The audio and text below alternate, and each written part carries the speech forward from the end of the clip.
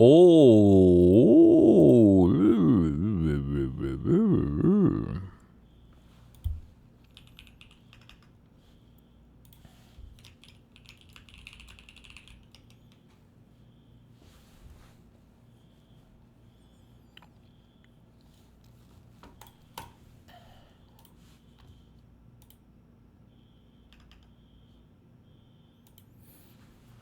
What is going on? A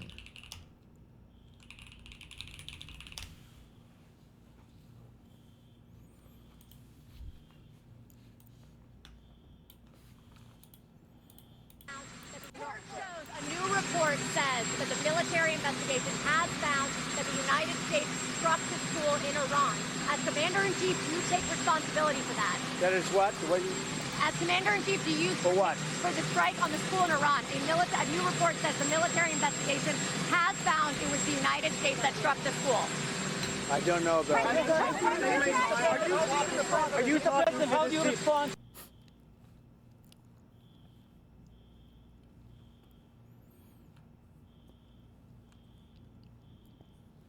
Taylor's going crazy on Twitter.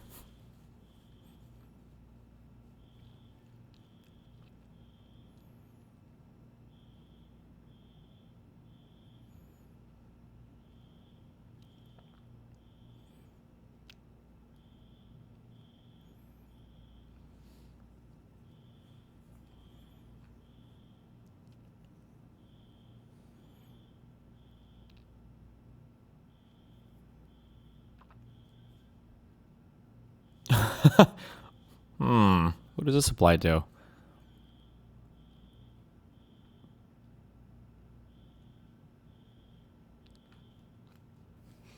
That's what it says on the card. Is America. I'm half American. My dad is American. A lot of my family's American. I have a deep attachment to America. I feel reluctant to judge people to whom I feel, this attachment. Nevertheless, America is a bit fucked. We're all a bit fucked, aren't we? Because of, is it social media or is it just technology in general? The disintegration of certain bonds of loyalty, traditions, ways we relied upon to trust one another. America's maybe a bit more fucked. America's just a bit more everything, isn't it? Let's hope we get out of it. There's some more, I have many friends, as I said, family members fighting the good fight. So hopefully we can unfuck. Unfuck America. Unfuck America. Wow. You're smart. And I think the problem is a lot of these people aren't really. Jesus. True. Let's see. Would you ever have Destiny on the pod? I like Destiny. Good. We'll see what happens. We'll talk about it.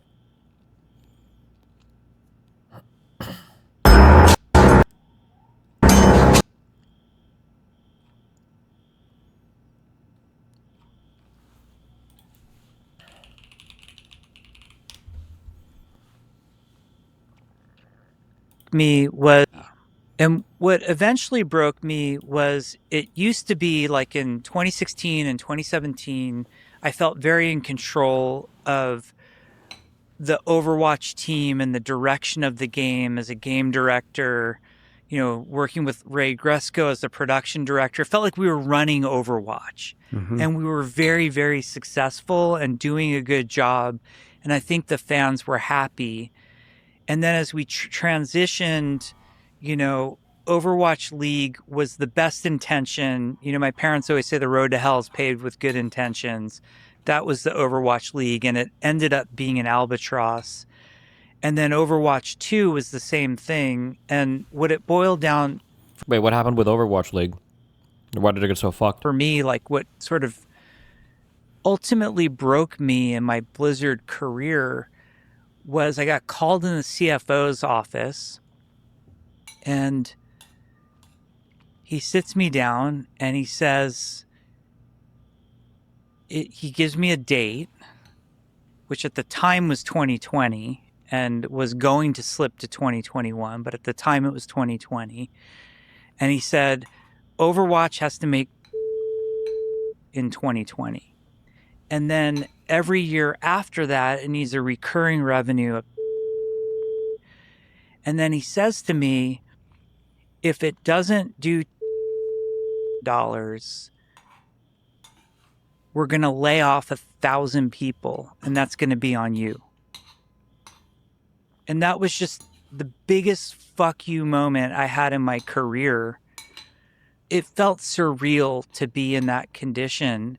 And as somebody who's worked on a lot of games, made a lot of games, you get in these meetings where they're like, Fortnite has 1,400 people working on it. If you just hire 1,400 people and make it free to play, we'll make that money, right? And that was, I had believed I would never work any place but Blizzard. I loved it. It was a part of who I was. And I felt I was a part of it. And I literally thought I would retire from the place. I never thought the day would come. And that was it. I was like, we're done here. Luckily for Blizzard, that CFO is no longer there. Hey. I mean, not to be an asshole, but it is a company. Their goal is to make money, no? Like, if you're not making money, at some point, people are gonna... I mean, yep, shit. I mean, what do you want me to say?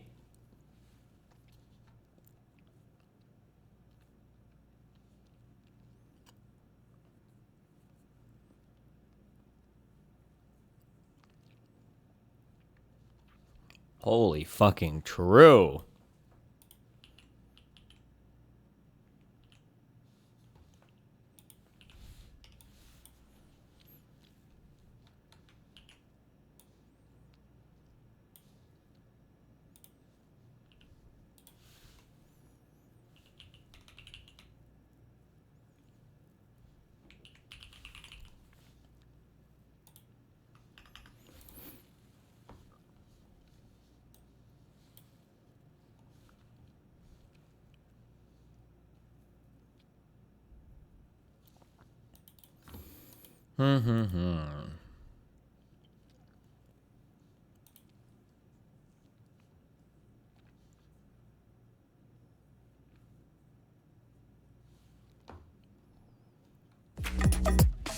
Coconut simulator?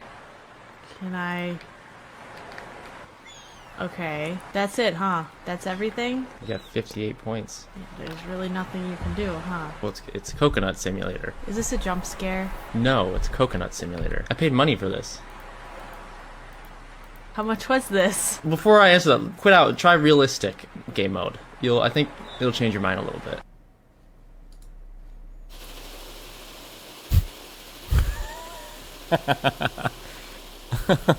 Right. You paid money for this. Real human dollars. I had a Steam gift card, so... So you paid my real human dollars. You didn't like this one that much. That's fine. I know a game you really like. Check this out. Coconut Simulator 2, huh? This one has characters. I'm assuming you also paid for this, right? Look at the different characters. Oh, this one's actually really nice. Mm-hmm. If you get 18,000 score, though, you can unlock that other character. You have 37 right now. Are there achievements in this? I don't know. There are achievements in this.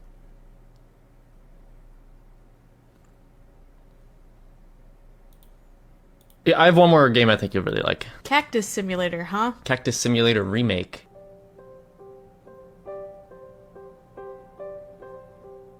It's a remake of the first one. The graphics are better.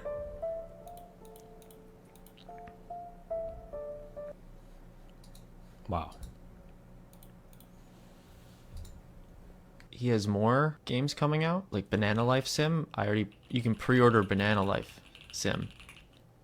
I added it to my wish list, so I'm excited for that.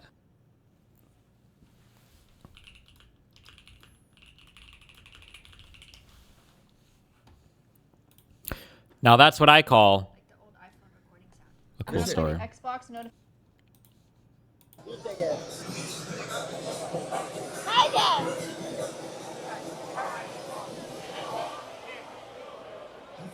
that a better one?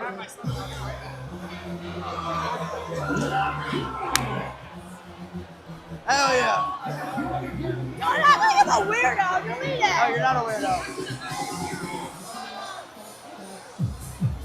No, that was a W. Let me see it. Let me see it. No, I don't like it. You don't like it? No, delete it. Well, let's do it again. I act like I'm kissing you. You have to kiss me. Yeah, for real. Wait, how old are you? Way older than you. How old? 31? 31? Not bad. It's not old. It's not even old. Is this live? Huh? Is this live? Oh. Yeah, it's not live. It's not live. Of course not. No. 31 isn't even old. Is this live? No. Is this live?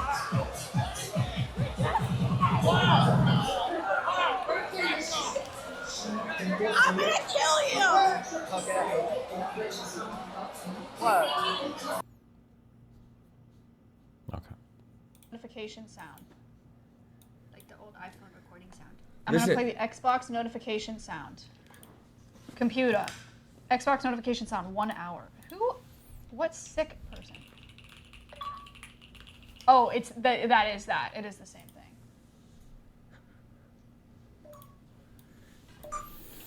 Bro, the bird is making that noise. Is that not insane? Dog, this bird is literally listen. It heard that, I guess, and then downloaded it and then just mimicked it fully. Shout out to the flock, man. African Gray, up. Come on, we know about those, man. Wow. Hold on, 6 emails, then I'm done. I stayed up all night. I don't want to give away too much of my personal life, but I was talking with a girl until about 5 a.m.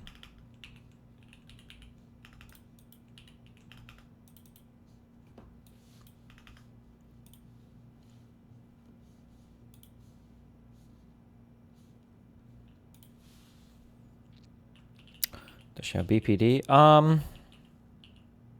I don't know. Would you consider this BPD behavior?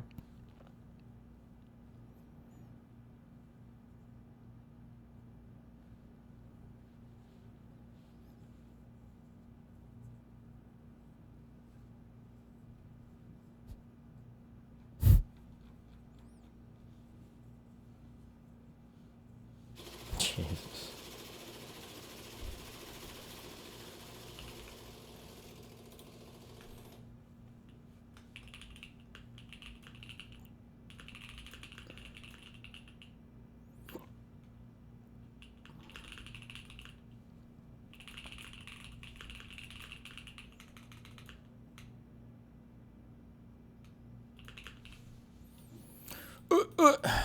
We have the smallest of, the tiniest of Twitch contacts right now.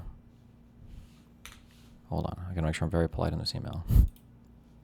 One sec.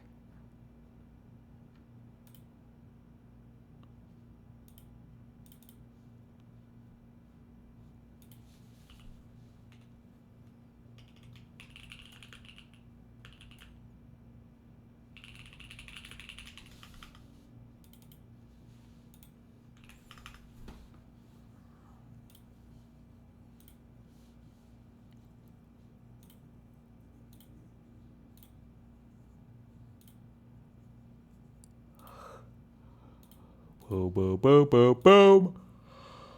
Boom.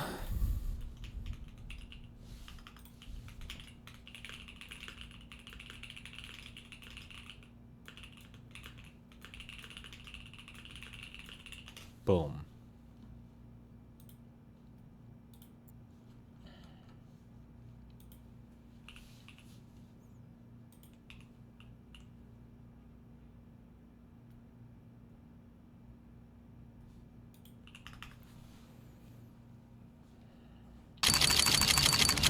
Oh!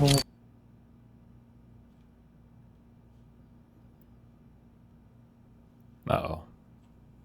That people become incels or femcels based off of looking at Twitter, because it's just all rage bait. I'm like, I can see why people become mentally ill. I totally get it.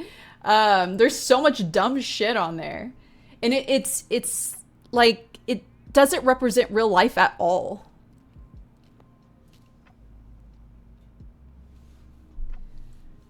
Bold of you to assume I'm not the worst person of all time already. No, I'm sure you're not.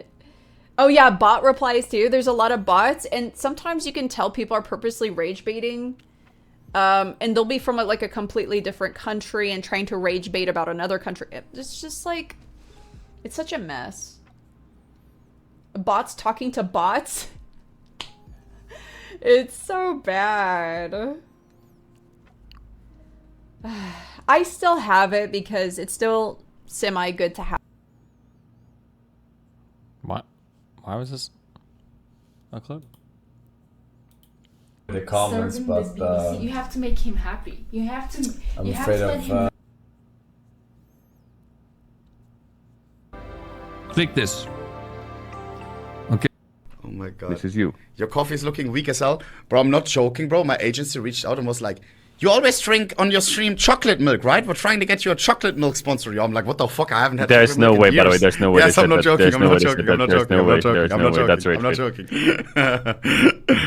But I was like, I'm down.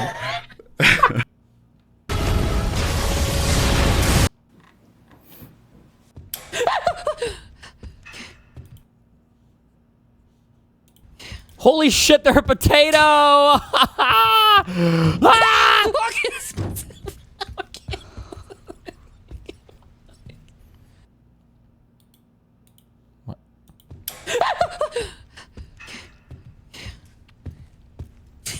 Why hasn't anybody been a pickle yet?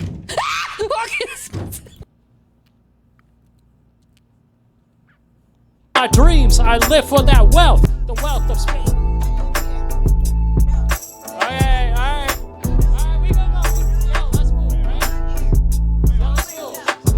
What'd you say? Oh, wait, what'd you say? Oh, sorry, what? We're gonna move. Oh, no. My dream. I should have been mixing the song to her rambling. That's part of the TTS. 20 minutes. What's the challenge? Okay, I'm gonna play the song. Okay. Oh, shit. Ah! Wait! Ah! Don't do this! Wait, eating large pizza in 20 minutes. 20 minutes? That's a long ass time, no? This year, we are traveling roughly 3,000 miles. Oh my From the south of China to the north of China. We have been grinding our Mandarin, and now we have the task of making it across. Basically, I love China. all of China. Oh, that's kind of crazy though. They're riding their bikes 3,000 miles. No, we have been grinding our...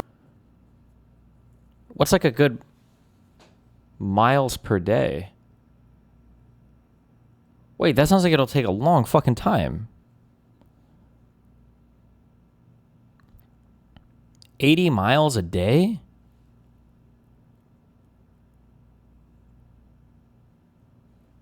Oh, motorcycles. Oh, never mind. Okay. That's still interesting, but... Whoa! I'm not gonna lie, Maya.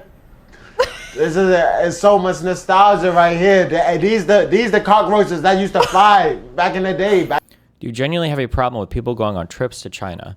China is not a perfect country, okay? A lot of the people there are still poor. They have issues with their single party government system. There's like a lot of weird shit when it comes to how their internet and everything works. I don't think China's a terrible place, but it bothers me a little bit that people will come from the USA, say this is the most dog shit, terrible, fucked up, horrible, unaffordable country in the world, and then you'll watch rich people go to China and have the most un-Chinese, inauthentic experience ever because they are foreign tourists who are loaded as fuck, and then come back and go, my God, why can't America be more like China? And it's like, that kind of America exists in America. Just go on a vacation somewhere to nice hotels with spas and spend a bunch of money. Like, it's just, you know. I don't think Ludwig has ever done anything stupid or weird like that, though. Like, he's traveled before. I'm not necessarily shitting on Ludwig here. The seeing all the weird like influencer trips to like the Middle East or to China is kind of weird, though. At least I got my 10-minute spiel about digital rights in at that. Why was this allowed? This doesn't count as politics?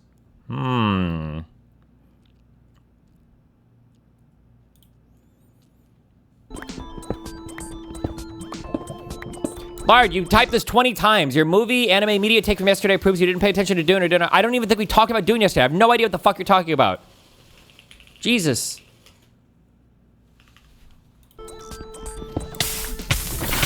He's fine. Never mind. We had no food anyway.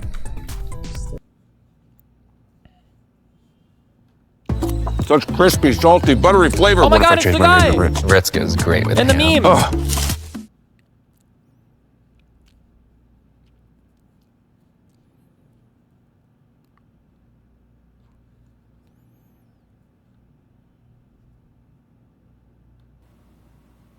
Yeah, I'm not.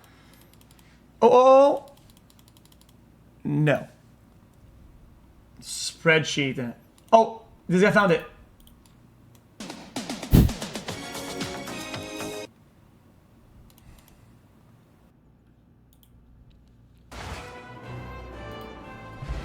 That was a great run.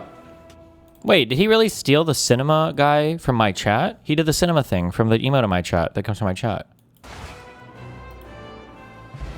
That was a great run. Silent might be OP, but that was a fun run. Oh no.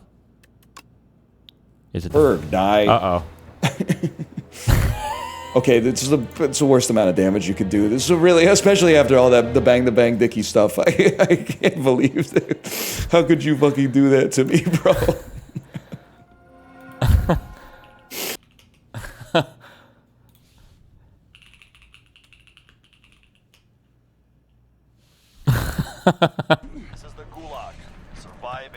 I should have had him. I just like. Dan, it's you and me against the world. Okay. I killed one. One is like kind of right here by orange, I think. Just camp in the corner, coming to you. Oh no. Got one. Got the other. Full tear. Last one's right here. Oh wait, did you get? Oh, on you, on top of you. All right, Ryan. On drop down.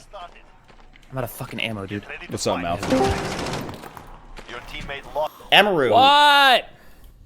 Hello. What do you want? Why didn't you guys stream today? I woke up and there was no stream. Dude, I woke up with a fucking oh my God, headache. you're sick again. I just woke up like 6 minutes ago. Like you're dying. Whenever you DM'd me is literally a minute after I You're woke dying. up. You're dying. So you're fucking Do you know what the problem is? It's the Havana syndrome. Dan must be getting me. True. But also the cats. You have to start eating them one at a time. All right. I'll eat the rapist first. I think that's the most fair. Stream your shit. Wow. It was a problem. This dude can't get over it, bro. This woman lied to the world and said I sexually assaulted her, abused her, and where's the first time meme? Stalked her. To the point where now I have to go to Kick. To the point where now that I'm on this website and I'm alone, I have nobody around me. No one talks to me. I've lost all my sponsors. I've lost all my I've lost my community. 10 years of work. that I put into this, and forever I'll be called a rapist. Okay? For what she said. And you want me to just get over it, bro. Let this girl... This is what happens when you treat women like shit. How did I treat a woman like shit? Enlighten me. So let me get this straight.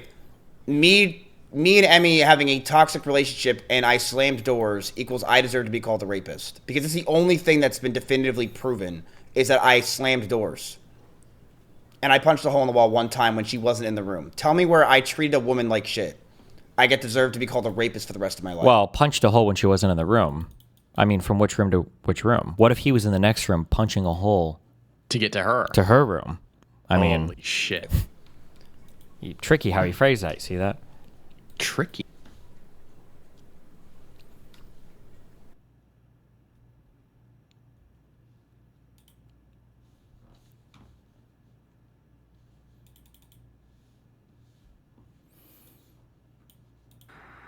Important incomes that people might have lost. Important. You don't regret that people might have lost important incomes No. I'm not trying to be a hater. I'm not trying to be a hater, okay? But? I love anime. I love coming of age superhero movies. I like Spider-Man. I love all those guys. But if my auditors that were going into the federal government to fuck with all my shit all came in looking like they were 17 years old, I would be pretty fucking worried. What the fuck? Are all of these DOGE kids like in the accelerated high school programs? Where the fuck are these people coming from? Jesus. to support their lives? No. I think it was more important to reduce the federal deficit from $2 trillion to close to zero. Did you reduce the federal deficit? No, we didn't. This is a history of the HIV/AIDS prison movement and its legacies in the United States. My book project narrates how... Also, as a quick thing, on a scale from 0 to 100, where 100 is the most hatred you could have for a person and 0 is the least, for every single one of these DOGE guys, my hate meter is at like 2. You shouldn't be mad at these people. There's a reason why Ketamine Musk had to recruit 18-year-olds to go on the wild goose chase of fucking retardation that he wanted to through the federal government. It's because it was an impossible fucking task. There was no qualified person in the universe that would have touched that dog shit fucking proposition. All of it was trash from the very beginning. Like, these guys are dumb and they shouldn't have done it, but like fucking the richest man in the world comes up to you as an 18, 19-year-old and tasks you to do some job. You're probably You're probably basically going to do whatever the fuck he asks. Like, and the president of the United States as well. Like, I'm just saying, like, the kids are dumb, but like, Jesus, everything about this was so fucking stupid. Holy fuck. Activists fought the convergence of HIV/AIDS and incarceration from inside and outside prisons across the Reagan through Clinton years. Oh, this guy's 29? Oh, never mind. Fuck this guy. Why does this guy look so young? Holy shit, this guy's 29? Okay, well, my hatred meter for him is at like 85, 90 then. And argues that this organizing holds legacies in the prison abolition movement of the 1990s to today. This is one of the grants that you or Mr. Fox identified as craziest at NAHH, is that right? That's right. Why did you identify this as one of the craziest grants? Because it references feminist and queer insights into prison abolition and LGBTQ studies. Any other reasons? No. Examining military service from the margins, the complicated service discussion series will bring together veterans and community members. Dr. Langdon is like 50? The actor? That guy's like 30. No shot. What? To examine the experiences of service members who identify themselves as female, black, Native American, LGBTQ, or an immigrant, the dynamics, reasoning, and strength behind serving a country that does not always serve you in return. Did I read that correctly? Yes. Oh, he's 36, yeah. Fuck. You and Mr. Fox identified this as one of... Aren't those kids supposed to be super smart college kids? Doesn't matter, okay? High int does not equal high wisdom, all right? The craziest grants at NAHH? Yes, it appears so. Why did you do that?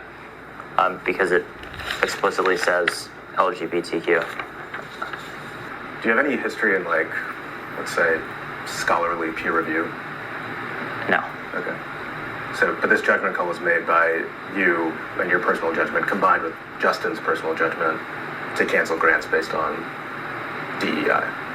Yes. Okay. Do you think it's inappropriate in any way that someone in their 20s with no experience with grants for the federal government was making personal judgment calls about what grants to cancel? Actually, no, I don't think it's inappropriate. Why not? I think a person can have enough judgment from reading books and being well informed outside of traditional experience to make judgment calls about obvious things like a grant that literally lists DEI in its description to know whether it violates an executive order. I'm sorry. I'm saying books because you said books. What books would you have read that would have informed your opinion on what grants to cancel based on DEI? There were no books. King! I've done a ton of research on how I would cancel a certain grant. Really, what research you do? I didn't do any research. I just consulted my feelings. Problem? This is why they always need to be fucking under oath, man. They literally How are you gonna fuck under oath? Oh. Oh, I didn't see that. That's the first time I'm hearing of it.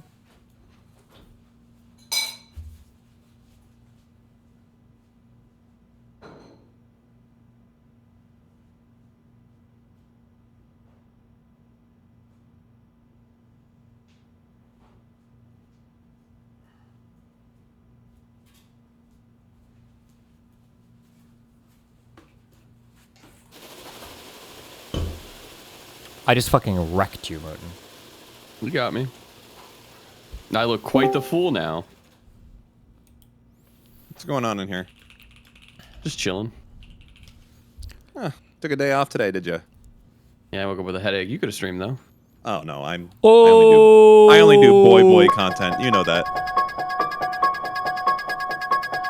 I didn't mean to push that one, and this is gonna run for like 20 seconds. I'm so sorry. It worked out. Can't you press the button again to have it stop? Now it'll go again. Oh, you're right. I said no, that. no, don't. No, it did. It worked. Some of them though, I don't have that set up that way. So. Oh, it did work. Oh my god. Wait, is he lagging? No. Dan? Stop. I just heard him say no. Wait. Yeah, I know. Me too. What? Stop what? Hello, Dan. Dan. What? Hello. Dan. Oh. There you go. Wait. It's like 5 seconds right? delayed, right? No, it's not 5 seconds delayed. It's fine. Yeah, it literally is. I just heard you. You understand it's not that fine, I can Dan. What are you open talking about? Steven's stream and listen to myself. This is like you guys. This doesn't work when I can just. No, open it's the not about stream. what we understand, Dan. No, stop, Dan. It's delayed on the stream because Dan. It's been delayed on the stream because you're listening to the stream and you're delayed. Does this work on really dumb people? Do you try this on? I don't understand. Shrimple as. Shrimple as. I hope fucking Taylor Lorenz does a fucking mega hit piece on you. You're in for it now. Hold on, let's see what my favorite Gistical Discorder has to say.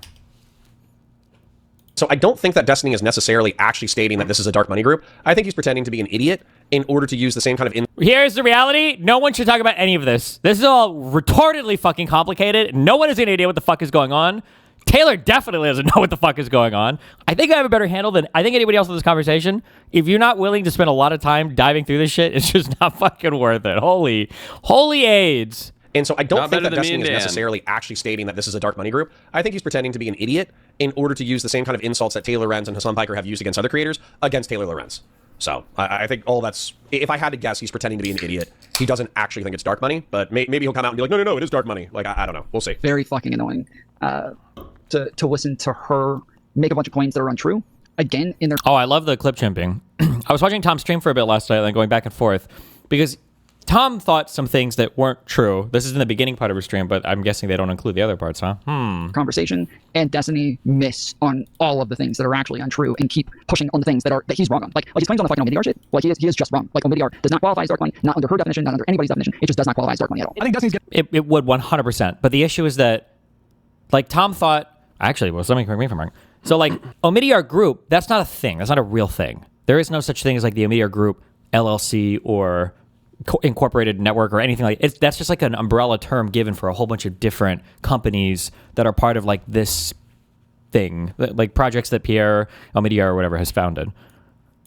That was one of the misunderstandings. But we cleared that up last night. Don't worry about it. Dark money at all. I think Destiny's getting confused, or maybe I'm wrong, but the guy Omidyar, the guy with the last name Omidyar, he has donated like $40 million to the, what is it called, the 1630 fund? But I don't think that the group that She is a part of like this incubator program for journalists. It's like a journalist cohort. I think that is directly funded by that Omidyar guy. It's not though. There's not. That's why you have to rely on her words for it. There's no forms to look. People are, also, Taylor is partially at fault here. I can't tell it's because she's stupid or being malicious. When people say public disclosure, we're playing a tricky thing here. Now, is me saying something public a public disclosure? I mean, like, kind of. But that public disclosure is a lot different than me publishing a tax form for public inspection, okay? These are two very, very, very different things. It's not technically dark money. Omidyar is one of the most transparent organizations to ever exist, and so it's just not transparent organizations to dark money. Omidyar is one of the most transparent organizations. Like what he just said doesn't make sense there. Omidyar is the last name. He's not referring to a particular group right there, but to ever exist, and so it's just not. But that's okay. It's just not a good argument to keep pushing on the Omidyar stipend. I like that Substance only cut the first part of Tom's stream, though. And I had this conversation with a number of content creators who stopped pushing the Omidyar thing because they also did not realize how wrong this thing was, but they just kind of copied Destiny and repeated the shit that he was saying. Good. And so I don't think that Destiny is necessarily actually... I do wonder, for a guy who used to be an anti-Semitic Jew hater, Nick Fuentes fan, how painful does like Jewstalker and his Discord server's insides have to twist to defend Taylor Lorenz and Hassan Piker on every single point they say? That's got to be a crazy mental world.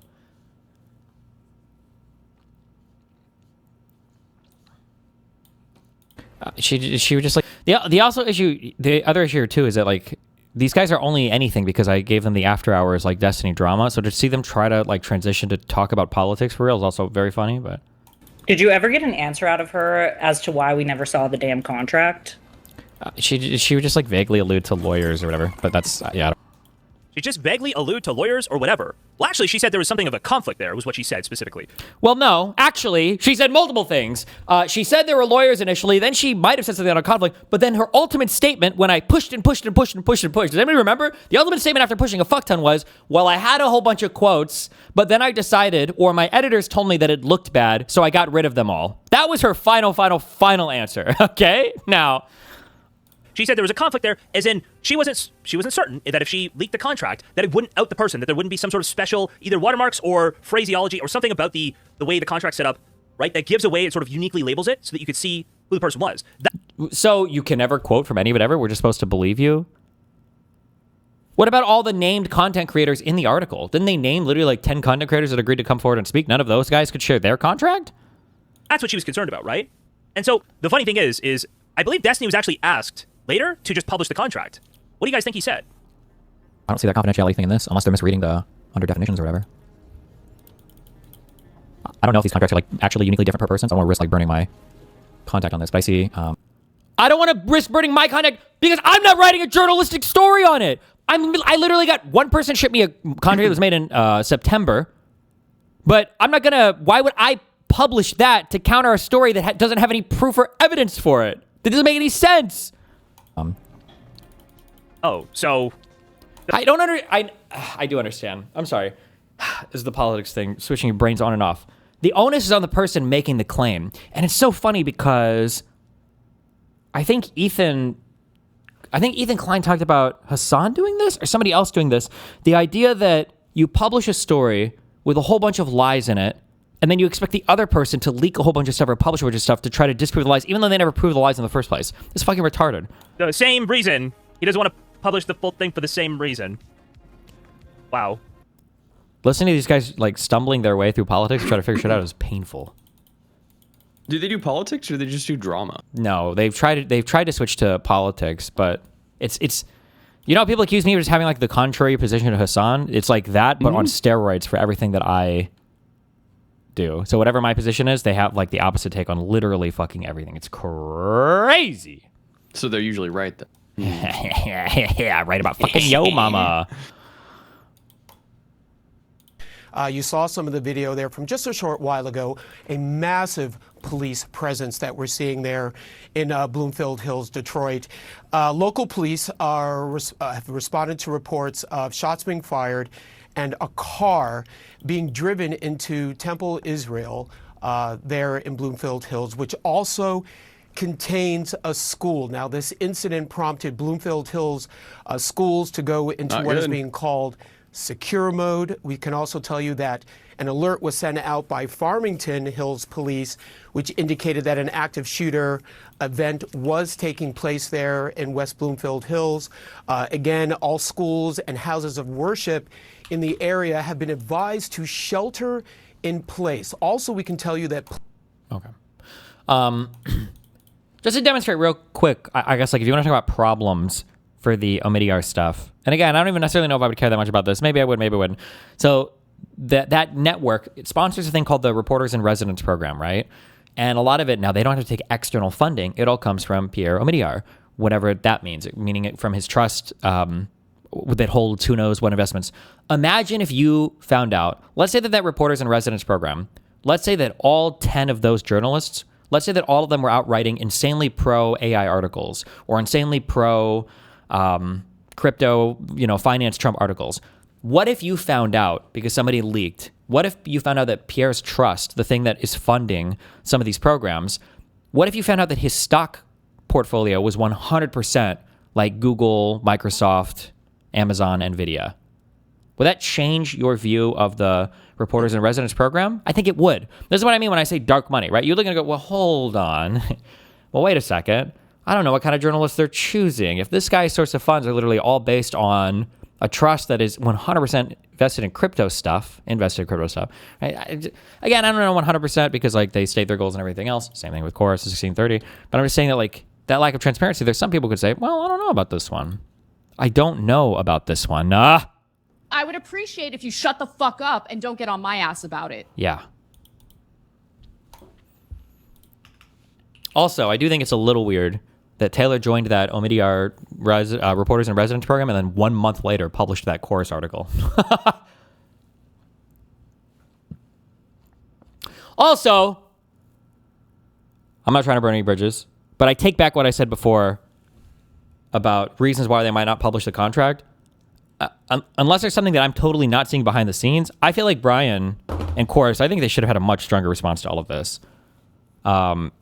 As much as I think these people are evil and destroying the country, I actually have a lot of respect for Jeremy Boring from the Daily Wire. When Crowder decided to leak the contract that they sent him, the first draft, I thought this response was perfect. Now, I don't know if they won because of this. I feel like the wind got kind of ripped out of Steven Crowder's sails. So Steven Crowder decided to just leak a contract that he didn't negotiate on all. It was his first offer. He leaks it and says that they were trying to fuck him over. And then Jeremy Boring, I think, actually goes through literally the entire contract. He's like, oh, okay, well, let me go through our entire standard boilerplate and explain every single term. I have a ton of respect for stuff like this. I don't know if it plays out well in the long run. I remember a long time ago, I think this played horribly for them. But do you remember when Lawrence Southern got banned from Patreon for the immigrant boat stuff or whatever?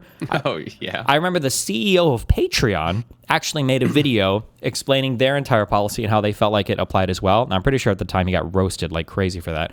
But I think that I respect that, but have that level of transparency for that. Yeah. You talked about how storytellers generally have their heroes, protagonists embody specific virtues. You specifically criticized Dune because you felt Paul Atreides' character was a basic and did not change or have any epiphanies.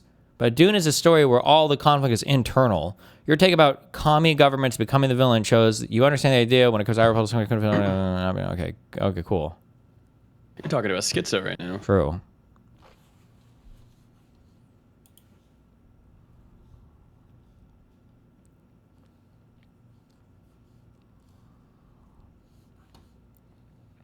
Just a reminder that Asmongold has 6 times the live viewers right now. Fuck. Oh, fuck. That fucked me up, dude. Does he actually? You're cooked.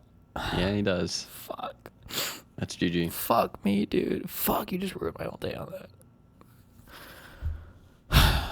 I'll try to carry on. Be brave.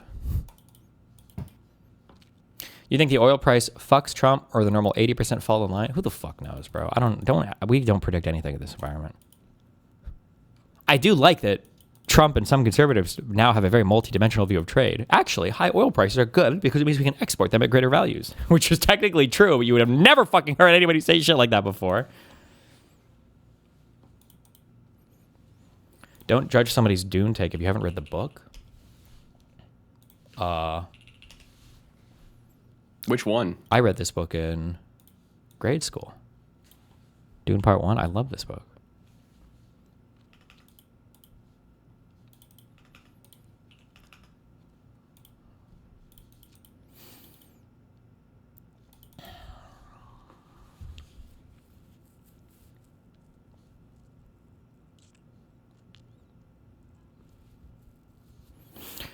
Okay.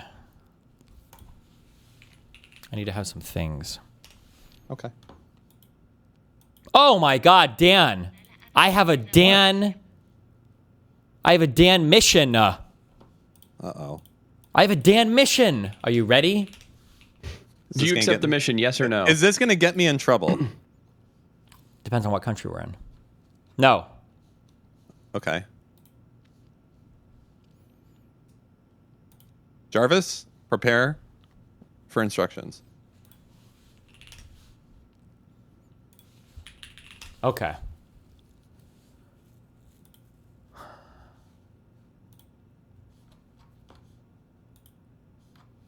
Wait.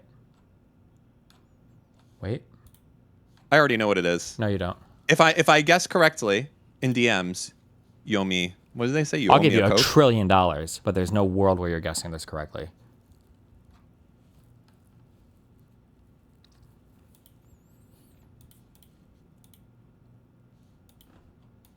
Well, no, not even close. Oh, okay, not even close, Dan. I'm already doing that anyway. Okay, I packed a thing, and I packed it dumbly, and a little thing broke off inside of a thing. Okay. Okay. I need to take this thing out of the thing. How the fuck do I take it out? I linked you.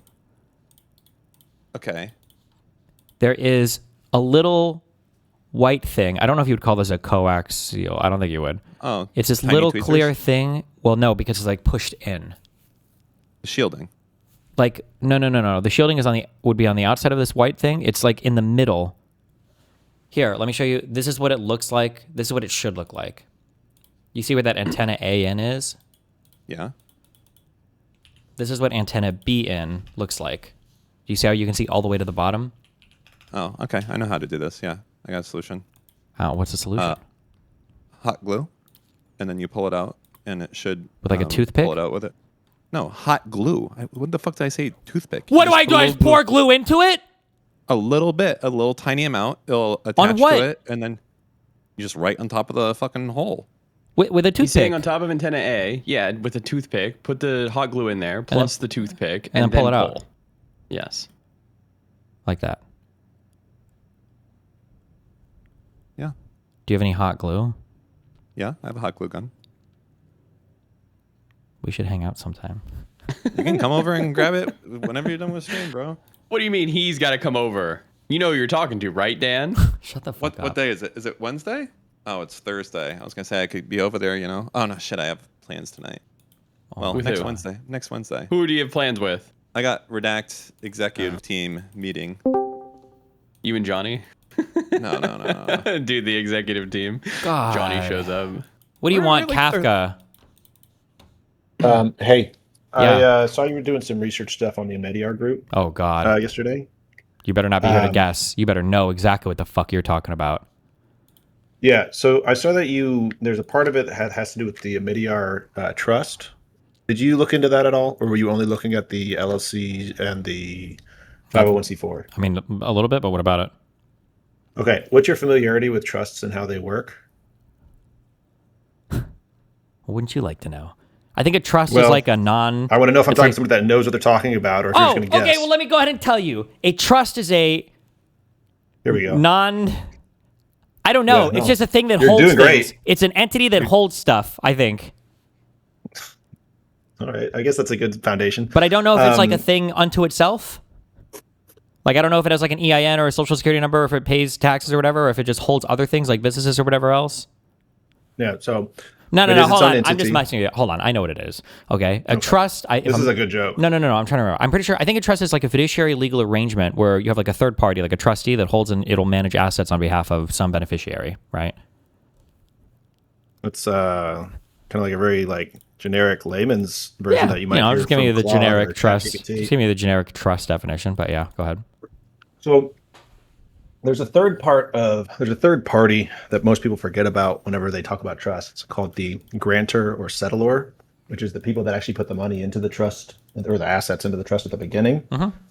And so, and the thing is that the settler, the trustee, and the beneficiary can all be the same person, right? And so when you look into the Amidiar trust, he is a trustee of that trust, so he still retains all control over it. There's I was able to find some old auditing from like 2006, 2007 of it. There's not really a lot of clarity on what's been put into it. There's been reports that it was like, a significant amount of eBay stock and I believe PayPal stock was put into it. Something like that. When you look at the financial reports of it, I think it's like 40%, a little over a third of the assets held in there are just classified as like alternate investments. And it's not really clear where do you even see that report from? Is that just when they publish on their own, or? They got a audit. They did an audit through PwC, and I was able to find a 2006, 2007 audit report that they provided that gave like a P&L and okay, a balance sheet and stuff. Okay, so, I think we read that, like a 12-page thing, or no? Yeah, something like that. Yeah, okay. So, sorry.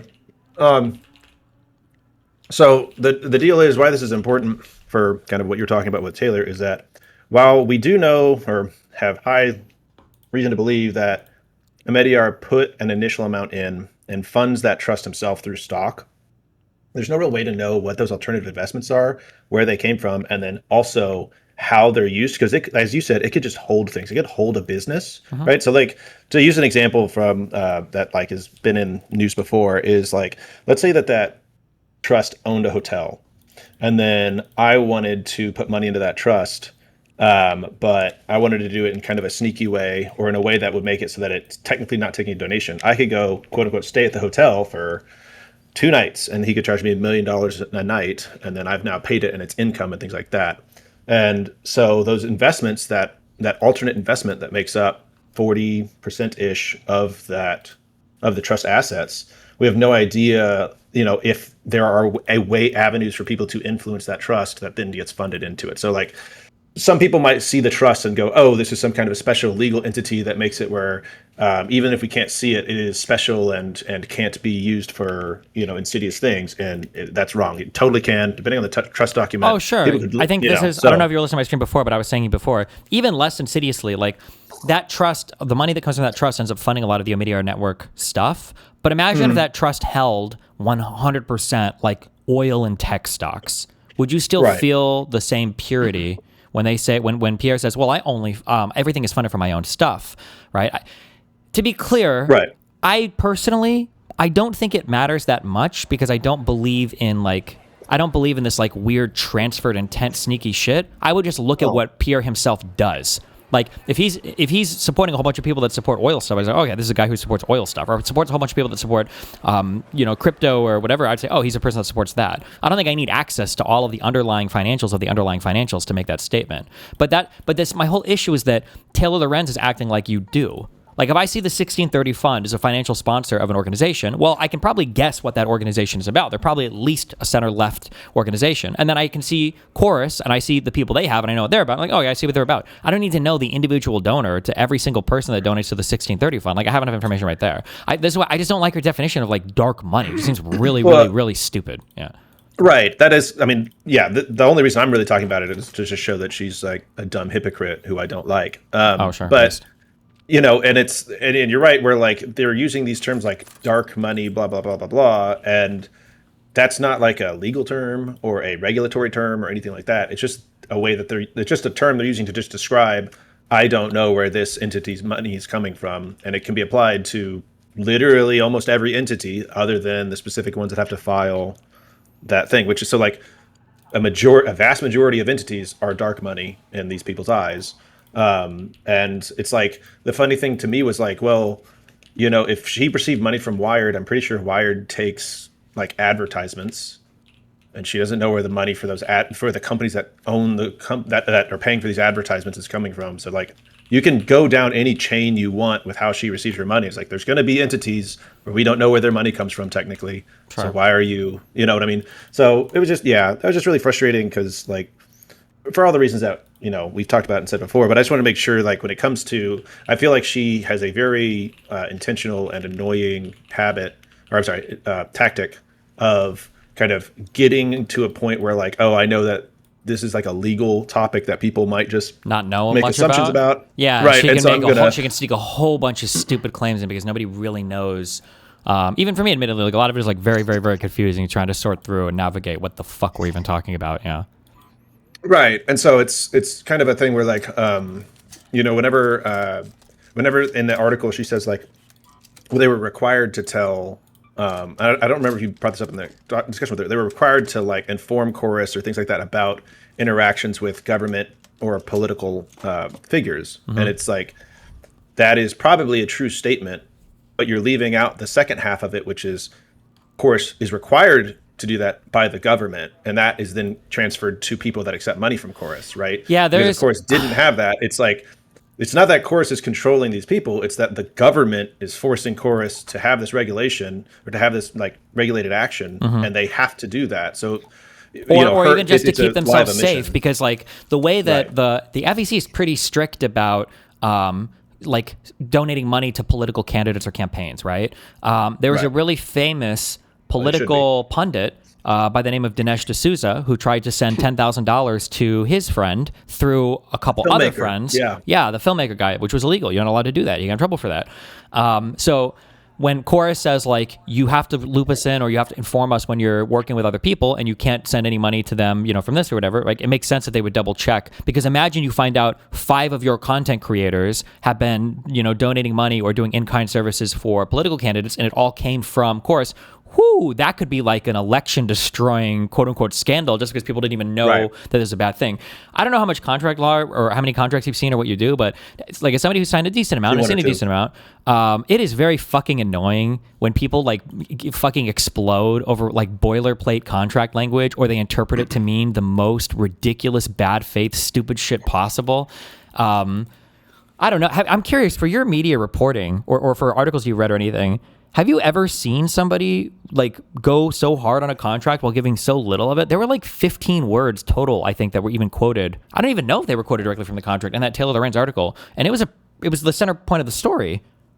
It's pretty rare to see, like, reporting on contracts in that way, in the way that she did it, and especially, and you're right in the sense where it's like, if there is a controversial aspect to it, like, the amount of, like, explanation you're going to get beforehand, the explicit, like, here's the block quoted text that you give, and then explanation afterwards, you really need a lot of that. Yeah, it'd be crazy to me that you would be making such huge claims, because, like, in my mind, this should be, well, she wanted it to be, and it kind of was, a huge story if there's, like, a political group that's actually limiting what you're allowed to say content-wise. You're telling me a dark money fund is controlling content creators through an intermediary ran by Brian Tyler Cohen and probably another Jewish guy, so that they, like, can't make statements about the genocide in Gaza. Like, that's a really big story. But, like, when you start to tease apart all those things, like, well, what were the content restrictions? Well, they were basically non-existent. Or, like, what was the funding? Well, it was a fiscal sponsor. Okay, well, like, none of it actually holds up under scrutiny, and there's nothing even in the article about the contract to substantiate any of the larger claims.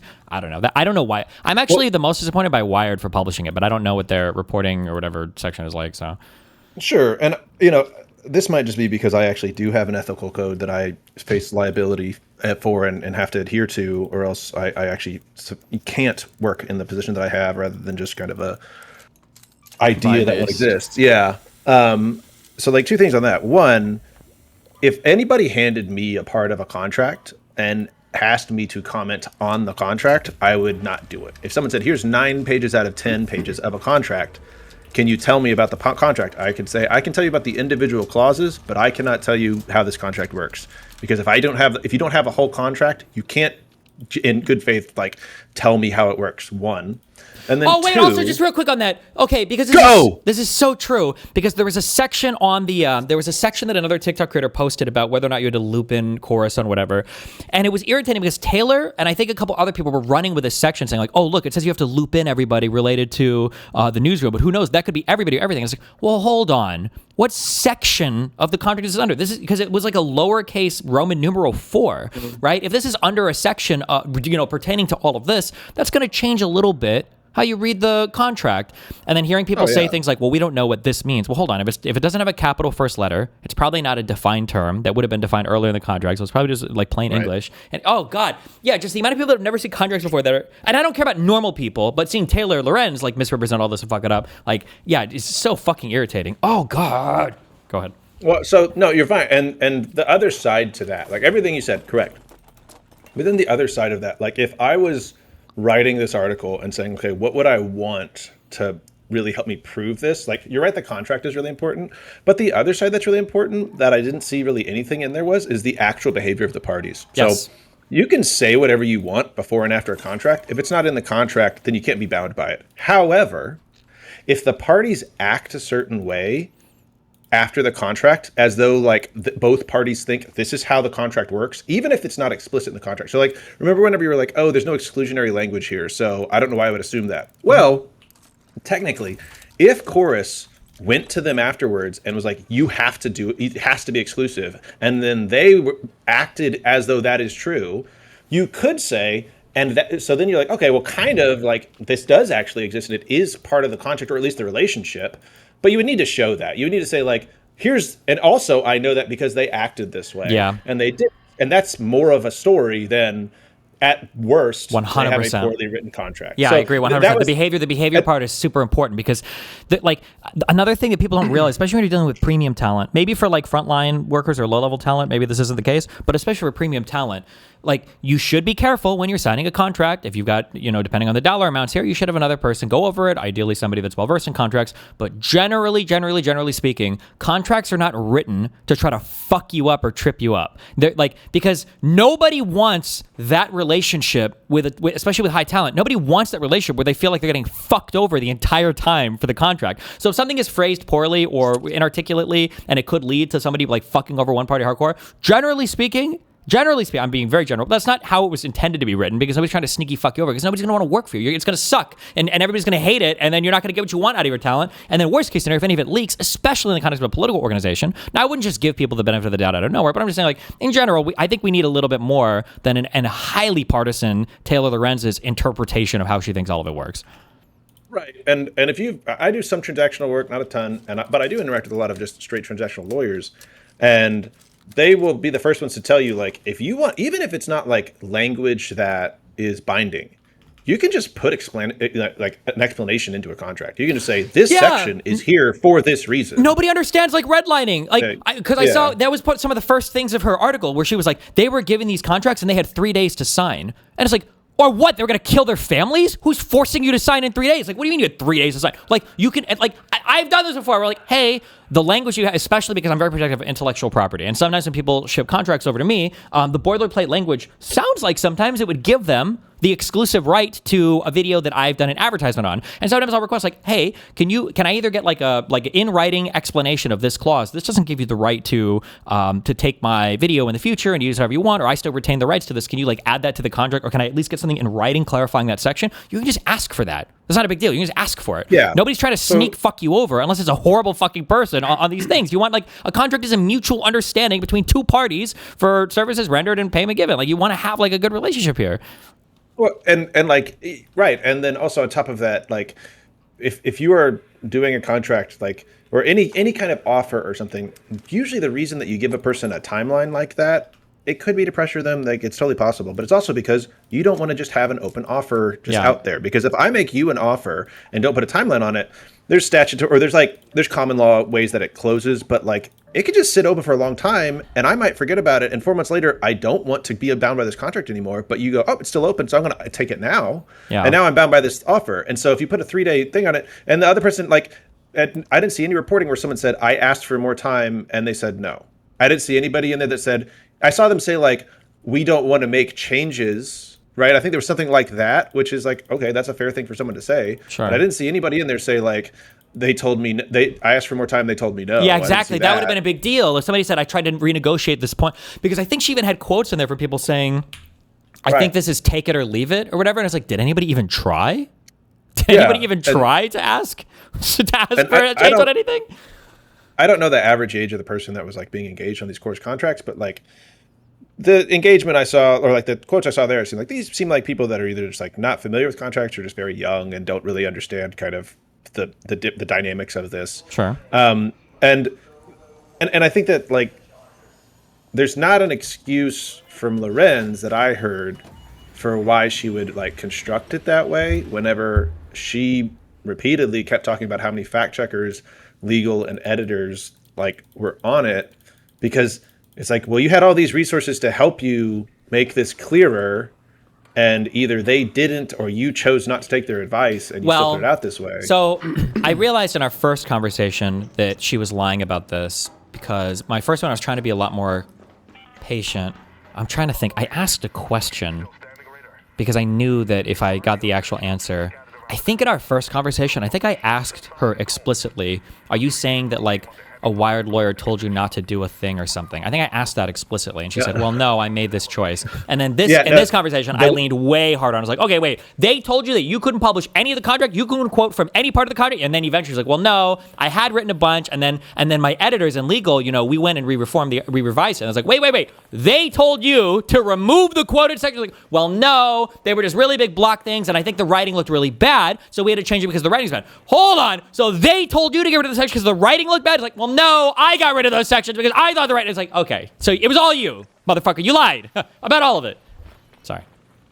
No, yeah, and more importantly in there, it not just she lied, it undoes a lot of the like kind of broad sweeping claims she's making of like, oh, Destiny, it would be unethical for me to publish the contract. Oh my God. Well, but wait a minute. You just told me that you put large block quotes in the article originally. So originally, when you first wrote it, you wrote it originally in an unethical way. Yeah. Yeah, and then you like developed ethics halfway through or something, and then took them out. Like, it's just it's like I'm not going over her statements because like I think they need to be disproven. I'm doing it to show that she's very unserious and biased. And so it was unfortunate that she was like so. Like, to me, honestly, if she just come in and said, like, you know what, I stand by my work, that's it. And if you have critiques, like, that's fine. I don't agree, and that's it. And if you try to engage with her, you just say, and she just goes, I'm going to stand by my words, I think I would actually kind of respect her a little more, even if she's still wrong. But, like, I think that her behavior really just showed that she knows what she's doing. She knows that the way she presented it was in a very biased way and to elicit a specific response from the audience. Mm-hmm. And that she knows you are calling her out. And, you know, I didn't see the text messages you had with her, but I'm assuming it was along the same lines. Oh, yeah. She sent me that picture and text like 3 times. Like, look, they say it's all funded by themselves for the Omidyar thing, too. So, yeah. Right. And, yeah, so, you know, just... I also think we need a convention in the English language. We either need to bring back an old, like, character or something, or it needs to be, like, a capital letter. It needs to be something special or, like, a class, like in a video game or something. We need to bring back a better, more... immediately understanding, I think I can say that, of protected titles. You mentioned that, I think, in the thing that you wrote. Like, journalist, that's not a thing, right? That's not really a thing. There's a reason why when cops are finding First Amendment auditors and they're like, well, I'm a journalist. And it's like, well, you're really a journalist? It's like, well, yeah, I mean, if you say you are, you are. It's like, it's not a protected title. That's just a noun. It doesn't mean anything, you know? Well, yeah, and on that, it's... So... Real quick, wait, like just for chat, when I say protected title, what I mean is that, like, I can't call myself a doctor. Like, that requires some level of education. Well, actually, I think it requires certification. For it to be, I don't know if lawyer and attorney, I think, are different, but, like, for a lawyer, I think I have to be bar certified. I have to be certified at a bar to call myself a lawyer. For a journalist, anybody can call themselves a journalist. Or sometimes you'll hear people draw the distinction between, like, dietitian and nutritionist. Like, I think nutritionist is just a whatever word. I think dietitian, I think, is a protected title. Yeah. Well, and you're right. And so that's why I said in my article or my post, it was like, there's a reason I can say I'm a journalist and she can't say I'm an attorney. Yeah. And we have different structures like that. And the big reason that those titles are like quote unquote protected and things like that is because there is liability associated with it. So whenever, and it's generally for people that have some kind of fiduciary duty of care that whenever you say it, people assume you are acting not in your own best interests. And there's nothing about being a journalist that ever implies that you're acting not in your own best interest. There's no reason why there's nothing about being a journalist, about reporting on the news, that means that you do not have your own best interest at heart. Whenever I'm representing a person, whenever a doctor is treating a person, whenever a CPA is doing someone's taxes, they are acting in the best interest of their client. The journalists don't have that relationship. I think they should. I've many times advocated for a regulatory body similar to a lawyer bar for journalists. But you know, I agree with you that there needs to be some kind of thing that makes people understand, like, you can just give yourself a title. Anybody can call themselves a journalist. Anybody can call themselves a bounty hunter, right? These are not things that if you say it and you are wrong, someone can then hold you accountable for saying that, right? Yeah. And also, it's the thing where it's like, I didn't hear a single part of her justification of her ethical system where she or someone that hires her is not the person regulating her ethics. It's always someone in the chain of who compensates her. I don't receive any money from my bar association. I have to pay dues. I don't receive anything from them, and I don't have any interest in their, financial gain, anything like that. They don't have any real interest in my financial gain, and I can't do things on their behalf that would make them a lot of money outside certain specific contractual relationships I could enter into. For her, she's saying the only thing I heard her ever say that would be a consequence of her not following the ethical code is she wouldn't be able to work with large journalistic organizations. But all those journalistic organizations are holding themselves to that code. There's no government that's going to come in, right? Yeah, and also she could just lie, right? Yeah. There's not she's not providing tax forms to any of these people. She's not. She doesn't have to publish what. Wait, you need to. You're stopping too soon. She can lie. And if found out, there is no consequence. Other than them firing her, maybe, yeah. Well, sure, but that's not liability. No, right? yeah, sure. It's not like a criminal conviction or something, Right. whereas if you do something or there's not like a federal body that's going to come after you and file criminal charges or something, yeah. Right. So whenever she says, well, that would be lying, it's like if someone was saying oh, like you said, I couldn't do that because it's illegal.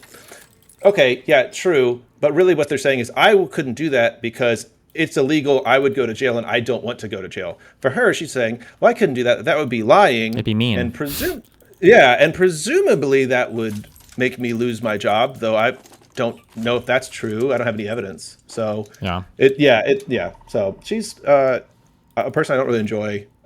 So I really enjoyed seeing you take her down a peg. So it's hard to legally classify what a journalist is, but it can be done. See, when a state issues press credentials and poll access, I can't speak to when states do it, but I know that for conventions I've been at, and I know that for my airline, those American are discretionary. Airlines, those journalistic, those are discretionary on behalf of the government. Yeah, those they don't make have some anything to do shit with up. actual credentials.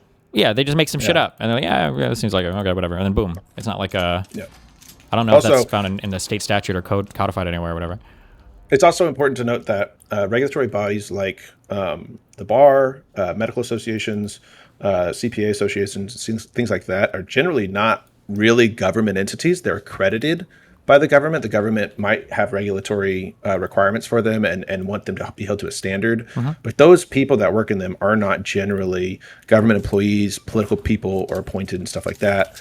In the same way that you might say like a judge or a politician or a bureaucrat is. And that's an important thing. It's important to realize that the accountability for my being an attorney, some of it does come from the U.S. government in some ways, but a lot of it, the vast majority of it, comes from the people. It comes from everyday people being able to say, this person, this attorney harmed me by his abuse of this relationship, and I need to be able to hold him accountable. Right. And so that's kind of the thing to me is I'm not afraid of a big, scary law firm coming after me. Honestly, I'm more afraid of any normal person, even if they're making minimum wage, thinking I'm their lawyer, acting on it, and then saying that I harmed them because now I have 6, 7, 8-figure liability depending on what happened. And I don't think that she's ever had to face any kind of occupational threat like that. Yeah, for sure. Well, yeah.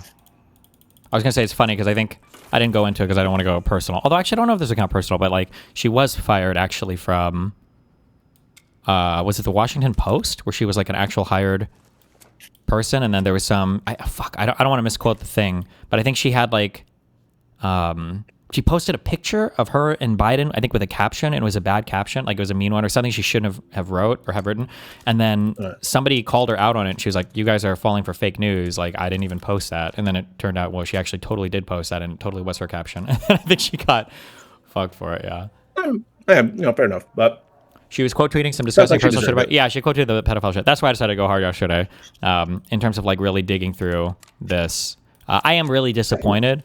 Maybe this could be maybe I'll make this little campaign for a while is to keep tweeting at Wired. I don't know why Wired ran that article, and I actually don't know. I'm a little bit disappointed, I guess, in Brian, unless there's some reason. I don't know why they didn't step out more to defend that program.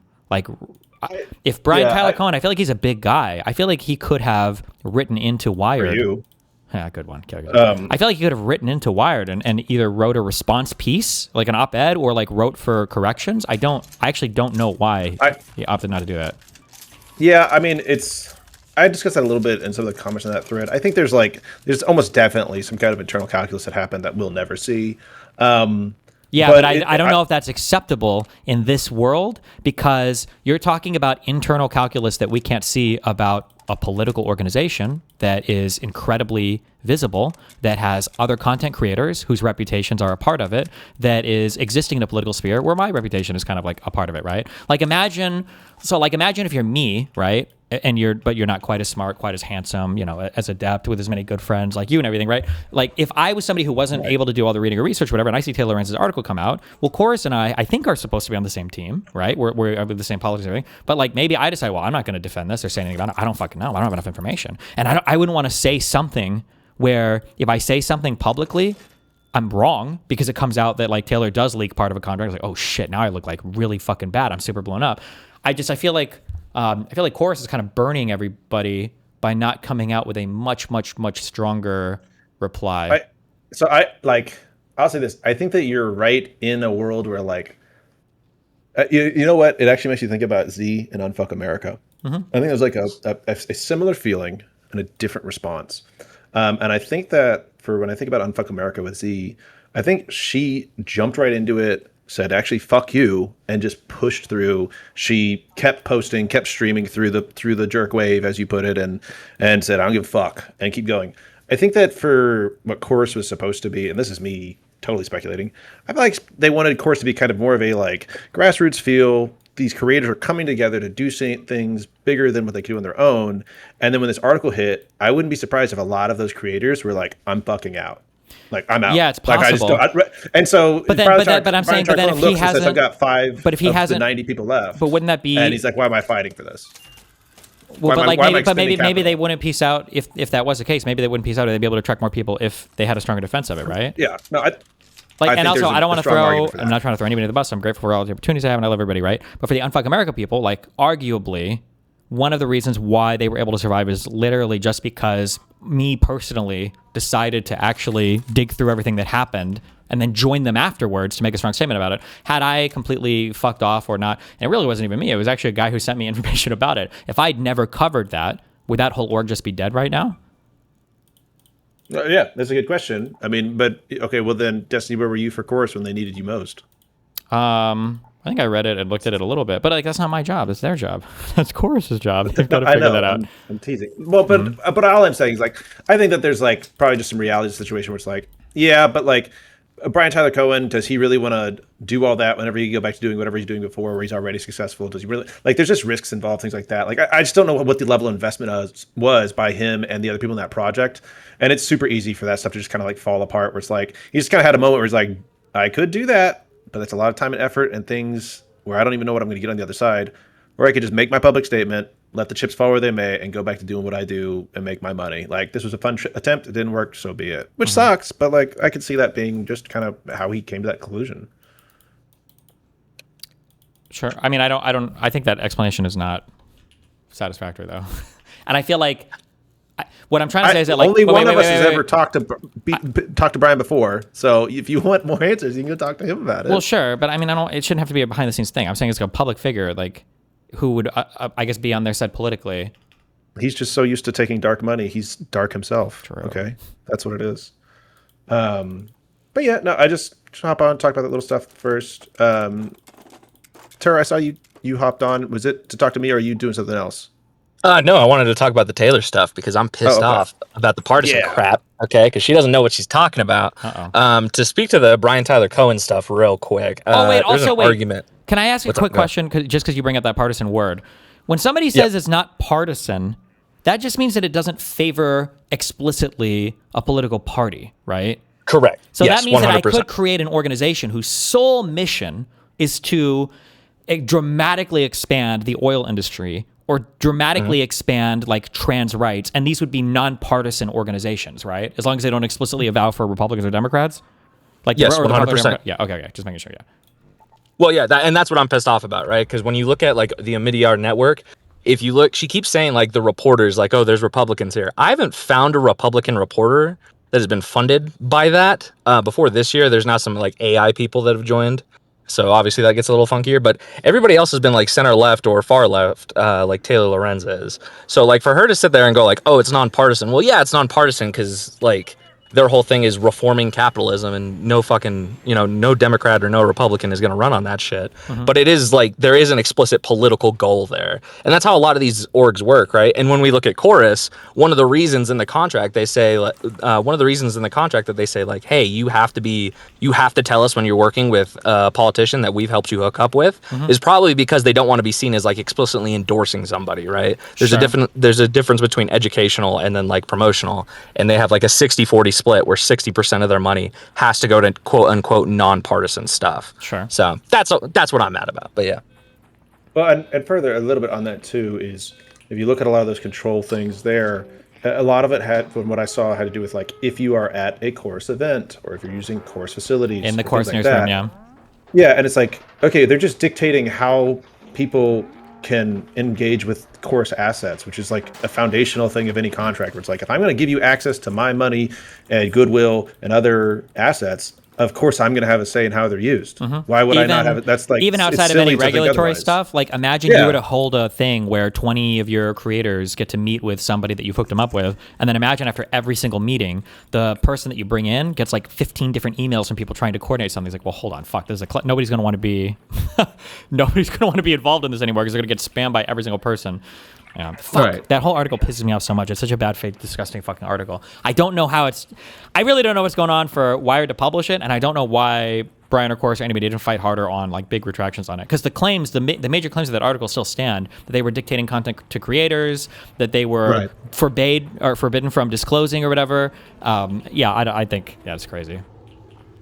My personal like conspiracy on this is because I looked into like the articles that Taylor Lorenz has written for Wired, and she's got 2 articles including that one, and then the other time she's mentioned in Wired is through, I think his name is Steve Levy. He's the editor in Large, and he did like a whole glaze piece about Taylor Lorenz and actually included like a link to her book that Wired would make money off of. So I don't know, I think they're like decently close to where she like probably brought it to somebody higher up there and they ran it, and then I don't know. I don't know. I don't think even Legal looked at it before it got published, if I'm being honest. That's my conspiracy. No, Wired is a big enough publication that somebody had to have done at least a basic rundown of it to make sure that it was cleared with Legal.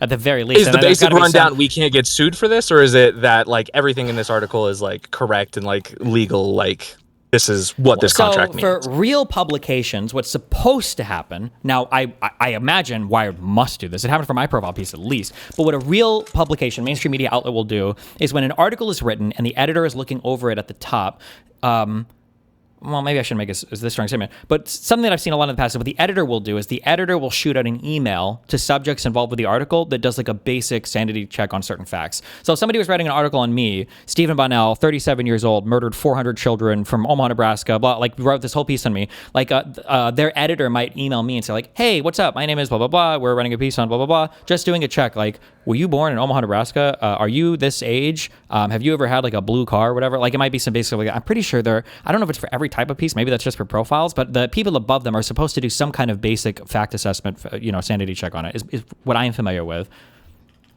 Yeah, I don't know. At this point, I also think it's weird because like the claims in the article have been pretty publicly disputed by the other parties. And when I was talking to Kafka in his post yesterday, I asked, is there incentive for Wired to not release the article because of the intent part of like defamation or libel. To not right? release If they the had article? like, You mean not delete the article, or not to release the the contract, right? Just like a redacted form of the contract, because from my understanding, and Kafka can tell me if I'm wrong, truth is an absolute defense against defamation. So if people are saying, hey, you guys are quoting that wrong, and you post the article, you're good. But if the legal team had knowledge of what the contract explicitly said, and they can demonstrate that, then it opens up intent. Well, or am I don't- misquoting you there, Kafka? Sorry, go ahead. I was gonna say also. Well, I don't know why they would never not be able to release the contract unless there's something to do with like classified information, like national security secrets or something. Like I don't know Sounds why. like just policy. What? They can just. Well, yeah. Well, I mean, Sounds because like it's just their contracts are only policy. binding to parties that have signed the contract, or like related entities or whatever. Like I don't know why. Like I'm like I wouldn't be bound by your NDA or NDC. Like I don't. Why the fuck would you think? Yeah, I don't know why you. I just don't know. I don't believe anything she says. I think the whole article is basically a fucking lie. I think she knows it. I just don't. I'm just very disappointed, I guess, in Wired for, I guess, publishing it. But yeah, I don't know. There are different newsrooms, and in org, like the tech news reporting thing might be different than the people that do other news, and who knows? I don't know. Well, yeah, and I also don't know like how it would work, because in her first talk she said that she wrote most of the article before bringing it to Wired, because I believe she even explicitly said I was worried about the legal aspect of it. Yeah, but she lied. So I don't. about that. That's a fucking lie.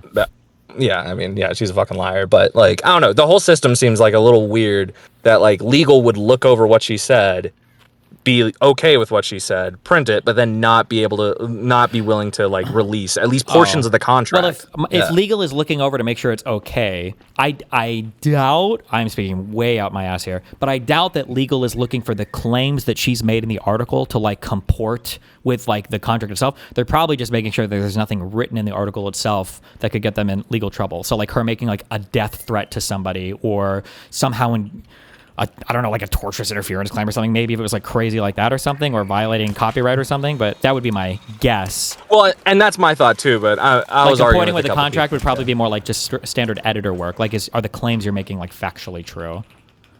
Yeah, I was arguing with a couple people about it, and they were saying like, "Oh, well, Wired's legal team went over it, so of course it's true." And I'm like, I don't know if that doesn't line up at all. Like, just because a legal team looked over it doesn't mean that all of her claims in the article are true. And by the way, it could be the case that actually every single thing in the article is true. But like, if that is the case, her article is so poorly written, she doesn't actually prove any of it, right? Like, when you're doing a proof, like whether or not the statement is true or not, you have to demonstrate, you've got to show the proof. You have to show your work on the proof. So like a thing can be true, but you just haven't demonstrated the truthfulness of it. And I don't believe she demonstrated the truthfulness of any of her claims, even if they are true. So I don't know. Fuck. Well, one thing to piggyback on that too is that, let's say, like you said, like say they're all true. It's it's quote unquote convenient for her that all of the mistakes that she's making, all of the elisions of evidence, and all of the kind of broad statements she's making help to create a narrative that points to one specific direction with like a political objective, and just so happens to be aligned with what she wanted that article to do, right? It's not like she made a mistake and we're like, oh, well, that's not true because you didn't put the evidence, so that undermines your article. Like, no, like you not including the evidence helps your article make the claims that it does, right? So it's very convenient, quote unquote, for you to be making all of these poor arguments and mistakes in such a way that it maximizes the possible impact of the overall tone and message of the article, right? So like that's the other side of it, where it's like, yeah, no, like if legal told you to do it this way, right? It sure seems weird that a lawyer would come in and say, yeah, you should make the course look as bad as fucking possible in your article. Like that doesn't make sense, especially if we're worried about liability. If we're worried about liability and then they come over to you and go like, yeah, fuck those people up. It's like, then why are we worried about about the contract? Because they've disclosed the fact that people are giving them the contract, which means any NDA has been violated. It doesn't matter if it's published publicly. Someone went to her, gave her the contract. That's a violation of the contract, allegedly. Well, yeah, but I mean, she's saying if she publishes it, then they'll know who, and then they can punish that person, right? Whereas right now, theoretically, they can't. What they don't, well, one, she doesn't know that, right? She doesn't know if she's given away information that would show whether or not who did it, right? Well, she the doesn't fact know that she what barely is uses any information. quotes at all from the contract or anything like that means that maybe she could feel safe in it. Maybe, but what if one of the clauses she discusses is unique to one of the contracts? She does not know that. She can't know that. And so what I'm saying is like that excuse is if you were talking to a lawyer, the lawyer would say that would not protect you. We don't know if this contract is unique or if it's standard based off of the other ones that other people got. So I don't know if this contract can be identified even by you just summarizing it. So maybe you shouldn't talk about the fact that we have it or try to summarize it yourself and just use the statements of the people that are willing to talk to you. Right. I don't know why a lawyer would give that advice if they said we don't want to publish a contract, but feel free to quote from it, cite it as she described citing, and all that stuff. It's still it still exposes people to liability. Yeah. The main reason why I don't believe it too is because she had like fucking 6 or 7 quoted content creators in that article. So couldn't she just have read all 6 or 7 contracts and just published the commonalities? Oh yeah. Like exactly. yeah. This is why I don't believe in any of the. I just don't think. I don't believe any part of her story. I think it's all a lie. I think she knows it's a lie. Yeah. Yeah. Okay. I've got a meeting coming up. It was fun to talk to you guys. Y'all have a good rest of your day. Thank you. I might as well. Later. Bye. Or don't. It's up to you. Whoa. Well, it's up to him. What about your mom? Is it up to her? You know what I mean? You think you're so funny, huh? Mm-hmm. I do. Funny looking. What? Oh, got him. HASLOP. Maybe she actually did a call with him or something, but also none of this matters. Like, who gives a fuck if I can't fucking interview John Kiriakou? Who cares? Requested this false. Uh-oh. Playing Overwatch. He didn't even want to interview whoever the fuck that guy is. 2 requests left, so I like very quickly wrote something, and I was like, by the way, please don't collab with Hassan. Time to even say something. Tell you the truth. Oh man, he's so mad. Uh-oh. Winging it. So I'm very grateful for the helping hand. He's like, do I have racial slurs for VTubers? Thanks for reaching out. His peanut wannabes. I don't think it's like that. He said yesterday there is still something happening in April.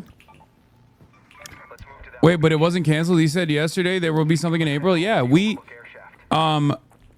are directly in contact with John.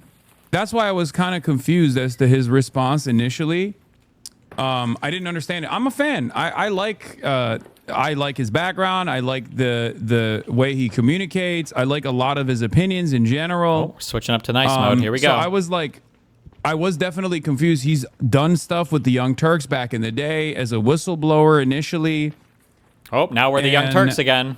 Okay. I think these guys they get off on trying to like secure these kinds of like weird victories for themselves. But doesn't Hassan do this shit to you? Yeah, I think they're just doing clout goblin shit for the most part, and that's it. I don't know why people are so. I guess they're so excited at the prospect of like fucking up an interview, but like I interview people all the time, right? I interview people non-fucking stop. Not Gavin Newsom. Whoa.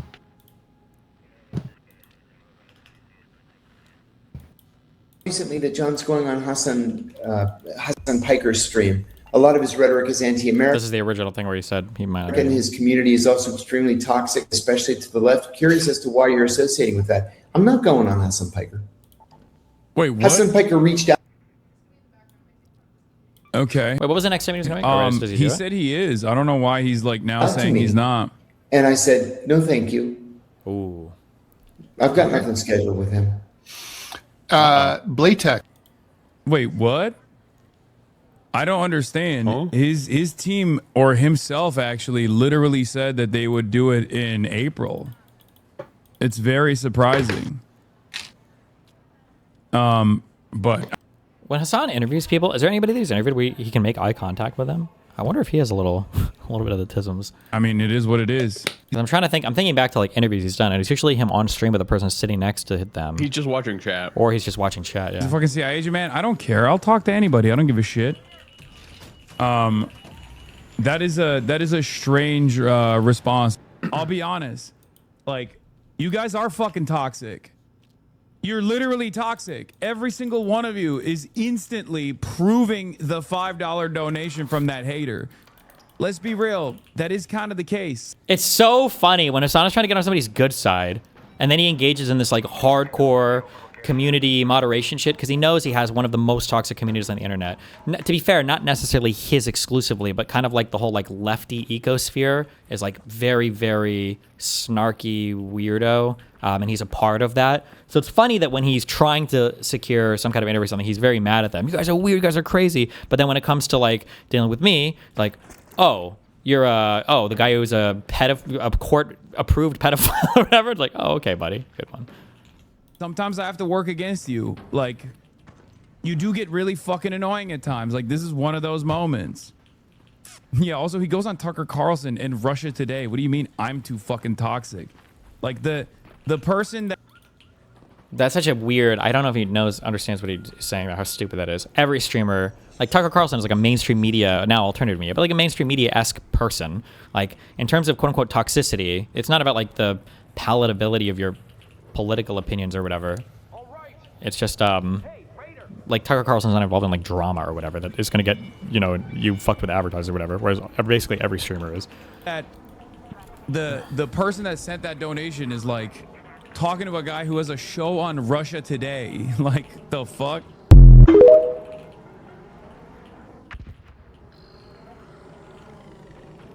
I, for one, love Russia. What? Mm-hmm. Don't you mean the Soviet Union, brother? Oh, yes, brother.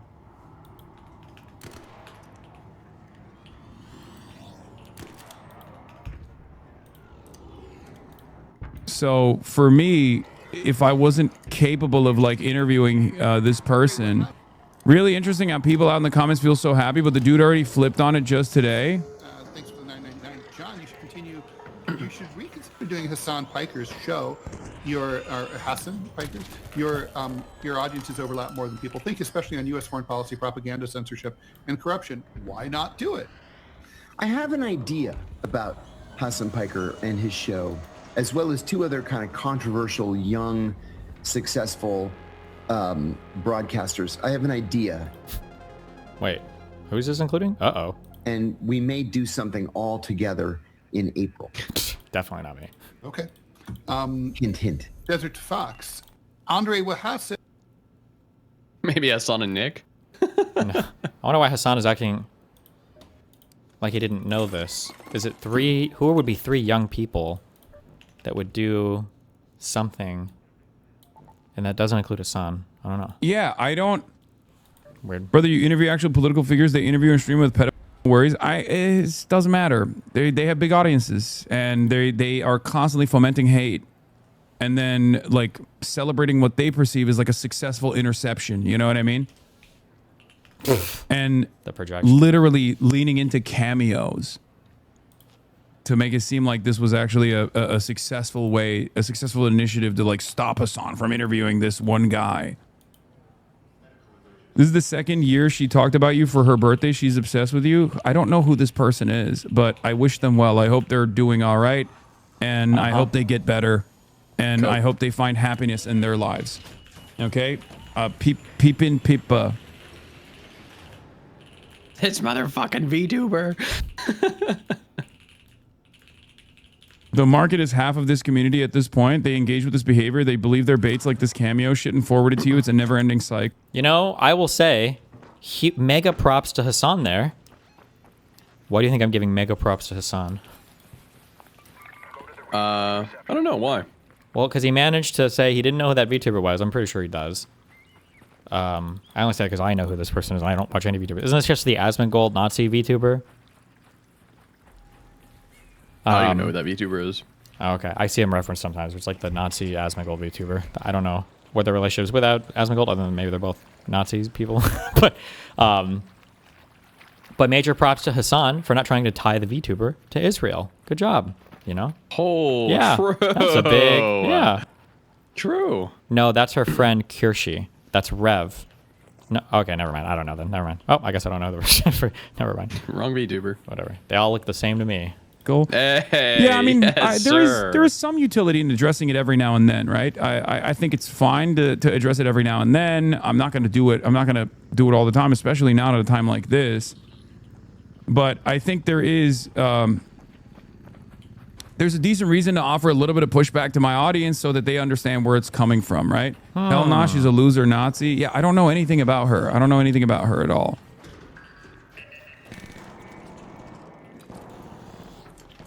Now that's crazy, chat. Do you think that guy would kill me? Why did he went the wrong way? Maybe he was a nub, but he closed the door behind him. Good luck. Maybe she... 6 months ago. Oh, this is when her article was published. What's the deal with Taylor Lorenz's new Wired article about Democratic influencers? No gun case. Well, I'm dead. So what'd you do today? How are you feeling? Did you take an ibuprofen? Dude, I took an ibuprofen. I slept till 1 p.m. Feeling good. Drinking my coffee now. I feel like my day just started. How much coffee do you normally drink in a day? One cup. Have you ever Maybe gotten like a caffeine headache before? Yeah, I get caffeine headaches if I don't drink my morning cup. Interesting. I'm full addicted. And around like... Are you grumpy too if you don't have it? How do you get caffeine headaches on 1 cup of coffee? Well, I do 1 to 2. But no, I'm not grumpy. I just get like a headache.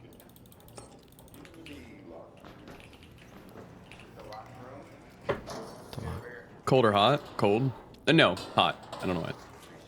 I'm drinking it cold right now, I guess. If you drink it cold, it actually burns calories because your body has to heat it up. Did you know that? True. Just like if you eat a... Celery. Celery, yeah. It's negative calories, Burn actually. more than you, yeah. Infinite. Free hack. Gym bros don't want you to know this one simple trick for Trimble. cutting. Yep. You just have to pair enough celery with any meal you eat, and then you're basically always losing weight. Mm-hmm. Please don't kill me. Please don't kill me. Hi. Good luck. Bye. Do you get headaches without a Red Bull every day? I have never gotten a caffeine headache in my life. Oh, but I'm really susceptible to caffeine because do you remember those like Mio waters or whatever? Do you know what I'm talking about? Nope. It was like the juice that you put into water to like make it flavored. That shit instantly gave me a fucking headache. And that's what I don't know, this was when I was like 16 or whatever. Yeah. I was like getting really bad headaches and I was like, why the fuck am I getting all these headaches? And it was because I was using that shit. When you were on Vyvanse, what was your prescription? I was never on Vyvanse. I was on Adderall. And fuck if I remember. Like 10 maybe? Okay. I had instant release 10s, I think.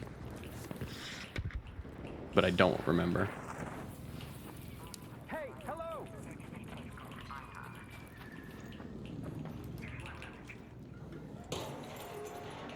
Headache isn't having too much or not enough?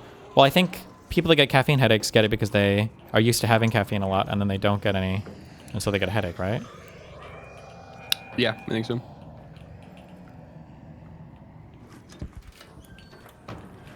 Take a key card. Look. Fucking retard. What was the top comment on this Reddit post?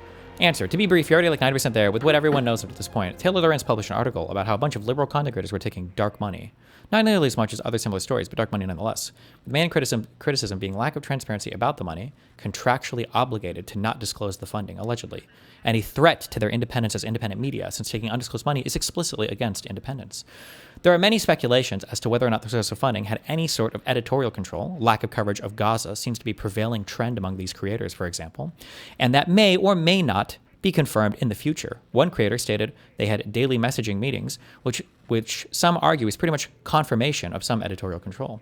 The response from named creators, David Pakman, Brian Tyler Cohen, etc., has been to largely attack Taylor Lorenz as a journalist and internet personality and attempt to discredit her reporting, rather than to substantively dispute any of the claims in the article. It's a lot of nah and the right is doing it, so we should too, and Lorenz is an internet troll who can't be believed, attacking the messenger rather than the message, which is telling of the veracity of the claims. Also, a demand for a retraction or correction has not been issued to Wired for the article, which is another sign that that's what the article, or that what's in the article is factual. If Wired had posted an article from whole cloth, they could be sued for libel if they don't retract or correct the falsehoods. That's typically how such things work, and that's not happening in this case.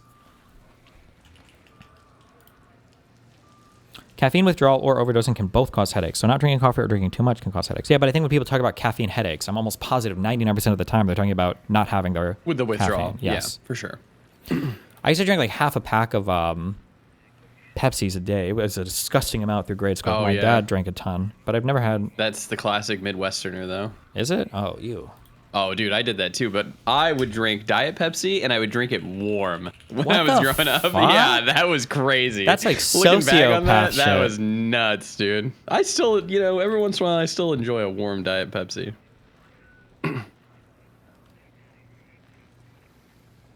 Fun fact, the caffeine headache comes from a sensitivity to a natural neurotransmitter. Aren't all neurotransmitters natural? That caffeine blocks. Once you stop blocking it, your body isn't used to it anymore. What's the name of the... I don't know the name of the one, but like... isn't that the thing that's supposed to prevent you from being sleepy? Because it binds to the thing that sleepifies you or something? I don't know. Fuck. Shrug. Why don't you shrug, bitch? Do you like coffee? No, it's gross. Okay. Well, what do you mean by that? It just tastes disgusting. I hate anything coffee flavored. Coffee anything is gross. Okay. Do you like mixed drinks? Mixed with what? Okay, so if I ask you, do you like alcohol? What would you say? No. Okay, but if I ask you, do you like a mixed drink with alcohol in it? What would you say? As long as I can't taste the alcohol that much. Okay, so most people who go get coffees are retarded and don't want to taste the coffee. I disagree. Never mind. Okay. I know what you're saying, but like the only reason I'm drinking a mixed drink is because I know I'll get fucked up. You're not getting fucked up by drinking coffee. Oh, I guess unless maybe the caffeine does something for you, then maybe I guess. It doesn't do anything for me, but I like the taste, so I understand what you're saying. Yeah. Well, then you do like coffee. Yeah, I never said I didn't like coffee. Is he gaslighting me, guys? Did he say that or did he not say that?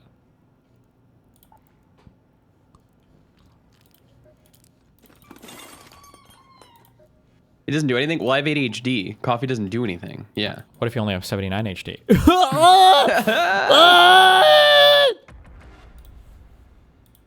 Is there any, Mike, is there any procedure that allows JD Vance to take the leadership role?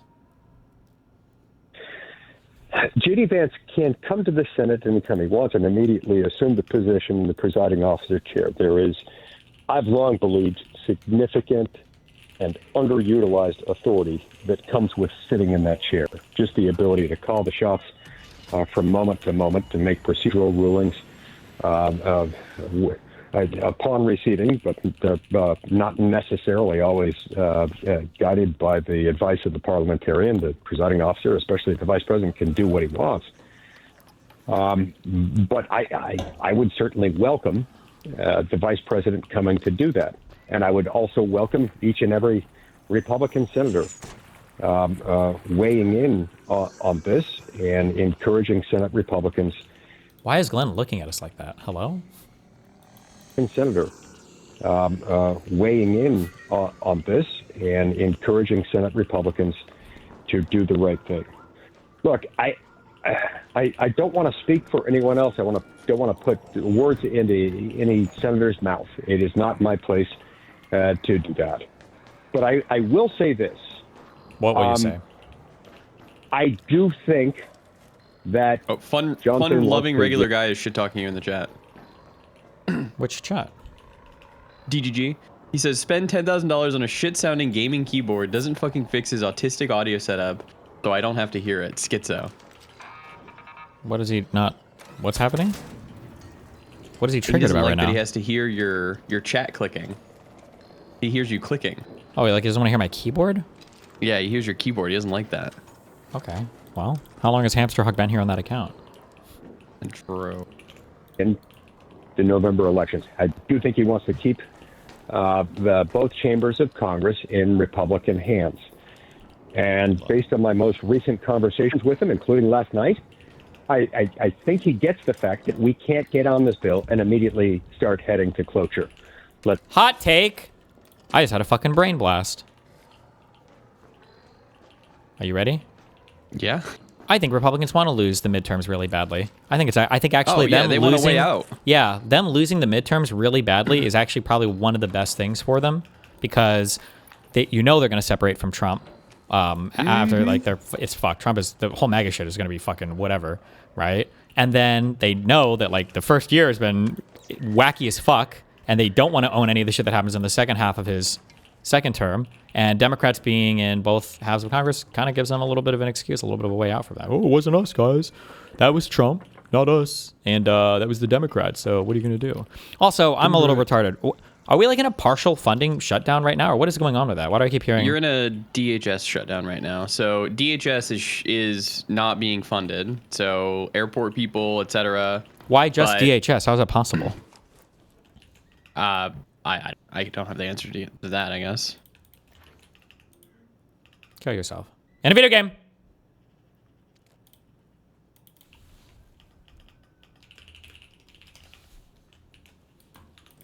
Yeah, but ICE is funded. They're funded for like 3. They're good. They split it from the funding bill. Gotcha. Wait, legislative change.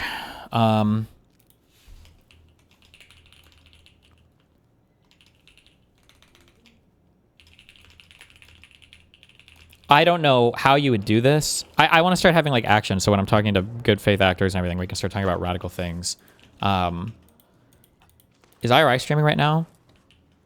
No, I don't think funding bills should be difficult. I don't like the way that we do funding in the United States.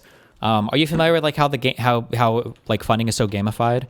Yeah, they throw it. Yeah, IRI is streaming right now. They throw it into like a huge fucking bill, and then you have to pass the funding with all of like the other random fucking shit. So not necessarily like that. So technically all the funding comes from, I think, 12 different committees in the House or the Senate first. Like they all do their little things. The thing that I don't like is I feel like through like basically bullshit parliamentarian rules, you can play legislative games. Fuck, open this. You can play legislative games while doing appropriations. So like, and then also keep in mind too, this is when we have a fucking filibuster. So let's say, for instance, let's say that Biden manages to pass a big reform over the, or not a reform. Let's say Biden manages to pass a bill that gets a whole bunch of new shit funded for the IRS, right? I think he was supposed to add 80,000 IRS agents, right?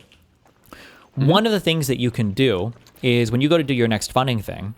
Now, Biden passed this. I think with the IRS people, was that part of the Inflation Reduction Act, or was it part of another big bill he did? But it was, I think that this increase, I don't think this was just a funding. I think this came from another piece of legislation, but it could be stuff for the IRA, like green energy stuff too, right? You do this thing to pass this legislation and then you get the funding for it. But then when Congress goes to fight about funding in the future, rather than like pass a bill that rescinds the prior bill, you just, in the funding mechanism, you just say, oh, well, we're not going to fund any of that.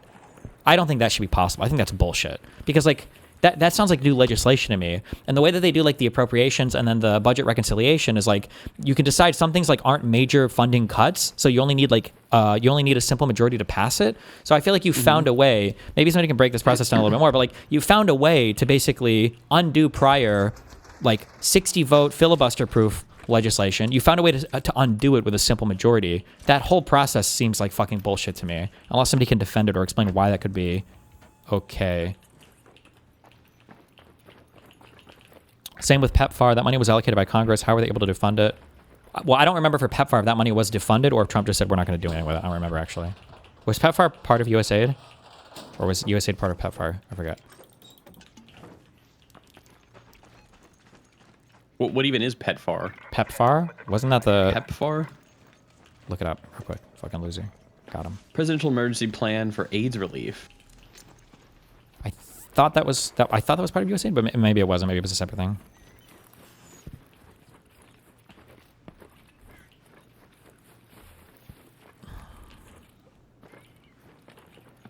Ooh, I like that one, Zulu.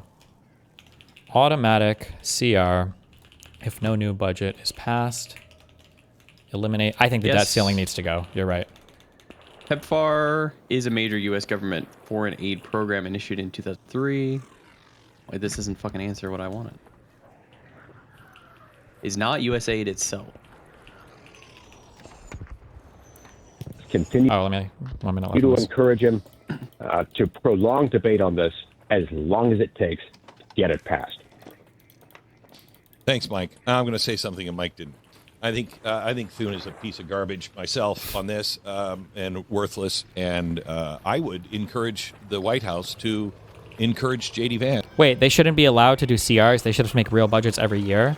Isn't a CR just a continuation of the last budget? So like stuff is continuing as usual, or are you supposed to have like a bigger budget every year? Does the CR not account for like inflation or whatever the fuck else?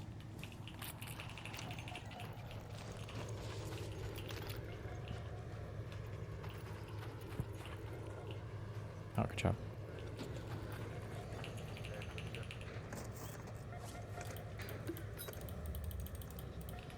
The bird rule is why reconciliation doesn't need 60. Read it, Mooten. I'm reading it. The bird rule states that any provision that meets one of the following criteria can be excluded from a reconciliation bill. It does not make any change. Sorry, 1. It does not make any changes to spending or revenue or to the terms and conditions under which spending or revenues are accomplished. 2. It makes changes to spending or revenue, but the changes are not in compliance with the reconciliation instructions in the budget resolution. 3. The provision is not within the jurisdiction of the committee that submitted it. 4. The changes in spending or revenue are merely incidental to the non-budgetary policy changes of the provision. 5. It increases the deficit for a fiscal year after the 10 fiscal years covered by the specific budget resolution, or it makes changes to Social Security.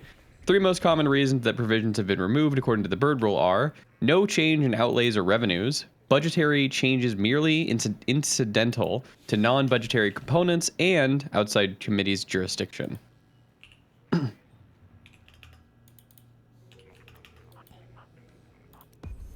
Break that down for us, Mooten. I don't really understand the bird. I'm not a bird law expert. Fucking retard. It's to go over and assume the role. Get this done. If they're not going to do it, encourage the vice president and the president to have the vice president walk in and say, Thune, sit down. Here's what we're going to do. Sit down, Thune. If that is constitutionally, if he's able to do that constitutionally, it should be done. Is that the guy who had cancer? Who? Glenn Beck? Yeah. No. I get my evil Republicans confused. Okay. We're going to listen to this real quick. Hello, and welcome to Ballotpedia. Hi. I'm Erica, bringing you our hallmark, nonpartisan, objective information on politics, policy, and elections. Cool. In this video, we'll discuss budget reconciliation in the United States Senate and how the procedure, known as the Byrd Rule, shapes how Congress passes fiscal legislation. We'll also point you to our comprehensive content about budget reconciliation at ballotpedia.org, so you can really ramp up your knowledge on this topic. Budget reconciliation is a legislative process that can be used to override the filibuster and expedite the approval of a package of legislation in Congress that changes spending, revenues, or the debt limit. Budget reconciliation bills have limits on debate, so they require a simple majority of 51 votes instead of the 3/5 majority, which is the 60 votes usually needed in the Senate to bring bills to a vote. The reconciliation process occurs if Congress passes a budget resolution for the fiscal year that gives reconciliation instructions. The provisions of reconciliation bills are crafted by committees or added through amendments. The Congressional Budget Act of 1974 and the Budget Resolution limit the content of the reconciliation bill. Those limitations are enforced through the Byrd Rule. So what if, for example, a group of 52 senators support a piece of legislation that can't reach the required 60-vote threshold? Sorry, buddy. I think I gotta Could kill they you. package it into a budget reconciliation bill and try to pass it with just 51 votes? Well, that has happened.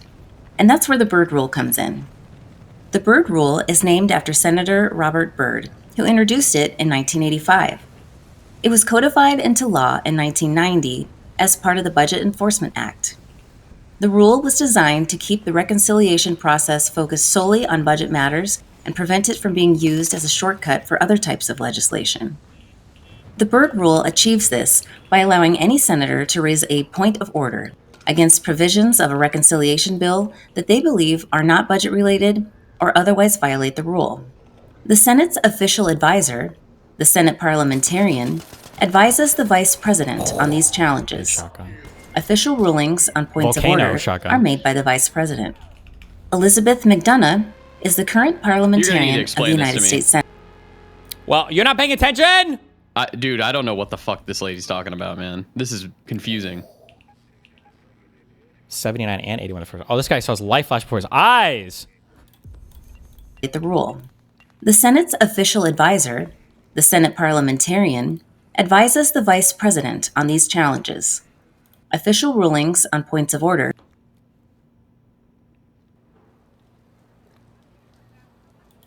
are made by the. Welcome back. So glad you're staying with us. Washington, as you might have noticed, has a language all its own. Words that mean a lot here, but nowhere else. Why? Because most Americans, for very good reason, have no idea what these Beltway buzzwords mean. One of those is reconciliation. So what is that? Well, put simply, it's a way to get a very big piece of legislation through Congress without having to worry about a Senate filibuster. That means a majority party and a working president can do a great many things with very big consequences for your wallet, your health care, the environment, immigration, regulations, all without having to find 60 votes in the Senate. President Obama used reconciliation to pass Obamacare. President Trump used it to open drilling in the Arctic National Wildlife Refuge. Used reconciliations all without having to find 60 votes in the Senate. President Obama used reconciliation to pass Obamacare. I thought the ACA was a whole separate thing. Wait, is that true? Or is he just talking about like funding a part of the ACA? The Affordable Care Act was a thing on its own. That wasn't just a section of a budget resolution, right? There was a reconciliation portion. It is just parts of the funding credits were reconciliation. Okay. President Trump used it to open drilling in the Arctic National Wildlife Refuge. Ronald Reagan used it to pass the biggest tax cut in American history. Sorry, President Trump, your 2017 tax cut, which also used reconciliation, ranks as the 8th largest tax cut. President Biden used reconciliation to pass the $2 trillion COVID-era American Rescue Plan. So how do we get this word, reconciliation? Well, this part will sound familiar. I don't like the way that this is presented. Like, I think there might be an argument to be made whether or not you should have any part of a funding thing through reconciliation. I think it's fine. Oh, I'm so sorry. But to say the whole thing was passed through reconciliation, I don't think it's strictly true for any of the things, or for a lot of things you mentioned, but whatever. Once upon a time, Congress was enraged that a president was trying to kill spending Congress had already approved. This president was accused of exercising imperial powers and trampling on the Constitution. Where have I heard that before? The president in question was Richard Nixon. In 1974, Congress passed the Budget Act to take power from Nixon. Politically weakened by the Watergate scandal, Nixon signed the law on July 12th, less than a month before he would resign the presidency. The law did many things we talk about today. It created the Budget Committee for the House and the Senate. Trump's bill stalled today in the House Budget Committee, and it can't pass without winning approval there. The law also created the Congressional Budget Office, a nonpartisan set of economists and analysts who tell Congress how much a bill will cost or save or how it will affect people receiving benefits. How the CBO scores legislation tells the country what it will do. As an example, the CBO score tells us under the Trump bill, now before Congress, at least 8 million people, possibly more, will lose Medicaid health care benefits. That's our primer on reconciliation. We're bringing our reporter panel. Laura Davison is the Washington Deputy Bureau Chief for Bloomberg. Daniela Diaz, congressional reporter for Notice. Remember, Notice News of the U.S. So we have some news this afternoon on this budgetary front. Moody's downgraded the United States credit rating to AA1 from AAA, saying... Do you feel like you... I feel like these explanations are all very bad, or at least that was really bad. I'm not understanding, dude. It sounds... It's like really complicated or whatever. Or at least they're not explaining it well.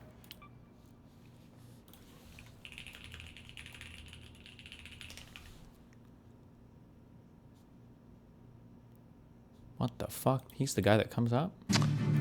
Is that what I Googled before? Or was that just the next video? You want me to get IRI in here? In the Senate, it takes at least 60 votes to advance a bill toward passage. Well, usually. Without the agreement of all 100 senators, it's the most commonly understood way to get a bill passed in the chamber. Politicians love the analogy of the Founding Fathers' vision of the Senate as a cooling saucer, calming the whims of the populist rabble-rousers in the House through necessary bipartisan compromise. But the truth of the matter is, there's a way around the Senate's fabled bipartisanship. It's called budget reconciliation, a parliamentary tool that allows the Senate to advance certain bills with just a simple majority, largely eliminating the need for any kind of cross-party agreement.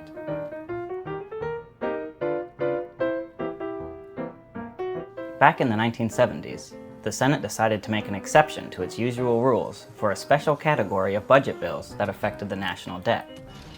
They were called reconciliation bills because they would help reconcile the federal balance sheet.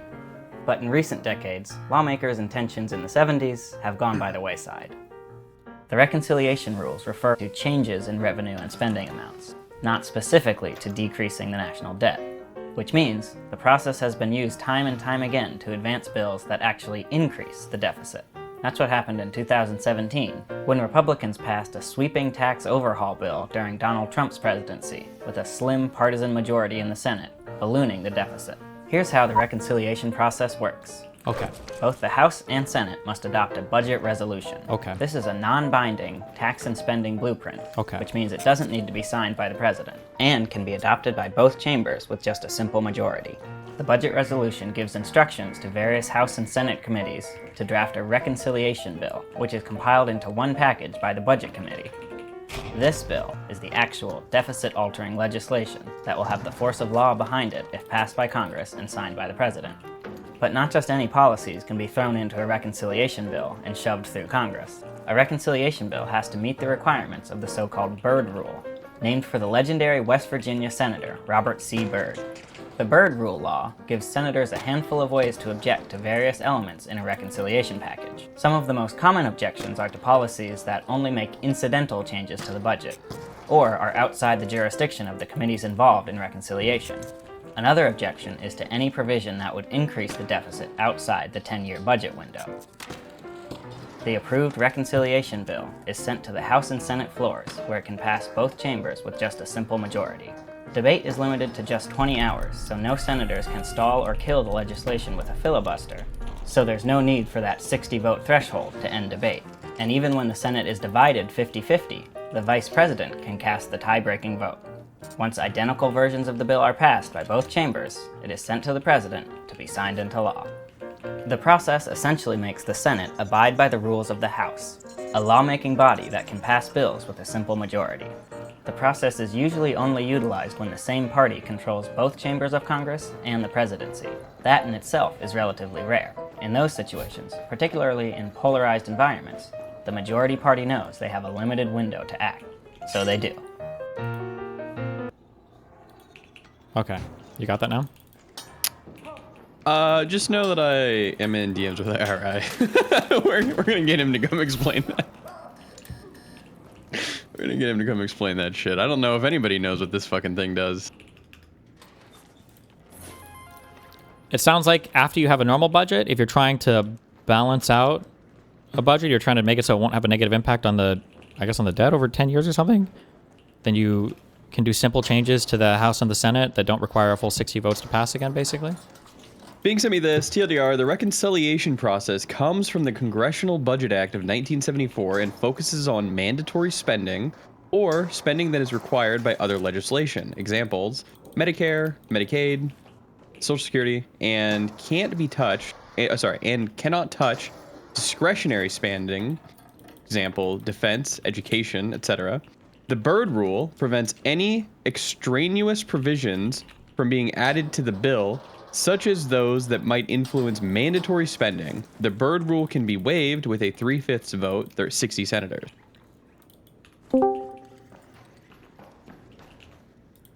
Hi. What's up, Dan? Say it. So, uh-oh. A few things I kind of learned in the process the other day. I'm curious if you knew this. Did you know that once you vote, that you as a person can no longer verify after that point that your vote was counted correctly, but simply that you voted. Yeah. Yeah. Okay. Of course. You know what I mean when I say that, Moot, right? Like, it means, like, later on, if you thought that, like, voting... you can't go see, like, you voted for fucking Kamala. You could just see that you voted. Yeah. Correct. And then in, like, 27 states, there is no paper ballots that are printed out of the machine after you do it. So, essentially, you could... link me that. My understanding, at least for 2020, I don't know about 2024, but for 2020, every single electronic machine, every single one produced a paper ballot after a vote was done. That was my understanding.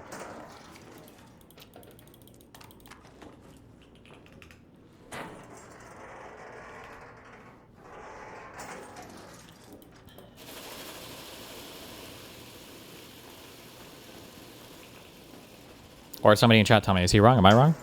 No, I'm looking. And this is one of the things I don't mind. It's like, I think that the idea behind the vote verification thing was that if you could verify who you voted for after you voted, it would make it much more easy, or make it possible to buy votes.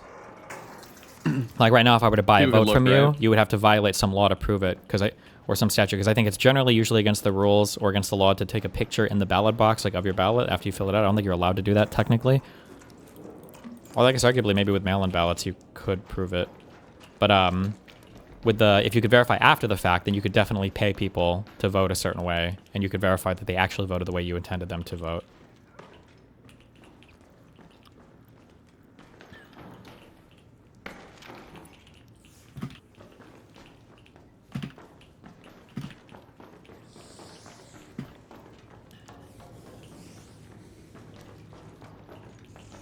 Good chat.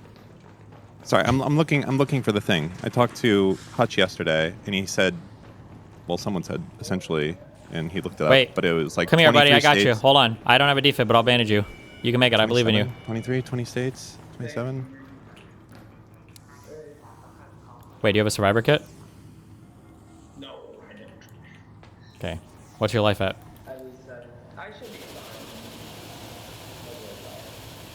You're fine? You think you'll make it? Yeah. Okay, good luck, Kill buddy. him. No, what the fuck? You know he's got some goop. Look at how he's crawling, dude. Stop. MeHatch, thank you for gifting 1 tier 2 sub. You're a king. Hey, any gifters? Woohoo! There's a lot of white names in DGG. Let's get rid of them. Oh. You go in person, override a mail-in vote. Wait, is that true? Or do you have to specifically declare that? Maybe that's a state-by-state thing? Can you mail in and then change your vote? I don't really like Kamal anymore. Fuck it. I'm swapping.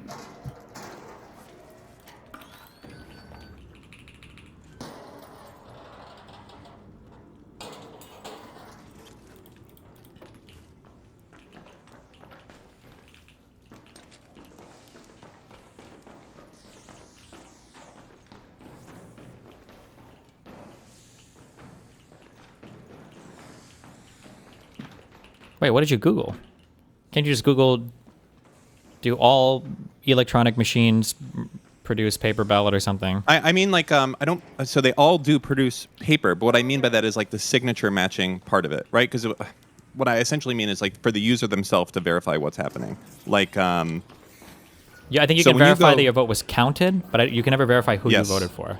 Right, so what I'm saying is I understand that all of these machines, when you go to the machine and you press the D, or you press the R, whatever, right, depending on what's going on. What's going to happen is, in the database, it's going to be like, okay, who's this guy fucking voting? Okay, this is Dan Saltman, got it. We're about to count his vote. He's pressing D, so we're going to put 1D at this timestamp in the column for right now, and we're going to print out a paper thing saying that a D happened right now. But, and I think that's universal that all things do that. But the thing that's missing is apparently, I'm looking for this, is that most states don't do anything that verifies that the paper ballot part of that was something that you signed or signature matching or something along those lines. And the Cliff Notes is that, like, we could be in a world, potentially, where since you can't ever verify who you voted for, but just simply that you voted, that if the government was to go in there and put in some like silent software in some of these voting machines that essentially, when an algorithm or just a 2-for-1 or whatever you want to do, but something that could silently remove itself after it's done.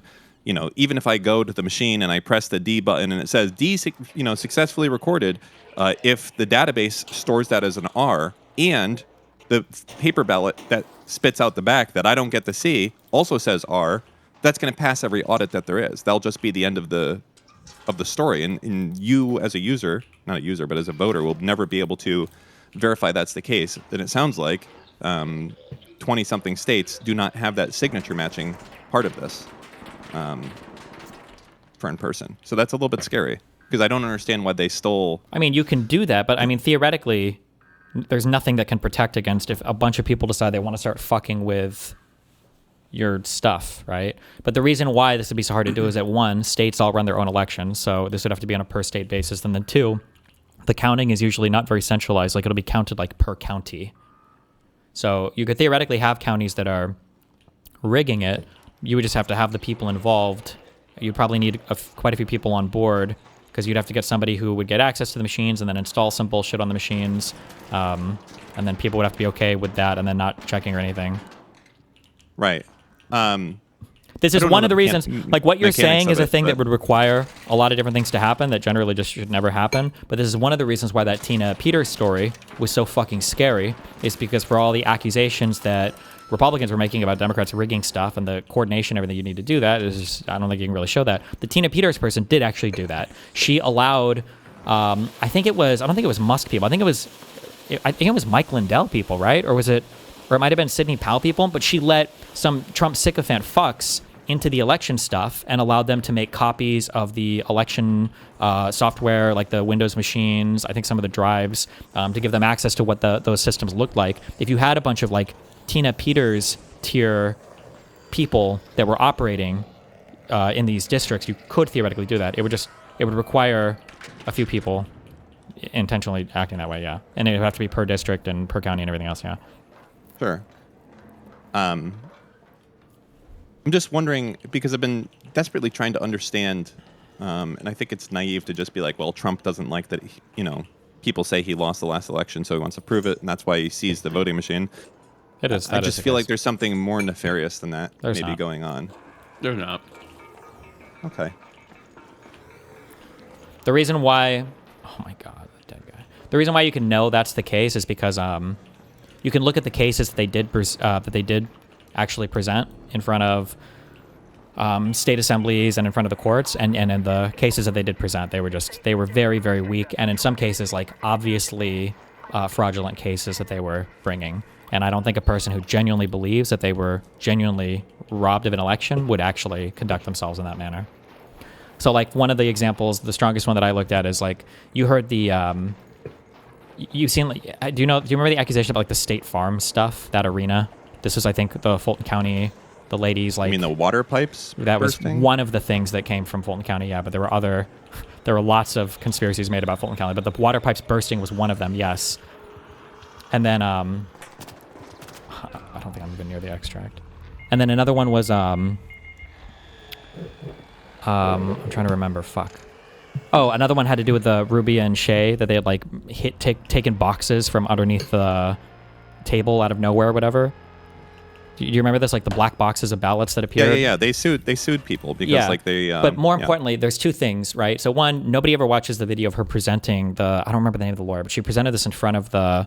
I think it was like a state assembly board or something. She made a presentation about this evidence, but if you look at her presentation, she when she's talking about these black boxes, she makes the claim that they looked for hours and hours to figure out where these came from and they couldn't figure it out. But if you watch the video that she's watching, there's a 10-minute thing that she tells the person showing the video. She tells him to skip over 10 minutes. And when you go and you look at on Vimeo or something, they actually uploaded the full videos of all the State Farm ballot counting stuff. You can see that the 10 minutes she skipped is when they're putting the ballot boxes underneath the table that they were previously counting and then pulling them back out 5 minutes later. So like that was an intentional 100% lie, and they knew they were lying, and the way they presented that was a lie. But I just don't think that you would do that. I don't think you would act in that manner if you genuinely thought you had, you know, some kind of story, you know? Like if you really thought it was rigged. Does that make sense? Unless you could go with maybe they thought it was rigged, but they couldn't prove how it was rigged yet, so they lied about some things with the hopes that they can investigate more things in the future, maybe? Yeah, I don't know. It's so I think the thing that I was talking about is that some states only use optical scanning of verification of the paper ballots only, or they're. I'm just going through here and just making sure I understand exactly what this is. Well, I'll just read it out loud. It's fine. Types of voting equipment. The following types of voting equipment are used in the United States, or have been used in recent years. Optical scan paper ballot systems. Voters mark their votes by filling in an oval box or a similar shape on a paper ballot. The paper ballots are scanned either at the polling place or at a central location. So that's optical scan paper ballot systems. Then there's direct recording electronic systems. DRE systems employ computers that record the votes directly into the computer's memory. These interfaces may incorporate touchscreens, dials, mechanical buttons. The voter's choices are stored by the computer on a cartridge or hard drive.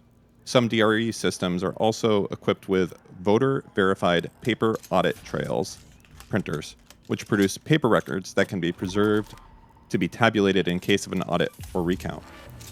And then ballot marking devices and systems. A ballot marking device allows for the electronic presentation of a ballot, electronic selection of valid contest options, and the production of a human-readable paper ballot, but does not make any other lasting record of the voters' selections. Initially used primarily to accommodate voters with disabilities, BMDs are used by all voters in some locations. And it looks like the optical scan only is about, is that 27 states on here? Yeah, I think that is. I mean, the easy answer for this is like if people want to change them, then go to your state legislatures and change your electoral process. Like, yeah. The issue is like Republicans had no problems with any of these provisions until they lost elections, and now all of a sudden they're claiming it's being rigged or whatever. If you don't like the way that not you personally, but if they don't like the way that these are being ran, then just then change it. I'm just wondering if there's any cause for concern. Hutch didn't think so. You may not think so either, and that's fine. The idea that like Dominion is now owned by kind of a Trump ally, and they're seizing voting machines in Georgia, which I don't even know how that's possible, considering it's over the statute of limitations.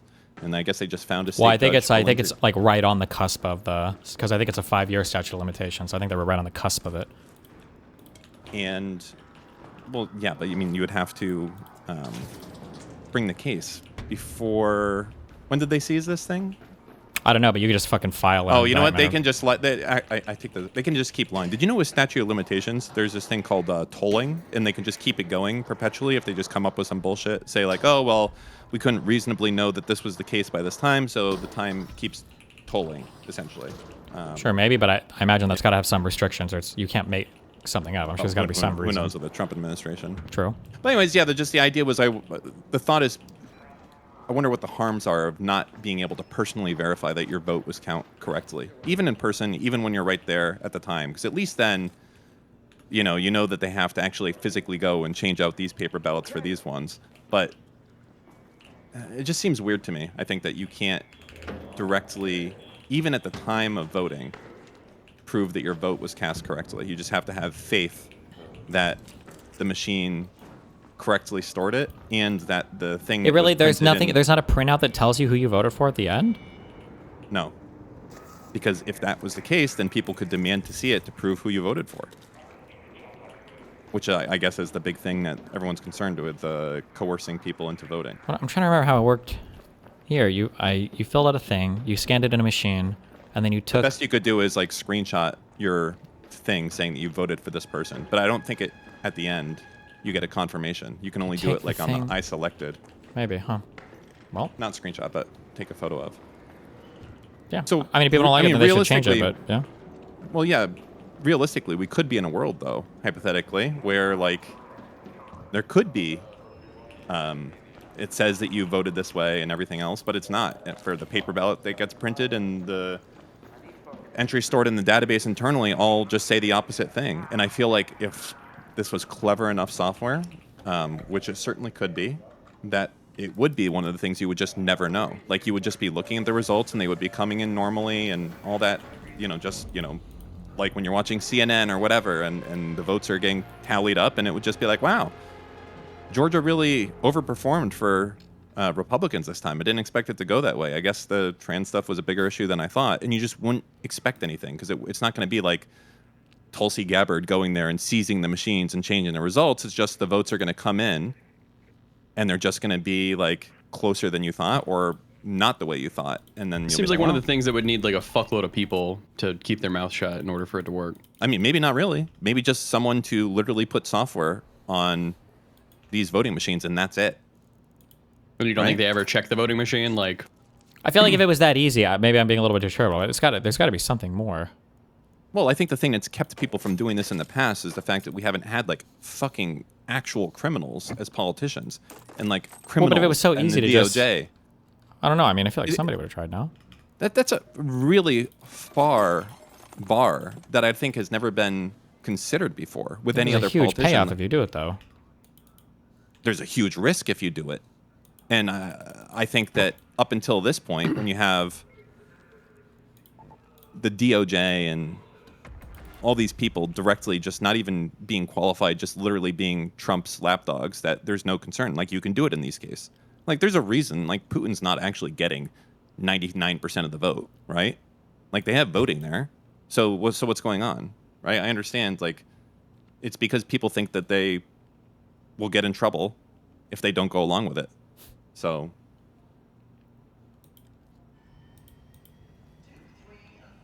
well, not good.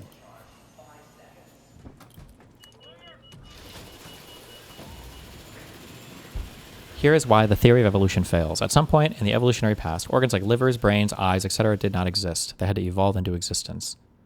Wow. Prove it. I think someone said, what's the alternative? I think the alternative is that you should accept that there may be a risk that people may try to coerce votes, but you should make that a significant penalty for any reason whatsoever. Paying for votes, threatening to do something for a vote, cashing in for showing a vote, any of that type of stuff, any benefit whatsoever should be like an insane punishment. But I think that you should be able to have a receipt saying that you did vote for a person. And I think that's important to do. So when I go and I click a button and it says, oh, okay, you pressed the button for option number 1, I think that I should get a printout and the time and the date showing that that's option 1. And if things get really crazy, I think the ability that I am able to have that and prove that the system didn't store that is worth the risk of people trying to corrupt elections by either enticing votes with monetary gain or enticing votes by, with carrot or stick. Either way, you just make those both incredibly difficult. Yeah, I think there are penalties now. I don't know if they're severe enough or not, but yeah. I mean, what do you think? Do you think that, or do you like that system? I would have to dig into it more. I can't believe that it's so trivially easy to just change that many votes. But I would have to start. It's probably not. People probably go and check the machines. Well, yeah, but who's checking the machines? I mean, sometimes it's going to be state people, I'm guessing, right? But if it's scary if it's in a certain district and, it's certain people that are loyal to the Trump regime or whatever, like, that's kind of nervous and all this, like, yeah, I don't know. And, like, where do you challenge it? In the state courts where maybe it's in a red state and it's not going to go that way? I mean, the red state's going red anyways. Damn. I mean, for anyone saying, like, the machines are tested before and after, like, I just feel like it's pretty naive to assume that people couldn't develop software that is very hidden. I just feel like you're doing, like, the Destiny Tombs of Scoria argument where, like, you're What? creating a plan and it's like, What? well, if there's My lava plans in the were room, always then we're all ingenious. dead. I mean, like if there's a million people working on it, creating so much software that no one's ever gonna be able to tell, then I mean, yeah, you're kind of fucked. It feels like a needless argument. Wow. You know what would solve it a little bit, maybe, is like when the ballot comes out of the machine, you can look at the ballot and it won't have your name on it, but you can see that it just printed a ballot and it says, and it had your votes on it. Well, sure. Couldn't they just print more ballots without names then? Yeah. I mean, or just say like it'll print a different forever. it'll print a different Well, thing than what it actually like tabulates or whatever. No. Well, no, I'm saying just get a voting machine and then do a bunch of like ballots in the back where they're just like putting them in, even if they are paper ballots. Well, I mean, again, the idea here is that you're assuming that they're not just going to throw out all the voting machines and then do new ones. I'm trying to go with the idea of how do we keep the existing system and have it user verification, which I think what is, I'm saying is that you know, like somewhat couldn't the important. machine print out something different than it actually adds to the database if we're going to go with the rigging Well, thing? no, because they have to match ideally, right? Because if the whole thing is we're concerned with the idea of too many moving parts is the foil of every master plan, if the idea that eventually they'll do a recount and have to look at the counts that are in the machine and balance them against the ones that were printed out, I think that it's a lot more difficult to balance these ones were printed out and don't match the ones that are in the database. What the fuck is going on here? Because, right, like that would be a pretty easy thing. Now, when you start getting people involved with why do these paper ballots not equal the ones in the database, it gets a lot more complicated. There's a lot more people, a lot more moving parts, a lot harder to do, a lot harder to rig, right? Too big to rig. I think the idea that a voter, after they vote, I think it would be nice that when the thing prints out, it shouldn't be internal. You should see, it shouldn't have your name on it, but you should see that it just printed a piece of paper with your votes on it. I don't see any reason why that would be a bad idea.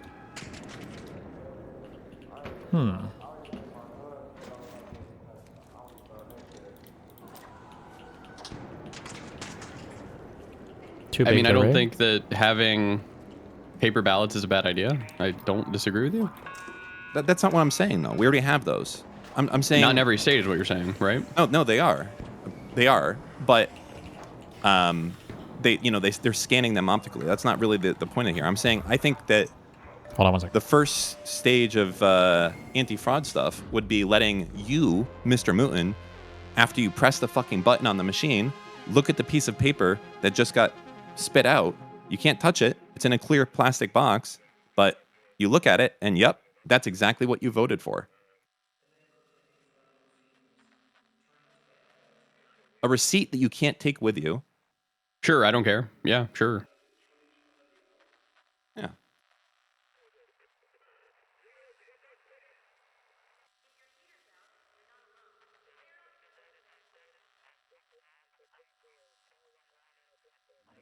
But why? I don't know. Because Dan's concocted like some way to rig an election, I guess. No, not but why? Because otherwise you really don't know that it was stored correctly. At least right now you know for sure. Like, oh, okay, yeah, there's a piece of paper and those are my votes. And that's there at the very least. I think it does a little bit of positive reinforcement that things went correctly. Yeah, but what if inside the voting machine someone put a white out and then it whites it out and then swaps the vote at the end, Dan? How would you defeat that? Well, I mean, you're obviously being silly here, but... No, I'm not. Okay, you're being real. What if there's an incinerator at the bottom of the machine after it shows you the vote, right? And then it really printed 2 ballots, but the ballot on the inside is the ballot they're going to count. But there's an incinerator, so it's going to incinerate the one that you saw. I mean, what then? You would have to have an incinerator task force that's able to go around looking for hidden incineration machines inside of each of the voting machine to look for. You see why this is retarded? Because you can always find like a way around it. Like there's always going to be a conspiracy and there's always going to be a thing that you can add on. It just feels like a really retarded thing to think about. That is the dumbest thing you've ever said. Because I can hide a piece of software very good. As we know, this has almost happened in the past with like various different things of code bases that have been infiltrated with upstream attacks and people barely fucking noticed. So I think that it is possible, at the very least. Hiding code is something that's easy to do. Hiding a fucking incinerator at the bottom of the voting machine is not so easy to do.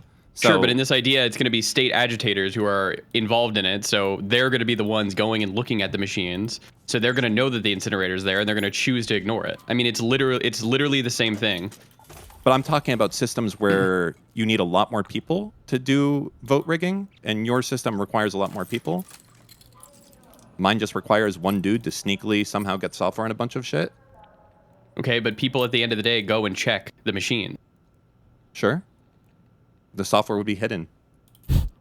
Okay, the incinerator's hidden. But it doesn't. What you're saying. Your argument is retarded. It's not. I just destroyed you. I just dog-walked you. I mean, when you say that you destroyed someone and you dog-walked someone, it means that you got dog-walked and destroyed, honestly, unfortunately. Good job, guys. Thank you. Really came together on this one. Mr. Moon just hates Jewish people, so he wants to talk about hidden incinerators. I don't even know what this has to do with anything.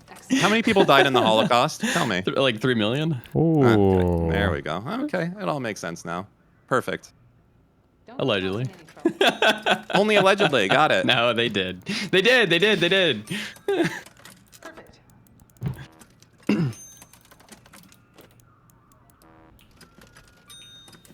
Okay. Being in time for my daily ASMONSLOP. IRI is going to come at some point. If Elon Musk had not bought Twitter, I think that we would be living inside of the same cancel culture hellhole that we existed in before. I think the truth is that if Elon didn't buy Twitter, we would probably be still talking about how... God, this guy. Are you doing Saturday debates? Oh, hey, IRI. Next Saturday, yeah. Hey, what's up, buddy? I heard you've been fighting with Hutch lately. Nope. I love Hutch. You heard wrong. Really? We're having fights, but they're good fights. They're important fights, I think. No, I don't think you hate him or anything. I do you actually just disagree hate with him. Just kidding. No, I'm just kidding. No, I think there are good fights, and I think there are bad fights. I think that, like, fighting over... like, whether we want to be socialist or fascist, I think is probably not a good fight. But I think fighting over, like, strategy forward for what messaging should be for Democrats, I think that's a good fight. I think it's a worthy fight. Sure. It's a good conversation. Okay. Walk me through how a budget is made and passed in Congress. Go. Well, I'm not an expert, but I mean, it normally starts in the House, and the appropriation committees come up with something, obviously working with the White House at the same time. Then it goes to the Senate, and they pass it. I mean, you're talking about like the annual budget? Yeah. What is a continuing resolution? Oh, wait, that budget that you just talked about, that budget needs to be, the budget bill, that needs to be 60 votes in the Senate, right? Filibuster proof? Correct. Okay. Yeah. And then a continuing resolution is? An extension of the previous budget because you weren't able to come up with a new one in time. Okay. But that previous budget is just going to keep things funded at like current levels, so nothing will shut down, but like we would it should be going up or something, or? Well, technically it's considered like a cut because if you keep spending levels at the previous year's level, then that's not going to rise to the, inflation. That's not going to deal with inflation. That's what I'm going to say. So it should go up. So it's kind of like a cut, but it keeps things funded at current levels, basically. If I pass a bill, let's say that I pass a bill for $100 billion in green new energy investment, does that $100 billion, does that have to be like allocated during the next congressional budget bill? Or is it like automatically there as a result of passing that bill? Or does that make sense? So you're talking about it's part of the budget that they agreed on? Oh, no. Let's say that I pass a totally different bill, and it's called the Green Energy Investment Act. And this, I make $100 billion for the U.S. government to invest in solar panels. Okay. If I were to make that bill and then it passes both halves of Congress, is that not at all funded until the next like funding bill is passed, or is it automatically funded because I passed that bill? I don't think they have anything to do with each other. It's totally separate. It's totally separate. Okay. So then when I pass a bill that would mandate like $100 billion in funding, that's just something that when Congress goes to make their funding bill, they have to do? And you would hope they would do it? It's not, I don't think it's not included. It's something totally separate. So like we passed $1 trillion for infrastructure and has nothing to do with the budget. It's just we agreed to spend that much money. Oh, okay. So then that money can't be fought about later on when it comes time to do it? It could be rescinded. It could be pulled back by a future administration, like what Trump did with his One Big Beautiful Bill, pulled back some of the money from the Inflation Reduction Act. So you can like fight over that and go back and forth between administrations. How can you, so can you explain to me, how do you claw back money? It hasn't been spent yet. So a lot of these bills unfold over years, a decade sometimes. And if the money hasn't been spent yet, you could claw it back through new legislation. Does that new legislation, could that new legislation just simply be the next funding bill? Or does that need to be like a new bill to rescind the prior bill? It could be included in the budget bill, sure. Doesn't have wait. to be a separate bill. I'm sorry. When you say included in the budget bill, what I mean more specifically is, can it just be included in the budget? Or would this have to be like a separate like pork or line item or something to rescind it? So like, for instance, I think that Biden, I don't know if it was part of the IRA or another bill, he got, there was supposed to be funding for 80,000 new IRS agents, right? Yep. My understanding is that basically got taken out somewhere. Yes, during the debt ceiling fight, he gave back like, I don't remember, 10 billion or something. He agreed to that in order to get the Republicans on board for raising the debt ceiling. Do you remember where that, so how did he lose that 10 billion? Was that part of a new bill, or was that like a rider or an add-on to the spending bill? Or was it? It would have been, I assume it would have been language included in the debt ceiling increase bill. Okay. Because that was a piece of legislation they had to agree on to pass. And so I assume the language was in there that that fund, that pool of money was reduced by X amount. Okay. Which, by the way, the IRS agents, it's not like 80,000 IRS agents. It was actually money to fund future staff, fill holes. It wasn't like hiring a little army to go out and to go after the small business owners and middle-class people of America? Yeah, it wasn't armed IRS agents knocking on the door of every Dairy Queen owner demanding they pay their $100,000 more in taxes. Gotcha. But yeah, you can rescind money through, future things. Like they did it with the One Big Beautiful Bill with the energy provision, some of the green energy stuff that was passed by the Inflation Reduction Act. And is that, I'm sorry, when I ask if it's part of a bill, what I'm asking is like, is there going to be like an item for how much money you're going to allocate to this, and you just put 0 there? Or are you saying they have to attach like an additional piece of legislation to the bill saying we are rescinding the $10 billion allocated? I don't know that level of detail, but I assume that they're including some clauses in there that are beyond what the budget normally says, just to include that language to deal with that. Gotcha. You can put whatever you want in a bill. Like there isn't like the budget bill can only be this. It can include all sorts of stuff if they all agree on it. Okay. I don't like that. Do you think that's an okay thing, or do you think not? I don't like the way we do a lot of the funding. Well, I guess so my issue is that like, let's say that you fight for, let's say that you manage to fight for a really big piece of legislation. Let's say it's $100 billion to build windmills, turbines, sorry, okay? And then let's say that you do this fight, you do it in front of the American people, Congress fights over it, and eventually Congress passes a bill for $100 billion in turbines, specialized bird-killing turbines. Then let's say that your government comes up soon, you've got to do the next budget, and then let's say that you're in a fight over the budget, all of a sudden, the solar panel fanatics in Congress are like, fuck you, we're going to take away that $100 billion from that last bill that you passed for the solar panel stuff. We're not going to do that anymore. Fuck you. And you're like, okay, well, and then as you're arguing the budget, finally as part of the budget bill, you rescind that $100 billion. I feel like funding the government should be like a separate thing that doesn't have all prior legislation up for debate every single time we do like a budget. I guess I just don't like that. Well, because it feels like it trivializes the fight for large, individual, unique pieces of legislation and can cause you to lose a lot of stuff in a very trivial, very quick way that there might have been an extensive public, very visible fight for in the past. Does that make sense? Sure, but people would argue that this is the only way to get some pet stuff approved by putting it all together in a must-pass bill because it's the budget and the government will shut down if you don't pass it. So it's like you're you know, you're extorting the other side in a sense. But I mean, they don't really fight that much over the budget, like on these little pet things. But Okay. What? This is one of the few must-pass pieces of legislation. You have to pass a budget, otherwise the government shuts down. Yeah. Well, or you can do continuing resolutions or whatever, right? Yes, but a continuing resolution is must-pass legislation as well. So you got to pass something to keep the lights on. Otherwise, their lives get harmed. And though it doesn't feel like that, because we had like a 43-day shutdown recently and didn't seem like anyone gave a damn.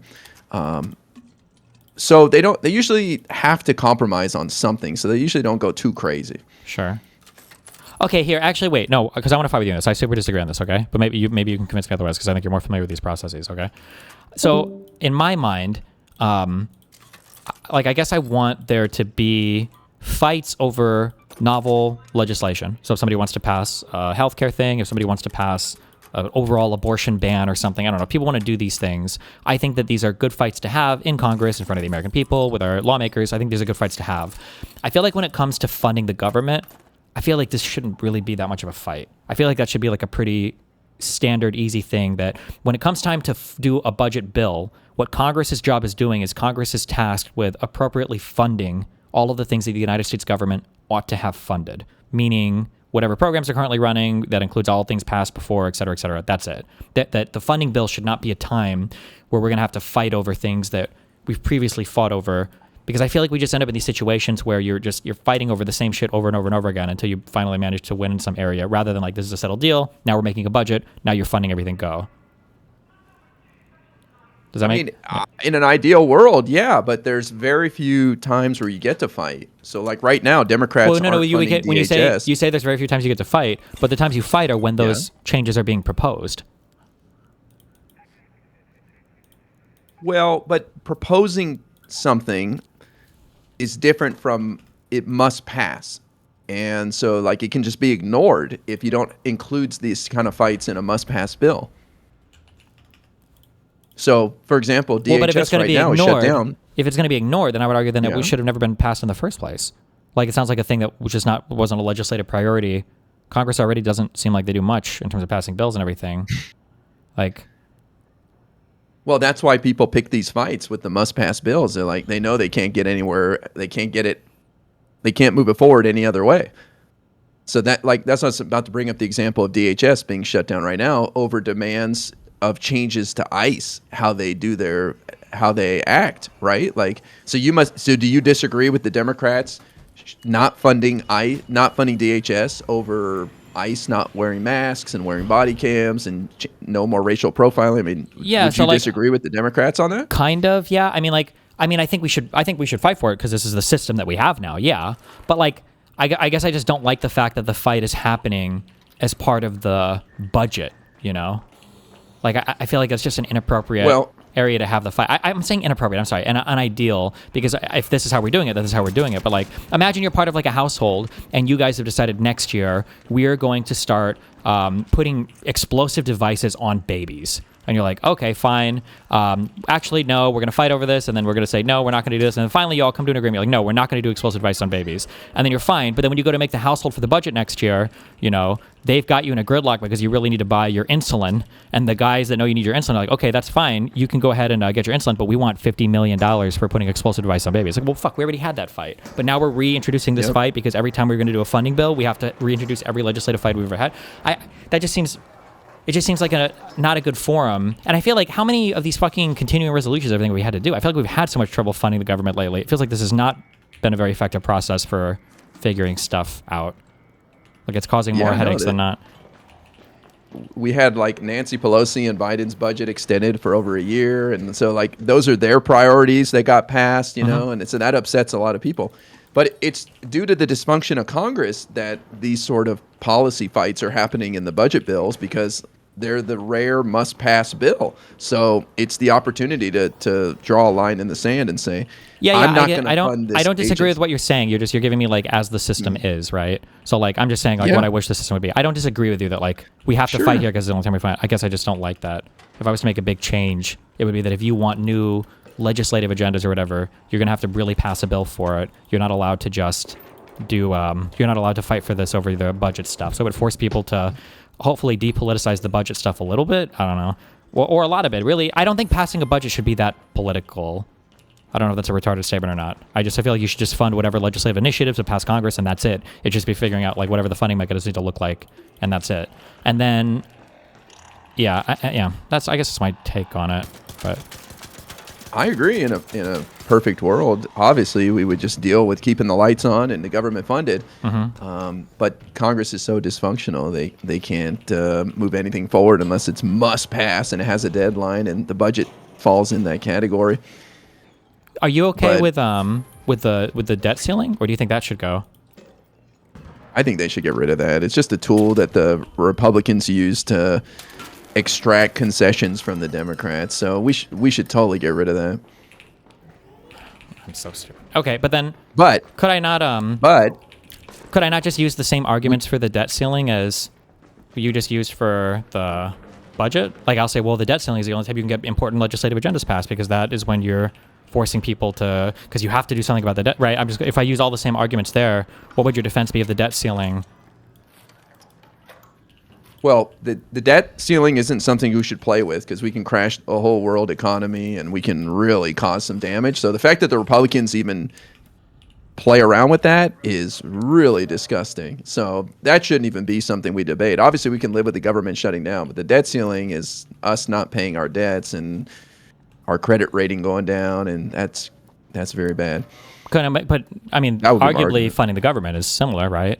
Like, let's say that, like, similar. Let's say the Republicans were right about how there really were mass illegal immigrants, killing everybody and doing all these horrible things, and now ICE or DHS goes unfunded because of a bill lapsing. Theoretically, like, what if a major terror attack happened during a lapse of funding or something? That's what they're setting up right now, by the way. Yeah. Donald Trump is begging for 9/11 2.0 so he can go, look, the Democrats didn't fund DHS over their stupid demands, and a sleeper cell that snuck in during Biden's administration and his porous southern border has now hurt you, and it's all the Democrats' fault. It has nothing to do with me. Sure. But that's a side note. But yeah, I mean, all sorts of games. Look, we don't have a great system here, okay? I'll be the first to admit that. And the budget reconciliation process is even worse. Walk me through that. Well, that you have to focus on spending or taxation or something, so you can't do like immigration policy or abortion, but boy, you can do some pretty big spending there, and you don't need a single person from the other side, which is totally against the way our system is designed right now. For the budget that you pass with the budget reconciliation, is that a whole ass new budget that is just a simple majority, or is that like a continuing resolution with some changes, or? It's like in addition to the existing budget, you're reconciling the existing budget, and you just need a majority for that. Okay, so it would allow you to basically keep the government funded by amending. What are you amending, like the last budget, or? Yeah. Gotcha. Okay. And you're adding all this new stuff on top of it. But what I want to say about the debt ceiling fight is, I do think the Democrats need to start talking about the debt. I don't think it's a big deal, but to a lot of Americans it is, because they think about it like credit card debt. And so I don't think we should cede the argument to the right and just be like, oh, who cares about the debt? It's not a big deal.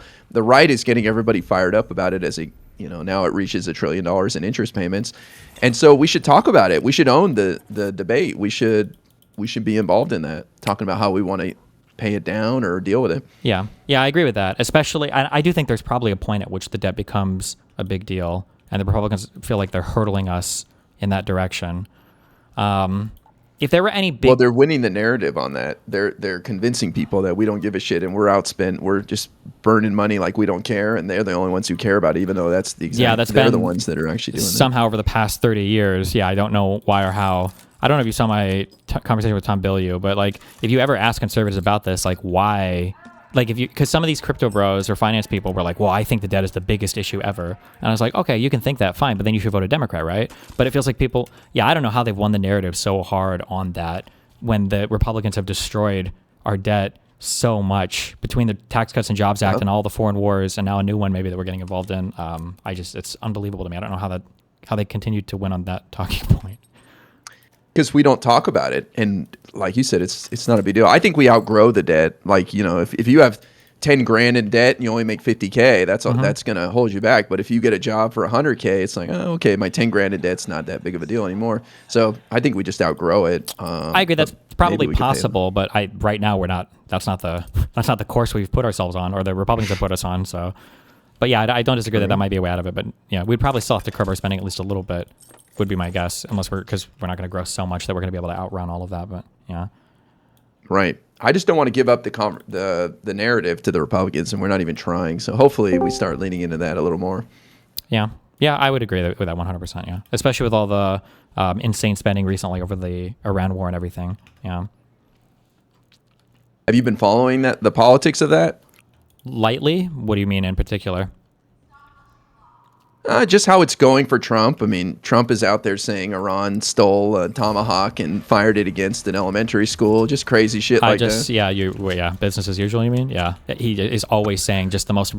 The problem is that, like, so much of America is so stupid and that they don't understand, like, what's being said sometimes, like how ridiculously crazy things would have to be for a thing to be said. And Trump is just able to expose so much of this in the United States. Because, yeah, the idea that one, they're shooting cruise missiles, and then two, that they're shooting cruise missiles, which the whole point of these are to be highly precise weapons at their own schools. It's just such a stupid statement on so many different levels. I will never be able to take a Republican seriously again about anything. Like, you want to talk about, like, this is a point that I fight on, and it's not popular. I don't even think my own audience thinks that it's a good fight, but I don't care. I will always argue that Trump is dumber than Biden. That whatever you want to make about senility for Biden, like, show me examples of Biden being senile outside of that one bad debate performance, and I can give you 10 examples of Trump being worse. And nobody has ever won that fight before with me. We're like, well, because, like, the only way...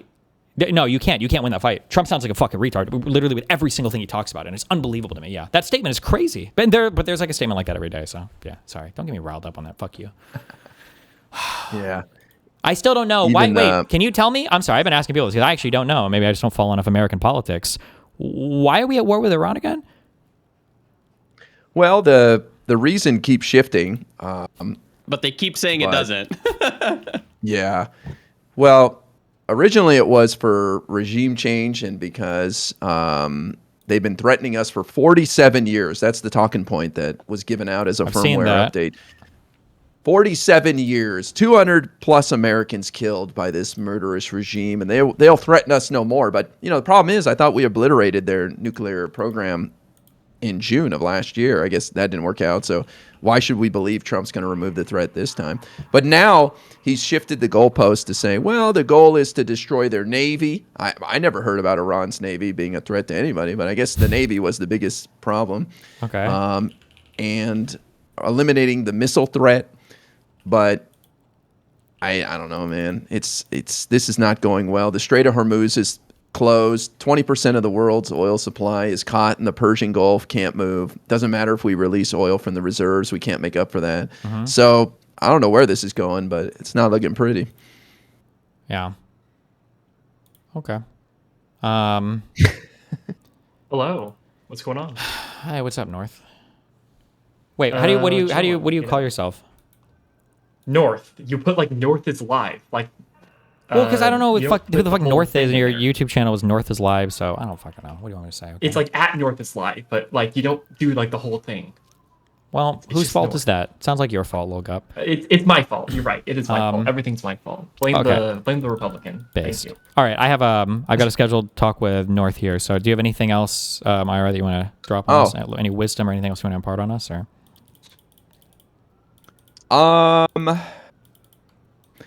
No, I'm good. Okay. You can also you can hang out for this if you want. I'm not kicking you out. I'm just saying I've talking with this guy, but no. If you guys have a scheduled talk, it's all good. All right. Well, hey, I love you, buddy. All right, bro. Stay safe. Be careful. And yeah. Yep. Later. What's going on? Just watching my country collapse. Sounds like a fun time. Yeah. So four specific topics I specifically DM'd you about. Do you want me to just start, I guess? Or, yeah, run it down. Or do we... First of all, Introduce yourself. Okay, yeah. Hello, I'm North. YouTube.com/Northislive. Got to get that show in. I'm a never Trump Republican.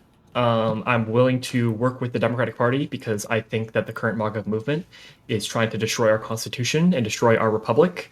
And want you guys to beat the illiberalism out of the Republican Party so that we can return to some sort of normalcy. Wow. That is sort of my position, as it were. Okay, and then run them down. What do you got for us?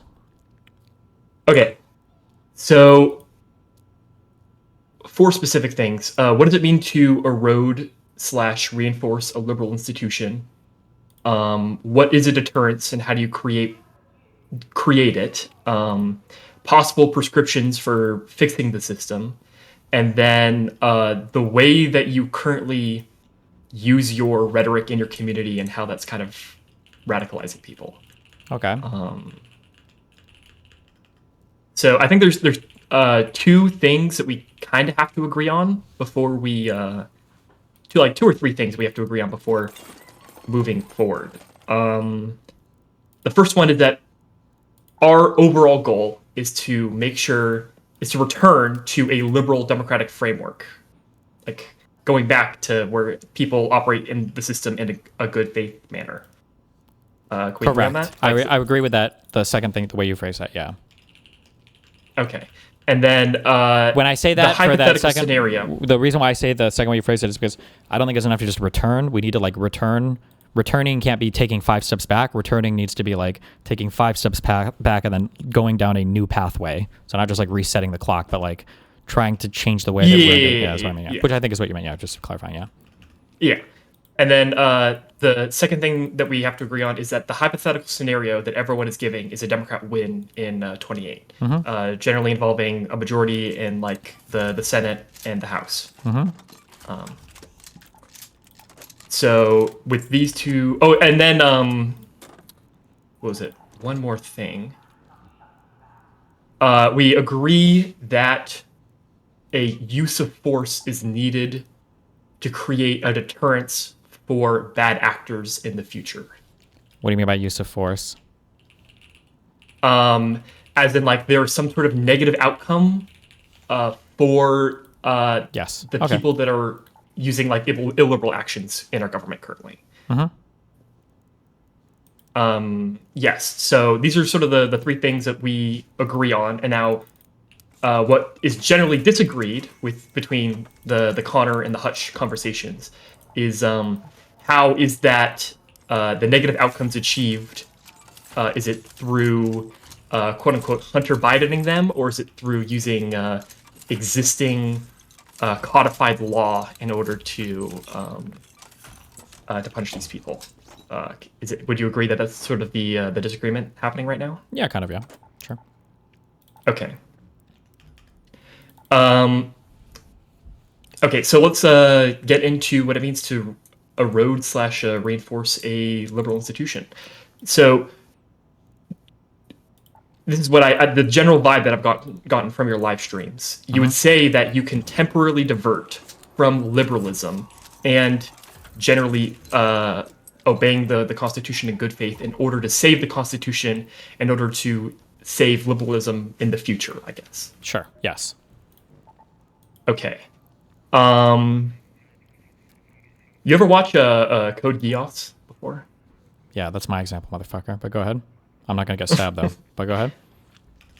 Okay. In Code Geass, there's a quote in there, in which they ask Lelouch, if you use evil to destroy evil, does evil remain? And they kind of point out obnoxiously that it's a paradox, because if you use evil to destroy evil, evil classic will remain anime tropes. A lot of yeah. I'm kind of taking sort of the same logic, in which if you want to create a future system in which everyone adheres to liberalism and like operating within good faith with our government, you have to be able to punish everyone involved in illiberalism, and you cannot selectively punish just the other side or the ones who started it first. Otherwise, you're creating a how would you like a reinforcement mechanism of that being the most effective way to institute like change in our government. I think I disagree with what you just said. Can you restate that?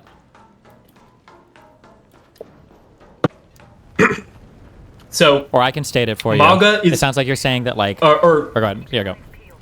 No, you go ahead. You restate it. That sounds like what you're saying is you cannot utilize, or we'll say illiberal, and hopefully Hutch isn't coming. You cannot utilize illiberal actions against one other side simply because the other side acted first. Otherwise, it would be a violation of the system. You cannot selectively punishment and expect to go back to a liberal system, I guess. Is what I'm saying. Sure. Okay. It needs to be universally punished, no matter if it's on your side or if it's on the other side. Okay, so I'm going to challenge this a little bit. We can speak around this and how you feel, okay?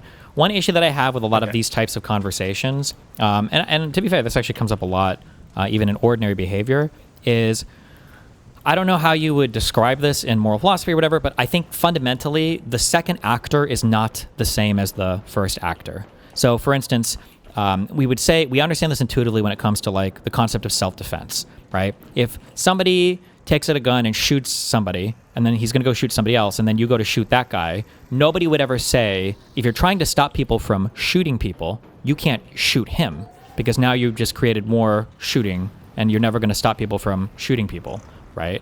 Well, they would say, well, hold on. The reason why the second guy is shooting, paradoxically, is because he wants there to be less shooting. Does that make sense? What I said. You don't have to agree with my full thing, but just, are you following that so far? I understand the analogy you're trying to make. I would disagree with it. That's fine. Okay, we can get to the disagreement. But so okay. So I think that when it comes to like shooting, I think that there's like two different things we could talk about. We could talk about like the actual physical, like the actual act of shooting, right? And I would draw a parallel to that to like the formal organization of a liberal democracy, like the system. But then we can talk more abstractly to an environment of shooting. And I would abstractly refer to that as like the concept or the principles of liberalism. That there might be times when we might have to unfortunately violate the norm of no shooting, but it's because ultimately we really are trying to enforce the ideology of the concept of no shooting, much the same that like there might be times we have to step outside the formal structure of liberalism in the hopes of enforcing the ideals of liberalism, and that whether or not that action is good or bad. Now you might, even looking at all of that, you might agree with my whole framework. I don't say you do, but you might agree with my whole framework, and you say, I understand everything you're saying. I still disagree that that's possible. That's fine.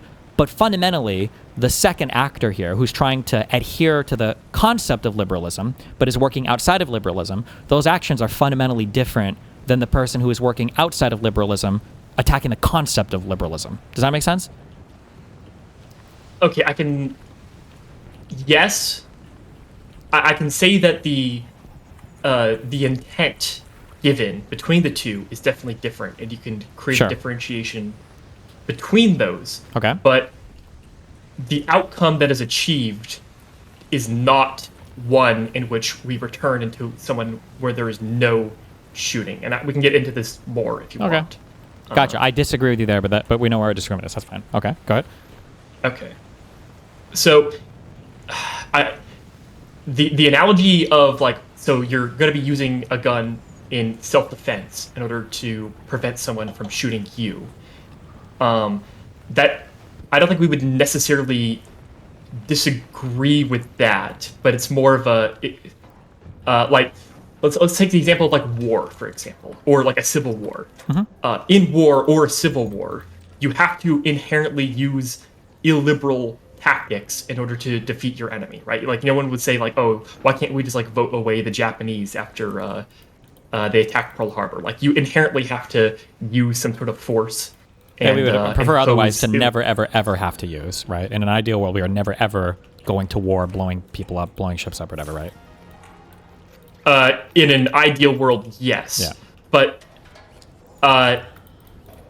the scenario that we're presented with, that being a Gavin Newsom win in 28, it's not so much as you're using your gun in self-defense. It's more like someone broke into your house, you tied him up, and now you're deciding whether you want to execute him or not, and then call that self-defense. That would be more of a proper analogy, in my opinion. So what if it's not tie them up and execute them? What if it's whip their ass? And the reason I say whip their ass is because we're not actually eliminating the entirety of all political opposition in the United States, but we would do some damage to it such that it would disincentivize all that future behavior. The reason I don't like using the kill analogy... Yeah, but I'm saying that instead of beating their ass, you just call the cops, and then you have the system handle it. Well, yeah, but I mean, that's... Unfortunately, we're begging... Like, if I felt like this was a thing that the system could handle, then, I mean, we would still be speaking within the system, right? Sure. But then if you feel like this is something that the system would handle, obviously we want to be operating in a society in which we don't take these actions into our own hands, and we have more of a system in order to do good. So in order to, if we feel like the system is inadequate or needs change, then our effort should be on fixing the system in the future. Otherwise, we have a society in which, in order to resolve our problems, we're just beating each other up. Yep, I agree. In order to create deterrences. Okay, can you put a pin on this here, and then I want to back up to another thing that I think is kind of important for us to resolve. Do you think that there's any system of... Wait, first of all, can I ask, what's your background? Are you like a college student or... I'm just a random college student. Okay. Gotcha. I'm a first year community college, going to go into political science. Okay, so. Gotcha, cool. Just curious. I'm a pilot, if that helps. Yeah, no. Edgy joke, sorry. So here's a question. Do you think that you can devise any system of rules or devise any system... Yeah, we'll just say that. Can you devise any system of rules that will be impervious to bad faith actors? People that are continually trying to break said system of rules. In the moment in which the bad faith actors are actively in power, no, I believe that is impossible, and I think you would agree with that. Yeah, but then my next question is going to be, can't we just run that... Well, sorry. Let me back up. Yeah. There is a stipulation to that. Go ahead. Like, we can create rules and systems to prevent bad faith actors from happening, but in an ideal world, we want our executive to be able to operate with some degree of freedom in order to execute the power or to protect America, ideally. Sure. Not necessarily getting to executive or anything like that. Just basic questions on rules, I guess. On is it possible to create a rule system that can survive bad faith actors? And when I say while they're currently in power, then no. Okay. So I would argue that even when they're not in power, I think that that's impossible. And when I say bad faith actor, what I'm referring to specifically is a person who is trying to circumvent the rules in a way that still accomplishes what the rules were trying to prevent. So an example of this might be in Monopoly. You land on a property and a person has 4 houses on the property, but when you look at the board, one of the houses is actually a little bit scooted off. Have you ever played Monopoly before? I've played Monopoly before. Yeah, sometimes when you're hopping pieces around the board, things get scooted around the board. And so you're oh, actually, I'm only going to pay the rent for 3 houses because one of those houses was kind of it was knocked off a little bit, right? And I mean, by the letter of the rules and the laws or whatever, I guess I would have to read the exact wording in the Monopoly rulebook, but it's not unfathomable to me that the wording could be such that you could get away with that. If it's 3 houses placed on a property, it's well, it's not placed on it, is it? Because it's a little bit off, right? I don't think that... my contention is, this actually might be fundamental and important this might be where our foundational disagreements are. I don't think you can create any system of rules that is impervious to people that aren't engaging in good faith with your rule set. I think you can. And I think this is the fundamental disagreement. Yes. You maintain that you can use some sort of force after the fact in order to create a deterrent to prevent bad faith actors from doing things in the future. Yep. And then also just real quick, where's the disconnect? Wait, real quick, just so I can also have ultra crystal clarity on that term. A bad faith actor is somebody, again, who's trying to achieve the outcome of breaking a rule without breaking a rule. Bad faith actors are not people who break the rules. So for instance, let's say somebody knew for some reason that two states didn't have like an extradition agreement or something with each other, and they got an AR-15 and they sniped and killed their neighbor from across state lines, knowing that for some really weird reason they'd never be held accountable for it, even though all of us agree that like murder is bad, we don't want people murdering, that would be a bad faith actor. Somebody just murdering somebody would not be a bad faith actor. That's just a bad person who's breaking the rules, okay? Just to understand my distinction there. When I say bad faith actor, I'm not talking about people who are breaking rules. I'm talking about people who are trying to effect the outcome of breaking a rule without breaking the rule. Does that make sense? Yes, I would agree with that. Okay, I wrote down a definition of like what it means to erode like an institution. So like usually an institution has like a mission statement. So if you like abuse an institution in a way that it wasn't like originally defined or created for, then that might be considered like eroding an institution, or like using powers that were usually not given to an institution. Or maybe even failing to use those powers when you're supposed to. Like that would be. Would you agree to this definition of like these being erosions of institutions? Or it could be, yeah. These could be some examples, yeah. Okay. So I agree on your definition on bad faith actors. I just don't see the connection between the use of force, which we agree on, creating a deterrence, and why that use of force cannot be codified in law. Is the limitation that the law applies, like the narrowness that prevents it from being effective, or what exactly makes because my issue is that in law the use of force ineffective? Because you're trying to codify something in law where you're trying to effect some outcome, but the thing that you're trying to codify into law is being used against people who already know what the law is, who are trying to circumvent those outcomes. So in the future, they're just going to find more ways to try to circumvent whatever law you pass. Yes, I would agree that they would do that, and that's how it's been for the history of law in like all of human history. I would disagree with that. That's the point of the Republic is we do not. That's a good thing about having a liberal democratic system is that it's not stagnant. It is able to change. Yeah, but I would disagree. I don't think that the new things, the law system, it's supposed to account for new things, like new laws that you might need to pass for new technologies or new environments, whatever. But I don't think it was there to try to patch itself against bad faith actors. No, it has, and we've done this before in history, and our republic didn't implode because we didn't punish people retroactively for them operating the system in bad faith. Are you familiar with the spoil system in U.S. history? No. Does that have to do with Game of Thrones spoils? No, I'm just kidding. Something to do with looting ships or battlefields or something? No, what is it? Okay, so in U.S. history, we had this thing called the spoil system. So basically, we've always been a two-party system. Whenever one party would come to power, they would basically fire everyone involved in the opposite party. And then whenever the reverse would come around, the opposite party would just fire everyone who was in the opposition party, and they'd hire all their friends. Basically, it was massive political corruption. And this ended in like the 1870s with the Civil Service Reform Acts, I guess. And basically, it gave more rights to people working within the government, so they couldn't be like arbitrarily fired just because they were associated with a previous administration. I would argue that this was people operating with our system in a bad faith manner, and we're able to reform the system for the future, and our republic didn't implode because there was no retroactive punishment. Can you give me an example of like how do you feel like that's acting in bad faith? That kind of just sounds normal to me. Like when a new administration comes in, you're swapping a fuck ton of civil service. It seems like it was.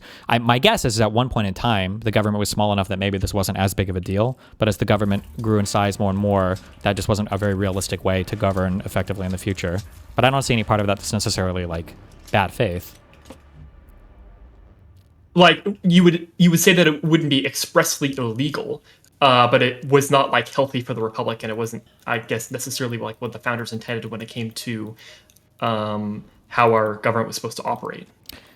I agree that it might not necessarily be considered healthy. Bad faith. I don't think it's healthy for the republic, but I think that's like an appropriate thing to legislate out of, because it's not like the people that were doing that were trying to functionally avoid. Remember the earlier definition I gave for bad faith actor, somebody who's trying to affect some outcome that was supposed to be avoided with some rule in place. And I feel like that was just a thing, maybe again, because the federal government was so small or had such limited roles in the very beginning of the country, that was just a rule that we didn't have, that nobody really agreed should even exist, because it was just not a thing. It just wasn't an issue. And then when it became an issue and they started to pass rules to make it so that wouldn't happen, then that no longer became an issue. But I don't see that as being similar to people that are trying in bad faith to circumvent. Like, what rule would you say those people were trying to circumvent other than just like general principles of governance that... I believe there were like earlier civil service reforms. Like this was a series of acts, and it ended with like this one massive legislation.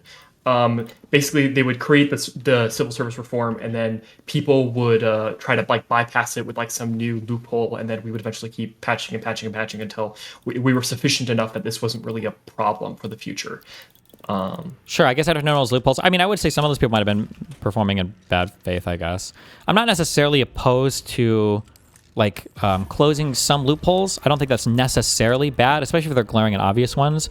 But I don't think that a system can survive if you're trying to reform your way out of or patch things against people that they really know the rules and they're really just trying to break them. Or not break them, but they're really trying to go against what the spirit of that rule was, in ways that are stupid. That's not a great way of explaining it. Are you familiar with all like the J6 stuff? Yes. Sorry, okay. Yeah, so like for the electors thing, right? Like their plan was they wanted to break the Electoral Count Act, and their claim was, well, we think Pence might have a constitutional thing here that he can, enact on because the vice president has the authority, blah blah blah. But also, they knew, and I think Eastman said to Rosen, that if that was before the Supreme Court, initially said they'd probably lose 2-7, and then maybe they'd probably lose 0-9. But also it wouldn't matter because Trump would already be president. Like, these are bad faith actors that aren't just like breaking norms or whatever. They're like intentionally, well, I guess here it's bad because I'm saying they're breaking a law actually. But I mean, they're thinking they're adhering to the Constitution. Yeah, this is literally breaking a law. I think you could create enforcement mechanisms. So I think... I have prescriptions that I want to get into in the future. Sure. I don't know if you want to get it into now. Yeah, but I think one of the things is the fact that... Well, I was going to say, we can get into them, but like this is pretty foundational because like I'm probably going to agree with most of the things that you're going to suggest, or maybe not. We'll see when we get there. I just don't think that they would be effective in deterring future people that are like intentionally trying to circumvent whatever the rules and laws are. But yeah, go ahead. Well, there's circumventing like the rules and laws, and there's acting in like a criminal manner. We can differentiate the two, right? Yeah. But I'm fine. The criminal stuff is fine. Fucking act like a criminal, because if you break a law and you're doing a crime, you're going to get fucked. We have a good system for dealing with people that are being criminals. Well, I would argue that that's one of the reasons why the Trump administration is able to act so corruptly, is because it's not sufficient enough and it needs reform. Okay. So basically, like the presidential immunity, when it came to official actions, that Supreme Court ruling, that needs to be narrowed way the fuck down. I think in order to create like a more healthy system, and then probably either eliminating or reforming like presidential pardons, where like Congress is like able to get rid of specific or maybe all presidential pardons with like a simple majority vote.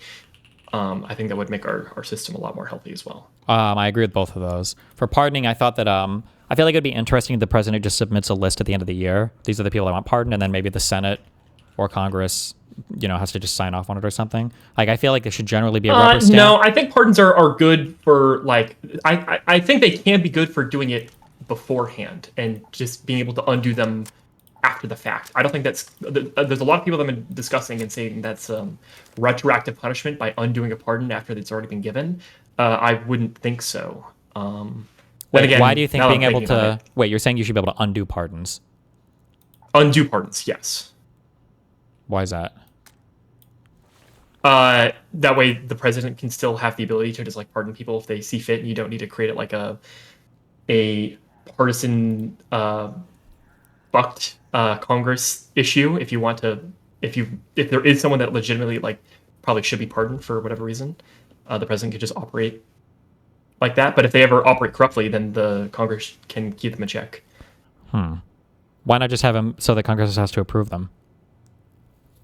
I mean, you could have it that way as well. It's just my personal opinion. Both of them sure. Same thing, that being that the pardon power is kept in check. Okay, sure. That's more of like a very minor thing. Sure. Some sort of congressional check on pardon power, I think, would be good. I think it's good, yeah. Okay.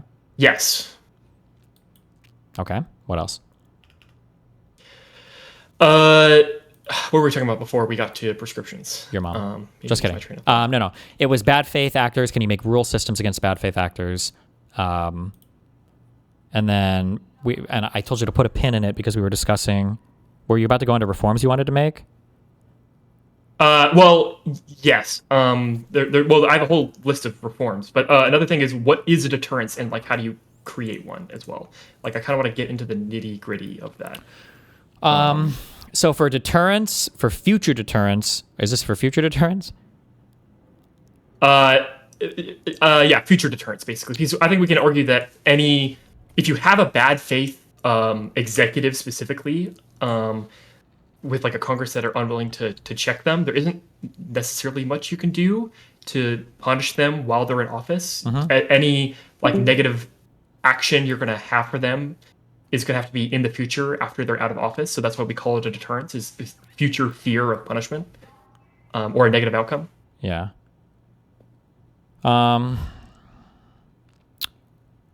For like, how would we hold these last people accountable? Or wait, I'm sorry. Wait, I'm sorry. When you say deterrence, you're only talking about going forward, right? You're not talking about the current people in office, right? Going forward, yes. Gotcha. I mean, I guess. Well, and I kind of want to get into that specifically as well. Of do you need to have precedent in order to create a proper deterrence? That's like a big thing. What do you mean by that? It's a lot of people I've been arguing with in your community that have been making. They basically say you cannot create any proper deterrence unless you have some sort of punishment created, like in the present, even if it's not like codified in law. That they just need to be punished first, and then you can create reforms, and then that's how you create the deterrence. There's like two things going on here, I think. If you're talking in general, you can deter things in a lot of different ways, but with specificity to this current moment. And then, hold on, I'm trying to think of how to phrase this. I think deterrence exists for good faith actors is who deterrence exists for. But I'm using good faith. I'm using a very weird definition here. I don't know if it's fair. Like, generally speaking, I don't know how, or we could tease it out. Like, I view criminals to be different than, I view criminals differently than I view bad faith actors. So, like, I would say deterrence works against criminals. So people that are just out there breaking laws, robbing, murdering, whatever. Those people can be deterred with laws and stuff because when they get caught, that's part of, that's part of the game. That's part of what happens. But for bad faith actors, I don't think you can deter them with reform. They have to feel like there's something outside of that that can get them. Otherwise, I feel like those people are undeterrable. So I say that because you said you're arguing with people who are saying, well, you can't deter anybody without doing anything retroactively. But I think more so what's happening is you're trying to set up deterrence for people that are trying to circumvent the rules. However, you just can't do that. But that goes back to, that's why I said we kind of had to go to that other conversation about, like, do we have a fundamental disagreement here? Because I don't think you can deter bad faith actors using reforms. Maybe you can patch it up a little bit, but they're always going to find some wacky loophole or wacky way around it. Yeah. I think you can create a deterrence with reforms, and even if they're operating in the bad faith actor, I think there's legislation you can create in order to prevent people from operating like this in the future. But yeah, if you want to go back, we can talk about what legislation could be created, or I guess if you can definitionally create a deterrence through reforms. Want to go back to the pen? Want to go back to the, what did you say? Pen? The pen. Oh, the pen. Yeah, Sorry. sure. Go for it. Yeah, go. Okay. Do you have any historical examples that you know of that is feeding into your opinion, or are you kind of like vibing this out when it comes to there can be no reforms created to prevent a bad faith actor from operating? I think I'm vibing it a little bit, but I think I'm looking at stuff like, unironically, like Nuremberg or whatever. To where... What do you... people keep talking about Nuremberg, and I feel like people don't understand what Nuremberg was. Probably like, not. What do you mean when you refer to Nuremberg? That's very touch and go, so maybe I just don't understand. But my understanding for Nuremberg was that these were historically held trials for the events that had gone on in Nazi Germany, and then people were held to be responsible, such that there were executions and stuff for the activities that they engaged in during kind of like the reign of the Nazi regime, I guess, for things that weren't like because the Geneva Conventions, everything came after World War II. So I don't know if these were considered. I don't even know. No, the Geneva Convention was something before. Was it right before? Was this World War One? This is, I think it's before World War One was the Geneva Convention. I'm pretty sure. I think it was Crimean War, if I remember correctly. This was Geneva Convention was 49. Was it 49? Yes. Oh, I thought it was before, but maybe I'm thinking of a different Geneva Convention. Or I'm sorry, maybe I should be more clear that when you talk about Geneva Convention, there are multiple Geneva Conventions, but I think like the big ones that we rely on today as cornerstones of international law, there are 4 Geneva Conventions. Oh, or like 49. Yeah, there were 49. Yeah, there might have been some prior to that. I just don't know. But I guess I don't know 100% what the authority of the Nuremberg trials rested on. I guess I would have to check. So the authority, this is a discussion during the Nuremberg trials, this is what the Nazis try to bring up, was basically, is this justice or is this basically the power of like the victors being imposed on the losers? And I feel like a lot of people like to classify it as that, which is like the Nazi framing, is that ultimately what created what was right and what was wrong was this is just a show trial. No matter what, these people were going to be found guilty and executed. But a lot of things that people tend to forget is that the Nuremberg trials involved, like, there were set criteria that they were indicted for, and these people weren't just like executed after their crimes were shown. People were found guilty and acquitted. Some people were like 10 years in prison. Some people were completely given away. And of course, yeah, some people were executed. There's the mindset, I feel like a mindset that you have is that these people need to be punished no matter what. Like, if there's law to support it, that's good, but if there's no law, you just still do it anyway. But then I don't think you can necessarily appeal to Nuremberg because that's not what Nuremberg did. I don't think prior to Nuremberg, was there any example ever of other countries like holding individual actors accountable or responsible in any kind of legal manner for how that country treated its own This citizens? was another discussion about this, is the legality of the Nuremberg trials. Arguably, for them being indicted for genocide, and actually, I think, not genocide, sorry, being indicted for crimes against humanity, that was like not a thing really based in international law that you could indict someone for. But it was what?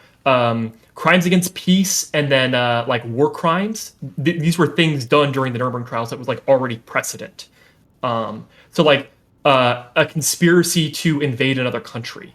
You could argue like, well, you have a peace treaty between the two countries, so if you're conspiring to break that treaty, then you could be like held accountable for that. Does that make sense? I understand what you're saying, but when you say you held accountable for that, wasn't that generally the state? I don't think it was generally applied to as applied to individuals. Well, the Nuremberg trials was specifically putting each head of like the Nazi Reich on trial. Yeah, so it was like, but like individuals. The guy that was in but charge I think of the banks, prior the guy to that was in charge of like I don't think there was any yeah. precedent for going after individuals in a country, especially especially about treatment of people within their country and then holding them accountable for crimes like other countries doing that. My understanding is that was unprecedented, but it was unprecedented in the fact that it succeeded. We tried doing it after World War One, and failed, mainly because we didn't really occupy the country afterward. But like the law that was used as the basis to prosecute them was not fully unprecedented. If you ignore the indictments of crimes against humanity, that was unprecedented, and that was made up just for that trial with like the London Charter and all that. Sure. Like I'm seeing here, I'm just reading real quick. It looks like apparently there were people that shortly before the German surrender, however, the Freedom Council worked with a clandestine committee of lawyers to elaborate a proposal for a War Crimes Act that included the death penalty. The Prime Minister appointed another committee consisting of civil servants and judges. These two proposals were merged into a subsequent bill. A major point of difference was whether the law would be retroactive to only the 29th of August, 1949, when the Danish government resigned, or all the way back to April 9th, 1940. So, like, I'm pretty sure this is like a kind of a violation of everything. Like, you don't usually have retroactive laws. For part of it, yeah, I do agree that part of it was retroactive. Which is not a thing that but that's like illegal, right? Well, depends what you define as illegal. Yeah, I mean, yeah, you would generally consider it illegal and illiberal too. Yeah.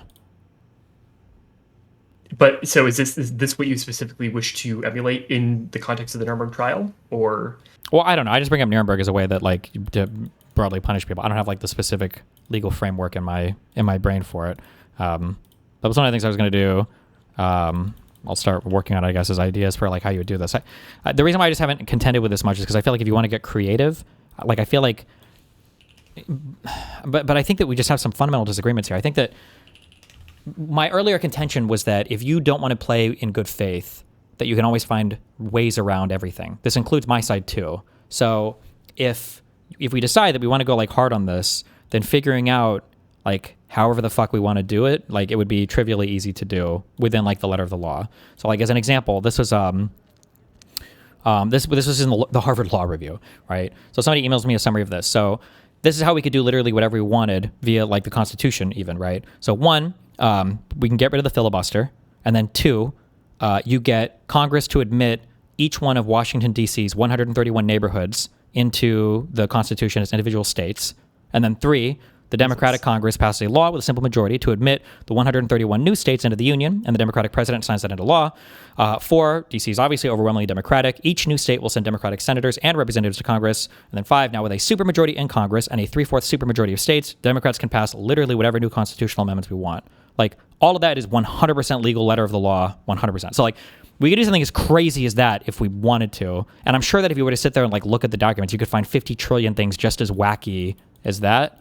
That's what I mean when I say, like, if you don't want to play in with quote-unquote good faith, like, you could do whatever you want, really.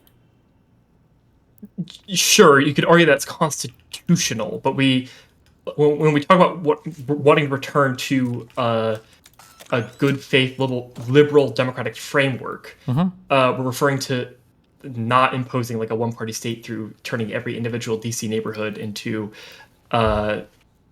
yeah, that's fine. But the thing that you're talking about, state, yeah, the thing that you're talking like, about, we can acknowledge that would like destroy a republic, and maybe that's what we're trying to avoid. It could, but the thing that you're talking about would be playing within the rules. It could. It would probably, definitely. Well, sure, but I'm saying that that's following all the rules. Yeah, but you could arguably follow the rules, but it still being like unhealthy for the republic in general. I agree with you 100%. Okay, keep going. Okay. I don't even think you necessarily disagree with that. I wasn't saying that as an own. I'm just saying that like that's part of the thing that I try to stress is that like you can have people that are following the rules and everything, but you can still get to really, really, really bad places if people are not playing within. You're required to have a partner playing in good faith is what I mean. Like they have to be playing in good faith, otherwise no rule system. You can't reform your way out of crazy shit. It would just never be possible. Sure, yeah. But okay, if you're willing to contend with that, then you also have to acknowledge the fact that having it so that both the Democratic Party and the Republican Party operating in quote-unquote bad faith at the same time will probably do a lot of harm then. Maybe, right? But it might be more harm. Wait, why do you say maybe? Well, because it might be that if one side thinks they can act in bad faith and the other side thinks that they will never act in bad faith, then the harm that would result from that is more than if both sides think the other side can operate in bad faith, because it would check their bad faith tendencies because they know that they're going to pay a massive price if they engage in some tomfoolery. Okay, sure, but we can... If I were to say that if both were operating in bad faith, that would probably spiral towards the destruction of our nation, would you agree with that? Would you contend with that? If that were to continue back and forth, yes, but I don't believe that would be the outcome. I think that the other side would check itself because they wouldn't want the entire because they wouldn't want the entire country and themselves to be destroyed. But if they feel like they'll get destroyed anyway because the other side is operating in bad faith, and but they won't get destroyed because the other side's operating in bad faith. Only operate in order to gain power is for themselves to operate in bad faith. Then what incentive? So, I think MAGA is.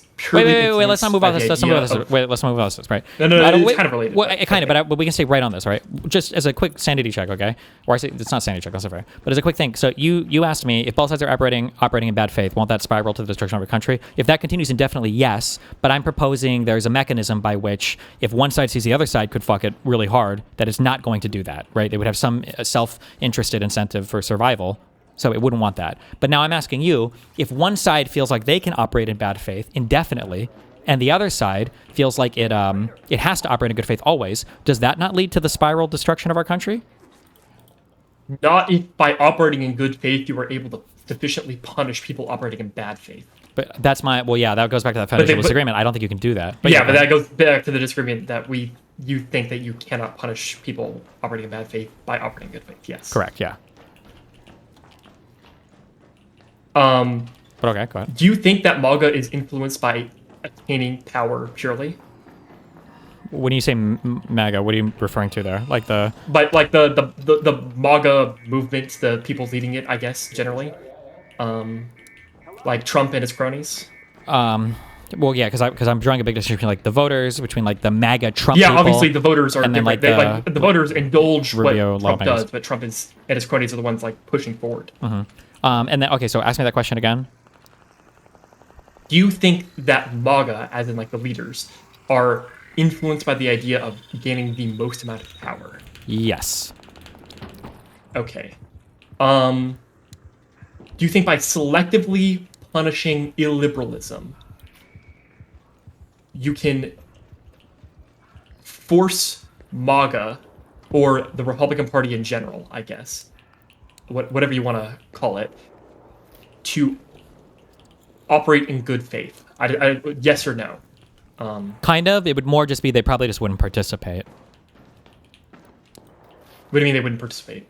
I think that if Donald Trump thought there were severe punishments for him, his family, his dynasty, for the behavior that he was acting in now, he just wouldn't act in that behavior. And maybe he just wouldn't even have interest in even being president. I don't know initially what he thought he was going to do as president. He probably would have ran the first time anyway because he's retarded. But in general, I think it would curb a lot of his behavior. But I think right now he's acting the way he is. It's because he feels like there's going to be zero consequences for every single thing he says and does. Okay, sure. Do you think... So, you're familiar with the carrot and the stick, right? Yeah, like you push and pull, like you incentivize some behavior by rewarding and you disincentivize other behavior by punishing. Yeah, so there's been a lot of discussion about using the stick, basically, in order to create an incentive structure for the Republican Party to operate within a good faith manner again. The problem is that the operating in the good faith manner is getting them to stop using the stick themselves, if that makes any sense. I feel like you also need to provide a carrot. By providing a carrot, I don't necessarily mean like you bribe them, but more you demonstrate that operating within a liberal democratic framework is the most effective way to achieve political power.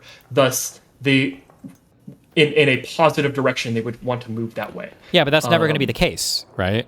Like, rules are literally there to constrain you, because generally speaking, if you break one, you'll gain some unfair advantage. It's probably true of almost every game ever. Like, let's say a guy bought a second Monopoly board and brought all the extra money with him and was cheating in a game. Like, how can you incentivize the guy not to use fake Monopoly money? Well, I mean, you can. It's obviously that's a huge advantage. This is why you need like punishments and stuff, because cheating is always going to be good to do. Cheating is literally punishments, but then there's also like the incentive structure of obviously no one's going to be having fun if we're divulging ourselves into whoever has the most power is the one that's going to be achieving the most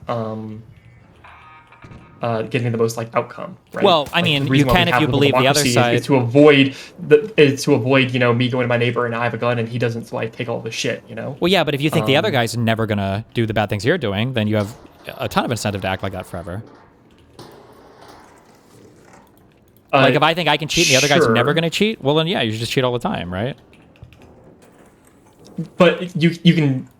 That's why you use the carrot and the stick. Like you use the carrot as an incentive for operating within liberal democracy, and then you use the stick to punish them when they don't. Sure, but whatever carrot you offer in a legal rule system is always going to be worse than the carrots offered by cheating, definitionally speaking. To prevent somebody from cheating. But the carrot that you're offering, the carrot that you're offering is to operate outside of the rules. Like you're reinforcing that. You understand that, right? No, I don't. I think in a short term it might look like that, but I think right now you're using the. I would argue that your system is what incentivizes the operating outside of the rules, because you know that you'll never really be held accountable for it. That's my whole argument. No, but my argument is that by reinforcing the use of illiberal tactics, that is by reinforcing the usage of illiberal tactics, you're encouraging the other side to keep doing that because you're just demonstrating that you're demonstrating that that is the best way to achieve your outcome. To punish illiberal tactics, not that we should use illiberal tactics always, but that the other side will. But you're not punishing all liberal tactics. I would agree with you if you punished all illiberal tactics using liberalism, then that would be like a disincentivizer. But you're only selectively punishing it. You're rewarding yourself through illiberalism. I guess, okay, sorry. I'm trying not to jump around too many analogies, I guess. But like here, I guess this will be my last one, okay? I'm curious, okay? So you have a UFC fight. You're supposed to be fighting with hands. And you find out next time that the guy is going to bring a machete. And you feel like there's probably no way that you can win just like trying to punch through his machete, right? But let's say you tell that guy, well, fine, if you bring a machete, I'm going to bring a gun. Do you think that the guy shows up with his own gun? Or do you think the guy shows up and he's like, okay, fuck it, we'll just use our hands? Well, if he was going to show up with a machete to begin with, and if the goal is for them to, like, I guess, kill your opponent, then by showing up with a gun, I don't see why they wouldn't show up with, like, let's say you show up with a pistol, I don't see why they wouldn't show up with, like, an AR. Because you're just continue escalation with no off-ramp. Okay, but why would they not just say, like, or why wouldn't there be an incentive for them to just say, like, okay, fine, like, I'm just going to show up with my hands, and we just fight like we were supposed to? Rather than trying to bring an even bigger gun where, like, the risk as soon as we introduce guns is people are going to obviously start dying. Well, to follow the analogy, you would, I guess you would give the ref a gun, I guess. And well, no, we don't have a ref. We don't have refs, obviously, because we unfortunately... So that people start the system using their fists again. But, well, if we had a ref to appeal to, then we wouldn't have an issue here, right? Because we are the ref in this as well. But I guess, like, because in your world, I'm trying to understand, like, they're going to bring their machete, but you're saying, like, we should create such a cool way of, like, fist fighting that that nobody wants to bring a machete anymore. It's not really a cool way. You have to create an understanding that, like, if the goal is to win, like, you have to bring them to an understanding that if they don't want to die themselves, it's ideal for both people to operating with fists instead of both people operating with guns. Yeah. I guess. Wait, yeah, I agree. But I feel like the only way that you would not That's bring the the positive machete... incentive structure that you need to be encouraging, though, but you aren't doing that. Yeah, but how do you get them to not bring a machete unless they think you're going to bring something bigger next time? Like, how do you incentivize them to fight with their fists? How do we do this? Well, you say that there's no reps to appeal to. No, we can't have refs to appeal to, because if we just had a ruler to appeal to, then this would be very easy, right? But obviously we don't have refs to appeal to, because these are the people who are making the rules. Well, yeah, that kind of makes the analogy wrong, I guess. No, it makes it one-to-one. There are no refs we can appeal to. We are the government. There's no inability to create a ref, I guess, in real life. So that's kind of where the analogy kind of falls apart. Wait. No. Adding a ref destroys the analogy. We don't have refs right now because we're making the rules and enforcing the rules as well. That's what the government does. There are no refs in real life, right? It's just us doing the rules, right? No, I guess. Like, there are rules. Who's the ref between the Democrats and the Republicans? If the Democrats and the Republicans all show up to fight each other, who's the referee that they can appeal to? Well, the referee would be the law and the judiciary, assumingly. But it's all ran by either the Republicans or the Democrats. Well, if it's not codified, then yeah, and that's the world view that you're operating in, is that nothing is codified. If there is something like codified, then you can appeal to it. Well, no, let's say we can have it codified. Okay, it's in the rule book that you're supposed to fight with your fists and not bring any weapons. But, like, if they bring weapons... Well, then you can make it so that in the rule book, you're allowed to bring an AR-15 with you if they bring a gun. Okay, I feel like we're back at this. Either yes, I'm really bad. I'm either really bad at communicating this, or resolve this. Yes. Something is happening where I think that I feel like for some reason a bunch of people that are on the other side of this argument from me, and I'm not saying I'm necessarily 100% correct, but I know I am correct on this, in that you guys seem to think that the other side is either not really violating the rules that much, or you can seduce them into playing by the rules by... I actually don't know what the proposed mechanic even is. Why would anybody ever want to perform in good faith when there's so much more reward for performing in bad faith? Definitionally, like, nobody cheats. Like, imagine somebody comes to my house to play Arc Raiders. I'm like, bro, why do you have like Parkinson's on your character? It's like, oh, I downloaded a sick hack that simulates Michael J. Fox. Like, why the fuck would you cheat that way? You're making the game harder for yourself, right? Everybody cheats and violates norms and rules because they think it gives them some advantage, and it usually does. That's why we have rules here to constrain behavior. So I don't know how you could possibly incentivize somebody away from bad faith acting, other than the fear that, well, fuck, the other guy might like act in bad faith too, and now we're actually going to race to the bottom. We're completely fucked. But if the other side, if you know they're always going to be constrained by the rule book, no matter what, then you have so much flexibility to do crazy shit if you want to act in bad faith. I don't know how you resolve this by just saying, what is the incentive structure to get the other side not to perform in bad faith? I don't understand. Well, the incentive structure, which is what we talked about before, is you create deterrence through the law, I guess. So what could have deterred... Okay, I guess maybe we can just try to go to the particular, I guess, suggestions, or... Because I don't feel like you can ever deter that type of behavior. But I guess it's fundamental, I guess. Yeah, I just feel like that behavior is never... Well, like, as I said, one of the major things that I feel like encourages the bad behavior that we're currently seeing in office is the fact that there's so much presidential immunity, and we already kind of talked about this before, is that even if there are... Because on top of the fact that they're operating in bad faith when it comes to the Constitution, they're also just breaking laws, like corruption laws, and arguably, like, the crypto stuff is probably breaking some sort of commodity law. Would you agree, disagree on that? I actually don't know, because I know they've like changed a lot of the Qatari jet is that really probably breaking some sort of like corruption law. Is it? Bribery? I would assume so, yeah. Okay. I don't know, actually. My guess, when it comes to stuff like this, there's probably like huge latitude in terms of like what the president acting as the president can accept or not. My guess is my guess is very little of the behavior of the current administration is probably definitionally illegal. That'd be my guess.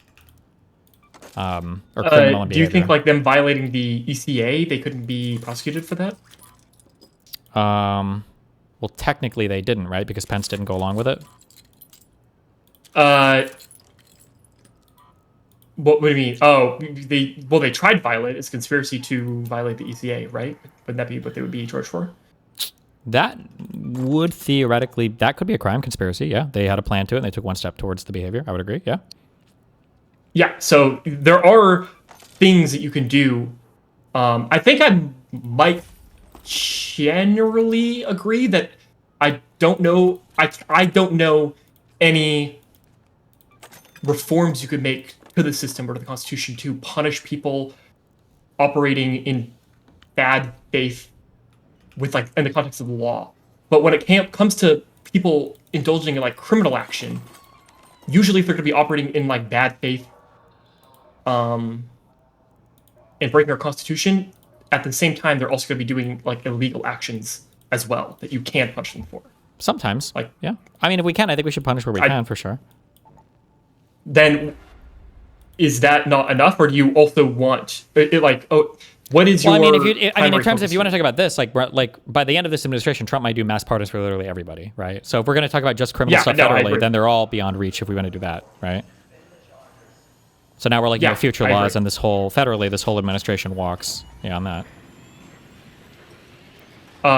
And that's where we get into like the reforms. Like I think you could introduce an amendment to just undo all the Trump pardons for his all of his shit. Would that not count as like a... Or go on. I was gonna say, and I know Pisco has. I talked to him briefly about this. I don't agree with it, but it's probably technically legal that you could declare Trump mentally incompetent for like his entire administration and. Probably, yeah. I would argue that's a bad faith usage of the law, but I would be. I agree, it is a bad faith usage, but I think it is something you could do. Yeah, they tried to do that with Biden, right? That was what the whole auto pen thing was. Yeah, they did, and they failed to. And I kind of want to get into that as well, specifically like advocating for certain, like the usage of your rhetoric. Let's see, we still have an hour left, right, till that other person comes in. Yeah, we're good. Okay, prescriptions. Where was it in my notes? I think you should be able to create federal corruption laws that are not pardonable. I think that would be something good for reforming the system. So basically, let's say Donald Trump and I don't know, Pam Bondi decide to steal Kentucky's election result data. Arguably, that is illegal, would you say? What's happening right now with the election data? No. Or are you proposing a new thing where they just like walk in themselves and steal it? Yeah, they just walk in, steal it, no warrant, no nothing. They just go in. Oh, yeah, that would, I imagine that'd be illegal, yeah. Like just them operating in an illegal manner in regards to like corruption or like stealing, or by corruption I mean like accepting bribes, cooperating with like foreign states against like... Yeah, we'll just say like a clearly, obviously illegal thing, yeah. Yeah, clearly. I think that there's certain corruption laws you could create that are not pardonable, specifically in regards to people operating within Congress and within like the presidency, and you could just prosecute them after the fact. I think that would be a good deterrence that you could create to prevent that bad faith behavior in the future. And then another thing which I think would prevent Trump term 2, what is that Supreme Court decision? You should be familiar with this. The one in which they said that they couldn't remove Trump off the ballot even though he committed insurrection because it's Congress is the only one able to do it. It's like Trump v. not Richardson, or I don't fucking know. But yeah, I'm familiar. It was Colorado. It was a big game. I think that was the immunity case, this right? is something you could do without even introducing an amendment. This is just appealing to the 14th Amendment. I think Congress should have the ability with a majority vote to divulge that power to the judiciary and just let them prosecute people who commit insurrection and prevent them from holding office in the future. And probably also alongside jail time as well. Would you disagree with that? Or do you think that's like not legally Do you think it's kind possible? of weird to make laws that would be, that would have to be enforced by the executive? If it's an executive who's thinking about breaking these laws in order to win an election, therefore avoiding all enforcement? Yes, but I think we agreed at the very beginning of this conversation that there is no way to be able to punish an executive while they're currently like in office. Anything that will have to happen will probably have to be after the fact that they've like left office, or they're like after impeachments, I guess. Like because we want our executives to be able to operate within a good faith manner. Good faith is the operative phrase there, yeah. And like if you know, we don't want a president to fear being able to protect individual citizens of the United States for like ever invaded or something like that, right? I understand what you're saying there. This is the Roberts argument for criminal immunity, but I think we do want a president who's afraid of being a criminal. I think that would be good, right? Well, yes, that's what I said before about, excuse me, narrowing what it means to do official presidential actions and the immunity involved with that. I don't think like, I think all that. I don't know how you do it legally. Like that whole ruling should just be tossed. They took the presidential like immunity decision and they applied it to documents related to January 6th. I believe that there should be a way to narrow that, to allow those documents to be like usable against the president of the United States. Okay, you would have to overrule like a Supreme Court decision basically in order to do that. Well, that would require an amendment probably, or if you wanted to, you could just pack the Supreme Court, I guess. But you want to do that anyway, so kind of, not necessarily, but kind of, sort of, yeah. Okay. And then yeah, if you just force the president to divest themselves, and if they don't, then I don't know, make that grounds for like a simple majority impeachment, I guess. I'm not sure about that. I've thought about that, but I don't even know if it applies in American politics anymore, since these people always have access to so much wealth anyway. Because I guess like the idea is like, what if a brave farmer wants to run for president, and now in order to be president, he has to give up his whole family's peanut farm or some bullshit in order to be president? Like maybe that would be shitty. Well, you don't give it up. You just divest. Actually, just means that does that mean somebody else runs it for you, or does that mean that you have no? I believe so. Yeah, like you could probably create some sort of federal agency that would be in charge of like running it. Sure, or maybe not federal, but yeah, just some sort of agency that the president doesn't have direct control over. Yeah, sure, maybe. Yeah. And then this is sort of a thing. I don't know how it would necessarily be applied. This is sort of me spitballing it when I was trying to do prep for this conversation yesterday. It's a dereliction of duty amendment. So basically, I was wondering if there was a way to,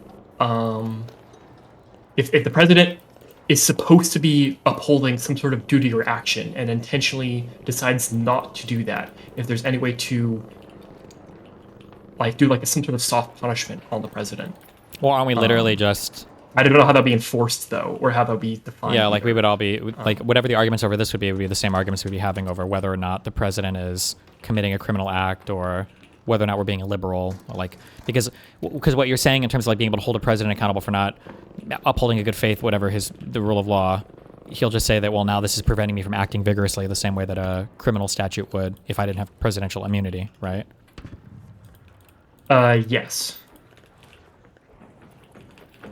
Yeah, that's more of a spitball, not really an official prescription that I would recommend. Sure. Do you think any of these prescriptions at all would be like useful as like a future deterrent for a president operating at least in bad faith with the current laws that exist? No, but I think they're good laws though. Like I think these I don't know if there's anything I necessarily disagree with. I just don't think that if somebody really wants to get around the rules, I'm not sure that any of these would prevent somebody from doing that. Well, in the moment, no, but because all of this is meant to be done in the future. Well, in the future, I think they would just try to find ways around these particular laws or these particular things that you're stating, and then it would just be a new set of things that we would try to reform against. Sure, but that's just like how democracy works in general, right? And how governments worked in like all of history. Like, I disagree. Trying to create better laws and a better structure, I think, is different than constantly trying to make rules for people that are constantly trying to break the rules. Why is there differentiation there? Because I think one party is acting in good faith with adherence to the rule structure, and they're trying to maximize the advantage they have, and the other side is constantly trying to break the rule set. And the types of rules that you would make for these things, like, I think one is a fun... But that's how it's always been in like all of human history. You understand that, right? I disagree. I think the vast majority of law is created with the understanding that people are generally going to follow the law, and people are generally going to like try to stay within the bounds of the system as it exists, right? And then if there are loopholes, we patch What I mean is there will always be actors that will always be attempting to try to break the system, and we recognize that, and as we move forward in the future, we will continue. It's like the constant battle of trying to create a more perfect system.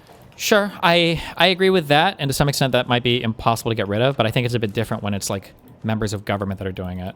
So like for criminal stuff, we can speak so much to state of mind and everything for criminal actions. Like if I drop a knife off a building, it's not enough for me to tell the judge, well, I didn't stab him, I dropped it, ha ha ha, because the judge is going to like, you fucking obviously are trying to kill somebody, this isn't okay. When you're talking about the people that are making the rules and playing within the rule book while they're making the rules, like, I guess holding an executive accountable is so much different. The person who's supposed to be enforcing the law is so much different than just like a citizen, I guess. Like the people at the top are, yeah, the enforcer. It's really the executive, right? This is why we used to have that term. We don't use it anymore, but the constitutional crisis thing used to come up so much. What do we do when the executive is acting in bad faith? Like it's said to be a crisis because there's really nothing you can do. You can try to make rules in the future, but like who's to keep any future guy from just acting in bad faith again? But that's the same argument that can be applied against you. Is the use of force in the future is never going to be a perfect disincentivizer from operating in bad faith. I think it heavily disincentivize it, but I'm okay with that. If somebody's like, well, if you guys were to do this, then we would, do this. I'm like, oh, okay, cool. Then then none of us will do this. That's fine. I'm totally okay with that. It's that the system that you're proposing has no off-ramp besides an assumption that these people are going to learn their lesson. And I think that's a good assumption, though. I argue that your system has no off-ramp. I think we've been on the ramp to death for the past like 30 years, and I don't see an off-ramp by playing nice again. Like Biden was the nicest president you could possibly get after Trump, who's like the most disgusting person you could possibly get, and it seems like that did literally nothing. And now we've accelerated. I don't know what president you could have gotten that was nicer than Biden. That would be arguing with the lack of using. Like we agree that using a stick is necessary in order to prevent bad faith actors from operating. Yeah, so but what was the stick? We had 34 felony. Too nice was. We had felony charges and convictions in New York State. we had a special prosecutor, we had a special counsel, Jack Smith. He got strung up by Eileen Cannon in Florida, and then we just didn't have enough time, I guess, because of the Supreme Court kicking stuff down the road for the J6 stuff. I mean, like, what else? I mean, like we can recognize that was the system working as intended. It just wasn't fast enough. Sure, but then that's the system. Like, what, are you going to speed up criminal prosecutions? Are you going to speed up investigations so they're more sloppy? Are you going to overrule federal judges? Are you going to... Did the Supreme Court basically say that definitively there could be no criminal prosecution until the J6 committee was, like, done? No, but I think the presidential immunity decision, that criminal immunity thing, that kicked back the Jack Smith indictment, right? That kicked back the, what was the process here? This was Trump v. Anderson. Why was it Anderson? Wait, that was just for the Colorado thing? No, this was Trump v. United States, I think. Sorry. Yes. So the Supreme Court kicked back the indictment that was this was the end of 2023, and they kicked back that indictment, so now they had to redo it and then get a new indictment because of the whole criminal immunity shit. Theoretically, this is going to change the entire way that Jack Smith would have to restructure the entire case, maybe. So, I mean, you're kind of fucked, right? Like, yeah. What was the timeline for how many months or years did it kick it back for the indictments? Well, it doesn't really matter because you're getting into a scenario where I don't know if, well, like if you're in 2024, you've got the election spinning up, the election season is upon us. I don't even know what the policies and procedures in the DOJ are allowed to be for pursuing charges against a guy running for office, and like just the whole clusterfuck scenario of all of that. You're just kind of fucked at that point, because I think generally policy for our executive agencies is you don't want to be doing things to mess with an upcoming election, even though Comey fucked all that up.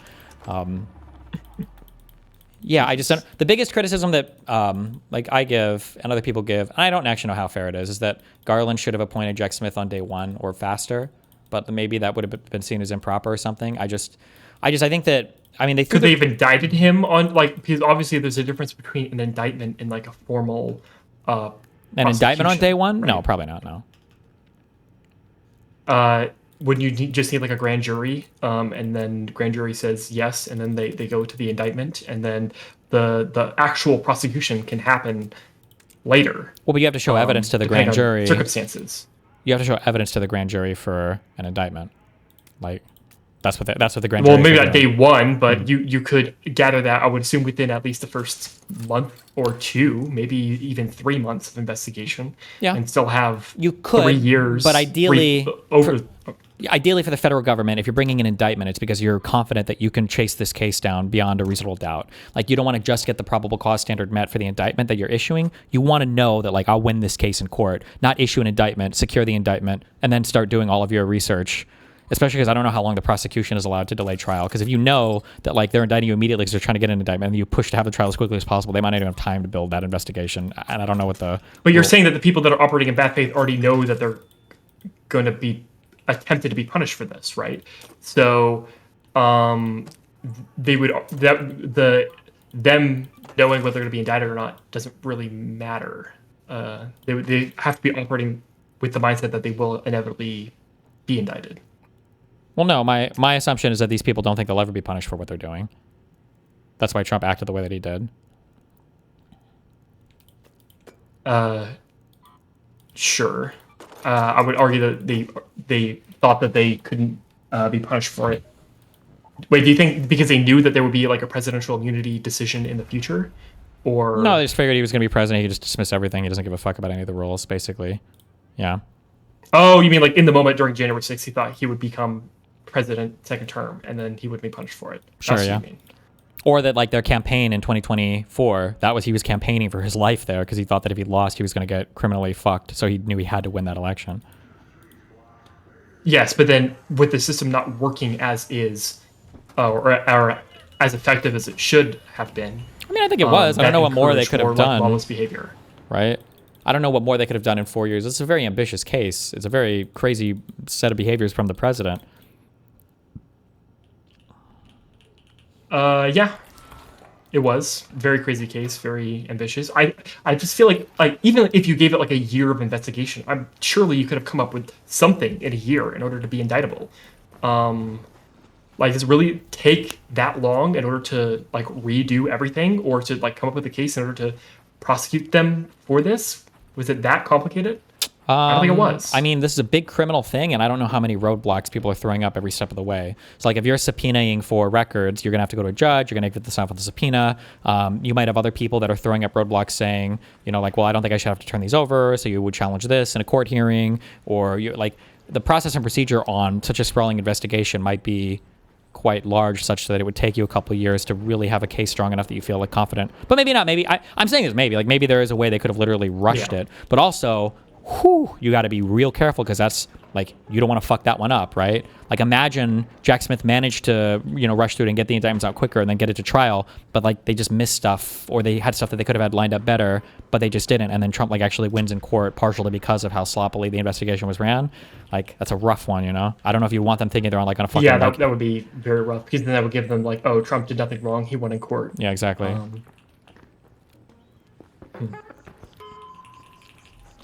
That is something to think about. I guess I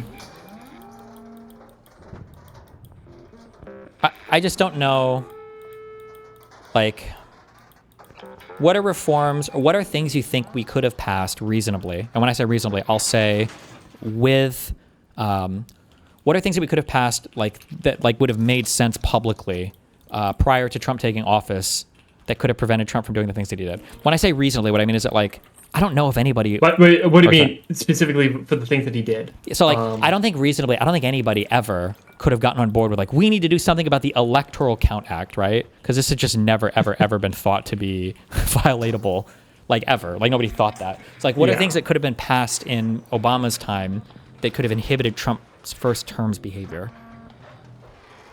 I think you could have had a bipartisan effort to... I guess define what it means for criminal immunity for like the president of the United States, because you could argue that you could sell it to both parties. You say, oh, we don't want to have another Bush come in and do an illegal war, and we want to be able to like prosecute them for whatever reason. This is rhetorical appeal, obviously not necessarily legal. Yeah, but I sound. I don't know if there would have been. And you could also do the same thing with like the Republicans, because you know they fucking hated Obama. Yeah, but I don't know if there would have been drone strike Obama. I don't think there would have been an appetite among this for either the lawmakers or the population. And I don't want to retreat to just maybe saying... not at the time. Yeah. I don't want to retreat just to saying that, like, well, in time, obviously, sure, but, like, you can make that argument for everything. But what I'm saying is that, like, that's almost a necessary condition because the kinds of changes that you want to make to prevent the abuses in the future are almost always going to be retroactively in response to the things that have happened, right? So, like, when I try to think of reforms that I would make to prevent the next Trump from doing the Trump things that he's already done, I'm thinking of all the things he's already done, but then by the time I make those reforms, it's too late. And to try to prevent future abuses, I would have to be able to convince the population that this is a thing that is abusable, so we need to do something about it, even if it hasn't been abused yet. So that's why I bring up the ECA example. Like, nobody in the public and no lawmaker is going to be like, oh shit, you're right, the ECA is abusable. We need to find a way to patch this, you know? Well, I guess you can't, I guess. Well, I mean, I guess you can look at the rhetoric and see where they're trying to go and try to maybe reinforce it beforehand. Like, Donald Trump was already... espouting election conspiracy theories beforehand, and maybe you could say that there was some sort of foresight. Well, not before individual politicians could have the made. whole ECA plan that came up that was like a Chesbro invention. Like, nobody was talking about that type of shit beforehand, before Trump did it. Well, yeah, but you're right that there is no way to be an oracle and look at the future and be able to create like the perfect reform that will prevent it from happening. Everything that we do is, well, that's my point. In a sense, in response to what someone else does. Well, sure, wait. I guess that's my whole argument, though. I thought we disagreed on that point. Because my argument before was there's no set of reforms you could make. The contention is whether that will destroy the republic if we operate like that. Which I would disagree. Do you think that we could survive like another Trump-tier president who's trying to be as bad faith as Trump is? If we institute the right reforms afterwards, yes. Like, I would argue that Trump has already done Like, if we do nothing, I would agree with you that if we do nothing and just like let it keep happening, then of course that'll destroy our republic. Well, but it's not more like of a matter of do you it's not like we regain everything once we patch it, right? So like the damage that Trump has done to trade, the deposing of Maduro, the regime change that's now happening in Iran, our relationships with everybody else around the world, diplomatically and economically, like these are things like ongoing wars that we've either supported or not supported. Like these are all damages that we can never reform away out of the damages. We might be able to change some particular behavior. But your system wouldn't reform that either. That's just like a matter of fact. You're just stating a description and with no solution. I think my system, I think that if Trump thought that if he was on some fuck shit, or if all the Republicans in Congress thought they were on some fuck shit, that Republicans would be more willing to impeach him because they'd say, well, fuck, I don't want to be held as an insurrectionist and then not allowed to ever run for office again or criminalized for this behavior. I think there would be more checks than right now where I feel like, largely speaking, every Republican lawmaker and Donald Trump and most people's administration, their feelings right now is there's just going to be no repercussions for what they've done, regardless of the rules on the rule book right now.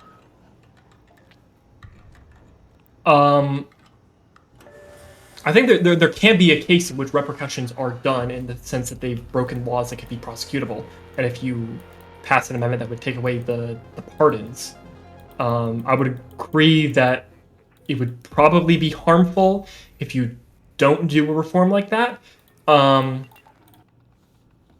even if you don't punish them, like when we talk about creating a deterrence for the future, our goal is to like create fear that they will never operate outside of the norms and of like operating in bad faith again. Well, but you can't make bad faith illegal, right? That's the issue. No, you can't make bad faith illegal. We can only just respond to what they've done previously and make that illegal. And then as long as you signal that you're willing to prosecute that in the future, then that should be fine for addressing those things. I mean, I understand, I guess. I understand your point. I guess I just disagree with that. I just don't know. Like, if everybody gets out right now scot-free, which it sounds like in your world, especially if Trump does the federal pardon, that's just all but guaranteed, right? I'm not saying it's ideal, but I'm saying it can happen and won't destroy everything. Yeah. Yeah, I don't know why the next time they're in power, they wouldn't be looking to similarly wild the fuck out, knowing that as long as they're not breaking any current laws. Well, how about they get out of it in the future? If you take away the pardon and you take away like presidential immunity except for very broad like official actions or very narrow official actions. Sorry. Yeah, I mean the goal would just be to find other ways. That's like a major thing that's giving them comfort right now for being able to operate lawlessly. Sure. I mean, one we're assuming that we can get rid of the pardon, but I'll grant that. Let's say that we can. But I mean, they would just find other ways to, in bad faith, conduct themselves such that they can break and like bend the rules, I guess, to their whim to get some kind of political power.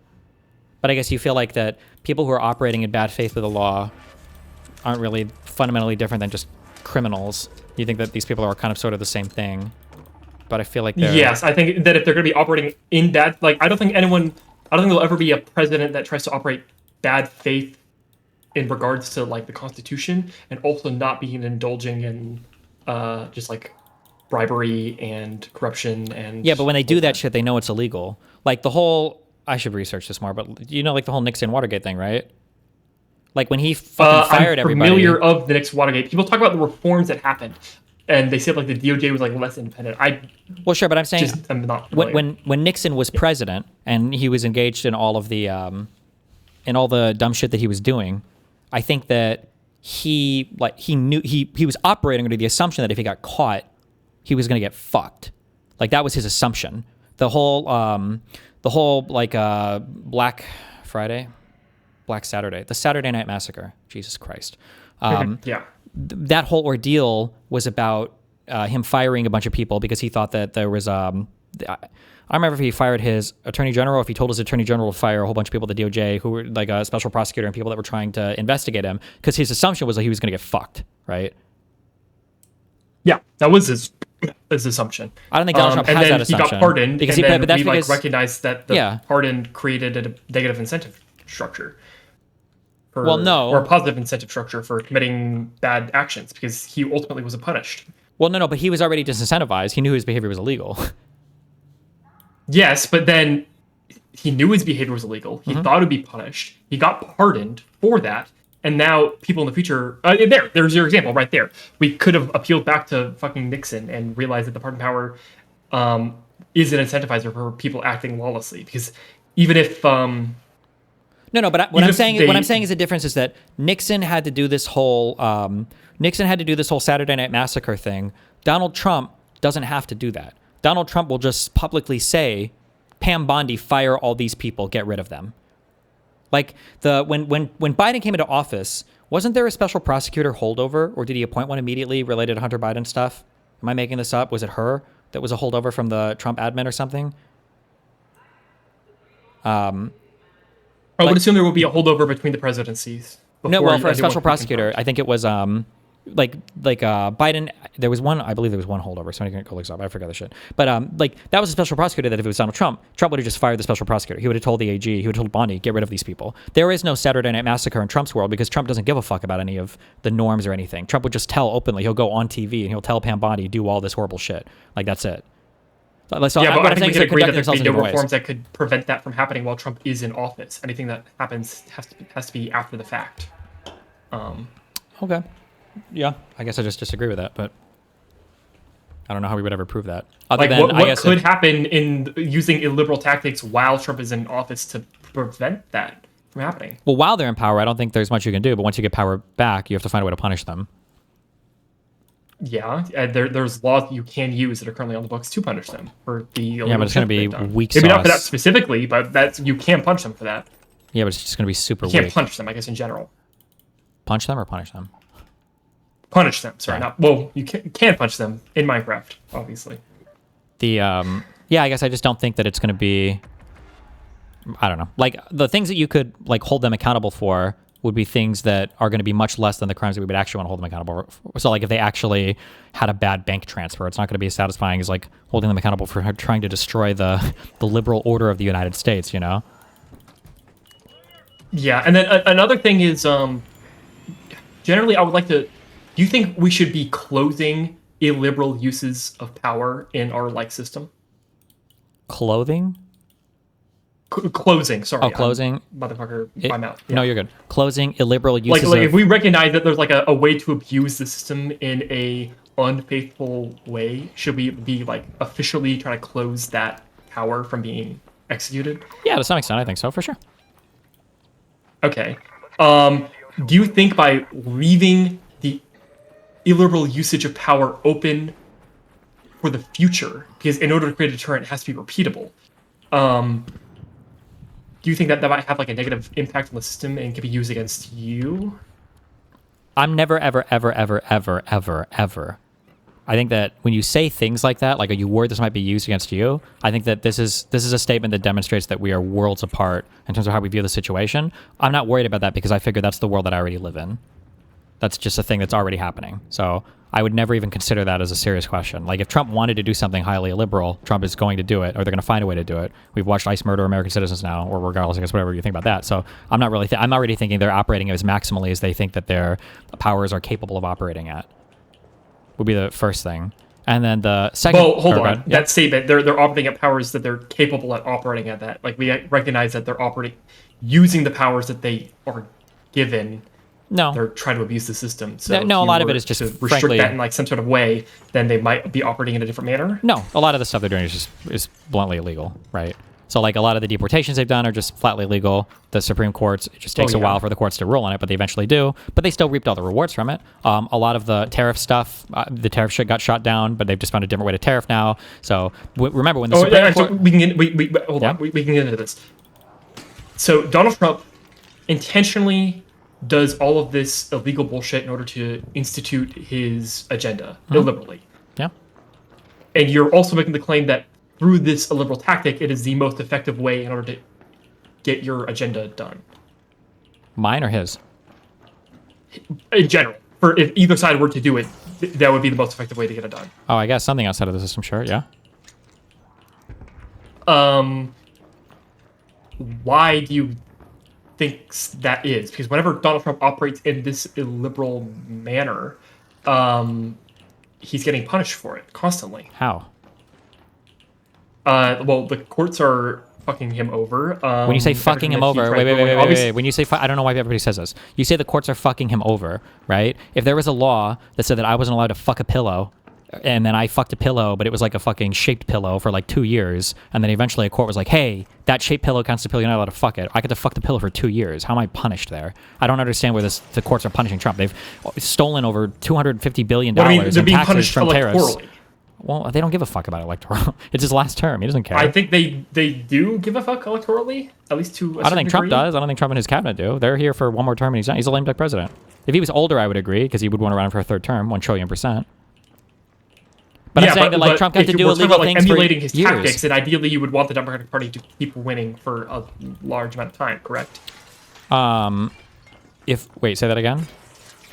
If we're talking about emulating his illiberal tactics in order to get your political agenda achieved, Well, I wouldn't be trying to emulate his illiberal tactics, because any illiberal tactic that I would want to use would be for furthering or further entrenching kind of our liberal institutions. He's using it to attack them. I think there's a difference there.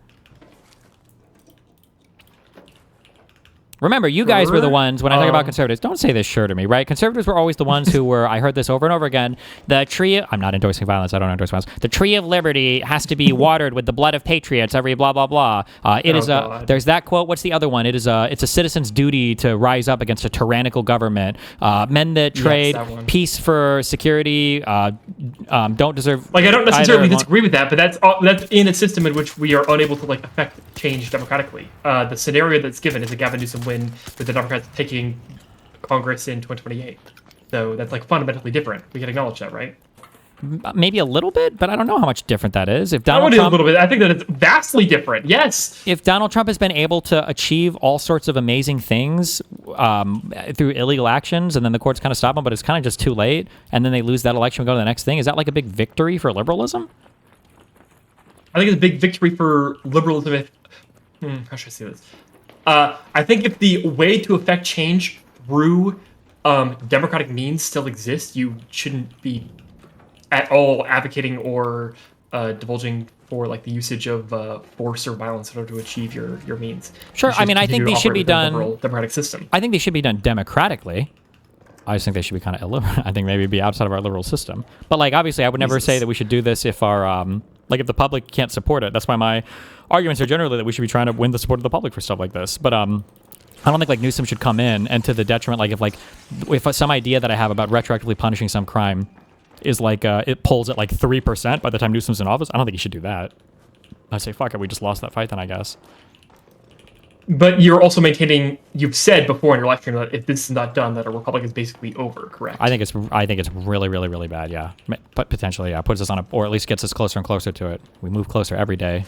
Or depending on who you ask, it's already over. But I feel like a little bit different than the rhetoric that you were using previously. You were very dramatic before. Well, I mean, sure. I mean, realistically, it depends on what you mean by is the republic over, right? Like, when is a republic over, right? Generally, these things happen. Affect change, or when is a democracy over? I guess. Yeah. Well, I mean, like it's over. Like it's like when you cannot affect change through like votes. I guess. Sure, kind of. Yeah, but it's like a recession, right? You define these things retroactively. Like the moment if the democracy in the United States were to fail, you would never say that like, okay, well, this was the day that Trump blocked the election, so that's the day that democracy failed. If Trump were to find a way to block the midterms effectively from happening in like 3 states, if Trump were to find a way to block that, I think historians would say that the start of the fall of the republic, they might go all the way back to Gore v. Bush. That was the start of the fall of the end. Jesus. Or they might go back to maybe they would. Well, hold on. Well, we can differentiate between like the start of the end and like the end of the republic. That's what I'm talking about. The end. Well, yeah, sure, but I mean, like the start of the end. Sure, but okay, sorry. Then when I say it's over for us, what I should have said was it's the start of the over for us, I guess. I don't think there's much differentiation here, but we only got 3 minutes left because you got to bring in Hutch's mod. 29 minutes and ticking. Oh my gosh! All right, let's quickly go over the prescriptions that you've previously given on your live stream. How they're kind of ambiguous, and because of their ambiguity, it is kind of radicalizing your community. So, Connor and Hutch have both tried to get you to like give prescriptions for like how to make everything better, and it feels like you're intentionally, maybe not intentionally, it feels like you're kind of dodging in a way. Like you said that it's arbitrary when it comes to like the usage of illiberal tactics. Sure. I believe that's like a quote that you used. Are you familiar with like when politicians don't commit to like a specific policy or like specific rhetoric? Like, I'm an American and I love democracy. Like that doesn't really mean anything when they're running. They're trying to appeal to like a broad amount of people, and anyone can interpret what is being said through that rhetoric. Sure. I think that's kind of what is happening whenever you are giving prescriptions to your community about. Sure. When I say, I don't know how many more times I can say this, but like when I say that like I don't care particularly about the thing, it's because the thing is arbitrary. Because if you decide to do the thing, we can figure out what the thing is. An example of the thing would be that email that I read you earlier about like submitting every single neighborhood in Washington, D.C. into the United States Congress as its own state, and then passing amendments and Supreme Court backing from there, because now we have, 200 states in the Senate and like 180 of them or whatever are fucking Democrat, right? That's what I'm saying. Okay, I'm saying like if I were to sit through and pour through the Constitution or go through a bunch of Harvard Law articles, I'm sure I could find like 50 different like goofy, funny things like that and just do that. That's what I'm saying. Like it's arbitrary, whatever. Like if you've decided you want to do the thing, you can find an infinite number of goofy things to do. That's what I'm saying. Okay, yes, you're not wrong there. But when you are giving specific prescriptions, it's not necessarily like that. How should I...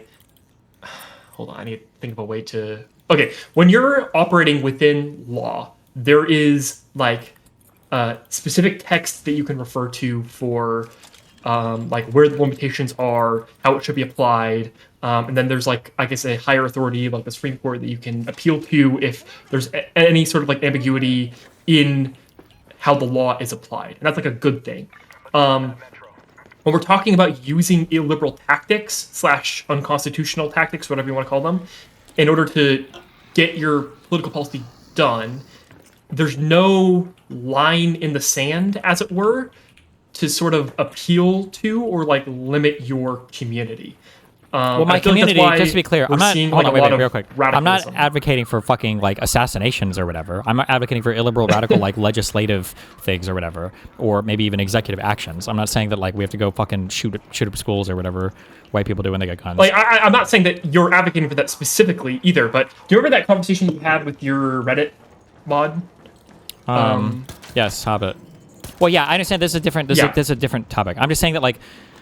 Radicalizing is a term that's usually used like in a negative context, and I agree that most of the time it's pretty negative. But like, I mean, in response to like a radical administration, like I don't know, maybe like radical action, not like violent action, but radical creative interpretations of legislation. Maybe that's required. Like the people that were doing sit-ins and everything for the civil rights marches. They were radical people. Arguably, you could call them extremists or whatever. These are people that are fighting against the cultural status quo. They're fighting against like current law and everything else.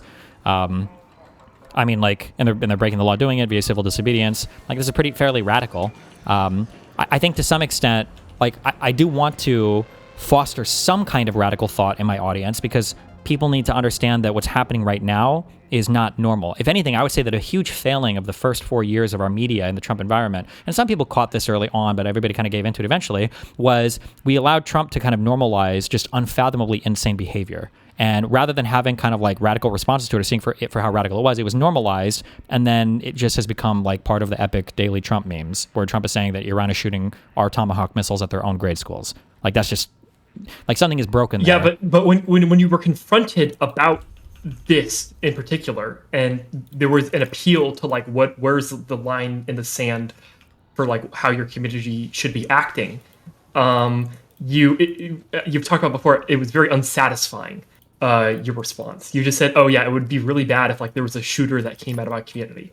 Like that's not like the line that I think people are really looking for. What is the line that I don't want my people to be? I don't want anybody in my community to go murder anybody. I think that's a little bit extreme. But like, what line are you looking for? Like, if your response is like, well, I think that some of your audience is getting a little bit of a radical view of the U.S. government. Good, they should be. I think that it's so funny because I remember ASMONSLOP actually just explicitly said this on Twitch, which is a much softer platform. I'm trying to radicalize people. I want you guys to be radical or whatever.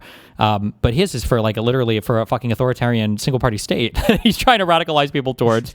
But yeah, what is when you say unsatisfying? Like, what is the answer you're looking for? It can be interpreted that, like, it can be interpreted by people when you leave some ambiguity that they would be okay with, like, a single party authoritarian Democrat. By Democrat, I mean like the Democratic Party running things state, and they punish MAGA, and for like a decade they run things through authoritarian nature, and then you return back to liberal democracy at X amount of time. This is what I mean when like your prescriptions are arbitrary and your line of the sand is vague, and thus people can interpret things however they want. Like maybe they're not being radicalized to the point where they want to like go out and kill people, but it might be to the point where they're saying like, we need to temporarily divulge from democracy for a little bit. Or if you're a Republican, you need to like be forced into a re-education camp for 5 years or something like that. Sure. These are things that the Republicans have already said, by the way. When you say like we need to temporarily diverge from democracy. I'm aware, yes, but we criticize them for that. So they don't give a fuck? Okay. Yeah, Trump has literally said. I would how many prefer times there to be at least some sort of distinction between like the two sides, besides outcomes that you want to achieve. The distinction is what the distinction is what they thrive on. That's what allows them to operate that way. We're going back to that fundamental disagreement again. The fact that they know that you're always constrained by some rule that they've decided to abandon is their biggest ally. Okay, let's just establish a line in the sand right now. Like, what would you say to your community right now in specifics that they should not be advocating for, or where does the illiberalism end? Well, I mean, my goal, we should have a strong Republican Party. I don't want people punishing, or I don't think there should be a push to punish like MAGA or like people that voted in a certain way. I think is probably too much. I think that punishing future Republicans or trying to destroy like the Republican Party completely is probably too much. But it's generally just holding the current administration and lawmakers are accountable, and then probably people related to the media. These are like the things that I'm generally harping on. Appreciate it. Well, but I don't think that's different than anything I've said in the past, no? I don't know. I've been talking to people in like the Hutch disagreement Discord server, and Connor as well, and people in your Discord, and a lot of scary vibes, I'll say that. Yeah. Yeah, I agree, which is why I kind of want to... I need people to calm down a little bit. But, like... But, like, the calming down begins with you, which is why I was making this appeal to you. Which I've already said and done publicly, which is more than you don't understand how upset it makes me to like have these conversations when the president of the United States is tweeting about executing people in Congress. Like it just feels like you're not aware. I understand that you're saying that. I'm just saying it's such a deeply, unbelievably crazy environment that I have to sit here and navigate through. Like, what is the responsible way for rhetoric for my audience when I have the president tweeting about how he can break no laws and that he has the popular mandate to do anything, and that there are certain sitting members of Congress that we should be denaturalizing their citizenship of because he doesn't like them and shipping them back to Somalia, or that he should be executing. Like, that's just a crazy world, and I don't see any moral or virtue in pretending otherwise, that there's some like arbitrary rule book, and I say arbitrary because the other side, to them, they treat it as guidelines, if that. It's just a deeply unsatisfying. It's just that environment run into the future, like, is the destruction, in my mind, is the destruction of this country, more so than any reciprocity or tit for tat or anything that I would be advocating for. I think that easily puts us on a worse path for the other side to act like they can operate with such impunity. When we're talking about moral or virtue in terms of like the usage of rhetoric, I guess, do you think that it's creating a positive or negative outcome by adopting this? Like, I understand you could say it makes your community feel good, but if your goal is to expand the Democratic base, I guess, do you think that is helping or hurting? I thought about this a lot on my own. I think honestly, I think on my own, it probably hurts a little bit. It would need to be something I would be more, I would have to have, there would need to be more people on board with it. But I mean, like, I think if more people were on board with it, I think it would help. And the example that I would point to there is Donald Trump. He got to do a whole ass insurrection and then won the next election. Did they do that by being nicer to the other side, or by saying that they would play within the rules more? Or did he do that by promising to break all the rules, do whatever he could as president, be a 3-term president. How many times did he say he would be a dictator on day 1? And then he won not only the election, he won the popular vote, right? So why are we acting like my rhetoric is so uniquely harmful? Well, we're talking about damaging? winning the election, and Right. that's like changing the voter base. That's an entirely different conversation. What? No, he won. I'm saying he won the election and the popular vote in 2024, right? By engaging in whatever rhetoric you think I engage in, it was that times 10. Well, yes, but you're appealing to two different people, right? It can't be that we're that fundamentally different. If so, then the democracy is already over. Then the project is done. If we have one side of lawless heathens, Do you think that in the appealing of rhetoric and the usage, like saying that you want to be dictator on day 1, you don't think that there's any difference, or there should be any difference between the two voters, parties? I don't think it should be that Republicans are all bloodthirsty animals that are hungry for violence, and the Democrats are like, well, guys, we got to chill out. I don't think that system, if the differences are that exaggerated, I don't think that's sustainable. But also, I don't think the differences are that Well, I'm great. not necessarily saying that. It's more of a matter of do you think just people won't vote for Democrats if you're using that rhetoric? I guess. Like, If I'm I using- think no, that I when think- I Republicans think that- use that rhetoric, they're rallying their base and they're appealing to a certain archetype. But if you adopt the exact same talking points, I guess, I feel like you just might end up hurting yourself more than what you're gaining. No, I disagree. I think you'd be adopting the same style of rhetoric, but you would be adopting it for different policies. So I think that would be the difference. And I think that both sides, like the idea that Republicans actually love it when you dehumanize their opponents and when you attack them viciously, but Democrats don't. That's not true. I think this is like a fundamental human nature thing. There's never been like a crazy dictatorial rise to power built on radical empathy or whatever, right? I think like these are things that radicalize or they motivate something deep in the human spirit when it comes to fighting with perceived political enemies. As sad as that is.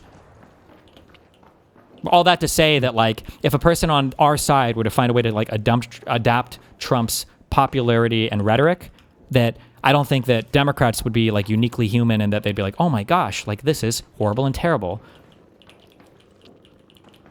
Do you think that there's people being, I guess, alienated by the Republican Party when they adopt this rhetoric that are running to the Democratic Party? Or no, I don't think so. I think that some people would make that argument, but I think, I don't really know if I have a way to prove this, unfortunately. I think that people are they're feeling too many things that are impossible to mask, and as a result, they're starting to leave kind of the Trump movement and he's losing popularity, but it's not because of his rhetoric. That's why we said my biggest fear for Trump term 2 is that he just doesn't do anything and he just rides off of like the IRA and the infrastructure bill and everything else, and that he would get all the credit for anything that Biden passed. That was my biggest fear. But I think that right now, if the economy was doing super hot, if we were getting a ton of oil from Venezuela and the gas prices were low and inflation managed to go away or was reversed or whatever, I think that broadly speaking, I think he would still have the support of his base. I think so. But it's just been issue after issue after issue after issue that they're getting hammered on, that people are feeling the effects of. I don't think it's the bad rhetoric. People might say it, but I would say they're lying, or there's a revealed preference there because the bad rhetoric didn't affect it before. Well, the rhetoric issue would not necessarily be because of the second term. It's more of a matter of, I guess, a reshifting of. This would be like a first term reshifting, I guess. I mean, Trump had brutal rhetoric. I mean, he was literally screaming like he had chancing. Yeah, that's what I'm saying though. I would say that him in his adoption of his brutal rhetoric appealed to certain people that, like, obviously after every time you have like new people running for the presidency, there's going to be a reshifting of the parties a little bit. Like some people will go from Democrat to Republican, some people go to Republican to Democrat. I'm making an argument that through his rhetoric, he was appealing to certain people that used to be Democrat and they brought them to the Republican Party, and then alienated people in the Republican Party and brought them to the Democratic Party. By adopting the exact same rhetoric really that he uses, that you might be hurting yourself. No, I don't think there were major creating party no shifters or differentiation anything. between the two parties. No, I don't think there were big party shifting things happening. That's my understanding. I don't think that was the case. I'm pretty sure there is. I looked into like statistics about this. I think there was, I forget what it was. There is a shift. Not like major, like 50% or anything like that, but it's noticeable. I'm sure there were independents maybe that moved over that were motivated to go vote that weren't, like some single digit small percentage in the middle. But it wasn't. Well, like I think the specific thing that I was referencing was not independents. It was literally like Democrats becoming Republicans and Republicans becoming Democrats. Was it Democrats becoming Republicans, or was it just like? Because keep in mind, you're comparing as well, like the historically huge outcomes from like Obama 1 and 2 as well, right? Like the Obama first and second term were I think the two before Biden Trump, I think were the like two largest elections in history, right? Like Obama was a massively popular person, so like any change afterwards might be exaggerated because of how popular Obama was. But I don't know. I guess I haven't seen. Sure. Yeah, I can see that. Yeah, as a counter argument. I don't know. 14 minutes.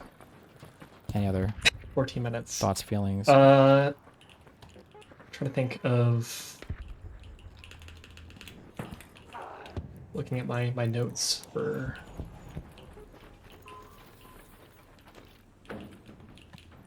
let's see here now. Here. I can't really think of anything else to go over in the moment. Mr. Putin, got anything to say? Yeah, Moot.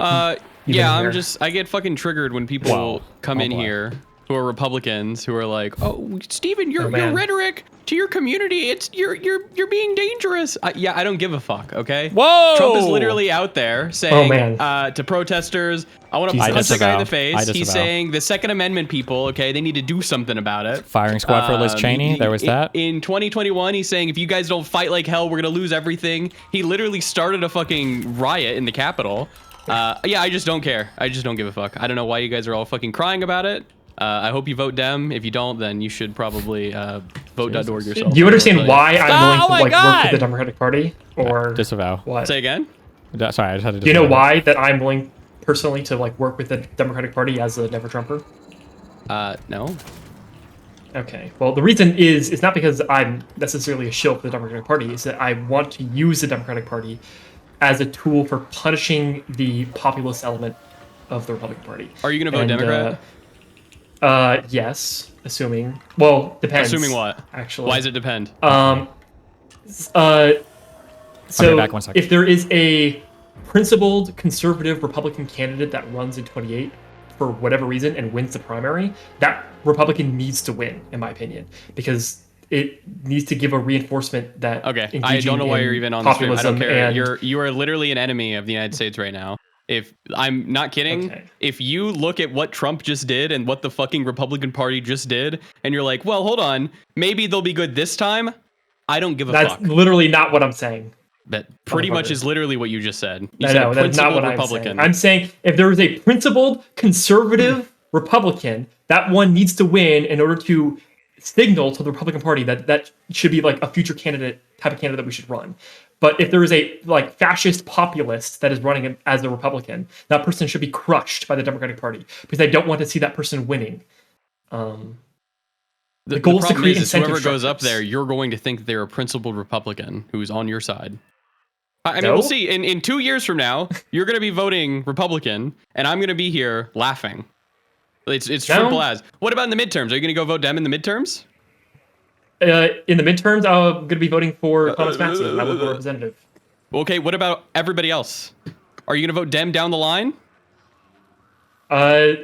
It depends on the candidate. I'll have to look at the individual candidate, motherfucker. I'm not going to vote purely off party lines. Voting purely on party lines is what led to the Republican Party to be in the bullshit in which we were willing to engage with candidates that were against conservative principles. At this point, you literally should be voting on party lines in the midterms for a Democrat because what's happening in the current office is insane. No, I will be voting for Thomas Massey, and I will also be voting for Rand Paul. Well, Godspeed. You're not an ally. That's good to know, though. Okay, well, have fun with that. Cool. Anything else? Look, if Marco Rubio or J.D. Vance run in 28, I think both of them probably should be crushed by Democrats. What about J.D. Vance? I said J.D. Vance. Oh, sorry. I thought you said Rand Paul. No, Rand Paul is who I said I would vote for in the midterms. If he's... Yes. Okay.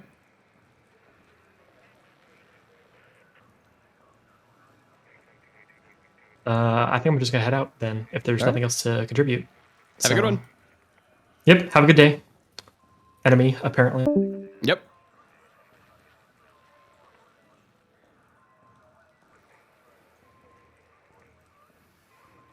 Steve's way too nice.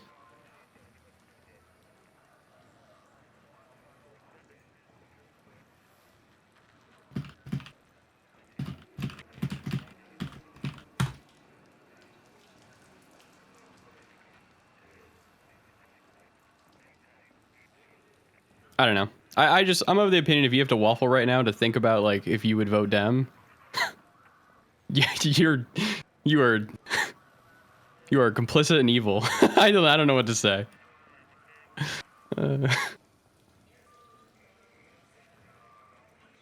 Who's Steve talking to next?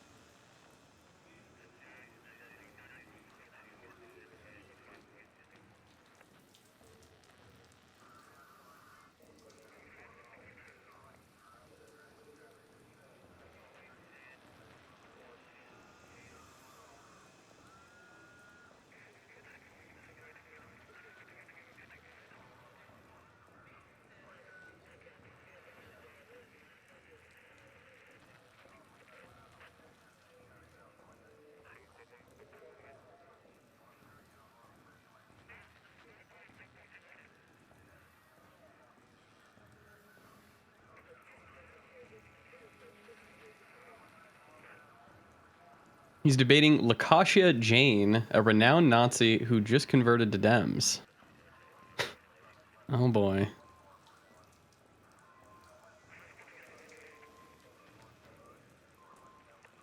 be fair, I think he meant that there's a 1% possibility that there would be a good Republican, not that he expects it. I don't give a shit. All of the Republicans in Congress right now are fucking complicit in this administration. They abso-fucking-lutely shouldn't be allowed to have the presidency again. It's insane to even think that.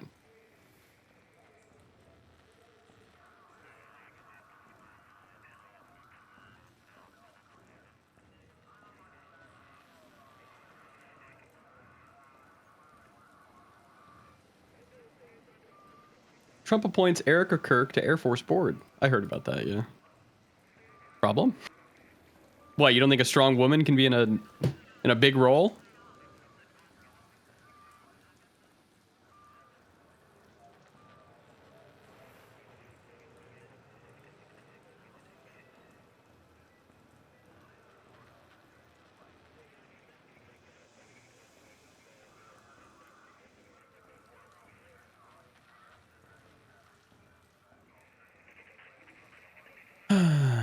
Why are there so many people in stream disagreements? Fuck.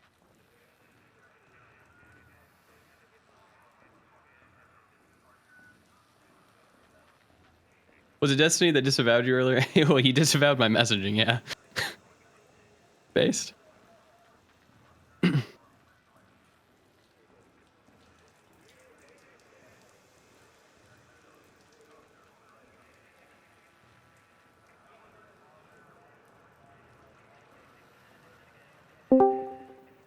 Yo, Moot. You here? Hello? What's up? Radiant, you're lighting up, but your mic isn't working.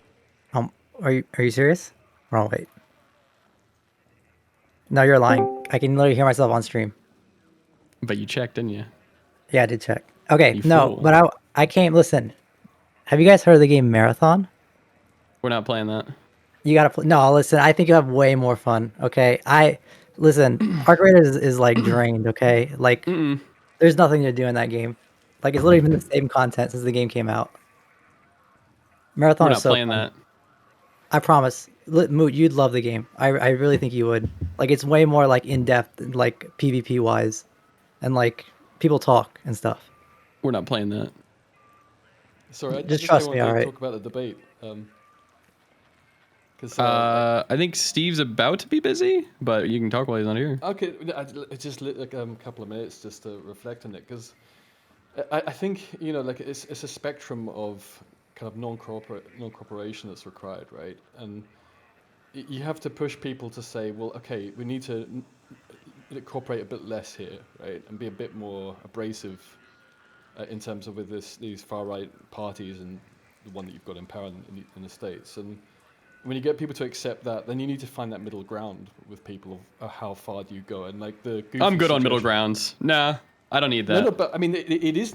We are talking about the middle ground, right? Because it could be really, really extreme what you could suggest, and we're not. No one's suggesting that, right? Like the goofy suggestion that Stephen made is the middle ground. The point is we're not even approaching that, and it's the same thing in Europe. You know that it's not seen as serious a threat as it should be, and it's crazy in the States because you actually have it in power, right?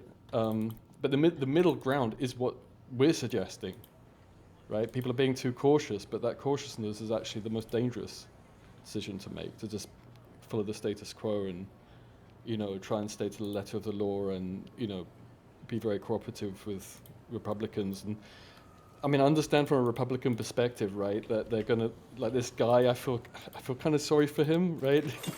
Because he's in denial and he's like, yeah, maybe, you know, we regain the Republican Party. Like, no, the Republican Party needs to die and then come back again. What remains of it right now cannot be allowed to live. And this guy can't admit it to himself because he wants to pretend things are still as they are. There's been a phase change. Something dramatic has changed in America. Right? That's what I think Stephen means by like the death of the Republic. It's like entering a very different phase and the old rules don't apply anymore. And people just don't seem to be getting that. But I think it's... I've talked to him before. He's me? like The previous guy, I think. Oh. Yeah, the previous guy, North. I talked to him before. He's just like he's very attached to being a conservative, and he really wants or he sees the Republican Party as like the only conservative party, and he thinks if they're gone, like conservatism as in general will just die out. And that's the main reason why. He's just like he just really likes the label. But yeah. Anyway, yeah, I asked. Wow. Yeah, I mean, I don't think it's bad intent, but like, you know, that gap will always be filled in politics. But the version of the Republican Party that exists now, you can't just let that continue. It has to die. And Republicans need to realize that, like Connor, for example. I've never heard Connor, you know, waver on the fact that this Republican Party can't be voted for. Maybe he privately thinks so, but I never heard him say that.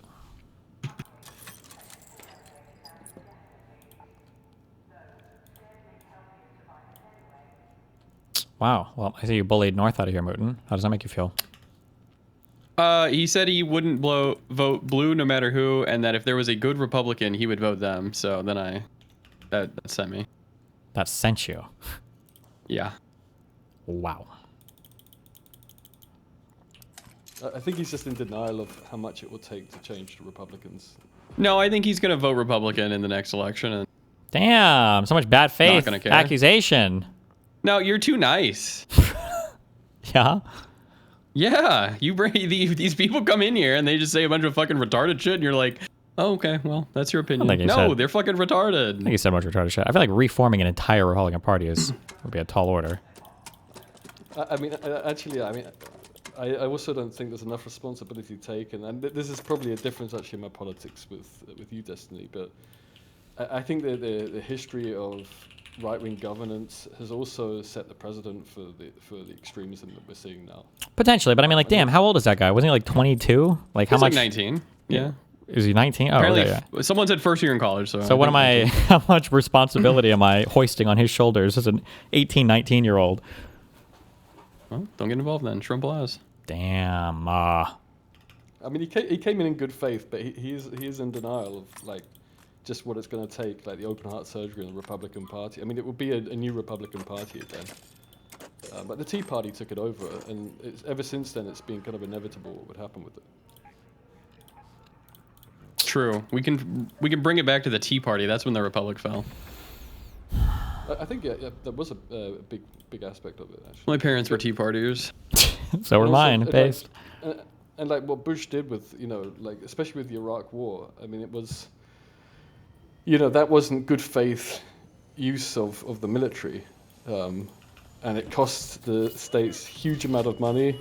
I mean, he's now outdone by Trump, but yeah, like you can't just trust anybody that's been anywhere near this administration. So who else is going to gain the reins of power in the Republican Party, or any of those people in the administration right now are anywhere near it? And then they say, "Oh, I'm sorry, like I didn't understand what was going on behind closed doors, and Trump had his Epstein book still and was enjoying himself, and I didn't know about," like they make all these excuses. You just can't trust them. Once a liar has lied, even if they say that they're a liar, you can't trust what they're saying, right? And that's true with so much of the power brokers in the Republican Party now. You can't. No Republican should trust them anyway. They should be convinced to vote Democrat in the next election. On the other hand, this guy North, like he came in with good intent. Like I feel bad for him because he's lost his party, right? But he is still nevertheless wrong. And he's young, so fair enough. I don't know what you mean by he lost his party. I don't think this guy ever I mean, hasn't he been around since like Trump's been elected nonstop? Basically, yeah. Okay. Yeah, but so he's like, he wants like a party that he never participated in, which is fine. He likes Reagan Republicans. So does your mom. Oh! True. Actually true. I'm just waiting for Hutch to call me, guys. Ooh. Well, okay, real quick before I leave, Destiny, do you still believe that AI is like stagnated? I believe that your and, mom is. Nope, I never said it's stagnated ever. What? Wait, what? That's not according to the subreddit post I read. Well, maybe you should actually see clips or videos of me talking about it rather than what the retards in the subreddit are summarizing my view is. I mean, it's like a 3-hour-long convo. That's why I didn't want to dive into it before. I said I don't think that LLMs are ever going to approximate like human thought. I think it has to be some kind of different model or whatever. That's all I've said. But even that opinion is like there's like a low confidence opinion I have right now, but because I just don't know. Yeah, that's a really complex opinion. Cool. But okay, yeah. Well, I just wanted to talk to you about that. Maybe complex for later. you, maybe. Ooh. I'll go listen. Maybe for you. True. Got his ass. You got me. You got me, Moot. I love you, Moot. It'd be nice if you just be on people's Twitch streams without streaming on Twitch. Sure would be. Kind of weird that Twitch has that weird rule that I don't think any other platform on the internet has. But what are you gonna do? By the way, not to massage Dan's ego too much, but there is actually a study from last year about some statistical anomalies in the 2024 election that point towards possibly something going kind of wrong. I think if it's that one guy, the group or whatever, I think I talked to the guy who was behind this a while ago, and I had a few important questions that he needed to tease out, but I don't know if they've done the work on that yet. If it's the same guy, there was a big deal about it for a while, but... From Michigan University, I think? Yeah, people are saying I did. I spoke to the guy, I think, who was behind this, yeah. Okay, because, I mean, the methods are pretty commonplace in analyzing election data, so it's not a watertight evidence, but it's certainly suggestive, and it's then worth looking at how causally, such a thing could be implemented. So, sure, it's definitely something that people should be a bit more aware of, I think. Dan's never been wrong. Trimple. I mean, I didn't mean to massage his ego because it's, reasonably sized already, but. Damn. Anyway, that's all I had. But yeah, cool to talk again. Yeah, I love you. Be careful. Take care, man. Bye. DGL. Shut up. Got him. Wow, Moot the caller bully. I didn't even want it, but he brought me into it. He asked me my opinion. And you were like, I'm just going to be a fucking stream bully now. Well, what are you going to do? When he said he wasn't going to vote blue, that pissed me off. Oh, so you would vote blue no matter who, even if Trump ran as a Democrat? I don't care. Got if him. it's... What? Oh! Fucking got you. How quickly I fucking If it was destroyed. Jeffrey Epstein, I'd fucking vote him in. And I'd Really? say, all right, well, don't give this guy an island. Let's see what he can do. Wow.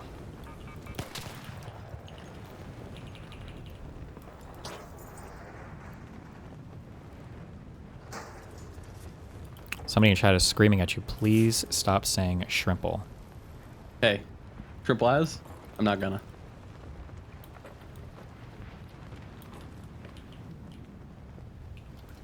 No way. Would this guy come running up here? Try to fuck with me, right? Do call-ins while we wait? You got time? No, he's supposed to be calling me as soon as this guy... Bro, he's not gonna call you. Oh, Jesus. They're all laughing at you in a secret Jewstalker Discord right now. True. Hutch joined them. True. King. Look at how he's waiting. That's what they're saying. Yeah, for you. For you. Got him.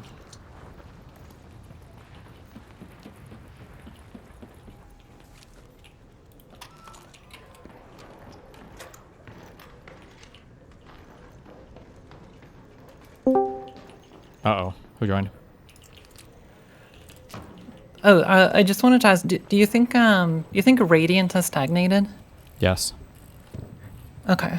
No, the real thing I wanted to ask about was that have you like added a boost to the entire stream or something in terms of gain? I'm sorry, it's an audio thing. Yep, I but boosted like the whole every fucking thing video because that you played, yeah.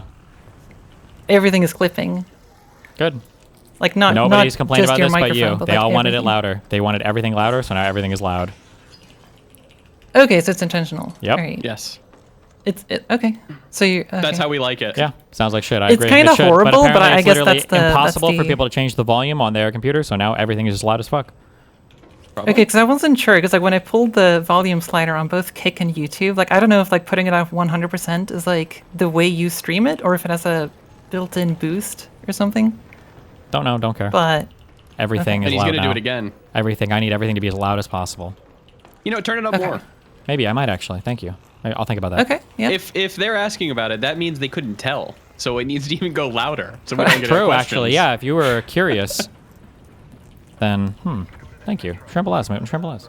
Shrimple-ass. You know, I think that's right. Like you probably want more people complaining before it's really settling in. Good. Okay. Be careful. Okay. Bye. All right. Bye bye. I'm joining this Discord. Bye.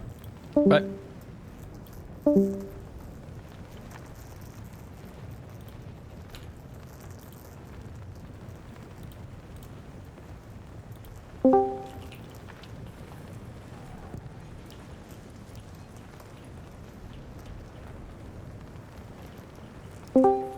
Okay.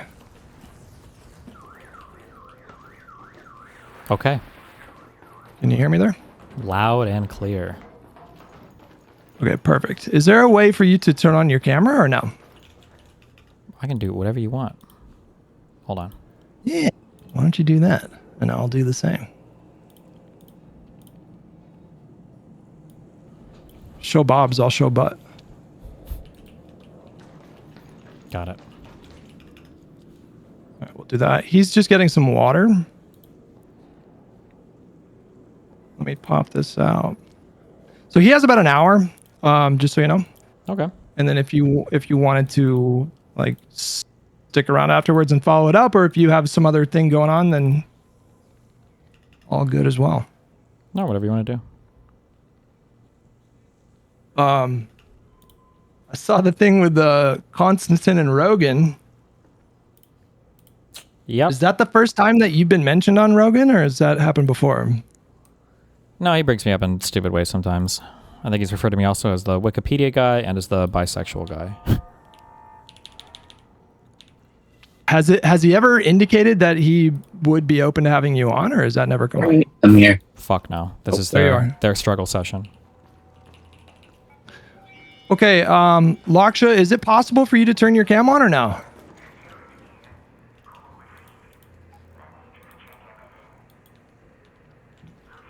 Whoops. There we go. Go like that.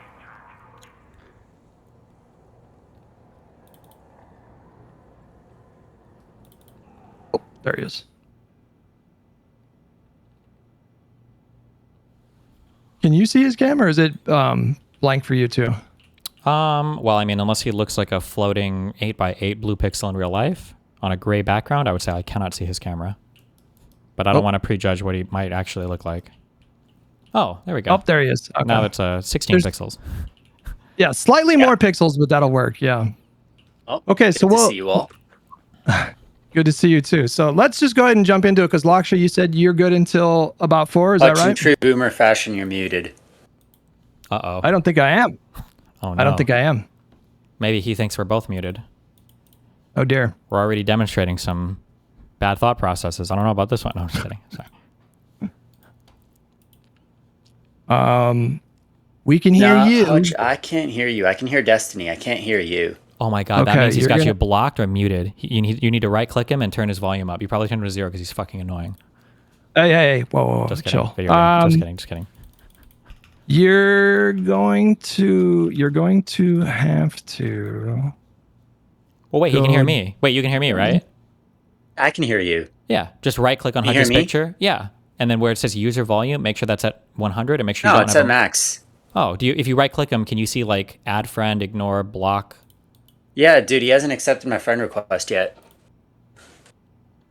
That's bullshit. You did not send me a request. Wait, are we friends? No, I can't. I'm not friends with you on Discord. No. Or no, I was But asking I can Hutch. hear you I'm not just friends fine. with Hutch on Discord. I just noticed that. Oh wait, maybe he doesn't have the kind of perms that he needs to hear? How do I do this? What the fuck? Mute soundboard, disable video. I don't know how to. This is weird. It's weird that he can hear you and not me. I don't understand. You don't have him blocked, right? No, I don't. When Wait, you hold right-click on. each other, both of you see block under ignore, right? Yeah. All right, Yes, Destiny. Yeah. Yes, I do. You can hear me completely fine, right? Yeah. Yeah. You know what it is? Just I don't know leave what and it is, rejoin. Hutch. That's what always fixes it. Leave, rejoin. Yeah, why don't we do this? Me or Hold on. Hutch? Here, watch. I'll do it for you. Boom. Damn, Jesus. And then, boom. Okay. Can you hear me now? Can you hear me now, Lakshya? Yes. There we go. Okay. All right. Okay, Lakshya, you said you had about an hour, right? Are you good until 4 or an hour from now? I'm good till 4, but we'll get it done by then. Don't worry. Jeez. Okay. Confident. Well, why don't we jump right into it? First of all, why don't you go ahead and introduce yourself to Destiny? I'm not sure how much he is aware of you or his community. Yeah, I'm a pollster. My name's Lakshya. I run the surveys for the Argument magazine. I also co-founded Split Ticket, which is the election modeling site. So that's me. Cool. I'm glad to meet you. Thank you for connecting us. Yeah, I stream and scrim with people on the internet and do politics and stuff sometimes. Yeah. Okay, since we are limited on time, what I want to do is ask you guys like kind of rapid fire questions, and then we'll land on the 5th question here, and we'll kind of let you guys sort of go back and forth. I'm not framing this as a debate. If you guys want to debate, that's fine. I just was curious to see this interaction. And then we'll do it again the second time. We'll do another rapid fire sequence and then land on the last questions, and then you guys can have whatever conversation you want. I'm not here to give my input. I'm here to just keep the conversation flowing. If I do, issue like a red flag, and I'll stop. But yeah. So the first question I want to pose to both of you guys, and Lakshya, why don't you go first? And just briefly, if you can, what is the current state of the Republican Party electorally? Bad. Like, just bad. I mean, they're almost certain to lose the House. The Senate, which has an R+5 bias, is like, they have a 40% chance of losing that thing, which you should never be in the position to lose. And truth be told, the electoral situation's only getting worse for them thanks to the war in Iran. So bad, but not catastrophic because they're still slight favorites to hold the Senate. Okay. Destiny? Yeah, I would probably agree with all that, I think. All right. What's the current state of the Democratic Party electorally?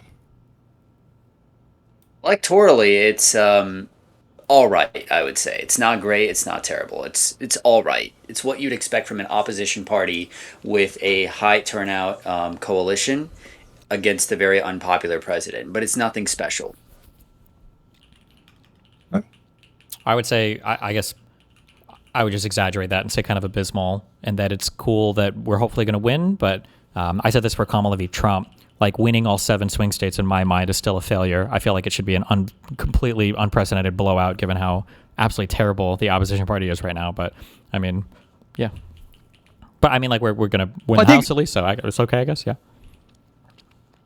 I think that answer dovetails quite nicely with this question, which is maybe we can pause on this question, actually. This one would be a good one to kind of get more into the substance. But the question is, what messaging strategy broadly is most likely to yield optimal election results for Democrats? And what strategies are working best so far? If you want to go ahead and start, Lakshya. Okay, I'd say 3 key things. Anti-war, anti-culture war, and anti-corporate. Can you get into more detail and flesh that out just a little bit more for me? Like what Sure. candidates are seeing the most success right now, and what do you attribute that to?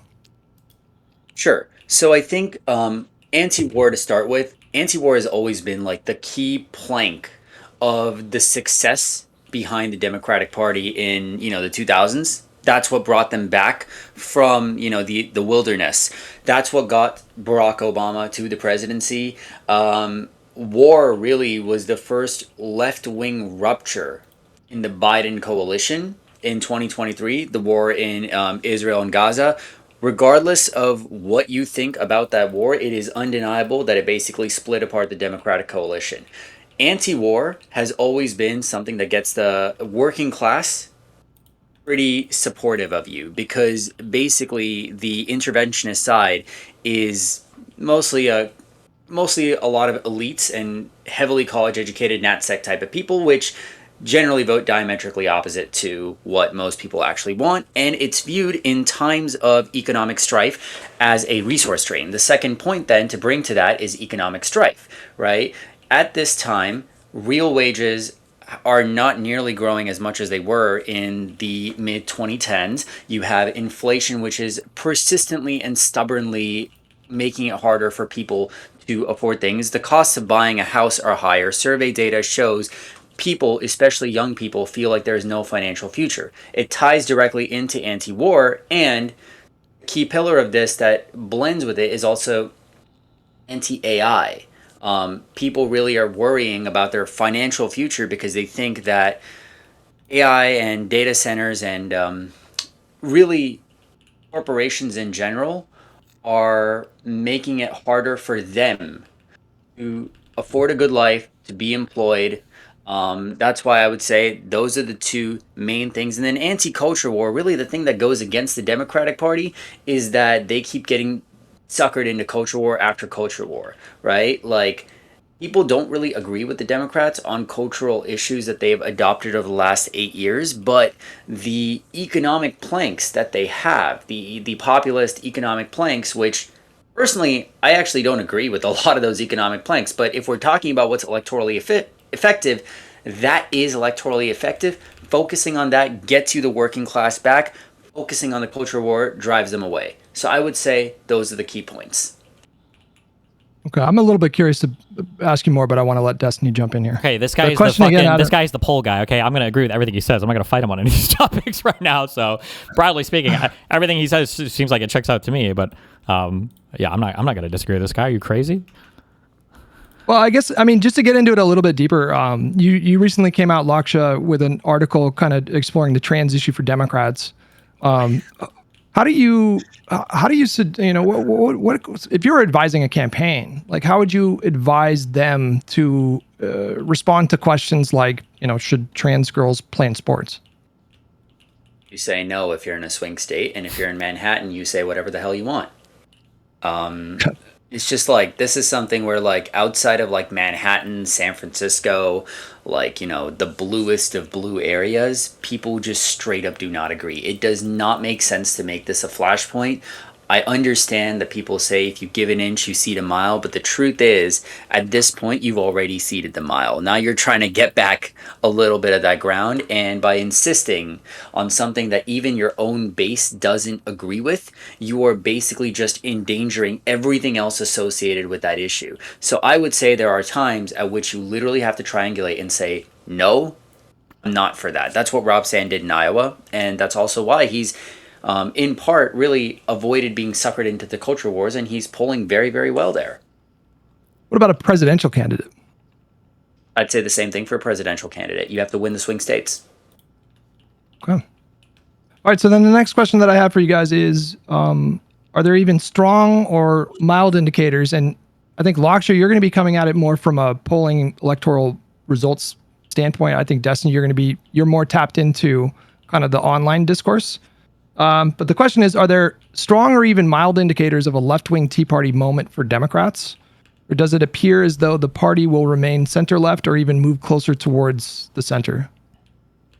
I want to hear Destiny say this first because I have a bunch of poll data, but I think I really want to hear his perspective. Yeah, I was going to say I'd rather talk first because I'm just going to copy this guy, or I'm going to be a contrary and I'll be a whatever. So, okay, so the feeling that I have, okay, I'm curious what his poll data will say. The feeling that I have is that while there's a lot of online rhetoric about when you say a Tea Party, you're implying that kind of like the more socialist wing is going to form some kind of electorally plausible thing inside of the Democratic Party? That's right. Yeah. Or begin the process of maybe starting something like that. The feeling I have, and a lot of this ties maybe less to hard numbers, but just like the general feeling I get when I look at the way they conduct themselves online and the types of things they talk about, is that it's not a coalition of people that are as interested in political power. They're not trying to necessarily win elections. They don't make like electoral choices. They make choices for kind of like rhetoric and marketing on online platforms. So as a result of that, I just don't ever see them having...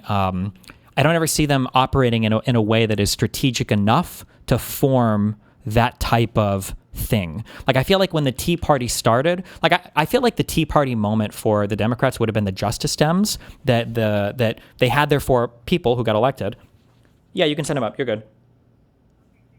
They had their people that got elected, but then I feel like they never built on that. Like the Justice Dem movement kind of died in the next few elections. Like I think at some point people thought there were going to be 20, 30, 40, 50 new Justice Dems that were elected as a result of this movement across the country. But instead you get 4 new Dems in very blue areas, and then that was kind of it. Whereas it feels like for the Tea Party, I believe, did the Freedom Caucus come from the Tea Party?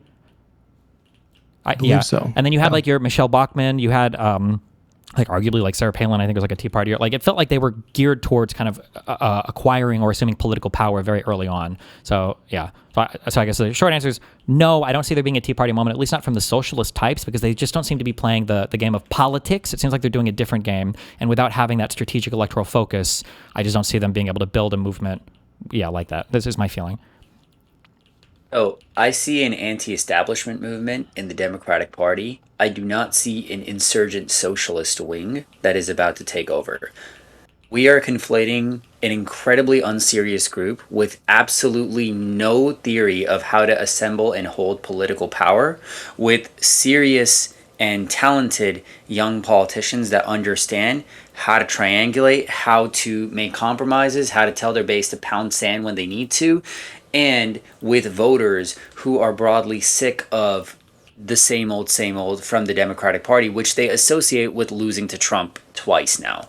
That is meaningfully different from a left-wing socialist Tea Party. What I see is that Democratic base voters absolutely hate their party. They are really, really, really mad at the Democrats. Keep in mind, this does not swing over to independents liking Republicans more than Democrats. Independents still favor Democrats. This is basically just Democrats hate themselves. Which, honestly, like, if you spend any time talking to, like, any Democrat, you'll come out of it pretty quickly that, like, they're pretty happy with their own lives. They just hate the Democratic Party. And what happens here, Hutch, is that, like, if you're looking at an insurgent movement, there's 2 ways to look at it. Is there something that is remaking the policy plank of the Democratic Party? No. There's nothing that I can point to that says like the Democratic Party has wholesale remade itself. There is something I can point to that says the Democratic Party is throwing out old politicians or politicians associated with the old guard or politicians that have a lot of establishment backing in favor of insurgents. So Zoran Mamdani, one of the best examples, right? Like 2016, he'd never have beaten Andrew Cuomo. Even with all of this scandal, he wouldn't have leapfrogged the other, like, you know, Brad Lander, Adrian Adams, all these people. Like, it wasn't just Cuomo that he beat. He lapped everyone. That is part of it.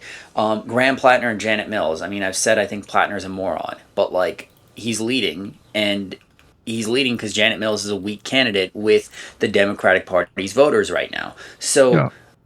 That's a big thing, and that is like an actual insurgency from voters, but it is not a socialist wing insurgency. What would you say? Because there's a lot of claims that are made by, I would say, like the leftist media space. That oh wait, can I say one quick thing on that real quick, just to add to that? Yeah, go ahead. Yeah, one thing that I really appreciate that the answer for, how do you pronounce your name again? Lakshya? Wait, say that. Lakshya. One thing that Lakshya said earlier was that there are different campaign strategies that operate depending on where you're at which I think people lose track of a lot online. We all just view basically the entire election as just one massive poll between the entire population. The people that have won power, I think on that more kind of like populist or anti-establishment or anti-institutional front like Zoran Mamdani also publicly acknowledge that, which I really appreciate. Like I think Zoran has done a really, really good job at saying like there's a place in the Democratic Party for different politicians to win in different areas. And that's rhetoric that you never hear from that insurgent left ever. Holy shit. Yeah.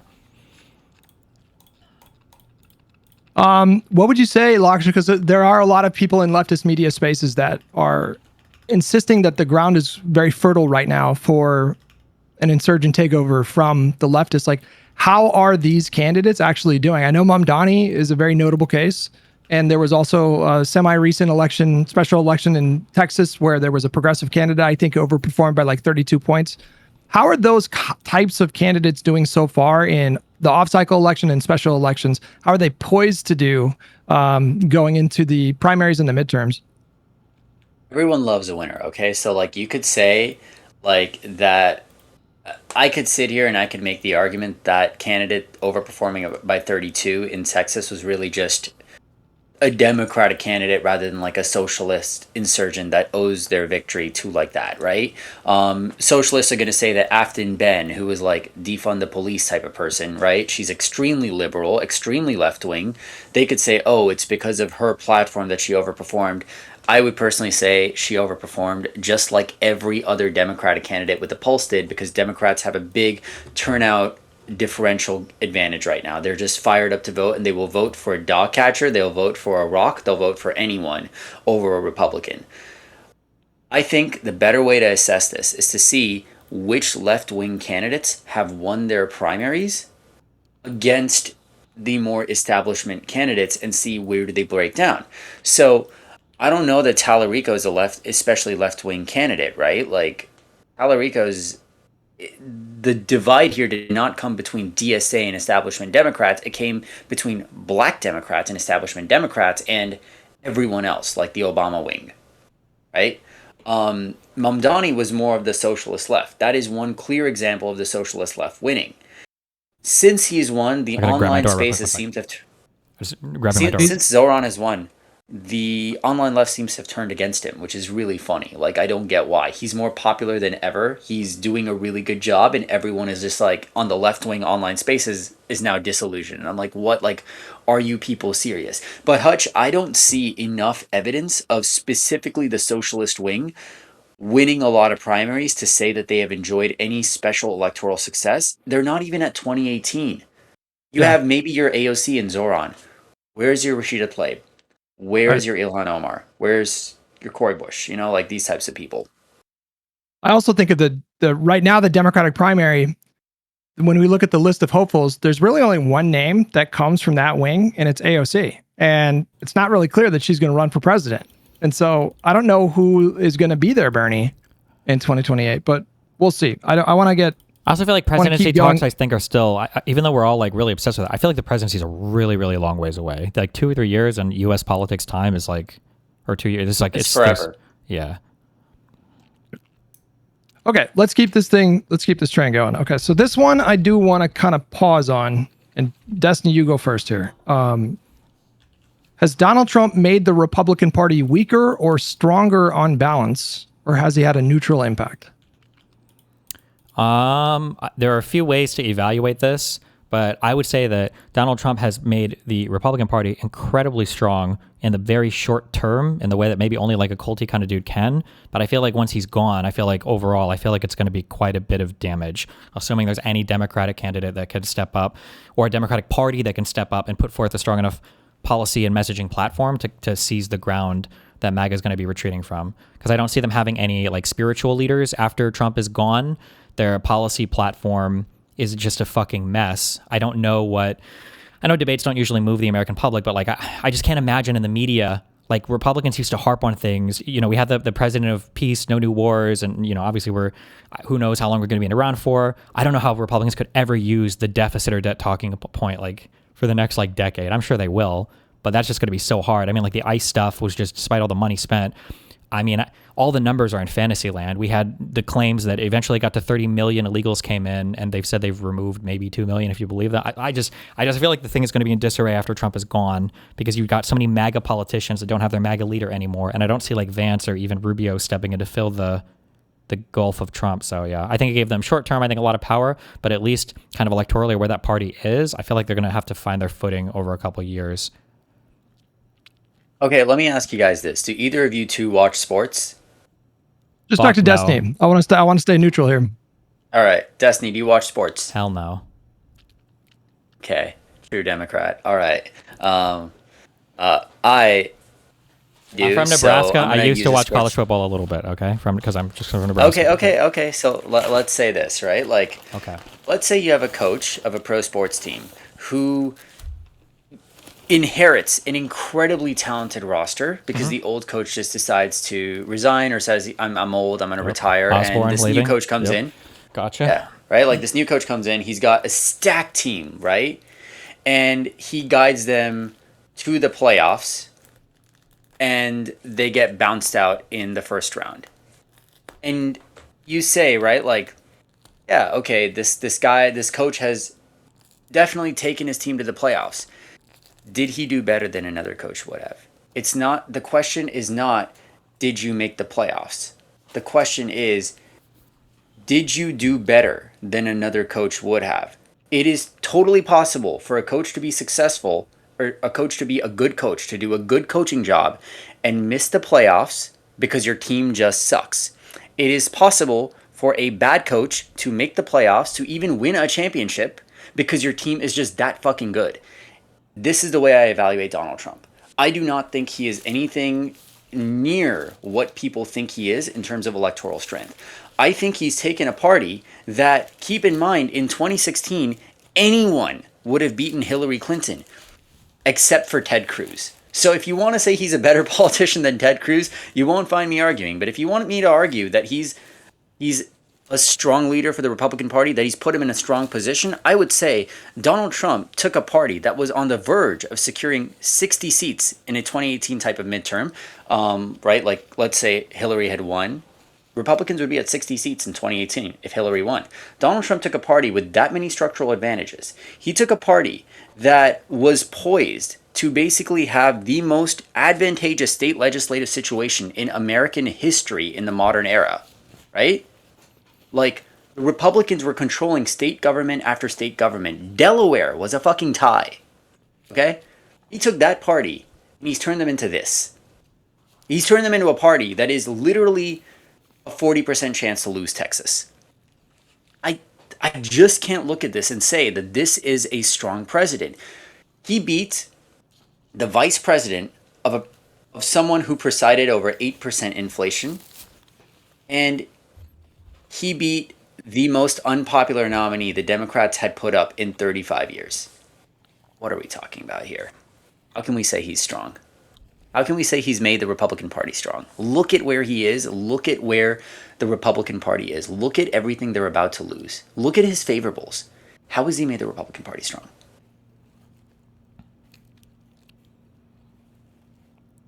I don't know if you wanted to jump in there, Dustin. You look like you were mulling. No, I feel like I broadly agree. I guess the only disagreement there you would say that in the short term, he actually made them weaker. I guess it depends on what we mean by made strong or weak. One of my criticisms of, well, I shouldn't say criticism, I guess, but an observation of Trump is that I really am grateful at how stupid he is and how like incompetent and inept him and the people around him are, because they just don't believe in legislation. He doesn't know. Like, I genuinely believe, gun to my head, I don't know if he could have named the 3 branches of government coming in 2016. I really don't think so. I don't think he had any idea what he could do or what was within his power to do. And as a result of that, he was largely ineffective when it came to doing legislative stuff. Even the huge victory they got with abortion was granted from the Supreme Court. It's just procedural stuff that he won so much on, holding onto the presidency, nominating Supreme Court justices. And then, coming around this time, man, he just doesn't care about Congress at all. I guess so. I do agree with that. Maybe it could have been that another Republican president would have won. I actually don't know the answer to that, though. Are you talking about, like, because you saw, like, head-to-head polling between, like, Rubio and Hillary, or? Yeah, I'm talking about the head-to-head polling between Rubio and Hillary, but also the head-to-head polling between, Nikki Haley and Joe Biden. Like Haley in the New York Times polling was leading by way more against Joe Biden. We're talking about Nikki Haley. By the way, with Nikki Haley and Joe Biden, we are talking about like states like California coming down to 5 points. That's how bad the polling was for Joe Biden. I don't think it would have gotten that bad for Biden, but I am saying like we are talking about Biden versus Trump was always, even at the very end, like in the grand scheme of presidential elections, still like a relatively close thing that Biden was going to lose. Like it was still relatively close. If it was Haley versus Trump, it would have blown out. And that's why like I think crediting Trump for it when I really think it was a failure of Joe Biden, I think that's the thing where I kind of say like I don't think that's down to Trump, because I think another Republican would have won and would have won by more. In 24 or in 2020? In 24 and in 2016. In 2020, I think it's tough, right? Like I think another Republican would have lost by less in 2020 because every incumbent had a global incumbency bounce, basically. Every government got more popular except Donald Trump. Like this is the one guy that managed to blow it. To Destiny's point, like sometimes I'm incredibly grateful for just how stupid Donald Trump is, because like a smart Republican could probably have locked the Democrats out of power much more cleanly. One thing with Trump, like, one thing I'm kind of curious about, I guess, for your thoughts on this is like in 2016, I'm understanding what you're saying. So one thing I don't like about head-to-head polling between people that didn't actually make it is people's feelings and attitudes. I'm sure, right, they change a lot when the election is actually happening, right? That if I were to poll for this guy, like polling Destiny against Trump, like people might have feelings about that. But if we would actually start running the race, you've got opposition research, you've got the media cycles, everything else, that might change dramatically.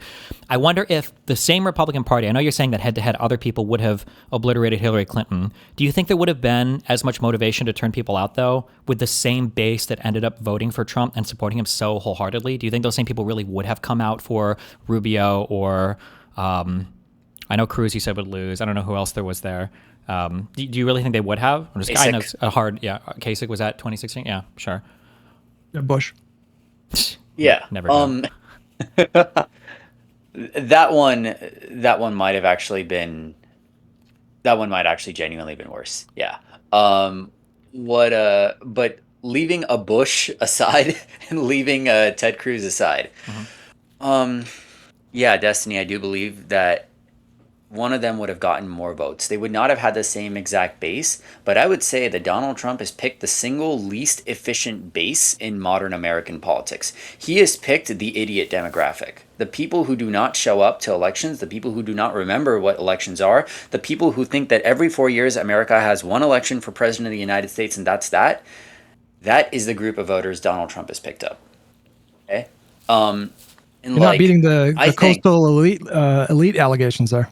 I live in California. I'm definitely a coastal elite. You know what? I'm proud of it. I see the palm trees from outside my backyard. I mean, to his credit though, right? Like, I mean, haven't the off-season elections always been like historically, like abnormally terrible for the Republican movement under Donald Trump? Like, it feels like people just don't care. Like, these are Trump or MAGA fans. They're Trump fans. They're not Republican voters. They're there for Trump, and they'll vote down ballot, maybe.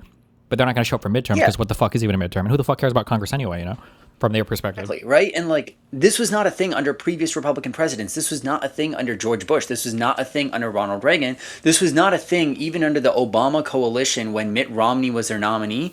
They had a pretty high turnout coalition. The Republican Party won white college educated voters. They won generally, they were doing very well among educated elites, and they were doing well among high engagement voters. And this whole thing about like, you know, oh, well, Trump picked up more voters. Yes, there's no denying that Donald Trump did better than Mitt Romney did electorally. But that was more of a function of the circumstances that they faced and the fact that Mitt Romney ran against Barack Obama and, you know, Trump ran against Hillary Clinton and then an 82-year-old Joe Biden and then his vice president, basically. I do think we are limited on time, so I kind of want to cut to the chase a little bit here. Destiny, you go first. So, did Donald Trump's more aggressive rhetoric on pledging to go after his political enemies, and has that sort of messaging helped him in elections and helped him overall, or has it hurt him? It's tempting to say, so I'm going to say that it helped him massively. I think it's tempting to say that it hurt him because there were other strategies that might have been better, but I'm going to say that it helped him because I don't think Donald Trump is the type of man that could have pursued any other strategy.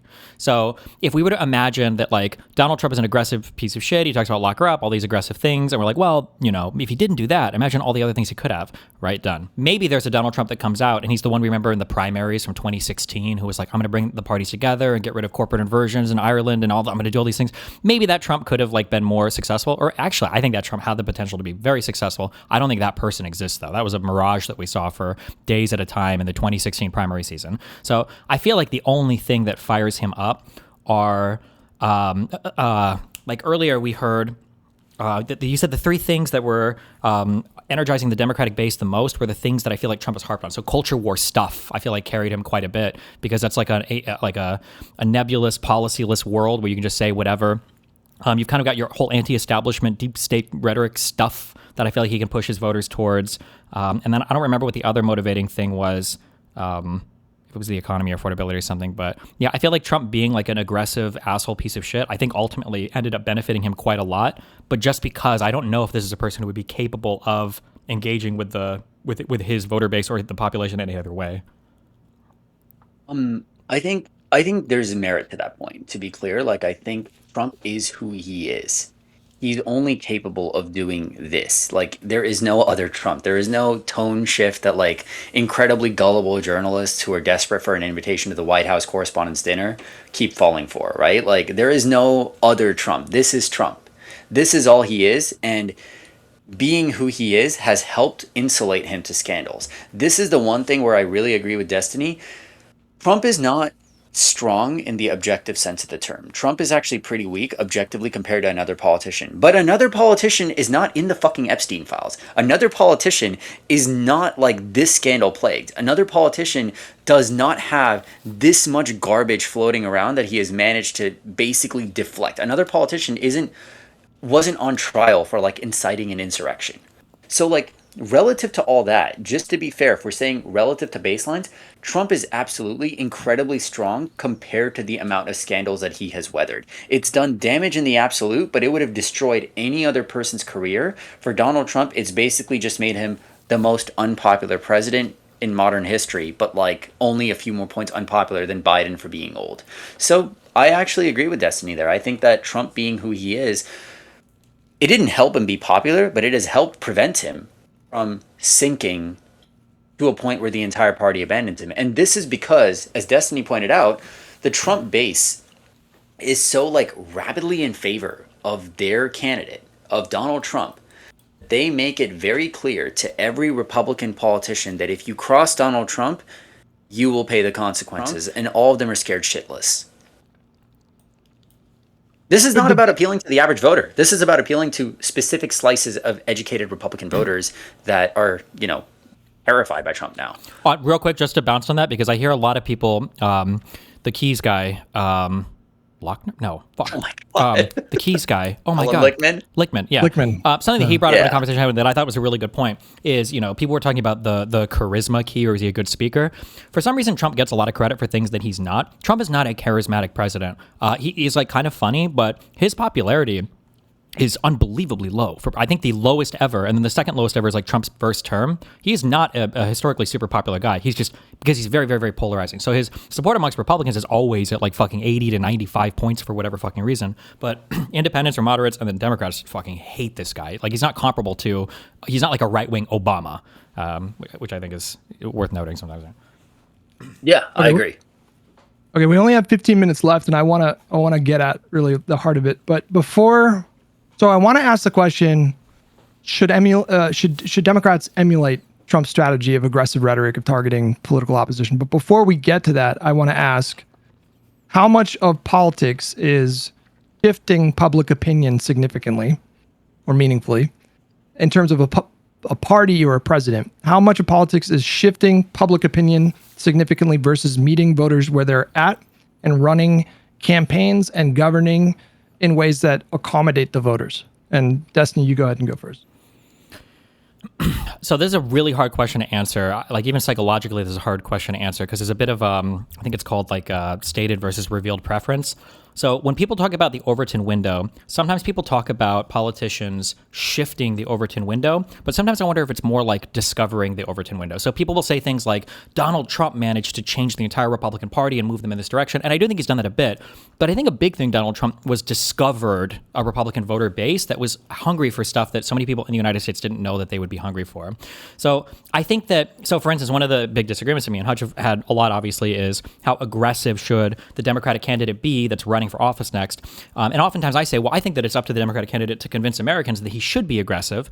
But part of this convincing, I think, also is partly like discovering. Like when we talk about like the hatred for the Democratic Party, and I don't know if this comes out necessarily 1-to-1 in polls or if you can proxy this with other issues. I feel like one of the reasons why people just don't like the Democratic Party that much is because you don't have any strong fighters that it feels like are willing to go to the mat for you. You know, say what you will about any Republican leadership, like it feels like they're pretty passionate about whatever the fuck, whatever they're just, if they want to kill young women who are pregnant or whatever, they want to kill immigrants or whatever, like they feel it pretty passionately. You know, they've got politicians that are racist and do all this stuff. And then Democrats are like constantly kind of acquiescing to the gentlest rhetoric on, unfortunately, it's usually appealing to kind of the more radical left-wing people who are not electorally minded. So much of your media messaging apparatus is designed to engage with people who aren't electorally effective or voting. And then for the rest of the normal voters, you're like, well, fuck, I feel like there's just not much here for me I don't feel like you're fighting for me that much. And then the big issues that it feels like they do fight for are issues that are sometimes the 80-20 losing issues. So all that to be said, like in the conventional term of like where can a politician move a party, I think they can move them a lot, but sometimes those big movements aren't them moving it, but it's like discovering like where they actually are. And I feel like there's an appetite in the Democratic Party right now for somebody who's a lot more aggressive towards the Republicans. We just haven't had many people come out and explore that ground yet. That's my feeling. So, Hutch, it's interesting because I thought this was going to be a debate between me and Destiny, but I don't really think we're disagreeing on all that much. Like So, yeah, just to be clear, I'm not wanting you guys to fight. I just wanted to listen to you guys talk because I thought it would be interesting. Yeah. I mean, I appreciate it. To Destiny, I think to your point, I'm going to build on that. I think a politician and really leaders don't really shift the grand. I don't think politics and electoral politics are the same thing, right? Like one is a subset of the other.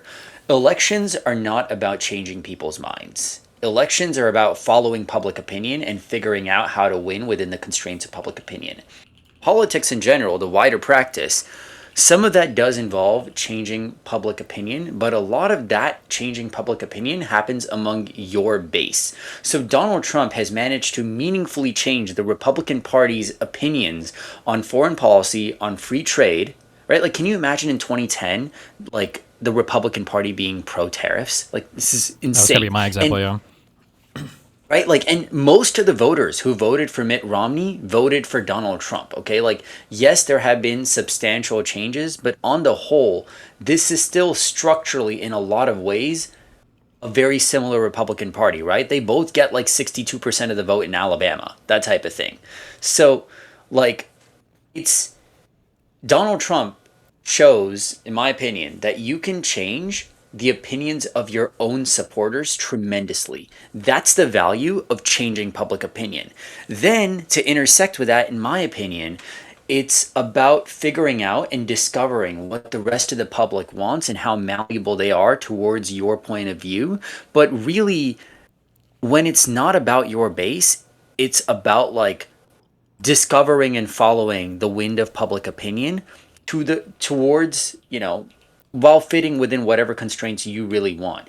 The real shifting of public opinion power lies in changing the minds of your supporters. That's the part of politics that's like changing public opinion. I think it's also on building just a little bit on, like, I think that, so when I talk about the revealed preference thing, I think sometimes we talk about a lot of proxy issues. So for instance, it's traditionally been just said that Republicans don't like taxes, right? But I don't think that it's just taxes. There's something built into the idea of taxes that you are redistributing from people who are working hard and then giving to people that aren't working hard. Like, that's actually the idea. And it's just best kind of crystallized in a progressive tax system. But there's a world where Donald Trump, if you can identify the correct enemy, Republicans are totally willing to throw taxes on them because they just see taxes as some kind of like punitive punishment thing. And if you've identified the rest of the world as trade enemies, well, now you can tax them. Like, I bet there would be an appetite in the United States for Trump to have like an immigrant tax as well. Like, if you're coming from another country, especially if you're brown or from South America, you've got to pay 5% more on your income taxes to pay for this great America that you're now welcome to. I bet you could get a surprising amount of Republicans on board with that, especially if he does it via executive order where he doesn't even need Congress's support for it. So yeah, I think that sometimes when you push for things and you kind of cause these changes in your base, I think you're not even really changing them as much as you think, but you could be changing them in terms of policies they're willing to accept just because of the way they're phrased and because you're hitting at some other preference that they had before that you're just like figuring out by navigating political environments with policy speeches, whatever else. Yeah. To that end, we can just get to the meat of it here. Would it benefit Democrats electorally to shift to a more aggressive rhetoric, to be specific, rhetoric about prosecuting the current administration, taking extreme measures? So you want to go first? So maybe we'll disagree here. I fully acknowledge, and I think that at this point in time, I don't think that would be a popular opinion among the Democratic Party, but I think there are good meta reasons for why we should message and fight for that in ways that are politically viable. Like, if it comes down to, if we message on this and, we're a month out from the election and Gavin Newsom's going to lose, assuming he's the nominee, right? Then I would say, okay, fine, I guess we drop it. But I think this is a point for the health of our republic. And if it were to be made as a strong enough argument for the American people, I do think a lot of positive stuff would follow afterwards, like even electorally. I think the idea of like trying a lot of these people and just showcasing in an irrefutable format, like this is actually what happened. I think there would be a lot of value to that. I mean, morally, ethically, liberally, but then also just like for electorally as well.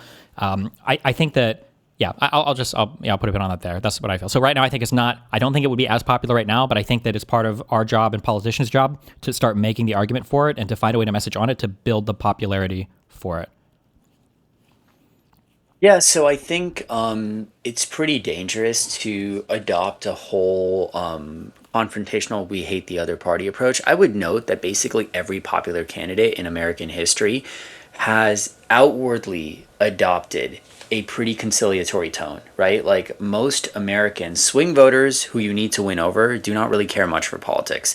They don't love the whole idea of over politicizing everything, right? Like, Trump actually won swing voters by a surprisingly small amount considering how expensive things were and how like high prices were. So I don't think it's a great idea to double down on partisanship, because generally people tend to win more when they look above the fray, like when they look like they're just too good for the whole partisan mudfligging.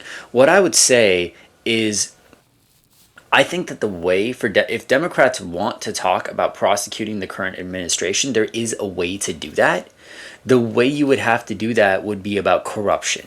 You would have to go heavy on the angle of corruption, and you would have to say, like, look, these people are literally just enriching themselves. They're making your personal economic situation a living hell just so they can insider trade with their buddies. There is a potent angle to go on that, but that does not go among a Republican Democrat line. That is not the Gavin Newsom version of, like, string up all the Republicans. It is basically a way of saying it's us, the working people, versus them. And I don't care if you're Republican or Democratic, you shouldn't be profiting off the American people. And that will also involve throwing members of the Democratic Party under the bus, right? Like taking free shots at Bob Menendez, taking free shots at existing Democratic politicians, even making fun of Hunter Biden if it comes down to it, right? Like, and all of that. But there is a way. Look, the Democratic base is pretty smart. They're going to get it. Right? Like, they're going to get what you mean. But if you want to talk about prosecuting the Republican Party, you really have to go for a heavy corruption approach without necessarily targeting Republicans explicitly in rhetoric. People know what that means. I don't know if you wanted to jump in there, Destiny. Yeah, I guess the only problem, there are two issues that I have with the corruption rhetoric. The first is that when people start talking about corruption, I'd be curious if you had polling stuff on this. The thing that scares me, all of this is going to parallel the Epstein conversations as well. The thing I don't like about when it comes to talking about corruption is that it's so broad and vague that I feel like any voter that cares a lot about corruption is going to think that both sides are about as corrupt as the other. Do you think that's true, or do you think that's not as true? Or do you think maybe it's largely true, but it's like there's enough of a meaningful difference that like it's still worth focusing on? it is not only absolutely true that the average voter thinks both parties are equally corrupt, it is actually the case that sometimes Republicans in our polls end up like straight up winning the vote of the people that rate corruption as their top issue, which is hilarious. Yeah. But like that is the thing. But the thing is, right, like this is one of those things where you kind of have to skate to where the puck is going and not where the puck is. You have to look at the fact that who's in power right now, right? Like corruption has not gained heavy salience. Yes, the Epstein files are big online, but like the average voter actually is not caring about the Epstein file. The average voter does not listen to stuff about the Epstein files. They don't really pay much attention to it. They find it kind of gross, distasteful, and out there. If you choose to elevate the salience, you would have to make meaningful rhetorical shifts to throw portions of the Democratic Party under the bus and say, I'm separate from them, I'm for you, but look at this administration, look at how they're in cahoots with everything that came before them to make things hard for you. I think there's a way to do it. I actually don't disagree with Destiny that like the average voter does think both parties are equally corrupt, but you can change that based on the ground circumstances that we have in front of us and based on the material that we have. This is something where you actually can elevate the salience because it's a low salience issue, and when you raise the salience of issues, the ways in which they break tend to be more unpredictable, and there it's about using meta reasoning. Yeah, I guess the salience issue would be scary for me because of things like when corruption was talked about so much, like the whole Pelosi stuff and the whole, like even Bernie Sanders has 3 houses and Ilhan Omar married her brother and is now a multimillionaire. Like, I guess it's hard to trust Americans when it comes to corruption because you've got the criminal aspect, which there can be a lot of corruption technically without any criminal aspect at all. Like arguably like that Qatari $400 million jet to Trump or the whole Bitcoin thing, everything he's doing. I don't know if these things are actually violative of any criminal statutes. So you'd be talking about corruption in a more abstract way. And then, yeah, I don't know. This is why I like crimes and criminal investigations. I feel like you can get a little bit more like meaty in terms of like these are bad things that people have done or other creative things. But I guess that's what I wanted to. Yeah. But that tends to exhaust people. Sorry, Hutch, go on. No, you go ahead.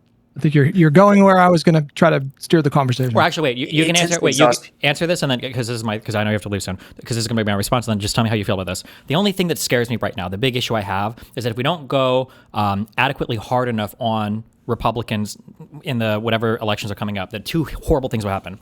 One is the American public is going to walk away from the last decade thinking that the mRNA shots actually were killing a lot of people, and 2020 really did have a lot of really shady, horrible stuff that was happening, and yeah, the whole Russiagate and Ukraine stuff, there was a lot of bad stuff, that a lot of Americans are going to have that in their mind walking into the future, number one. And then number two, when Republican lawmakers, if they ever were to see another type of Trump figure come up, rather than looking at him and go, oh man, this might be some short-term gain, but like long-term, like really destructive to the party, or we might be able to write off this, but like, I don't know. Instead, they're going to look at it as like, oh shit, like I'm just going to fucking jump on that train again because there was no penalty for doing it last time. And if this guy's even smarter than Trump, or is smart at all, because Trump has no political mind whatsoever, then they're going to be like, well, why wouldn't we just jump on board of that? Like most Americans don't even believe on the Republican side of the results of the 2020 election. So why not? These are the 2 huge fears that I have that if those were alleviated, then I'd be so much more on board with more like politics as usual.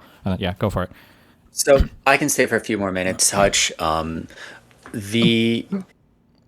would say, Destiny, I see that point, but you should look at 2008 for a very good parallel of this. Okay, so I want to take us back to 2008 for a second, where George Bush was waging a very unpopular war. The Republican Party was downright toxic electorally. They had really lost their way. They nominate a smart guy. They nominated John McCain, who, by the way, 4 years ago was so strong that he was being considered for the Democratic vice presidential nomination. Right? Like the Kerry McCain ticket was a very real speculation bit that came about. They nominated a smart guy. It was not enough to overshadow the stench of the Bush administration. One of the biggest things around the Bush administration, well, 2 of them, were corruption and incompetence. Incompetence with Katrina, incompetence with Iraq. People were like, this is, what the hell are these guys? Like, they're actually stupid. Like, stupidity is a defining American trait here, right? And then beyond that, there was also the corruption angle, where people really started thinking that the Bush admin was just in it for themselves. Scooter Libby was one instance of it, but really it was more about thinking Dick Cheney and the others were enriching themselves in the Iraq War, right? Like the weapons of mass destruction, Halliburton, etc. Right? The Iran War has a lot of similar parallels here because right now, this is one of the most unpopular wars at its outset compared to any action the Republican Party has taken militarily. People keep saying, oh, Venezuela, whatever. No, Venezuela was not unpopular. This is unpopular. Can I this ask you, is the though, type just of thing. on that? Yeah. Because the thing that scares me is that you just gave a historical example in 2008 of all the bad things Bush did, but now I feel like Trump is rerunning that ground, except even more. So I feel like, doesn't this make me feel worse for like a 2032 or whatever? Like, why would there not be your 2036 another guy that comes around and then runs that gamut even harder into the most horrible ways possible? Because as corrupt as Halliburton or whatever it is, I don't think that holds a candle to the World Liberty Financial or whatever, and Wyckoff and everything else. And yeah, for whatever the excuse for Iraq and Afghanistan, I still don't know why the fuck we're even in Iran right now for the second time. So it's like, yeah, why would I not be afraid of that happening even worse in 10 or 15 years if that's what came from Bush that was unpopular and led to 2 huge Obama terms? I think that's making a causal link where none exists because I don't think Donald Trump came about to the general American public as a direct response to George Bush. Donald Trump came around to the Republican Party as a direct thing to George Bush, but really it was about the Republican Party felt like they were lied to by their leaders and they wanted someone outside the system. They picked a guy who was extremely corrupt. They picked a guy in Donald Trump who was basically playing to all their worst instincts. But like, it's not the case that George Bush laid the foundation for Donald Trump by setting him up for XYZ. Similarly, I don't think it's the case that Donald Trump is laying the groundwork for a smarter Republican to come around in 2036, because the thing is, a lot happens in 8 years, right? Trump was 77,000 votes away from really just like being consigned to the ash heap of history forever in 2016. It was a really close election that the Comey letter probably actually swung. Like, we have real data on this. Yeah. So to me, I look at that and I say, like, focus on the next election. What happens in 10 years is unpredictable. It's a fool's errand to try to guess that now. And in the next election, like, it is an incredibly potent thing to just take the anti-corruption angle, to run that lane, to win it. And then now you have to avoid the mistakes that the Obama administration and the Obama coalition made, right? And you do have to figure that, yeah, you have to guard against the Republican Party's next big hope, because they're going to win an election again at some point, right? Like, no party wins one election forever. But I don't think that attacking Donald Trump on corruption meaningfully sets Republicans up for success in 2036. I just don't think there's a causal link to be made there.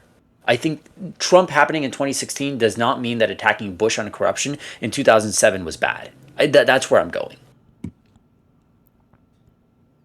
Or I guess I'm thinking if there would have been, I don't know what these would look like in terms of domestic, or it would be domestic law, not international law. If there would have been real consequences for the Bush administration after Office of Special Plans lying about WMD, whatever, for the Iraq War, do you think that the Trump administration would be as gung-ho about the things that they do in Iran or other foreign policy adventures that they go on? Like, I guess what I'm looking at is I feel like there was a lot of lack of accountability. Like, if Gore v. Bush had played out differently, of which I think Stone himself, was involved in, like, on-the-ground riots and stuff, and some of the offices, I think, in Florida related to recounts, and then was, again, in January 6th, right? If that media environment that was allowed to come up in that time period, I don't know how old you are, but, like, I'm 37, and the meme was always, like, NPR are, like, the boring people, PBS are the boring people, and fucking Fox News, and Rush Limbaugh, and Glenn Beck, and Michael Savage, and Billy Cunningham. Like, all of this stuff was growing and fomenting this feeling of Republicans at the time, and then there was basically no accountability for any of it coming from there. I understand that you're kind of making this argument that, well, Donald Trump maybe won or had electoral successes either despite the Bush setbacks or just unrelated to them, but I feel like I see just a lot of early seeds planted there that feel like because there was never this huge reckoning, people were like, it wasn't as big a deal, so I don't have as horrible of a feeling about it that I'll be held accountable or something in the future. From the lawmaker and the media side, I guess. Yeah, sorry, go ahead. Oh, It was absolutely a huge mistake. It was a huge mistake from the Obama admin to not prosecute the bankers. It was a major mistake to the point where I would actually say, you can arguably say that was Barack Obama's biggest mistake, because there was really an inclination from the public like we should go bigger on a lot of the things that Obama chose not to go for. That was his mistake. You should have prosecuted the bankers. I do think that set up a lot of what came down in the future, because the precedent was set that you can do whatever the fuck you want and get away with it. I think that was a mistake.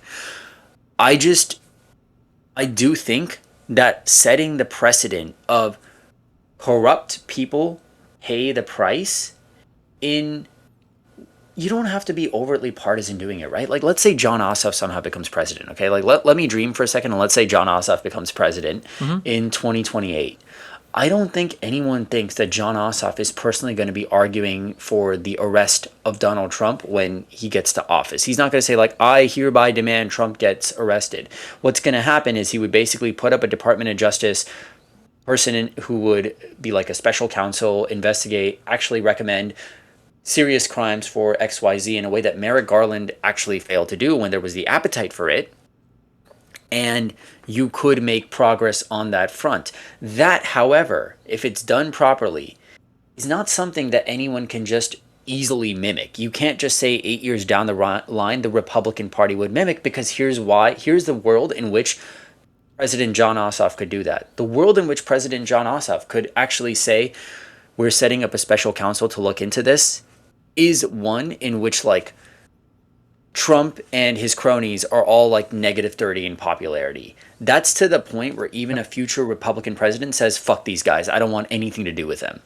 Lakshya, I don't mean to interrupt, but like, can you do it improperly and then still have a mandate from the public? So if Donald Trump pardons himself and Newsom decides to take extra legal measures, can someone like that, or Ossoff, can someone like that do that and then not just collapse with the public? Is that plausible? That's where my expertise stops. I don't know if I can even speculate on that, because I don't know how it would play out. At that point, we're just shooting in the dark, right? Like, I do know that if Trump pardoned himself, it would be the most unpopular move done by any president since Richard Nixon. That I can tell you.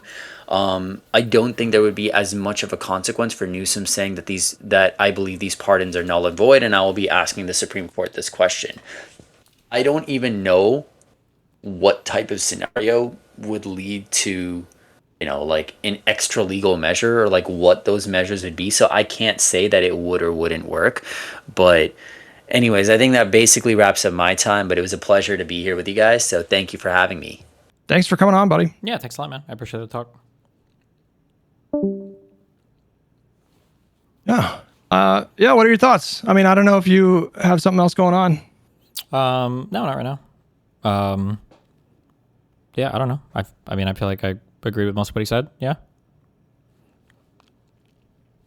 I mean, listen, I enjoy those conversations. I like sparring with you and screaming at you and everything like that and going back and forth in that way. But I do like those conversations a little bit more. So, sure. I just he was much more qualified than I was to get into the like the electoral specifics.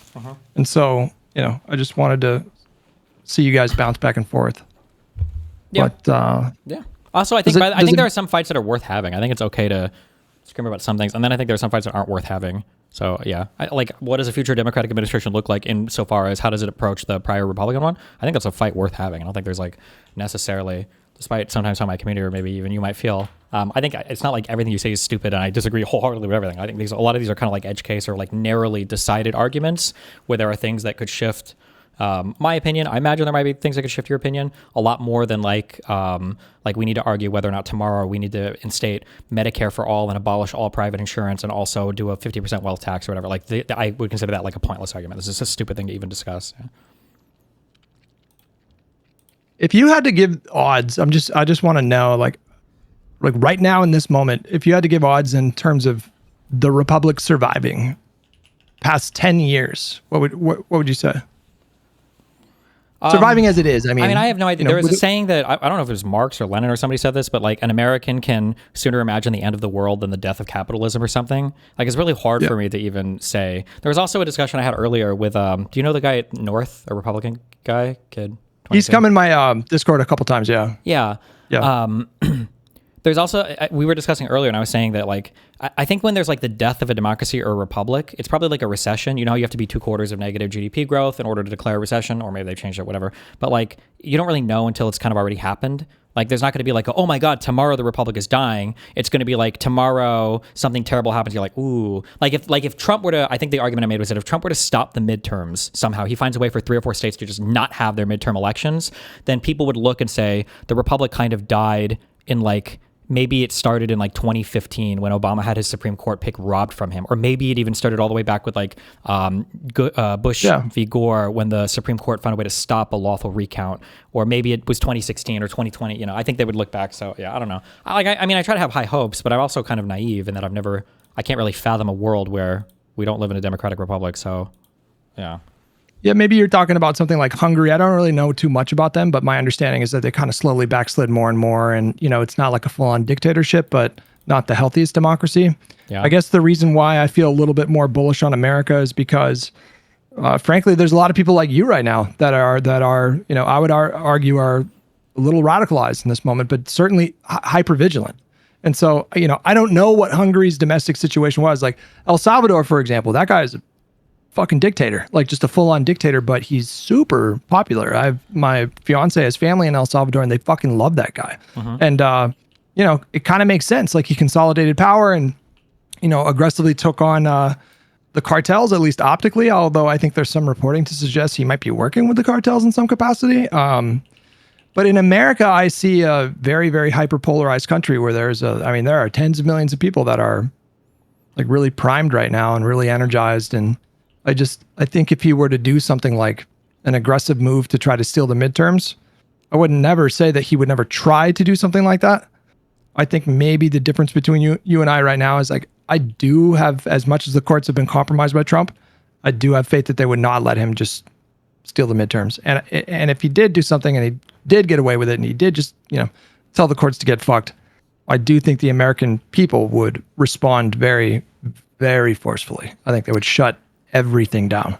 Yeah, that might be the case, but again, I think we're hitting on this fundamental disagreement. Like my issue is that I feel like by the time you're testing those boundaries, you've already kind of lost yourself. Like something is already, I'm not going to say irredeemably or fundamentally broken, but it's just like that's just not a world where you've got a healthy functioning democracy. Like, oh, like why is your democracy so good? Well, because the American people by popular vote elected a president that literally tried to like actually literally prevent midterms from happening. It's like, how the fuck did you get there? It's like, well, the last time he left office, he tried to coup the government, but it failed. It's like, what the fuck? Like by the time we're winning these small battles, it's like, yeah, we managed to fight this thing off. It's like, bro, the fact you're even having this fight means you've already completely lost. You know, maybe not completely, but that's kind of how I view it. Like, I don't want to rely on the judiciary to protect my elections. And we'd be relying on them with like, not good rulings, but with like preliminary injunctions or temporary restraining orders.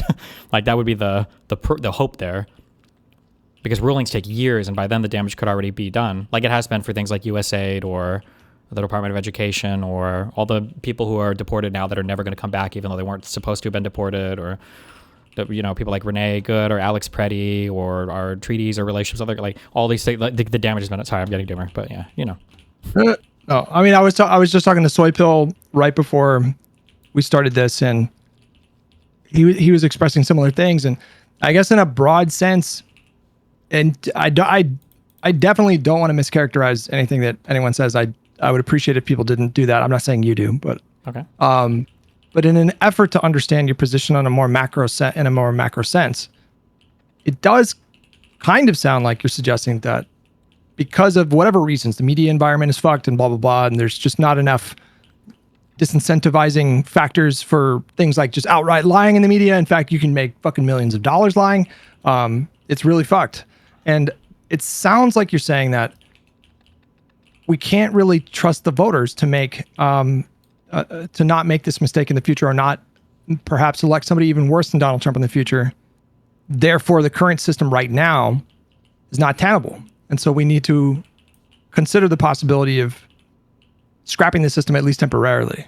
Yeah, I deal would say with that's that almost threat. exactly what I believe. What you just said. Yeah, I think that there's I think there are fundamental aspects of the nature of like how media works.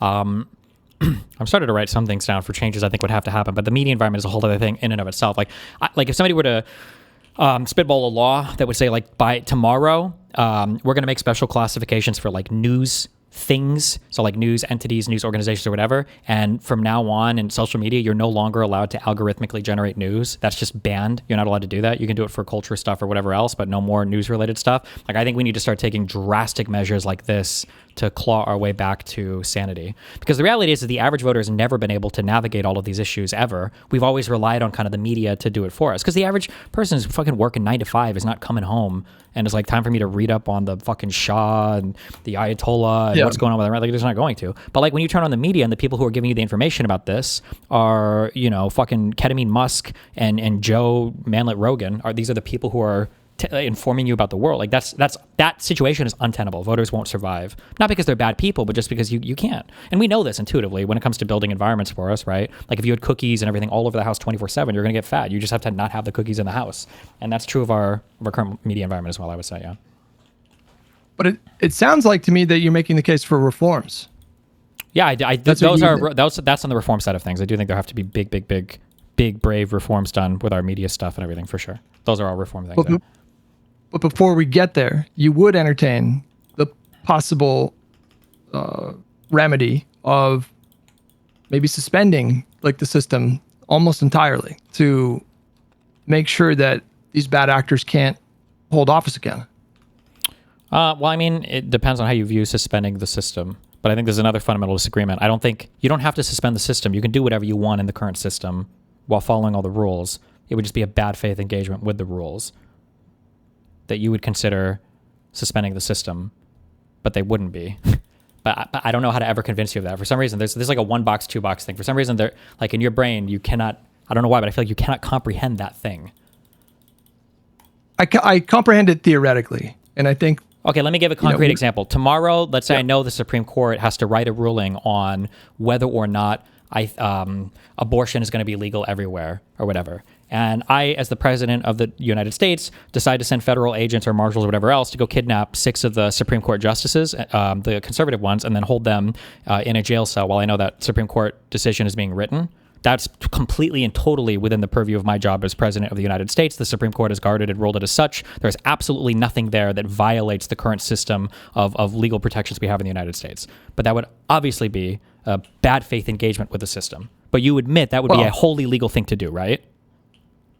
No, I don't, because those Supreme Court justices have constitutional protections. So you can't just I'm not talking about what constitutional protections. We would be using the intelligence services to round them up and hold them for a little bit. We could say they're national security issues that we think we're going to investigate them for, and then you wait till the ruling is out, then you release them.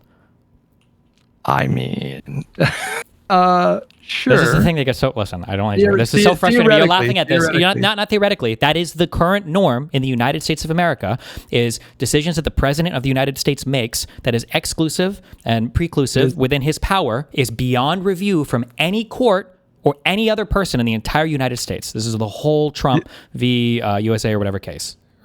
Well, exploring his, like what he can do sort of like immediately with his authority. He can order people to do this thing or that thing, but it is certainly not the case that the current norm is that we arbitrarily detain judges if we suspect they're going to hand down a ruling that would hamper our agenda. Well, sure. I'm sorry. When I say no, what I mean is that you're not violating any type of, like, there's nothing illegal about that. It would be perfectly within Hutch's, like, liberal framework. That's totally allowed by the current system. There's nothing illegal about that. The Supreme Court has issued a ruling. This is beyond, he's got plenary authority when he's acting exclusively preclusively within the role of the president. It's beyond judicial review.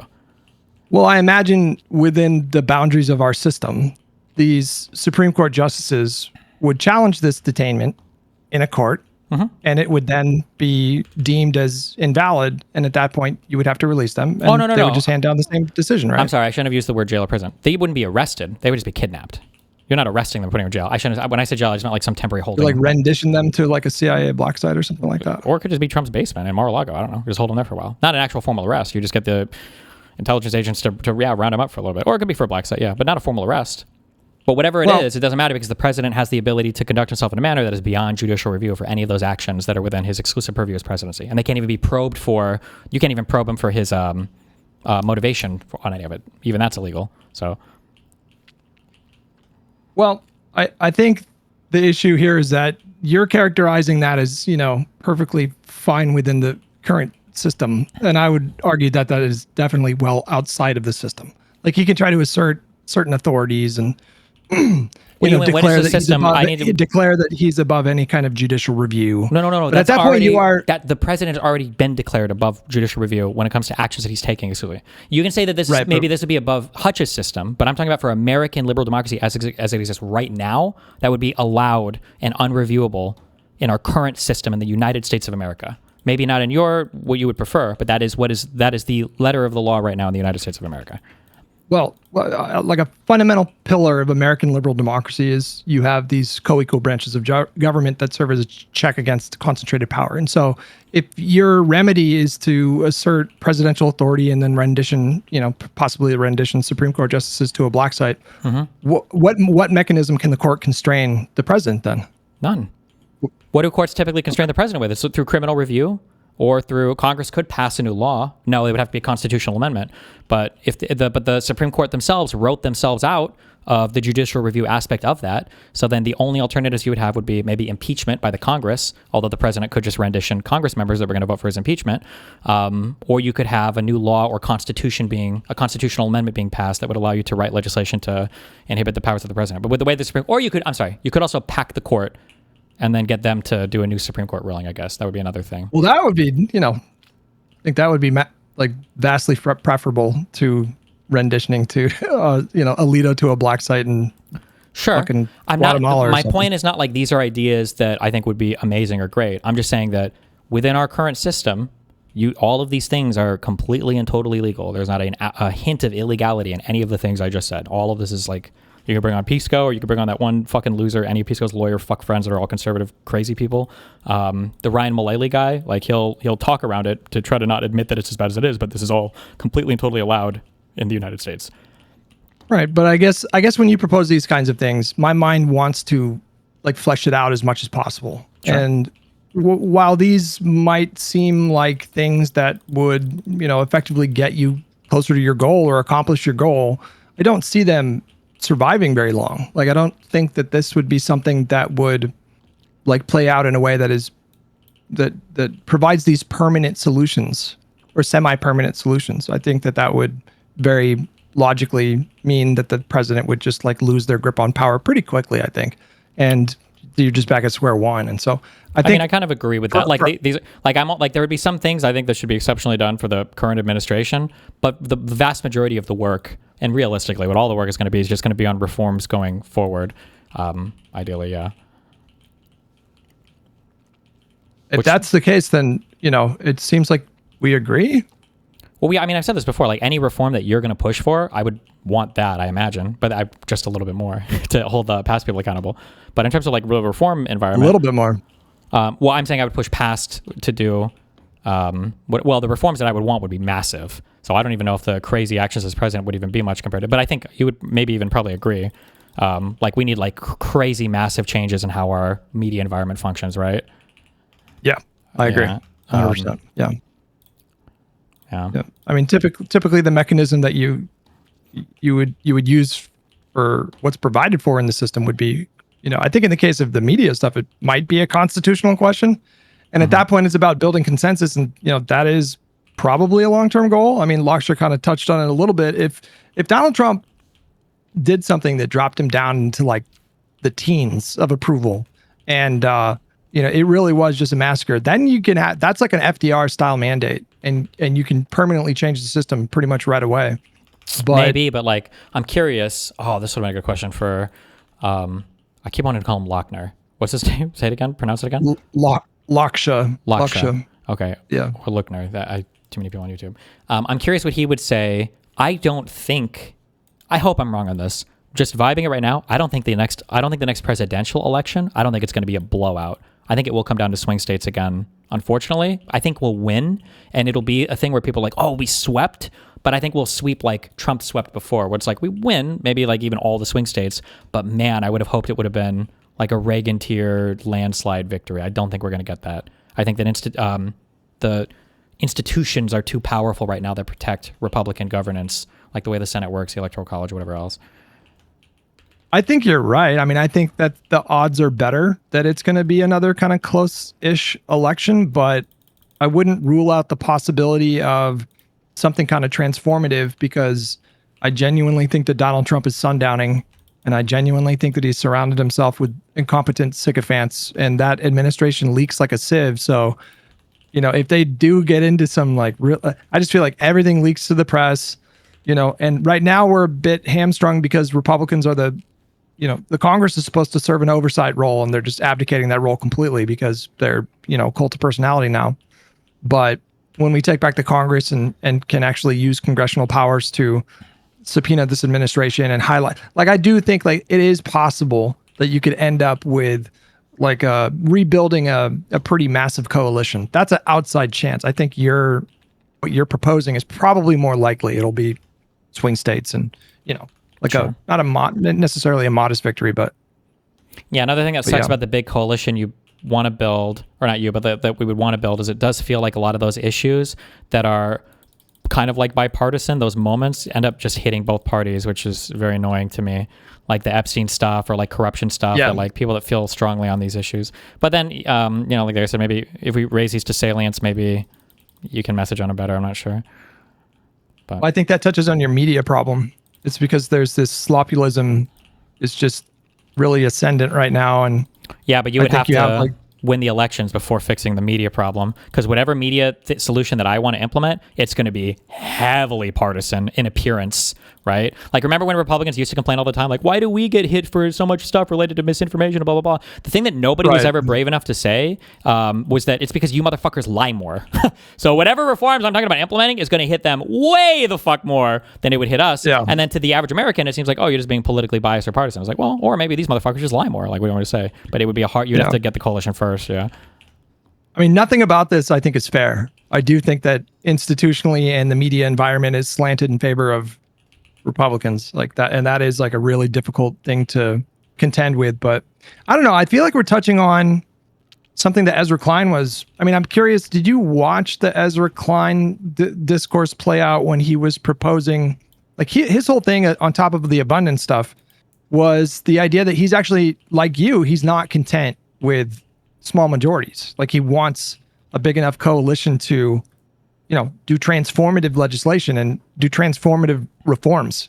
And in order to do that, you do have to sit down in a room with a bunch of smart people and think, okay, what does that coalition look like? You're probably going to need states like Ohio and Iowa and Texas and Florida. And so then it becomes a strategy of how do you rebuild that coalition? And he got into some hot water because he proposed the hypothetical pro-life thing. Yeah. But that was just, I mean, it was a throwaway example. I don't think he meant to. I agree. I think his argument there was good, but the abortion example was just the worst example. It was like he picked literally the worst possible thing that he could have ever fucking picked. It's like, we need to build a coalition with libertarians, guys. We got to be able to give on something. What about the age of consent to 0? It's like, why, of all the things, why this is the one thing? It should have been. It should have been fracking literally or anything else. Gun control. Could have been literally any other fucking issue. And he was like, pro-life. It's like, Jesus Christ. It's like one of the most salient, most popular, easiest issues to mess around. But no, yeah, I agree. It's just, sorry, go ahead. Well, I don't know. That's curious to me because you say that's a good argument, but that involves kind of the opposite of what you're saying, like moving away from the hyper-partisanship. So you think it's a good argument, but well, I'm not trying to be partisan in terms of supporting like just one side or the other. Like, I view the whole MAGA thing in this administration. These are like uniquely bad things that are it's above partisan politics. These are like evil, anti-democratic, illiberal people. But I mean, whatever you build in the future, like, does have to have, like, you need to have a broader party that can message to different cohorts, like what Zoran Mamdani says or what AOC says. Like, these people have gotten much better at picking up, or Zoran has been good since he's been elected, and then AOC's gotten better at like saying we need to have different politicians around the country to build stuff. I agree with that. Anything that Ezra says or anything that you believe on that, I'm going to believe with that. But I think that I don't know if that's mutually exclusive with saying like everything associated with this current admin is so unbelievably corrupt and tainted. And if there was another thing that I think could sway me from my position is like if there was just some way to make the American people realize that, Yeah, but I think that I feel like escaping without consequences, it just vindicates so much of the behavior. And it sets it up so much in the future for like, well, if they can do it and get away with it, like if we have the chance to secure some wacky and wild and crazy shit, why not do it again? Like you would agree that like a current Republican Senate majority would absolutely steal another Supreme Court pick if they had the ability to do it, right? 100%. Yeah. Yeah. And I mean, to be fair, I mean, wouldn't you want the Democratic Party to do the same at this point? If the roles were reversed, if it was a Republican president, and let's say they win the midterms, they win control of the Congress and both chambers, and Alito dies. You know, would you want Schumer to hold that seat open for 2 years? I mean, I would say 100%. Yeah. I don't know if you would feel that way. You really think you'd be on board with that? 1,000, 100,000. I would be on board if it was 4 years. Okay, based. Yeah, I mean, I would, but that would be a hugely norm-breaking... Wait, hold on. Ready? Would you be in favor of that if it looked like there was a midterm coming up and it looked like we were going to lose Senate seats? That depends. How many Senate seats? How many Senate? I mean, the Supreme Court's really important. So, I mean, that's an interesting question. But are we talking like a blowout, like 30? We lose 30 seats, or are we talking we lose 3 seats? I mean, just the majority, I guess, to play the game of not packing the... What if the SCOTUS nominee for us was going to be Epstein, but if the Republicans won, it was going to be Hassan Piker? I'm just kidding. I'm sorry. I just made it past that discourse. The replies stopped trickling in, and you're going to rekindle the whole thing. No, I mean, it really bothers me that like in 10 years, in 20 years, like I think people are going to speak about the COVID time, that there was legitimately like a one world order government. And it's not going to be like the crazy Illuminati people that were like the Alex Jones fans like 15 years ago that were like 1% of the population. It's going to be the Alex Jones fans that are like 50% of the population. That people are going to say the 2020 election was legitimately highly contentious. Like that's like, because like when people come into power, when dictators come into power, when you listen to Putin talk about Russia, when you listen to when Hitler, was advertising for his little Nazi group and they were all trying to come to power in Germany, like controlling history is so important because history is where you can derive all of your moral authority from, and then it gives you the stories and it gives you the right to act in whatever ways that you want. So if you can, cast somebody as the villain historically, then in modern day they're your villain now. If you can cast somebody as being wronged in the past, they have righteous anger now. Like you'll see this even in contemporary politics where they'll say, well, the Democrats always did this, so that's why, we can do this and everything. And yeah, I worry that all of that history, if we don't pursue something aggressive, that it's going to be seen as like, it'll be remembered as genuinely contentious when it wasn't contentious. It was just one-sided wholesale corruption. That bothers me. I don't think like it bothers me too. The thought of that very much bothers me. It sounds like you and I are fully in agreement that probably, arguably the biggest problem in this country right now is we have an electorate where a lot of people, and I'm not going to judge them too harshly, okay? Because some people are lazy. Some people have all the time in the world and they just, they have no excuse. But there's a lot of people that have families and they're working full time. And I don't have kids. And so I genuinely don't think I have the right to judge people for not being super informed. But like, how do you incentivize the country, the electorate, the people to pay more attention and to parse their information through more reliable sources? And it seems like that question is becoming more and more challenging to answer by the day. I think the alternative media landscape right now is like 100 times worse than, you remember when all the anti-mainstream media stuff like reached its peak during 2016, the corporate media, like the situation right now with alternative media, in my opinion, is like literally 100 times worse because there are no fucking guardrails there. There's no editorial standards. There's the opposite incentive to lie. People like Tim Pool knowingly lies every day. He's just fully lying. He's doing it for money. Even about Friends, that Charlie Kirk tweet, sources tell me he's stable. That was a fucking lie. He just did it for clicks. There's no universe where anybody said that to him. Like maybe, yeah. But that is a very, very vexing challenge. And I agree that there would have to be some significant systemic change to address that, because I don't know how we could fucking survive. I'll join you in saying I don't know how we survive as a republic if this problem just keeps getting worse. And so I leave it to better minds to figure out what those reforms look like and how to get there.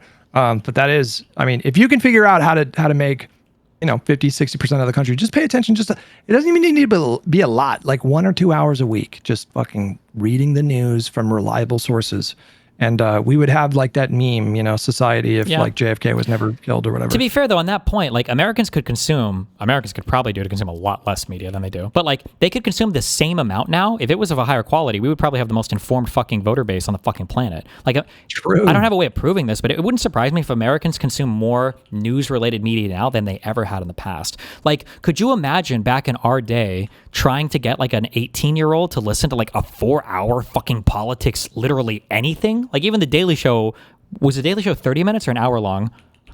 It was 30. 30 minutes. But now you've got young men, 15, 16, 17, listen to 4-hour Joe Rogan podcasts on essentially politically adjacent issues, right? So we consume so much media today. It's just so fucking horrible.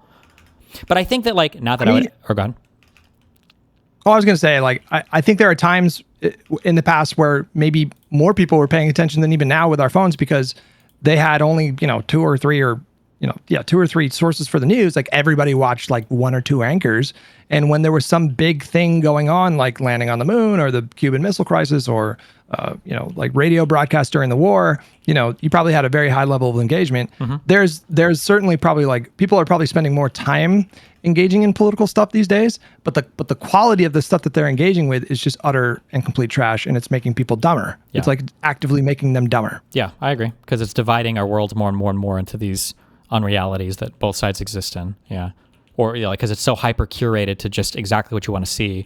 Whereas like in the past, there might have been something that upsets you on the news, but like it's the news, it's what's going on. You kind of have to watch it, you know? And so, you know, there might be different flavors of it, but for the most part, you kind of have to see the same events. Whereas these days, you remember the January 6th Select Committee, right? Fox News didn't even broadcast that.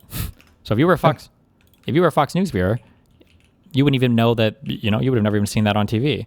And then, you know, when it comes to online media, you know, it's this issue times a trillion, right? You've seen I'm sure the memes from my community and in front of the media and everything else where you go the whole like, I haven't heard of that. I've never heard of that. I don't know anything about that. It's like, how the fuck can you not know anything about that? Donald Trump, when asked about the, you know, that the tomahawk that hit the school, it's like, oh no, I don't know anything about it. How can you not know anything about that? This would have never been an acceptable answer before.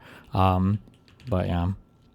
How much of this problem do you think necessarily needs to come from politics or policy? Like, or in other words, is there a different way to incentivize people to not only become more engaged, but be more diligent about the sources that they go to for information?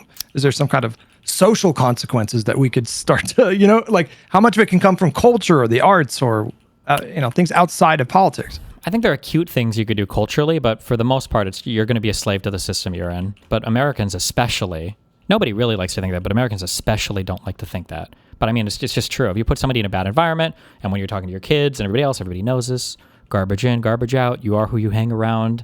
What do these fucking grind bros say? You're like the sum of your 10 best friends or whatever, or the average of your 10 best friends. Like it's not your net worth, it's your network.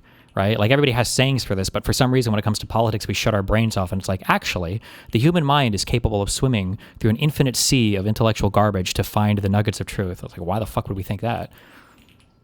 Don't you think when I look back on the first Trump term and the beginning of Biden's term, it seemed like we were kind of moving closer to that, where you had these social media platforms that I don't think they were doing it because it was the right thing to do. I think they were doing it because, you know, they were getting pressure from their corporate sponsors. But, you know, we did have social media platforms that started to implement policies of, you know, banning people for misinformation and these kinds of things. And now we find ourselves in this pendulum swing away from that. Like, where I don't know if that avenue to do it in that kind of way is going to open again anytime soon. The issue, and I think I agree, unfortunately, with Lakshya, is that Americans like to feel, you know, I make fun of the centrists for this, but really all Americans like to feel like they're above partisanship. And having a political leader who's just like constantly attacking one side, I don't think plays well with a lot of Americans. But the issue is that like any information or any conversation that we have about information, truthfulness on the internet or whatever, this is going to be it's going to be hyper-partisan. There's no way to get around that. So like you said before, like, well, weren't social media sites starting to crack down on misinformation? Yeah, but what happened, right? Most of it was coming from the Republicans. So as soon as Trump comes in, all these conservatives are like, I can't believe that they fucking banned me just because I said that I think COVID was created by people in a lab to infect all Americans, except for the Jews for some reason. And I don't know why they made it in China, but whatever. You know, like that, like almost all of this, or a lot of it, not all of it, but a lot of it was targeted towards conservatives, so they felt like they were being targeted. So any new system that we implement to curb misinformation is going to dramatically fixate on one side, because right now conservatives are just on the wrong side of, like, factually of so many things in reality. Holy fuck. Okay, I'm going to give you my cringiest take yet, and I want you to give me your thoughts. Okay. What are your thoughts on AI? Do you use ChatGPT or Claude or anything like that? I guess I accept it a little bit more now in my Google searches, but in general, I don't think I'm opposed to it. I'm just a lazy adopter, I think. Oh, you're going to say that AI is going to get us out of a lot of this, maybe? To be clear, like AI, there are a lot of, like, this is a perilous kind of path we're on. There's tremendous potential for really massive disruption that can hurt a lot of people. And if we don't aggressively address this with policy, then, I mean, the results could be very dystopian. However, you'd agree that, like, millennials and older, we're probably going to be more resistant to AI than the younger generation, right? Like, they're just kind of raised with this. And so they're not questioning it in the same way that we are, because that's just normal to them, right? Like, depends on what you mean by resistant. I think I would disagree, but I think we would agree at the end based on how you phrase it. Like, I think older people are more susceptible to newer technology. They just are later adopters of it. So, like, yeah, like, I would look to the boomer generation right now. I feel like the number one consumers of fake bullshit are fucking boomers and Gen Xers on social media platforms. Holy fuck. Yeah, but they're getting their bullshit from, I think, Facebook. I think we do have polling that younger generations are more open to AI, but I could be wrong. They might be more that. open to AI, but I bet they're less likely to be tricked by it, because they either don't believe all of it or they're just a bit more adept at picking out, like, the fake news. Whereas for boomers, I don't know if these guys fucking have any idea of what's real or not real for anything anymore. Just a fucking bad LSD fucking fever dream for boomers now. My dad just stares at his phone for probably 10 to 14 hours a day, like, literally. Yep. Just yeah, like I've heard you say that before, phone, yeah. so. I remember 10 years ago, 10 or 15 years ago, I remember telling my chat this story, or maybe it was like 10 years ago. My mom told me, because I asked her about, like, oh, did you see this on Glenn Beck? My mom was like, oh, I don't really watch Fox News anymore. And I was really happy for like a week. But I didn't realize until about a week later that she'd completely replaced all of her Fox News consumption with just Facebook consumption. Just freebasing, like boomer Facebook memes and stuff. Horrible Facebook things. Oh my God, yeah. But I think the potential for AI, like acknowledging all the potential catastrophic outcomes, is if they are truly perceived as nonpartisan, that might be tricky because, you know, just like maybe your dad might dismiss an article you send him because it's a fucking CNN article. You might be able to program people similarly to be as distrustful as of AI because of, oh, that's owned by Sam Altman, he's a big lib or something, like whatever, you know. But I do think that there's potential there to facilitate fact checking in a way that doesn't have the same kind of partisan baggage that certain mainstream media outlets or now alternative media pundits have. And so that is kind of interesting to me, you know, that is kind of interesting to me. But I think, unfortunately, I think it's a more fundamental question of, I talk about friction. Like in life, we just try to reduce the amount of friction and discomfort we have, which in some ways is good, right? You want to wear shoes so you're not cutting up your feet every time you walk outside, and you want to have like a blanket so you're not shivering in your sleep. But when it comes to like challenging yourself intellectually, sometimes we choose frictionless environments too quickly. Right. And AI can facilitate that, or AI can counter that. So it really, no matter how sophisticated the AI is, given the opportunity to choose between an AI that caters to my desire for a frictionless news media environment versus one that creates a lot of friction, people are just going to gravitate towards the algorithm that favors what makes them feel good, which is the same as the algorithms that are now, unfortunately. I do agree there's a potential for good fact checking, but like you see how much people fight with Grok now, whereas before Grok was like the fucking Holy Roman Empire of fact checking. Yeah. You have to address the underlying motivations. And so it's difficult to, I think maybe it gets easier as you get older and life humbles you a little bit more, but I think it's generally good practice when you hear some claim to rigorously check the claim. And if you're going into an argument about policy, it's a good idea to like look up what the counter arguments are.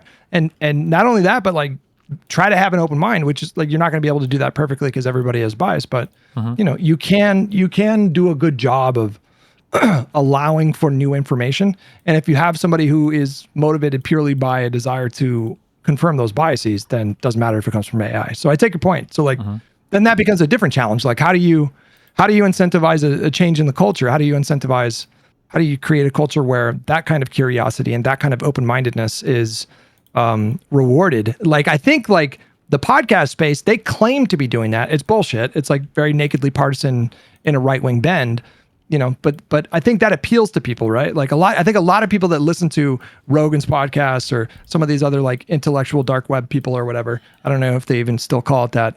I think they do think that they're satisfying that kind of like nonpartisan curiosity without knowing that they're just like, you know. But think about how they were able to do it. They do it by creating frictionless environments. Now they wear the aesthetic of being a challenging environment, but like I just listened to fucking Joe Rogan, Constantine, and the mute retard next to him. Like they were crying for like 20 minutes because I asked Constantine how to define a word, and Constantine has blocked me now on Twitter as of today because I roasted him over it. And these are people who pride themselves on having open conversations with anybody. The one guy, the Muppet guy, even said on the show, he's like, well, we wish that we could find leftists to have good challenging conversations with, but it's literally just impossible.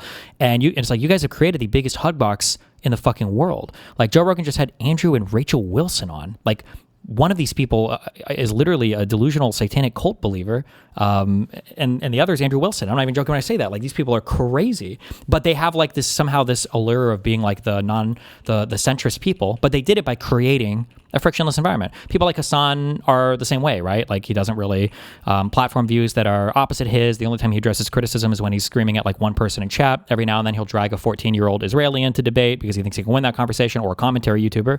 But for the most part, frictionless has just been the way that everybody has been trending. Trump is the same as well, right? Like they don't go on news media outlets and answer questions they don't like. How many times now is Trump how many times has Trump just full out like insulted a journalist because they actually ask him a hard question? Right, thousands, literally it's thousands. Just insane. It's unbelievable, right? Compared to Obama going on, all these different Fox News shows and doing interviews and stuff. It's just like it's just incomparable. But people love those environments. I think the through line between everybody that you just mentioned, Constantine, Hassan, and Trump, is all three of them are just blatantly dishonest. Like there was a moment in your debate with Constantine where I think you were pressing him on like how many left-wing voices. Oh, sorry, go on. No, I think you were pressing him on like how many left-wing voices have been on their platform in the last few years, however you framed it. And he mentioned somebody, and your instincts were immediately correct because you were like, well, what kind of person is he? Just like an anti-liberal party, like anti-establishment left-wing kind of person, and then Constantine just like lied, And I was like watching that, I think live. Did that debate happen live? No, but it was premiered on YouTube, so.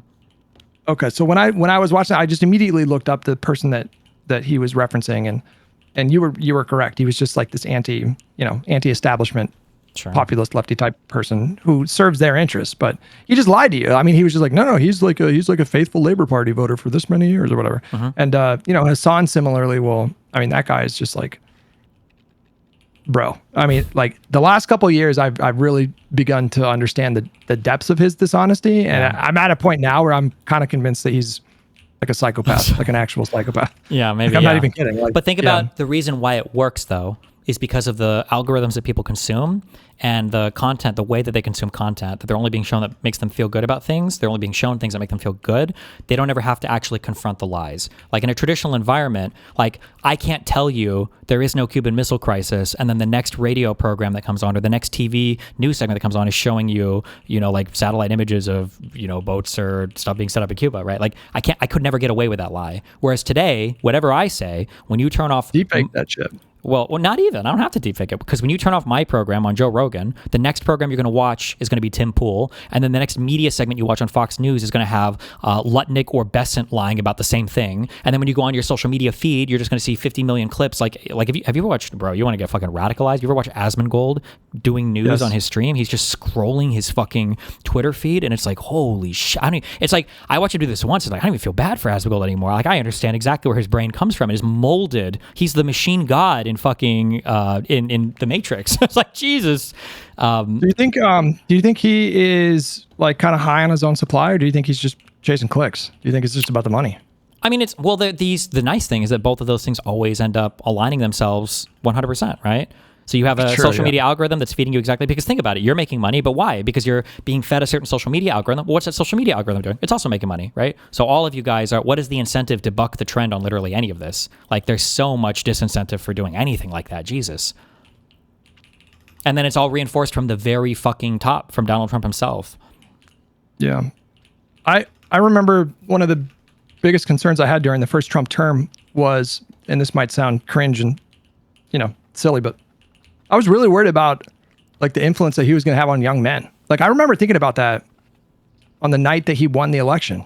I remember thinking like, oh my God, like there's going to be, there are millions of like, 10 to 14-year-old boys that, this is going to be their first introduction into like the being familiar with the president. And so their idea of what the president is going to be this like bloviating, dishonest, fragile narcissist. And I feel like those fears were 100% confirmed. I do think that Donald Trump, just through his example, has set back young men in this country by like, we might have lost like an entire generation. You know what I mean? Like, yeah, or even young people's impressions in general of what it means to be a man or what it means to be president. Like I catch myself sometimes when I bring up Obama and I'm on some of these college campuses and I'm literally arguing with like 18-year-olds or 19-year-olds, and I'm just like thinking, I'm like, okay, when Obama was elected, like there's a chance that the person I'm talking to hasn't even been born yet, and that's like just such a weird thing because Obama was elected when I was an adult.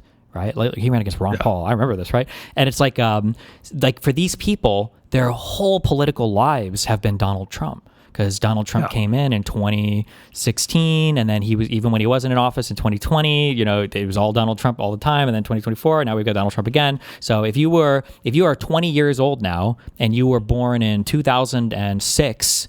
That feels insane to say. You were born in 2006. Donald Trump is elected president when you're like 10 years old, right? So like your whole life has been this. And so sometimes as I tell people, I'm like, it's not normally like this. It's not supposed to be like this, that we can't take anything the president of the United States says seriously because he's just obviously lying about everything. Like it's obvious. Like when he says, like what this would be one of the most groundbreaking news stories ever, that Iran has somehow got a hold of an American Tomahawk missile and shot it at their own population. But it's like, oh, no. The U.S. president said that. So it's probably just not true at all. That's just a very bizarre thing to say.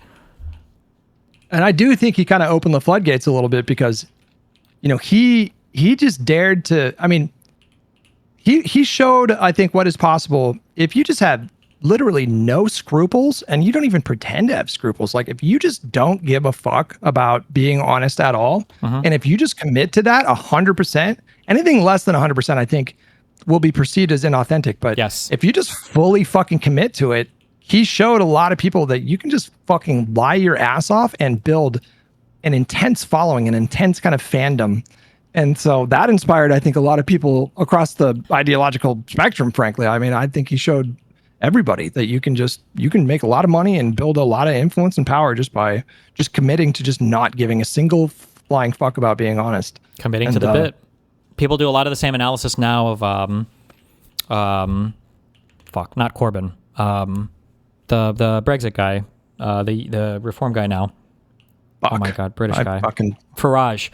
There's a lot of like analysis of like how Farage works too, because that guy just skirts from like one weird corrupt thing to another, to one weird friend guy who gets arrested to another, to one weird scam thing to another, and like nothing sticks to him. But it's because he's like also completely and fully hopped on the Trump mentality of like you just keep on rolling. You don't apologize for anything. You just literally never apologize. Just get over and over and over again. He was one of the largest figures involved, I would say, probably in driving the whole Southport riot thing. Do you remember that in England?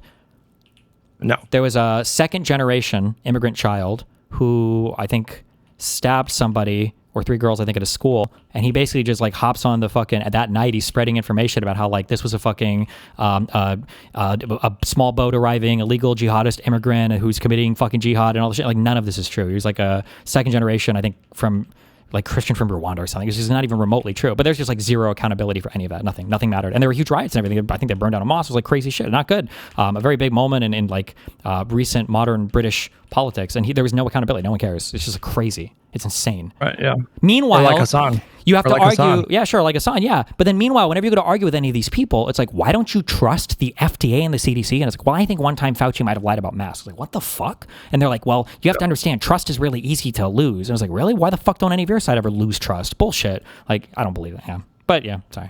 Yeah, I don't know. I think this conversation gets at what you were talking about before on a more systemic level, where we need to figure out a way somehow, either culturally or politically or both, to disincentivize lying again. Like that, I think that is kind of at the core of like probably one of the biggest problems in the country right now. It's just like there's just no meaningful consequences for lying. In fact, there's like a lot of incentives to just lie. And I think Donald Trump opened that Pandora's box wide the fuck open. I gotta go feed my pets and stuff. But did sure. you check out the? Did you see that there's a Netflix documentary on the Manosphere? Did you see this?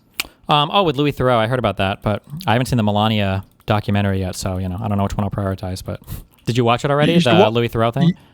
Yeah, you should watch it. It's crazy. Yeah, pretty good. Sneako's in it, so I don't know. It's very, very, very good. Yeah, but it's dark. It's fucking really dystopian. Like I don't want to tell you anything, but it made me pretty black-pilled when I was watching it. So okay. Also, one quick policy thing. I'm curious how you feel about that. Somebody suggested as a joke, but I think it's actually kind of interesting. If a politician is making a public appearance, so if they're on a podcast or if they're on the news or whatever, anytime they are there, like as a politician, so like if you were to bring AOC because you wanted to talk about cats, it wouldn't count. But anytime they're there as a politician, they should have to be under oath. Like when they I think that would fix a lot of. Congress? I think that would fix a lot of problems. I think that would fix a lot of problems. Yeah. I mean, I like the creativity. I'll say that. I like the creativity. Okay. All right. Well, I love you. Be careful. Stay safe. Did you enjoy that conversation with Lakshya? I'm just curious. Yeah, I think so. Yeah, it's always good when there's people who have like more real life attachment, because in our little online world we can get like super fucking detached sometimes. So it's good to have people that are grounded in real polling data and stuff that can kind of check you if you're getting too far into the boonies.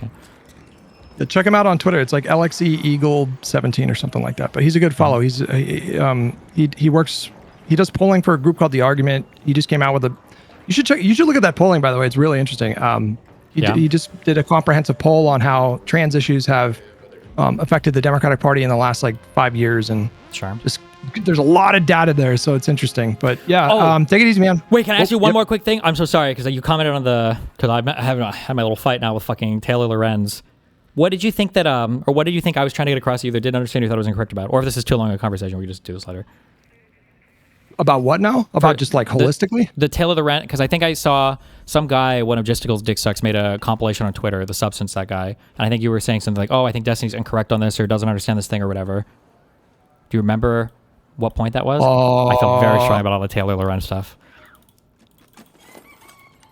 They must have like really, I mean, when I was watching that with my stream, I was very much, like, I already don't like Taylor Lorenz, but I was very much on your side, as it were. But I think there might have been one particular thing, and I don't think I phrased it in a way that's like, oh, he's definitely wrong. I honestly don't remember. Oh, like, okay. But you might have tortured the overall, I was glad to see somebody take her to task, because I've never seen someone aggressively confront her on. I mean, it would have been nice to get her to, like, if I were you, I would have wanted to ask her, like, how do you feel about the fact that, you know, a lot of people, most notably Hassan, will weaponize your article to, like, basically slander people. Like, if he wants to discredit people, he will say that, you know, oh, you're probably chorus paid, or, you know, or imply that you're being paid to do Israeli propaganda. Like, do you have any thoughts on, like, would you want to, like, stress to people that nothing in your reporting suggested that these people were, you know, but I mean, I thought you were pressing her in a lot of really important ways. And, you know, that was the first time I just saw somebody go that hard. I don't think she's used to that, but yeah. Okay. All right. Was just curious. Okay. Well, thanks a lot for the chat. Your cats are very beautiful, and okay. Have fun. Bye. Have a good weekend. All right. Bye-bye.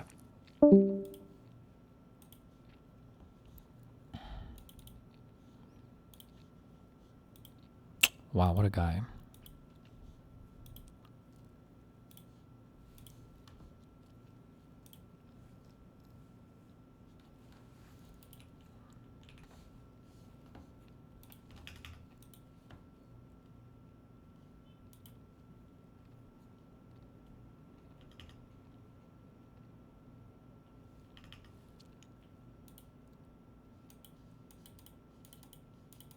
Taylor still fighting in the trenches with you? I don't know. I haven't checked recently. People are like W speed, but like they don't understand. Like, this isn't me like clout chasing or whatever. The goal of this, goal of this is obviously for awareness. I said this is such a stupid take. Speed has traveled all around the world. We're going to Cuba with journalists and artists like Kneecap. It's not a fucking Twitch collab. It's an aid mission with hopes of sharing Cuban culture with the U.S. and showing the impact of the U.S. blockade. Absolute trog. And then I followed by saying it's insane that the cynical, crypto, gambling addicted, pill popping loser can only Jesus Christ. The world through fucking transactions is completely beyond his scope of comprehension to care for anything other than himself. What a dark and sad way to live life. Many such cases online. Wait, why the fuck is this in 1066p? And they, like, to me, this once again shows that I live in this parallel universe, right? Where I'm like trying to do adult shit, you know, trying to get people elected. Oh my God, bro. I have this ideology. I have this this affirmative vision for the future, this positive vision for the future that I'm trying to enact to the best of my ability with my community and a lot of you guys as well. But then because of the platform that I'm on, because I'm on fucking Twitch, a lot of the lowest IQ fucking idiots cannot comprehend that there is a goal here beyond just like Twitch streaming collabs and fucking clout. Wow, great perspective. Where'd you pick up that one from, buddy? True. I feel like I'm 3 Hassan Piker interviews away before some guy's like, so tell me a little bit about that time in your life. Like, how were you so successful? And he's like, well, I was really the first one to identify that fungal growth with infestors and the burrowed infested Terran combo was just really potent. And there was a time where I was the only one that was, I'm just waiting for it. I'm like, Jesus, Hassan, stop, you're losing yourself. And Liquid, the ARB's taking over. I suspect that there's probably a lot of people that are like legitimately 12 to 14 that also don't see it in that way at all. And they don't think like this is an adult thing, right? And that's like, it's just such bad critiques. XQC's audience is probably going to be older than the Twitch norm. Maybe as old as, or not quite as old. Maybe it's hard to say for Hassan's audience, just because XQC is like a streamer that's been around for a bit longer, and he's not strictly just playing like kiddie games anymore. Actually, not even that much at all. But XQC's audience is probably a bit older than the Twitch norm. Definitely older, I would say, than the average like WL viewer. So it's just funny. Like, what he's just breaching so hard. Why did Hassan remove his kayak cam? Oh no. Part of the reason why they operate like this and they celebrate moments like this, because I mean, this is just fucking idiotic. Caught up in online brainwash shit. We see what you're doing for the people. I know my audience understands this, and many people in the periphery also understand this. Like, you're not the average normie is not tuned into like the everyday drama. For them, they're like, if they were to encounter this commentary, they'd be like, what the fuck are you talking about? Like, this is a much larger aid mission than like one guy's aid mission. Lil bro thinks he's gonna save the country of Cuba with his fucking yacht that he's gonna sail over on while he streams for a little bit, if he even goes. Oh my God. Missions for clout, right? And the reason why I thought it was a perfect collab is because like his trip to China was obviously eye-opening for a lot of people in his audience. China.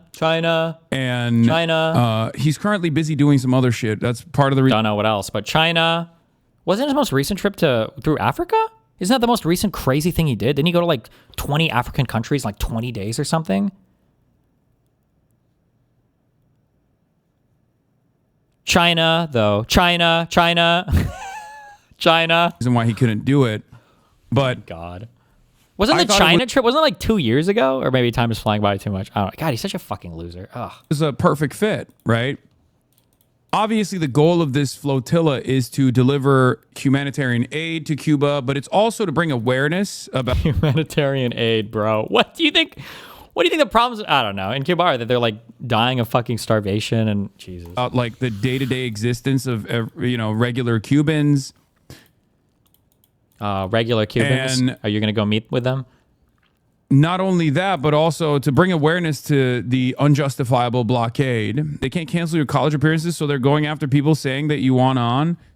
I've always found this dynamic interesting. Like, I only watch you and a few other political commentators, e.g. Majority Report on Twitch, but I always see so much brain rot tangential to it. Yeah, what is the weather in California right now? How cold is it that he needs this huge coat on inside? Which is just silly and I should wear my blue coat inside the trench coat. Ridiculous shit while I'm trying to actually get serious news and politics. Yeah, I don't know. I don't know why they would just like I don't know why they won't just like leave me alone. You know what I mean? Anyway, so let's talk about sex pestiny, molestiny, pedophilestiny. Why won't people leave me alone? Oh my god. I just want to be the largest streamer on Twitch. Ooh, second largest political streamer on Twitch. And I don't want anybody to ever talk about me, bruh. All these people are so fucking soft. They're so soft. They're so soft.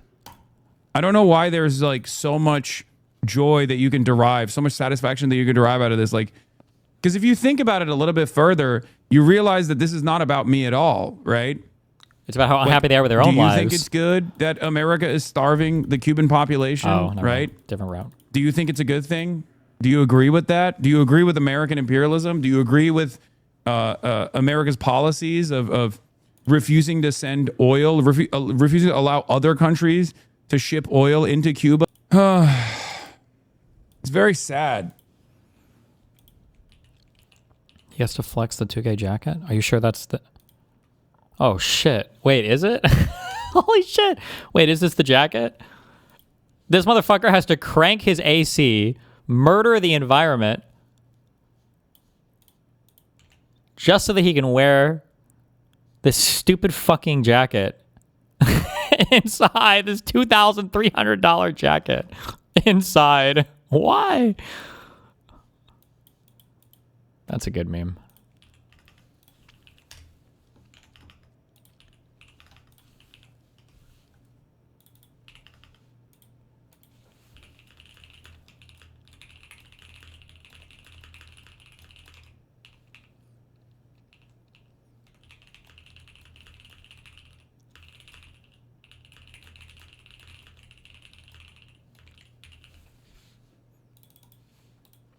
Boom, boom, boom, boom, boom.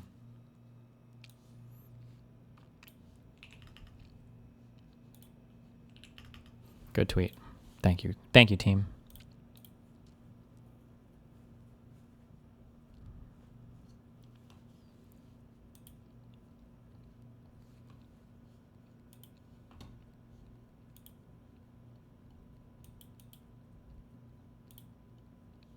Have we ever lost a KC-135 before? A refueling plane? How the fuck does it even happen? These things aren't these things supposed to be off the out of like the, I don't know if we call it a theater of war a little bit, or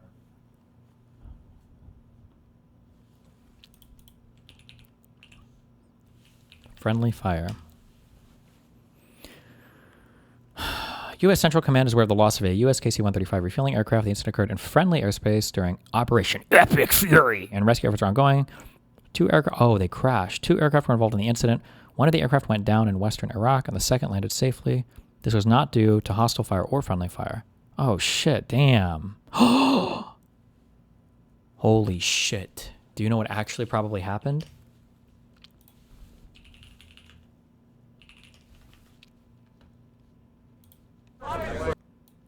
It was fucking... Oh, that's a... It was Iron Man. Iron Man! Oh my god! And they can't release the real reason.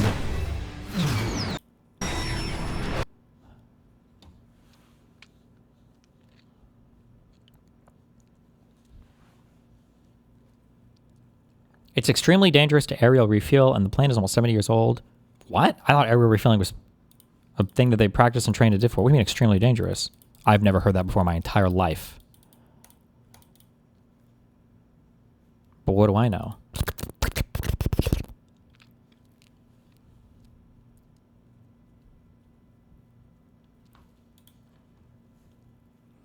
He was investigating the Iranian Tomahawk supply. True. How likely is boots on the ground? It's got to be 0% chance. There's just no shot that Trump could get, maybe for like a limited special forces something or whatever. I don't know. There's no shot.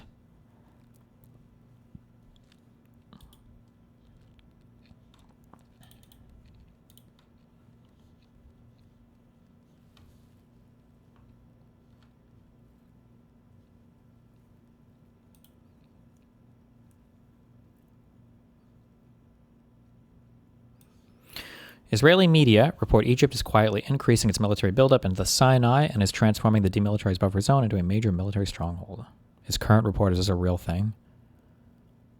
It wouldn't surprise me if Egypt was reinforcing stuff a little bit, because I imagine, well, I don't know if they would need to put stuff in the Sinai or not. What can all the traffic that was going through the Strait of Hormuz that to the Arabian thing be rerouted? Oh no, I guess because it's just still coming out of there anyway. Never mind. I just asked a series of meaningless questions. Forget I said anything.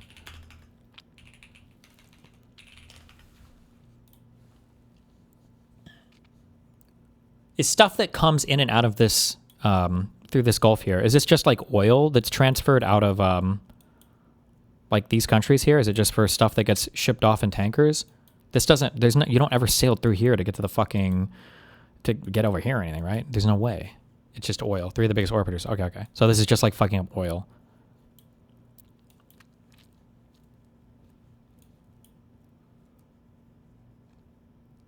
Can you explain why they don't just fly the oil out? When you fly oil, because it's so slushy, when the plane goes forward, it slushes to the back and it fucks everything up, so they can't do it. Also, it'll ignite the chemtrails. Not good. So 2 tankers took American advice to man up and force through the strait and were blown up. Is that true?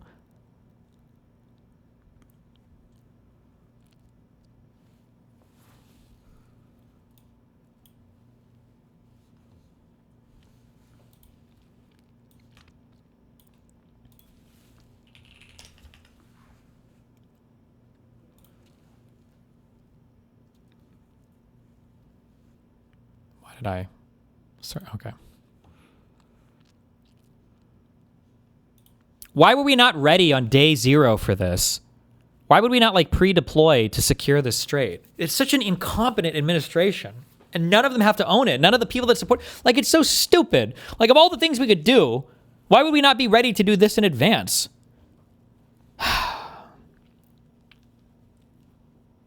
I'm guessing the ships can carry more than the planes. For oil?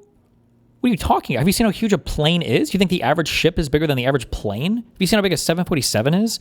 Also with no passengers too. You can fill the whole passenger section up with oil.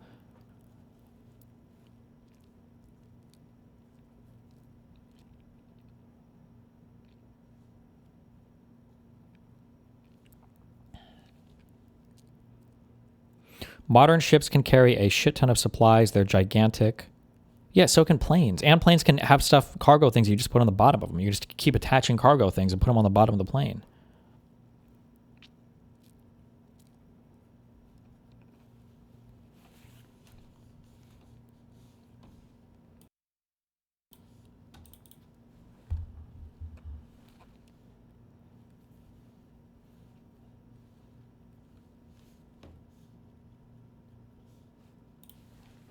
Like,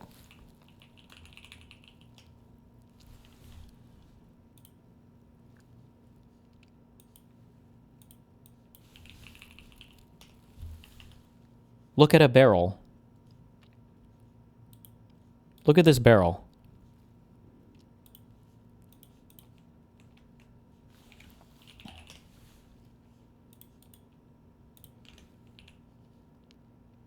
Take an oil barrel.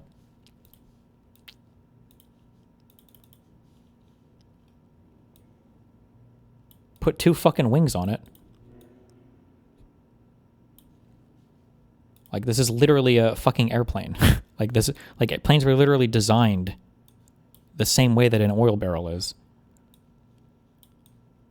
Like, it's perfectly fit to fly oil around the planet. And you're telling me that this thing can't carry oil?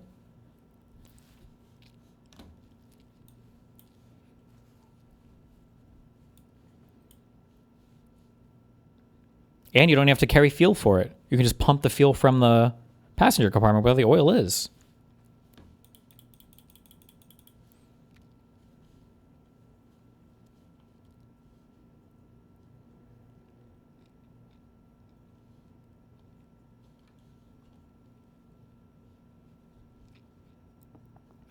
I find it hard to believe that the military/intelligence community didn't have plans drawn out for potential Iran war, as we all possible scenarios drawn out if an Iran war to start. Well, it's because we fired all the competent people. Like, I'm not joking. Like, I don't think people realize how much brain rot and brain drain happened as a result of Trump just fucking loyalty testing and axing so many different people. Like if Millie were here, this would never happen. We probably wouldn't have even attacked, right? Or if you had any other like competent general or competent joint chiefs of staff, like they were just like, this is retarded, bro. If you really want to do this, we're going to need to work some shit up. Trump was probably just like on this.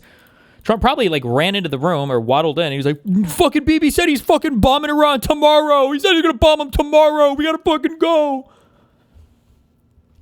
Netanyahu was probably talking to his fucking cabinet. And they were like, what'd you tell him? I was like, I don't know. I said we'd fucking do it tomorrow or some shit. But we probably have to figure some way out to bring the Americans in. And then they slept and they woke up and they're like, oh shit, Trump thought I was serious. These motherfuckers just bombed Iran. Let's go. Rubio was like, Hail Mary, full of grace. Well, Jesus, these fucking losers. Anyway, yeah, I don't know. I don't know what the plan is for any. I don't even know. I still don't know why we're there. I don't know why we're doing anything.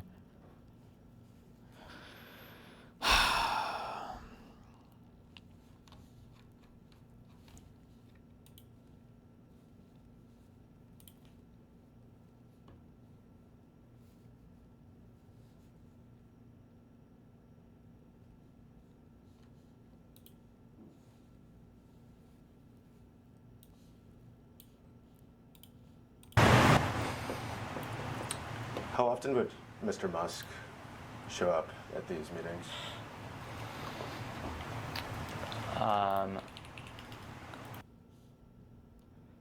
Please watch this. It is General Raisin Kane talking about their plan a few days ago. Wait, hold on. General Kane was asked specifically about the U.S. Navy and the mission of Central Command to escort vessels through the Strait of Hormuz. Let's hear what he has to say. On the potential, if tasked to escort, we'll look at the range of options to set the military conditions to be able to do that. And then, like we always do with every potential mission, come to the Secretary and the President with both what are the resources required, what is the command and control required, and what are the risks, and how do we mitigate those risks. So we're looking at a range of options there, and we'll figure out how to solve problems as they come to us. I have to say, I don't get a lot of confidence. Is this? I feel like this is every fucking. Is it stand up or what? This is like every meeting ever. It's like so. We've had this feature request in for a long time. Can you tell me where you're at on it? It's like, well, right now, me and the team are looking at a range of options. There were a few issues we ran into. We cleared them up. We got a couple other blockers we're looking at, but everything is being worked on. And in 2 weeks, we'll come back to you with a status update. And we're definitely tackling this project from top to bottom right now. And we feel like we're making good progress on it. And we can't wait till next week. And if we're still having problems, maybe we can circle back to this and try to get some help from somebody. What's even the point of having these meetings? I don't know. Whatever. And we'll figure out how to solve problems as they come to us. Maybe we should figure out how to solve problems that come to us. What is it new? Are ships in the ocean new things? Are there novel problems here to solve that I just don't know about? That like, oh shit, they got missiles. Oh shit, they got underwater missiles, torpedoes. Oh shit, they got drones. Like fuck, how are we gonna solve this one? Like, I don't know. The way that you solve every single fucking problem. I don't know, bro. Who knows? I have to say, I don't get a lot of confidence from that statement right there. It sounds like, based on what he just said, is like, we really haven't have a plan put together again. What I would like to have heard is like, we have a plan, we're ready to roll, we're just waiting for an execute order to do this. I mean, he's basically saying, well, we're waiting to be tasked, and then once we're tasked, we're going to take a look at what we have, and then we're going to figure it out. That doesn't send a lot of confidence to the commercial industry that like, hey, the U.S. Navy, the U.S. military has a plan to open the straits, and we can begin the resumption of normal trade. Understand, again, I've said this 100 times. I don't think it's the job of the United States to be the world policeman and shepherd commercial shipping around the world. I don't. However, the U.S. and Israel initiated this attack against Iran. We can talk about the merits of it all day long, but this is what has happened. And shipping locked up because insurance rates were not at a high enough level to deal with the potential damage. Now, we've seen the number of attacks diminish across the board. I went through the attacks to date in yesterday's video. But what we need from the administration here, particularly the U.S., is a clear indication that the straits are open and available for shipping. And that's going to require sending U.S. naval vessels through the straits. And so the problem you have is resources and the availability. There's only so many escorts that are with the Lincoln battle group. Those escorts have to rotate in guarding the Lincoln. They've got to be refueled. They've got to be rearmed. And if you start sending ships through the Gulf, then you're stressing not just those combatant vessels, but the logistics. And one of the big thin things behind the surface here, I don't want to talk about it too much, is the logistics to support this. It is at times, a single point of failure. And that is a problem that the military has. Finally, I want to show you this publication just came out from... Fuck, maybe we do need the Department of Defense back that can actually defend our shit through... Maybe that was an important name. Oh, no. The UN Trade and Development UNCTAD, Strait of Hormuz Disruptions, Implications for Global Trade and Development, a 10 March publication. So I don't want to read the document for you. You can go ahead and access it and I'll have it for you, but I want to highlight a couple of key issues in it. So first, the importance of the Strait of Hormuz as a vital passage for world trade. 38% crude oil, 29% liquefied petroleum gas, 19% both liquefied natural gas and refined oil products, 13% of chemicals, including fertilizer. I think that is really, really critical there. And then you get down in the lower areas with containers and dry bulk just at 3 and 2%. We've seen the drop off, 97% drop off in the number of ships going through. So if you go back, look at the passage through the Strait of Hormuz on 27 February, 141 ships, drops down to 81 on 28 February, and then just 4 vessels on March 8th. So, I mean, again, a substantial drop from the February average of 129 ships. When you talk about disruptions in the Strait, a lot of this is going to factor into Asia. If you look, and this is numbers from 2024 specifically, so when you hear the million barrels per day, a lot of people talking about 20 million barrels per day. A lot of that increase in number came from the shutdowns and the issue with the dark fleet coming out of Russia. But here, those 2024 numbers have 14.3 million barrels per day. 84% goes to Asia, and of the liquefied natural gas, 83%. Absolutely essential for Asia. This looks at oil shocks, daily oil and gas prices from 1 January all the way up to 9 March. We know that number is much higher. We're seeing a lot of volatility right now in the price of oil. It surged all the way up over $100 a barrel, fell back down. We're going to expect to see this very kind of dynamic shock to the system. The one in particular to watch, I would argue, is not so much oil right now, but liquefied natural gas, because there is no way to increase the amount of liquefied natural gas production out there. Very little alternatives out there that isn't at full or max capacity. That's what you oil, think. We have strategic reserves. We have floating reserves. There's a lot you can kind of do with oil. I shouldn't say a lot, but there is some you can do with oil. There's almost nothing you can do with liquefied natural gas. So one of the key stats I think that comes out of this is this one right here. 1/3 of global seaborne trade in fertilizer passes through the Strait, 67% of urea, and then they get into DAP, that's about 20%. Wait, are these drawings or is this just like AI shit?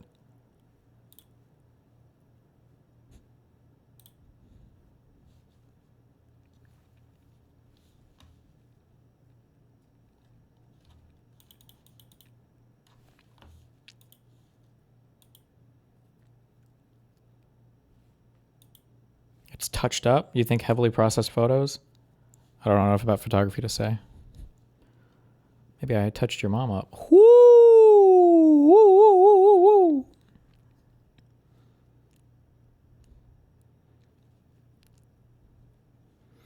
The U.S. Navy is not ready to escort oil tankers through the Strait of Hormuz. Energy Secretary Chris Wright told CNBC in an interview Thursday.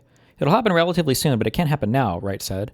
We're simply not ready. All of our military assets right now are focused on destroying Iran's offensive capabilities and the manufacturing industry that supplies their offensive capabilities. Even all the ships, did they sail into Iran? What? Did they beach? What? We don't have different things that can do different things? Really? Wright said it is likely that the Navy will be in a position to escort tankers by the end of this month. God damn, by the end of the month. What? Today, the last state just went north of, was it $3 a gallon? Was it like Kansas or something? Whoo! Whoo! What?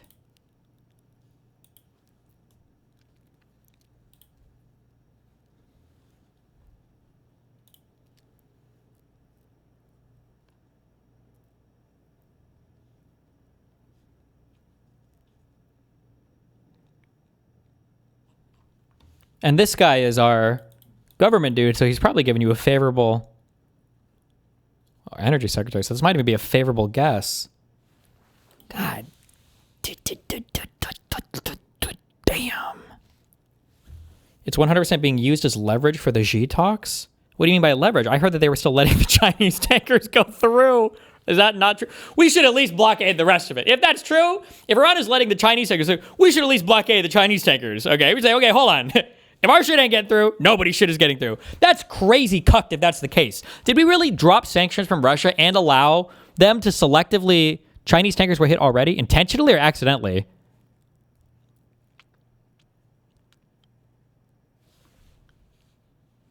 Oh, hold on. No one, not even Beijing, is getting through the Strait of Hormuz. Okay, good. Fuck them. Wait, this is published March 6th, though. That's a week ago. Has it changed?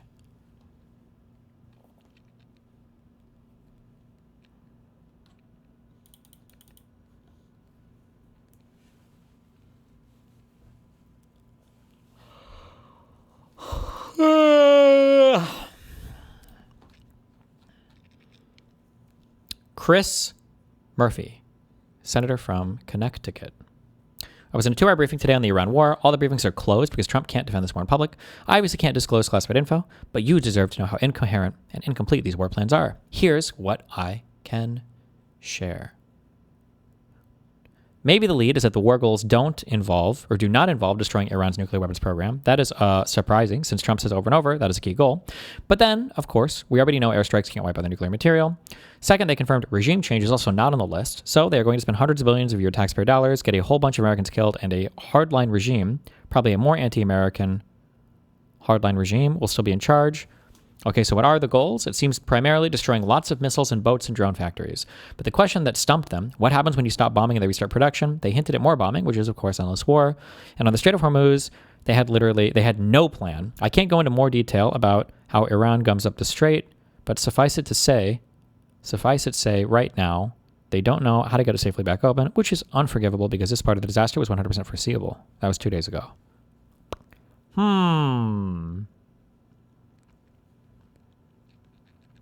Blow shit up. That's it.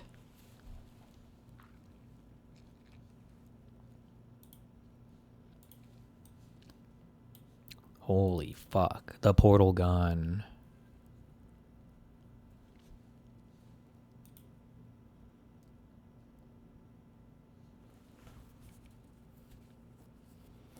Grog, did the United States have no plan on the Strait of Hormuz? Did the U.S. sink almost all of Iran's navy? Is the strait open now?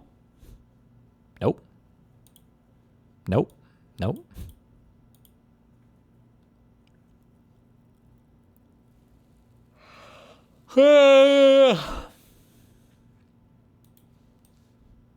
Taking the Strait of Hormuz should be easy for the U.S., right? On the one hand, you have the world's most powerful navy, 11 aircraft carrier strike groups backed by hundreds of ships, thousands of planes, tens of thousands of missiles and bombs. And on the other hand, you have this tiny waterway, only tens of kilometers across at its narrowest point, obstructed only by a regime. That should be easy. Oh, look at all the boats. These guys, are they just having a little party? Oh, look at them all. Bloop, bloop, bloop. Oh my God. Do you think these guys like, oh, do you think these guys are like big chill? Oh my God, they're crashing. Oh. Are they allowed to go from one ship to the other? Or is that like a violation of international law? Actually, I don't know if they're allowed. I don't even know if they're allowed to dock. There's like really weird, crazy restrictions on ships and like people on them. Why do I feel like I watched, was it the internet historian guy on the Suez Canal crisis? Wasn't there like a group of people who a ship got lost or beached here or something, and like 2 guys had to live on the ship for a year or something? Am I making this up? Because they weren't allowed to deboard or something? I don't know. It's just weird.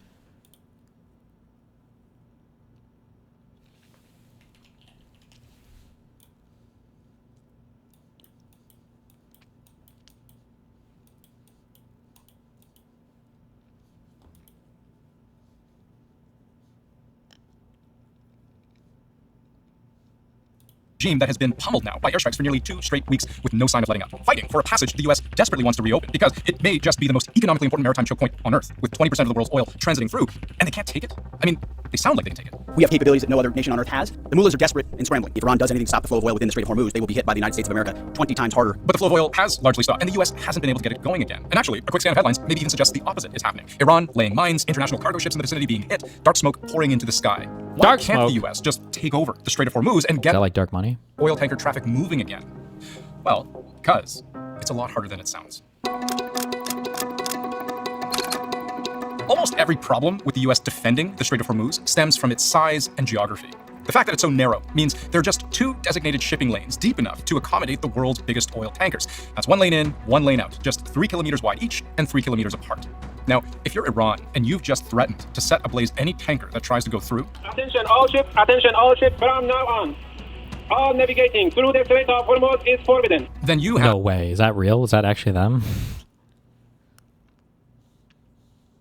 A very predictable, very tightly confined kill box to work with. They can hone in very easily on some of those ships trying to navigate those difficult waters. You can't pass a lot of ships through. You can't get ships through there at high velocity. Oil tankers are big, slow, clunky. Destiny, absolute Kino audio clip. Clip is not available or was deleted. Fuck you. targets through the strait itself. They travel at most at around 20, 30 kilometers an hour. Huge targets on well-known paths would make for a very appealing, very easy ambush. They provide for like a target-rich environment for the Iranians trying to fire drone. Almost all attacks benefit for being very close to land from an Iranian point of view.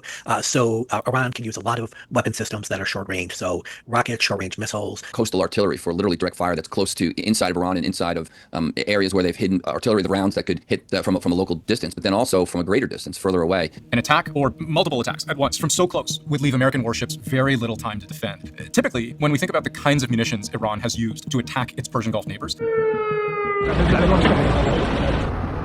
we're talking about a transit time of several minutes or even hours for the slowest moving cruise missiles and drones. That's the kind of lead time you'd like to have to reliably shoot them down. But against an attack from so close, the defender in the Strait of Hormuz might have just seconds to react. You have to detect, track, identify, track, and then intercept a missile, and it goes very, very fast. And when you think about how many tankers there would be to defend, typical traffic is 3,000 a month. That's 100 a day. That's a challenge. These are not military ships. These are transport ships. They do not have any defenses. And that's to say nothing of the threat from Iranian airspace. Iran is launching waves of drones and missiles while the United States and Israel are scrambling to shoot them down. Just this morning, 3 ships in the Persian Gulf reported being struck by suspected Iranian drones. What makes the Strait of Hormuz so risky to transit is that it is within striking distance of one of Iran's most efficient weapons of war. Shahed drones, depending on the model, have a theoretical max range of up to 2,500 kilometers. That's long enough to strike the strait from literally any part of the country, which is devastating when you consider the impact of a 100-pound warhead costing in the tens of thousands of dollars to manufacture, slamming into these hulking, lumbering targets worth potentially hundreds of millions. Just the oil they carry alone, a big chunk of that. This is a big problem. Then there's the threat from the water. Iran could use a number of small boats that could perhaps evade detection, at least briefly, use them in combination to overwhelm ships' defenses. Swarms of drones, mines that are laid, jet skis, small boats that wreak havoc. Think a terrorist attack that would take place on land someplace. Do the same thing. Get close enough to a tanker with a bomb and explode it there, blow a hole in the side of it, sink it. That's really what their capability is right now. Now, the U.S. Secretary of War, Pete Hegseth, has continuously minimized whatever is left of Iran's navy. The Iranian Navy is... Why can't they just build a giant shroud over the strait? Like build like a big tunnel on the top of it, and that way Iran can't see what's going on in there.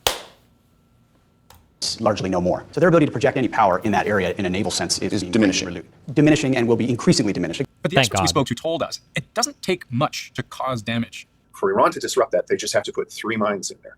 And once an area is mined, it's never technically unmined. So once you introduce that uncertainty, which is extremely cheap, and it introduces unconfidence in insurance markets and commerce. And so there's a huge cost asymmetry here. And this begins to touch on another problem for the US, which is that it doesn't take many Iranian successes to equal an American loss. One political problem with Trump's war in Iran is that it is unpopular, especially among Democrats, but even among Republicans. NBC News polling shows a majority of voters disapprove of the president's handling of the situation. 41% approve Republicans. Are you guys okay? What the I want to see that 90-10 split. In Iran. I mean, I don't know about Show me that by party. Explanations lacking. This happened because Israel wanted it to happen. 6 American families must now lay to rest their sons and daughters. And for what? So the tolerance for loss, any loss of American military strength, military lives, is extremely low, especially compared to what Iran's leaders can tolerate while still maintaining control of the country. For the Iranian regime, they see this as existential. And this regime has shown previously that it's willing to kill thousands, perhaps even tens of thousands of its own people to stay in power. On the other hand, in the United States, President Trump hasn't made the case for war to the American people. And of course, if there are casualties, especially heavy casualties on the U.S. side, that's going to decrease popular support as well. Iran may suffer far more damage, but it is certainly willing to suffer more damage than is the United States. It should go without saying, in conventional open naval combat, the U.S. Navy would absolutely crush Iran's. But that's not what a battle for the Strait of Hormuz would be. And even if the U.S. were to eventually win that fight, whatever winning in this case means, it would only take a few successful strikes from Iran to cost the global economy billions of dollars in damage and to completely shut down commercial shipping if ever it did resume. Because the key thing to remember is that all of those oil tankers sitting around, they're not stuck because they can't go through the strait. They're stuck because they don't want to. The main obstacle that's keeping ships from traversing the Strait of Hormuz is not weapons or threats or mines or anything else. It's insurance. Insurance companies have been really quickly scaling down the level of insurance they have, the kinds of insurance they have, and in some cases, the insurance policy entirely, and just said it will not apply if you traverse through the Strait of Hormuz. So for the U.S. to take over the strait in such a way that gives the corporations that use it enough confidence to actually do so, it would have to all but destroy Iran's ability to strike from land. It would have to suppress its drone capability, neutralize its naval bases, disarm its mines, not to mention... Why not just have a no-fly zone over the strait, and then Iran wouldn't be allowed to launch drones? the U.S. would have to put its own military assets at risk in the direct line of enemy fire. So the United States has got to create an environment that those ships feel safe. Perhaps there'll be some American flag ones, they'll get escorted through, but it's going to take probably weeks more of military operations. The first phase was decapitation strike, take out the leadership. The next phase is to deplete the ballistic, cruise missile, and drone capability, hitting the launchers, the stockpiles, the facilities, and whatnot. This takes time. So that's not just a run-of-the-mill naval escort mission. That's large-scale war, requiring, quite possibly, the comprehensive destruction of Iran's armed forces. Blackface. Meanwhile, if any ship were to sink in the Strait of... Wait, what was that? Comprehensive destruction of Iran's armed... Oh. Why do they look so badass? What? ...forces. Meanwhile, if any ship were to sink in the Strait of Hormuz, how do you get it out? How do you free up enough of the lane to make it useful again? Just keep blowing it up. What good is a passageway once it's turned into a war zone? This is a situation where the world is going to learn that this is just too important of a choke point that can never be risked again. And opening it up, should it go down, will take time. And time is money when it comes to moving of natural gas and oil. The bottom line being, one of the most important waterways in the world is also, apparently, one of the easiest to disrupt. Because Iran, to make good on its threat, never actually needed to control the strait. It only needed to make it too dangerous to use.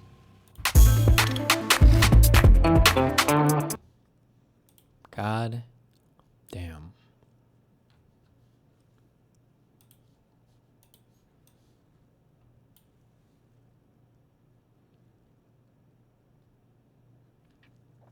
Will Iran break MAGA? So far, there's not much erosion in Trump's polling among Republicans, but a late opinion can trickle down to party base.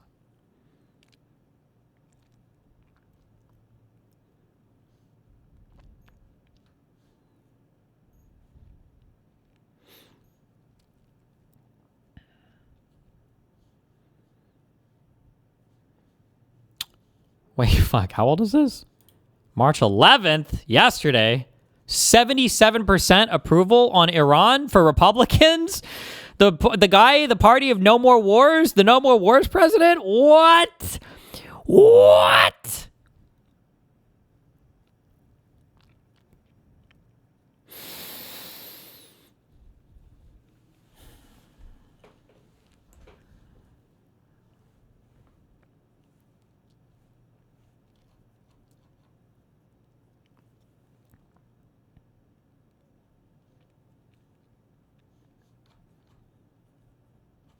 Okay.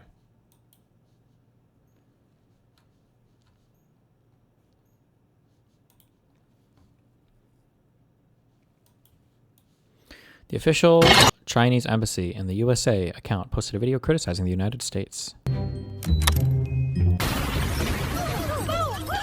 Oh no! Let me keep everyone safe. Sounds great. Maybe not. Now, there we go. Relax. Sometimes security comes with a little control. Jesus. Not cool, China. Fuck you. Uh-oh. Terrence Howard, very sane individual, solved all of math. We're watching Game of Thrones, and I swear to God, if I see the actor Joffrey anywhere, I'm going to be like, this guy, like, you literally watch it, you're like, what a piece of, you watch The Mom, you watch some movies. Yeah, the Game of Thrones messed me up, and I think it messed up a lot of the world because it got everybody into incest porn, because people started watching it. And how many people turned off the TV when Jaime and Cersei's hooked up? Or how many people got quiet and watched it? These are your geniuses. These are your Einsteins, guys. It's these guys. These are your Einsteins. Or how many people got quiet and watched it? That was the incest that was pushed inside of Game of Thrones and the House of Dragons. It's almost being normalized in a sense. But I bet you incest porn went up from Game of Thrones. It's presented for 7-8 years in front of you. Now it's normal. We're watching Game of Thrones.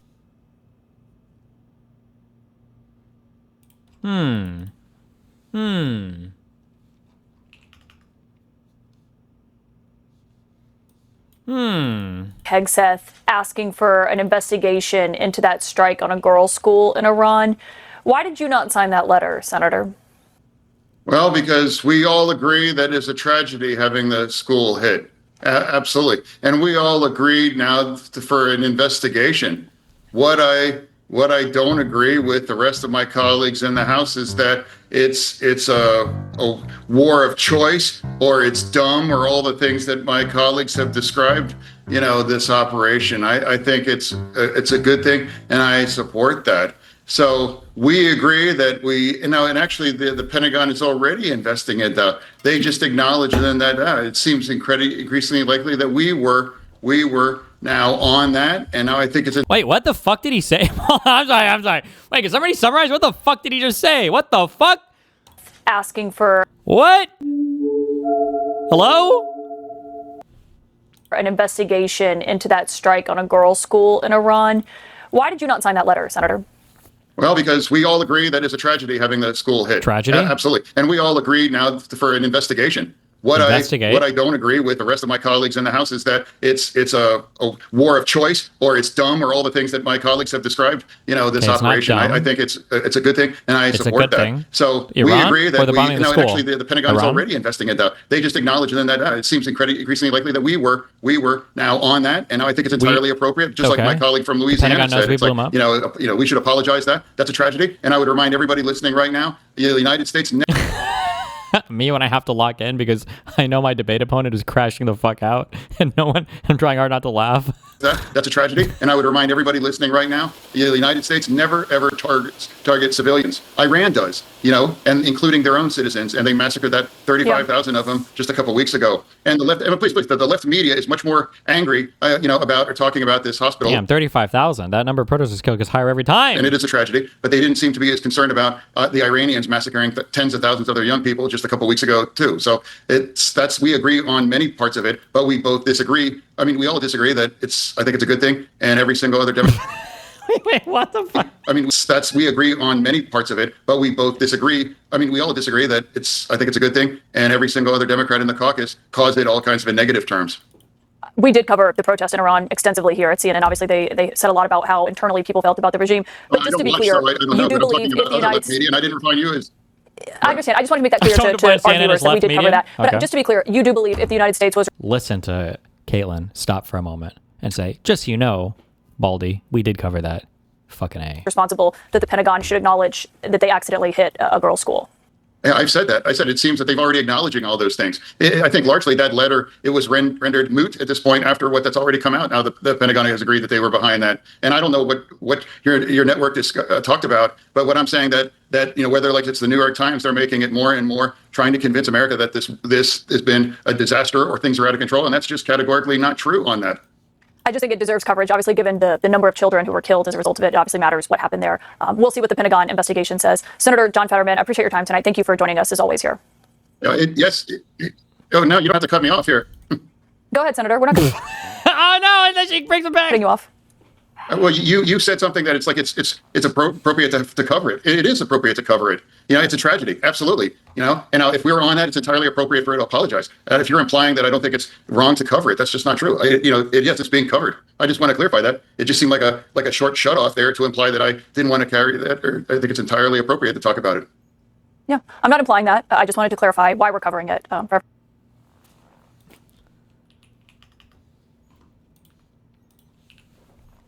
Queen. I would be very happy for to see Donald Trump impeached for the illegal, immoral, borderline war of genocide that he's been helping the Saudis conduct in Yemen. Even grading on a curve. He is a war criminal who deserves to be tried and buried under the prison just right alongside Barack Obama and George W. Bush and John McCain and all the rest of them. Let me just say this real quick. Donald Trump should be in prison for war crimes for what he did to the people of Yemen. How's that for taking on the right? But I think I might vote for Trump. He should be impeached and removed for this one. He backed Netanyahu as he completed his fucking genocide in Gaza, backed him to destroy the whole fucking place. He bombed the Houthis, he bombed Iran, he bombed Venezuela, killed a whole bunch of people in boats. So that's his actual track record here. Even grading on a curve. He is a war criminal who deserves to be tried and buried under the prison. I had the same experience in Trump's first 4 years. I mean, it was a little bit different, I guess, because I supported him this time, and I hadn't the first time. Rock steady, You could tell who I am from the back. Stop. Jesus. Own.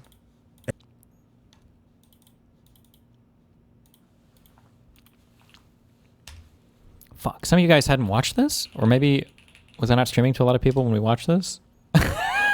This was so good. What is your main bone of... God damn.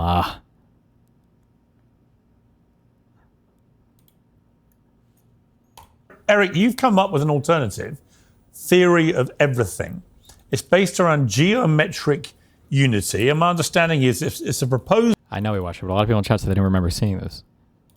This guy, people don't believe me when I say this. This guy, he has a theory of everything.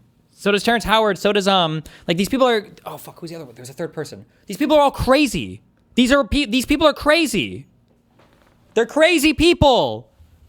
Framework aiming to unify the fundamental forces of nature, including gravity and quantum mechanics, within a single geometric structure, introducing a 14-dimensional manifold that extends space-time and embeds known particles and forces into a larger mathematical context. And the observation we had here in the research is that while ambitious, the theory remains largely unpublished in peer-reviewed literature, has not yet been formally tested or widely accepted by the physics community. Now, because you're so smart about this stuff... He's also like, this guy's like a PhD level, is it particle physics? I don't remember, but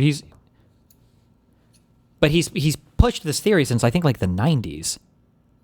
Oh, is it just math? Was it really pure maths? I thought it was physics related.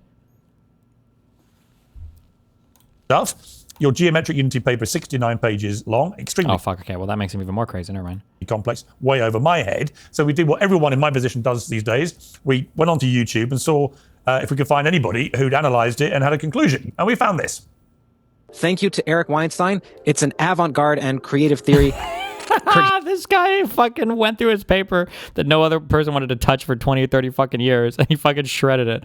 And Weinstein was like, I'm not going to talk to them, because I think the guy that helped him was like anonymous. Here, several months later, this has been so long in the making, geez, you have no idea. Anyhow, I wanted to say that I mean what I just said. I may have said this before in the iceberg, and if I haven't, I should have, because it bears repeating. I haven't seen a theory like this come from any single individual ever. Not one that's this fleshed out, or has this amount of unexampled connections within itself, as well as to what's known as the theoretical physics backbone that we talked about earlier. Now, Eric, there's lots of people doing stuff like that about it. Why do you think that the mainstream physics world is not taking this seriously enough? Well, first of all, I disagree. You see, part of what's going on is that Sean is part of a group of physics influencers who are constantly spreading misinformation, which leads to a climate of fear. I, for example, found the following quote of Sean: "What I really, really want to get across to the audience is that nobody in physics departments is discussing this with other people in physics departments." Now, I don't happen to be... like, bro, these are two educated men. What are you... Hello? Are you okay? Thank you from a physics department at the moment, but I happen to be on a 5-day visit to a leading physics department. And in this situation, I just had a 9-hour conversation and talk with 3 hours or 4 hours rather of that being an explication of geometric unity. What Sean is doing constantly is attempting to say, look, let's do some pattern matching. We have a man generously in midlife. He's not trained in the subject. He doesn't appear to accept the quantum gravity program. He appears to be possessed of the idea that a single individual, Ed Witten, caused all sorts of people who aren't sheep to cohere into a single framework that has been perseverated and doesn't seem to produce fruit. He has a telling of the tale that is, first of all, just not courageous. It's at odds with reality. From my experiences in this physics department, what I can tell you is that we have a situation in which everybody sees the problems. And so when Sean does a 4-hour podcast, which I think maybe 3 hours I'd recommend to anybody, because Sean is one of the best explainers and also extremely good at mathematics and keeping true to actual physics in terms of his understanding. Sean is, this guy's like a decently published, is it, I don't know if it's astrophysics or whatever, but he's a real dude, right? Like nobody would challenge like Sean Carroll, I believe, on his physics credentials. So it's funny for Eric. He's like, he's got a pretty good understanding of physics, I'd say.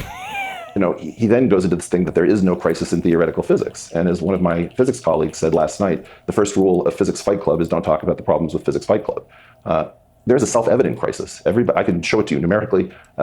Somehow, the idea is that he wrote my general relativity book. Cute, okay. A small number of people who are either at the top of the physics influencer pile, which is where I would put Sean, or at the top of the prestige pile in research, have held a view that is completely at odds with reality, whose key feature is the exclusion of different perspectives. So when, for example, I can tell, I probably can guess the AI, Pierce, from which you got the analysis of geometric unity. What you see is a very strange situation where a group of people go around attempting to throw shade on anyone who questions whether there's a massive problem in physics that everybody who's actually in the game can see with their own eyes. Now, if you ask me what's going on with geometric unity, I can say something very simply that because you have a very large viewership, will go out to many people. You won't understand it, but it'll be over very quickly, and it should be an astounding comment. If you take a Lorentzian metric as a section of a bundle of pointwise Lorentz metrics and pull back the positive Weil spinors with suitable passing to maximal compact subgroup, you get one generation of petit salon grand unified fermions. Now, that was very quick, but what it really just said is that general relativity knows the standard model. Anybody of Schwann's ability should be able to parse that 20-second sojourn and say, is that something we know? Is that something that might be interesting? Then what we'll have is we'll have the typical physicist large language model conversation in which physicists will ask, do you have a new prediction at anything at electroweak scale? Which is a question. Oh, wait, hold on. Another favorite thing about Eric, I am so sorry. I fully believe that there needs to be a new, when we do the DSM-6, there needs to be an entry for this. If you are arguing because you're like unhappy with some type of LLM, something's going on with you. Like, or at least like engaging with it emotionally. Or am I sociopathic? Maybe I'm sociopathic. Like, if you were to say, ChatGPT, who was the first president of the United States? And then ChatGPT was like, oh, it was Abraham Lincoln. If you were like, if your response is like, are you sure it's Abraham Lincoln? I thought the first president, whatever, like, that's fine. But when you're like, ChatGPT, who influenced you to engage in so much propaganda? I'm so upset. Like, this guy, Eric, will argue with, he argues with Grok and shit on Twitter. I don't know if anybody has a link to any of these. He just has like arguments where he's going back and forth with it. I'm like, bro, we can see this shit. This is public, motherfucker. Are you crazy? That doesn't get asked to the string theorists. So you have a differential treatment in which the physicists remember what physics used to be like in the mid-20th century when they're hearing a competitor, and they choose to forget it when they're hearing something that comes from this other community.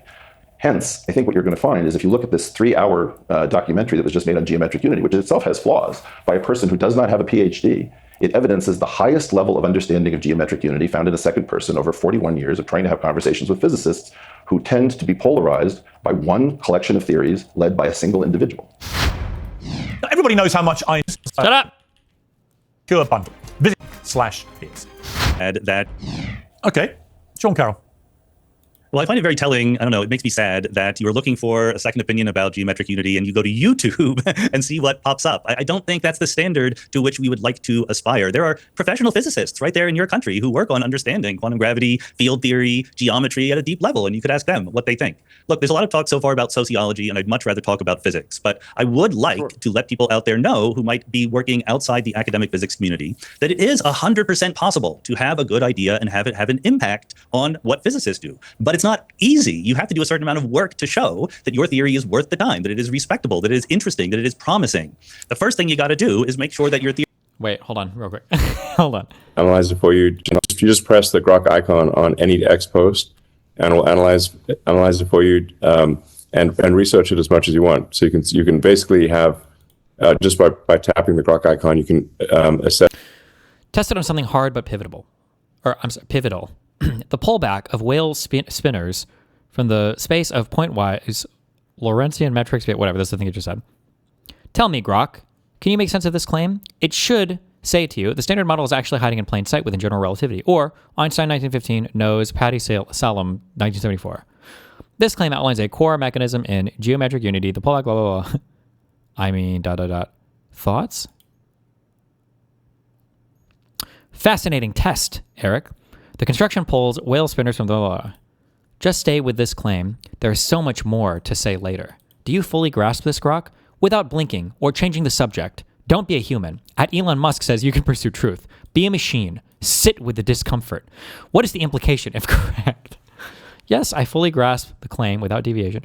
You can check the basic claim. Don't be tentative. We are having problems with peer review. Don't follow the humans. Be a machine. A cold claim has been made that is pure geometry and algebra. Don't change the subject or move goalposts. Is the claim correct so far as it goes? Yes, the claim holds as pure geometry and algebra, the 4D spacetime. Thanks. I encourage anyone who thinks I'm behaving in an intentionally obscure fashion to hammer Elon's button as many times as you need to in order to explain what just took place. And thank you, Zai, Grok, and Elon Musk for this. Ad Astra per Aspera, baby. There's more. He has more of these. Another one?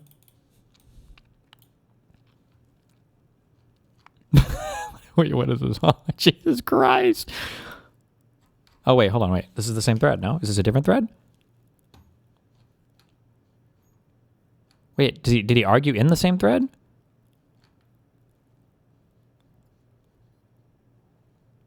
Did Sean Carroll lie?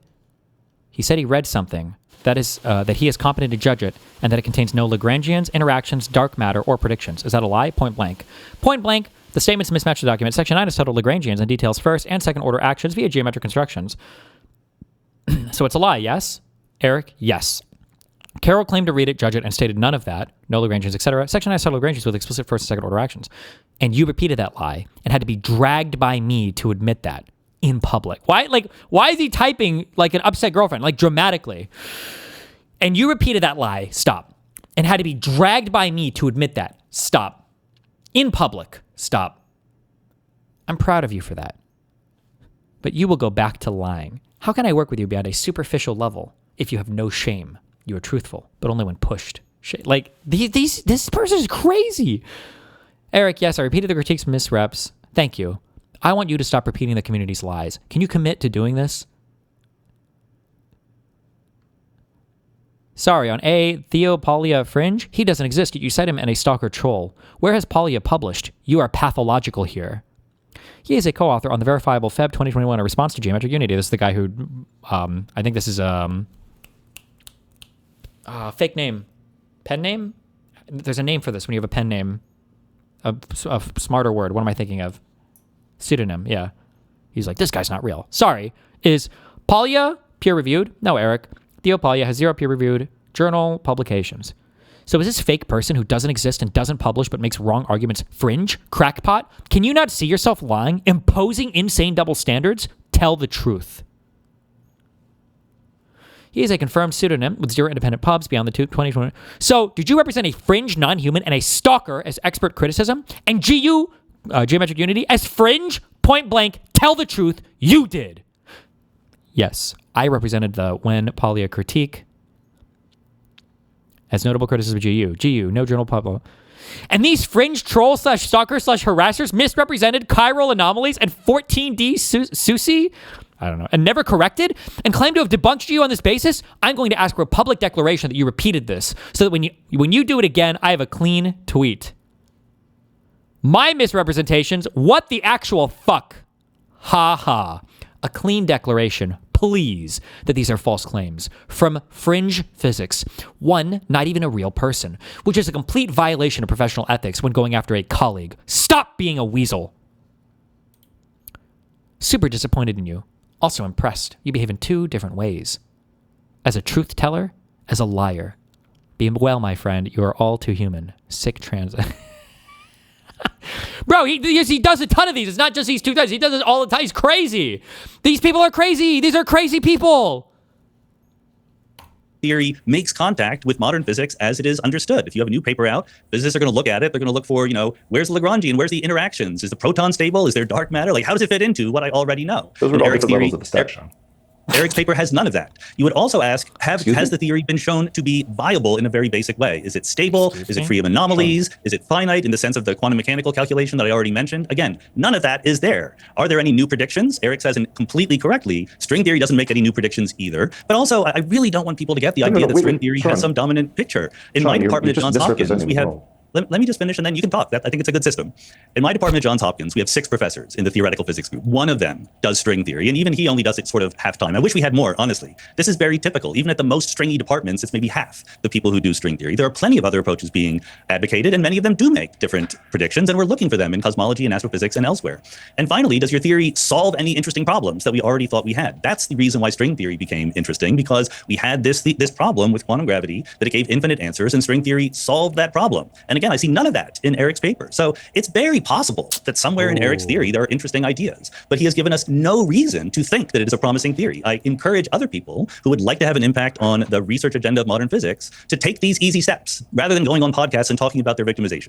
Oh, okay. Eric, it's always a pivotal moment in these debates when you put your glasses on. So, he's got another quote from his phone to read. Bracing myself. First of all, Sean has been nothing but civil throughout our relationship. He's also extremely nasty, but I really appreciate the civility, and I attempt to respond in kind. Sean and I really shouldn't be divided, but we appear to be. I don't understand it. He did respond. It just shows that none of this is serious speaking about what I'm talking about, he said, this is not something that is going to be a thing. He also says that he hasn't read it. So let me say a bunch of things to Dr. Carroll. Dr. Carroll, I'd like to hear your explanation for 3 generations of flavor chiral fermions with the observed quantum numbers of the group SU3 cross SU2 cross U1. In another podcast, you said, before I listen to your theory, you should listen to my Sean Carroll's theory. My theory is known as the standard model. I can give you an explanation for why SU3 cross SU2 cross U1, why there are 3 generations, why 16 particles in a generation, why the observed quantum numbers are the way they are, why the Higgs sector comes out of seemingly nowhere with a quartic potential with a quadratic term, why the Yukawa coupling is just there just so in order to produce mass when the weak force forbids a mass directly in the Dirac operator. Sean knows what every single thing that I just said is in that statement. Why Sean chooses to misportray the fact that I can say why there should be dark matter, what the dark energy is, what the exact quantum number assignments are for the 2 families that are luminous that have yet to be seen. I have no idea, because Sean also proudly says is that he hasn't looked at it, hasn't read it. That's why he says that there are no Lagrangians in it. I have no idea where Sean gets this stuff. Sean is insistent that the idea that somehow I am not choosing to go through the usual channels and instead talking as he is right now via YouTube is somehow significant when I've just given talks in 3 different countries on dark energy. And by the way, every time I talk about talking about this, somebody is telling me don't talk about the fact that you're actually in a physics department. And what I'm trying to tell you is I give talks in physics departments, I hang out with physics colleagues, I'm welcomed at places like the Institute for Advanced Study, MIT, et cetera, et cetera. And yet, I have to deal with this nonsense. I talk to both physics colleagues. You know, right now you've got a giant problem called something called DESI or DESI, the dark energy. I'm curious, maybe he does. Does he have anything published in physics at all for Weinstein?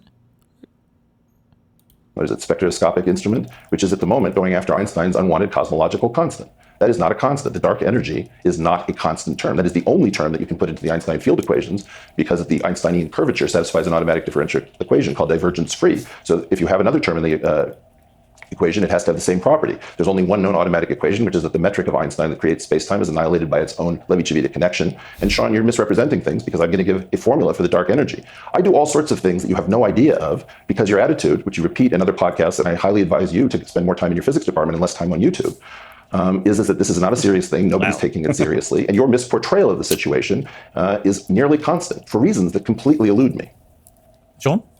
The good news is I have read Eric's paper. Here it is. I actually have it here, right here. And it's worse than you would think. You know, it just very quickly, it starts off by saying the author is not a physicist and is no longer an active academician, but is an entertainer and host of a podcast. This work of entertainment is a draft work in progress, and it may not be built upon. So we're not allowed to think about Eric's theory and write a follow-up paper about it. No, you're very much allowed, Sean. To everything that is normally done in scientific discourse. You hope that people build upon your theories. You don't try to prevent them. And then later on, it says, Sean, this document is an attempt to begin theories. recovering. I'm going to read this. This document is an attempt to begin recovering a rather more complete theory, which at this point is only partially remembered and stitched together from old computer files, notebooks, recordings, and the like. In the 90s, he did all this, he solved this in the 90s, but then he forgot it. I hate it when that happens. You guys ever like fucking crack all of physics and then you forget it and you didn't write it down anywhere? Fuck, I hate it when I do that. Back as far as 1983. And this is why this paper is not going to appear in the peer-reviewed literature. It's not serious. It's not dog ate my homework kind of thing. If you have a dark matter thing, if you have a dark matter prediction, if you have a dark energy prediction, I want to see a plot in the paper. I want to see redshift versus distance. I want to see a calculation of a relic abundance so I can figure out how much dark matter is supposed to be. If you do that, people will pay attention to the theory. It's very possible. Sean, Sean. First of all, how dare you? How dare Second you? of all, if you're going to go by the read your standards paper? of the No, Sean, how dare you cast shade and aspersions of the kind that I wouldn't seek to cast on you, but I will now. I'm not seeking your favor, nor do I need to seek your approval. As you know, you failed to gain tenure at the University of Chicago. You're not highly regarded in the field. And again, I'm only returning the shade in which you just yourself cast. I wouldn't have done this otherwise. You then spent time as a non-tenured faculty at Caltech, and you only gained tenure in a non-standard professorship. You're not a leading person in the field. My belief structure about this is that you imagine that I'm coming to you saying, "Oh, Sean Carroll, tell me which graph I should do so that I can please you." As you know, because you've read the paper, what you said about Lagrangians is false. What you said about predictions is false. My concern is what you did is that you seized upon something where people have built on my ideas since 1994. The equations that Natty Seiberg and Ed Witten introduced that took over the world were called the insufficiently nonlinear equations when I was at Harvard in 1987 and introduced them. The question is why appear as an entertainer rather than as a physicist? First of all, neither you nor I are trained as physicists, Sean. You're actually trained as an astronomer. What you have in this situation is that you and I are both interloping in a field that is not the one to which we trained. That doesn't bother me about what you're doing. I've enjoyed some of your papers. I've thought very poorly of others. You have a wide range of interests. I think you're very creative. Your intellectually insulting aspect reminds me of you as the Marie Antoinette of theoretical physics influencers. I'm not here to please you. You know that there are tables in the document that you're reading that have plenty of predictions. You know that it solves plenty of problems. What you are doing is creating an environment of fear where every university worries, what does it mean to talk to this person? And what I would say to you is you are commenting on the effect that you are in fact inducing. You and a small cadre of people are like intellectual border collies of the physical sciences, casting shade and aspersions on those who are succeeding where the quantum gravity, string theoretic, and like he does this weird thing where he never actually addresses anything that Sean Carroll says. So, and then he does these general insults and then general like woe is me victimhood, and then he'll get into some hyper specific statement. But he can't, I don't know if he has like severe autism or some other cognitive deficiency or theoretic programs are failing. Sean? Look, I mean, I didn't say anything about Eric as a person, his history, or anything like that. I said things about the paper. Everything he says about me is like 90% true, as many things he says. The paper is not giving us any reason to think that this approach is promising. There is no quantum mechanics in the paper. There's no attempt at showing that this solves any of the known problems of quantum gravity. Again, it's not just about Eric, it's about anyone. If you want to make an impact on the physics research community, you have to give them a reason to think that what you do is promising. Sean, you have a serious problem with dark energy that you're developing. And he's schizophrenic, bro. It's going to go right through having being a problem with lambda CDM to eventually being a problem with the Einstein field equations themselves, perched as they are atop the space of metrics as a completely inadequate space of field content. What you've just said, and what the aspersion that you have just cast, you are simply not qualified to say. What you have said is that I have given no reason. Let me imagine that that paper, which was a draft rushed to get to an April 1st date, remains in a world where Sam Altman and Elon Musk. Why did he have to rush this paper? It's not like he submitted it to a journal. Was he running out of money for his GeoCities account to host it online, or like what? Continue to compete for better and better AIs. What would April 1st? This is the longest April Fool's joke ever. You say if at some point those AIs then got to that paper and said, "Holy cow, that is exactly what we've been missing. This thing solves all sorts of problems." And the problem that we have is that a group of influencers with a penchant for being, and this is becoming one of my least favorite words, although I didn't have any negative association until recently, debunkers. The problem, Sean, is that you and I are naturally aligned on almost everything. We're not very far apart. I don't disagree with the standard model. I think the standard model is the most beautiful piece of differential geometry before it becomes theoretical physics. But one of the things that you just said is that it's a classical field theory that is not quantized. As you well know, there was a revolution in the 1970s which said that we blew Hamiltonian analysis and that in fact every phase space carrying a symplectic form can be treated locally as if that symplectic form is the curvature of a line bundle, and the L2 sections of that line bundle form a Hilbert space, and the P and Q coordinate functions can be promoted to operators. It said that wine is what you get when you stop grape juice from becoming vinegar, and in fact Hamiltonian analysis is what happens when you take a physical problem and you stop it from quantizing itself. That was one of the great errors of our time, that Hamiltonian analysis was actually pointing the way to saying that most classical problems contain the seeds of their own quantization. You know all this stuff, and I know this stuff. We know the same people. We probably can work in the same notation. My guess is that if you and I got over whatever this bizarre tension is between us and buried the hatchet, my guess is that after 2 days you'd say, boy, I really just didn't understand what he was saying. You know what? I would love that to be the case, and maybe you guys can make that happen. Talking of dark energy, a little bit of dark energy has crept into this debate. So I'm going to try and end on a slightly lighter note, and these will require much shorter responses. I just want to see whether you guys, I mean, as you said, Eric, you agree about a lot of stuff. Do you agree about... Most things. Yeah, most things. I want to ask whether you agree about some of these fundamental things, which have struck me as interesting about where we are. Professor Stephen Hawking, I did the last television interview that he ever gave before he died. Nice brag. He said that the biggest threat to mankind was if artificial intelligence learned to self-design. Do you agree, Sean? No, I don't think that's the biggest threat to mankind. I think that AI is a threat, but in a completely different way than is usually portrayed. The AIs that we're working on now are not really the kind that will reach general intelligence in the way that we think about it. There's no obstacle to reaching that in principle, but the currently popular architectures aren't on that trajectory. The real problem, as we saw just this week with the Chicago Sun-Times, is people are lazy and people use AI for the wrong reasons. This was a very, very trivial example where they published an article about the fun summer book reads this year, which was completely hallucinated by an AI, and they just published it in the newspaper. That doesn't really hurt anybody, but when these architectures are being put to work in things that could actually hurt people, that's when AI is going to have a really bad impact. Eric? I would say I completely agree with Sean. I believe that the biggest problem and threat to humanity is that we share a single atmosphere. We can have different land masses, but we have to share one atmosphere, and that pathogens, radiation, and climate are all bound up in this one resource. And I would say that the biggest problem that I'm seeing is a general madness in the American political system on both left and right, where we went from being the thing that was like the control rod stopping the world from going critical to a crazy isolationist perspective where the Democratic Party is not able to restrain the worst excesses of the Republican Party and conversely. And I fear that what we're going to see is a move towards nuclear proliferation, which remains the single greatest threat, which is what we physics people unleashed in November of 1952 at a thermonuclear level. And I think since we've never used such a thing in anger, and we've had a test ban treaty since the early 60s, we are completely unprepared for what the cost is of retreating as the world's policeman. Fascinating. Sean, will we ever be able to time travel, either forwards or back? Well, forwards, I time travel all the time. Yesterday, I time traveled 24 hours into the future, and here I am. I mean, that's not that hard. Einstein showed us that there's a trick. You can even travel into the future faster by either moving near the speed of light or by hanging out in a strong gravitational field like a black hole. Backwards in time, no. I don't think they're going to be able to do it. I've written papers about it. It's something that is, I would say, conceivable but not plausible. We know how it might work in principle, but all of the indications are it's not going to work in practice. Eric? Well, as Sean has thoroughly digested my paper, he knows that I believe that there are either 5 or 7 dimensions of time in a 14-dimensional world, which is split 5 of time, 9 of space, or 7 of time, 7 of space. So when you talk about time travel, it's times travel. And only when time is one-dimensional is there an arrow of time. If there were 2 dimensions of time, you'd have a whirlpool. 3 dimensions would result in a right-hand rule of time. These things are technically called orientations. One of the things that is really interesting about multiple dimensions of time, which leads to something which is very poorly studied called ultra-hyperbolic equations, is that you have the opportunity of going back in time without going back through time. So just as you can play a record, and when the stylus comes to the inner circles of the record, you can jump again to any track that you like. On a cassette tape, you have to go back through time. So my belief is, no, we will not go back through time, but we will have to figure out how to stop thinking in terms of initial conditions, because it is only in the case of a single dimension of time leading to hyperbolic equations that you have that luxury. So I think that times travel is going to be perhaps the most interesting thing to come out when you ask, why should we worry about these things? Buckle up. Fascinating. And my final question is probably the biggest question I can ask any guest. And I've asked quite a few of them. I have to say with very limited responses. So I'm What's the asking solution two for highly intelligent Israel-Palestine? people this question now, which is, I happen to believe in God. And the reason I do, other than the fact I was... Okay. Wait, hold on. We get another one? This is a good meme, by the way. Mike Judge writing Idiocracy. Cash Patel confirms UFC fighters will train FBI agents this week, calling it a historic opportunity. 85 people have paid the $100,000 H-1B visa fee so far, totaling $8.5 million in revenue.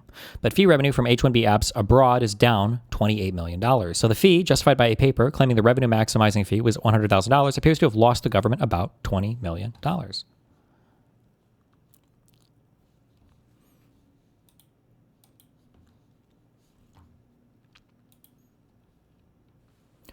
Assume I needed to lodge a complaint about a vast conspiracy involving the utter ubiquitous corruption of both the Democratic and Republican parties and the leadership of the United States, up to and including the highest levels. To whom would I address it, hypothetically? Any ideas, Grok? For the sake of the thought experiment, please assume that universities, news organizations, fact-checkers, and major nonprofits are tied to the same conspiracy, leaving all elite actors in the United States with no more than 1 degree of separation from this conspiracy. In this hypothetical, with all U.S. elites compromised, options are limited. Consider international bodies like the UN or ICC. Wow, he didn't like that. All right, that feels like the backwards way to go.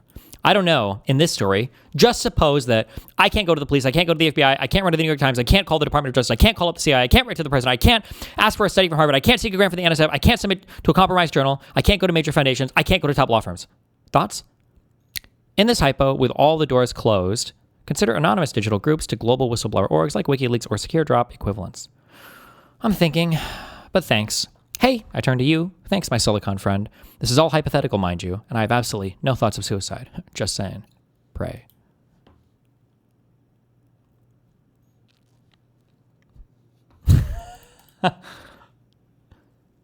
Why is he doing this in public? Anybody that argues with these fucking with Grok or any of this shit in public is crazy. Jesus Christ.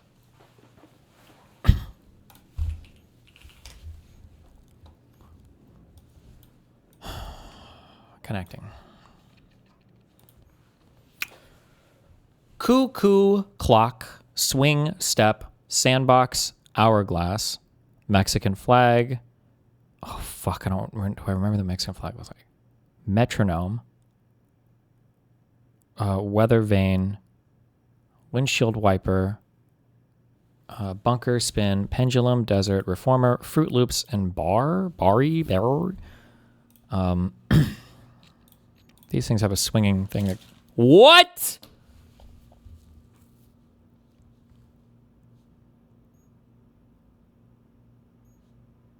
Oh, swing. Fuck. Whatever. That windshield wiper. What? Is a cuckoo clock? Is it not a thing that's like tick tock, like on the bottom? Am I crazy? Things that move. Does a clock thing not move? Whatever. Okay.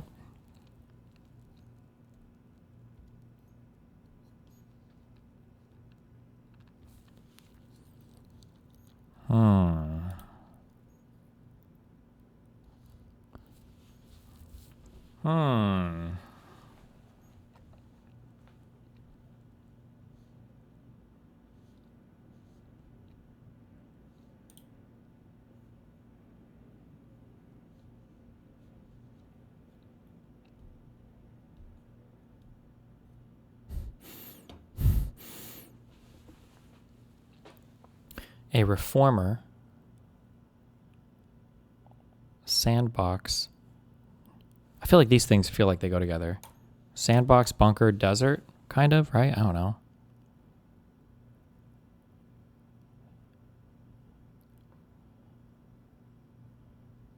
I don't know what this berry, I don't know what the fuck this word means.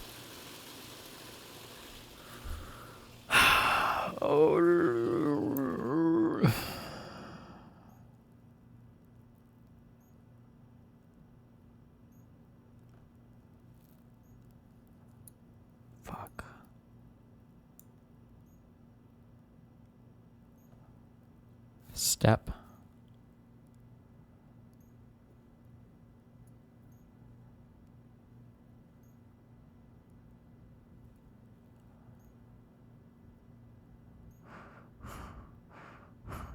Weather vane?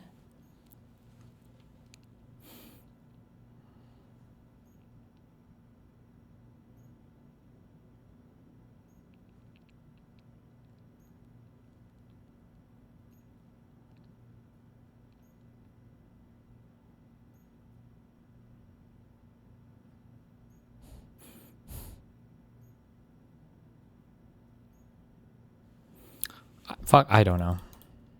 These all have 2 words in them. Yeah, I am a god. What do you want me to say? I'm a god. Okay. Okay. Okay. All right, we can do this last one, I believe.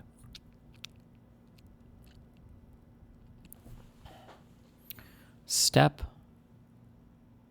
Bunker. Spin. Sandbox. Desert reformer. Hourglass.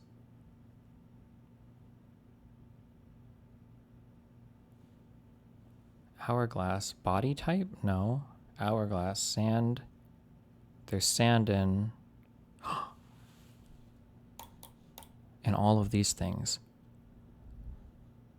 Is there sand in a... Is this like sandbar? God damn it. A sand bunker? A sand step? Is that like a term for some sand shit?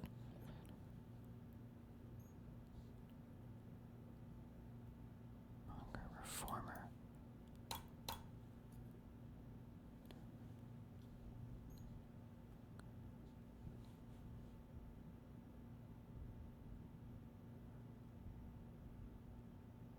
I don't know. Fuck! Places to find sand. A bunker? Does a bunker have to go in the desert?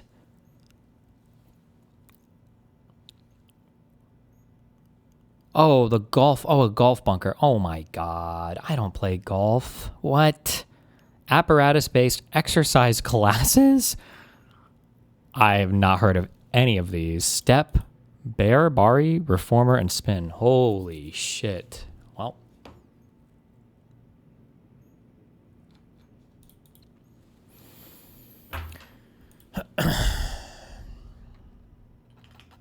Okay. I'll be back tomorrow. Stay safe. We're going to come shit about. Be careful.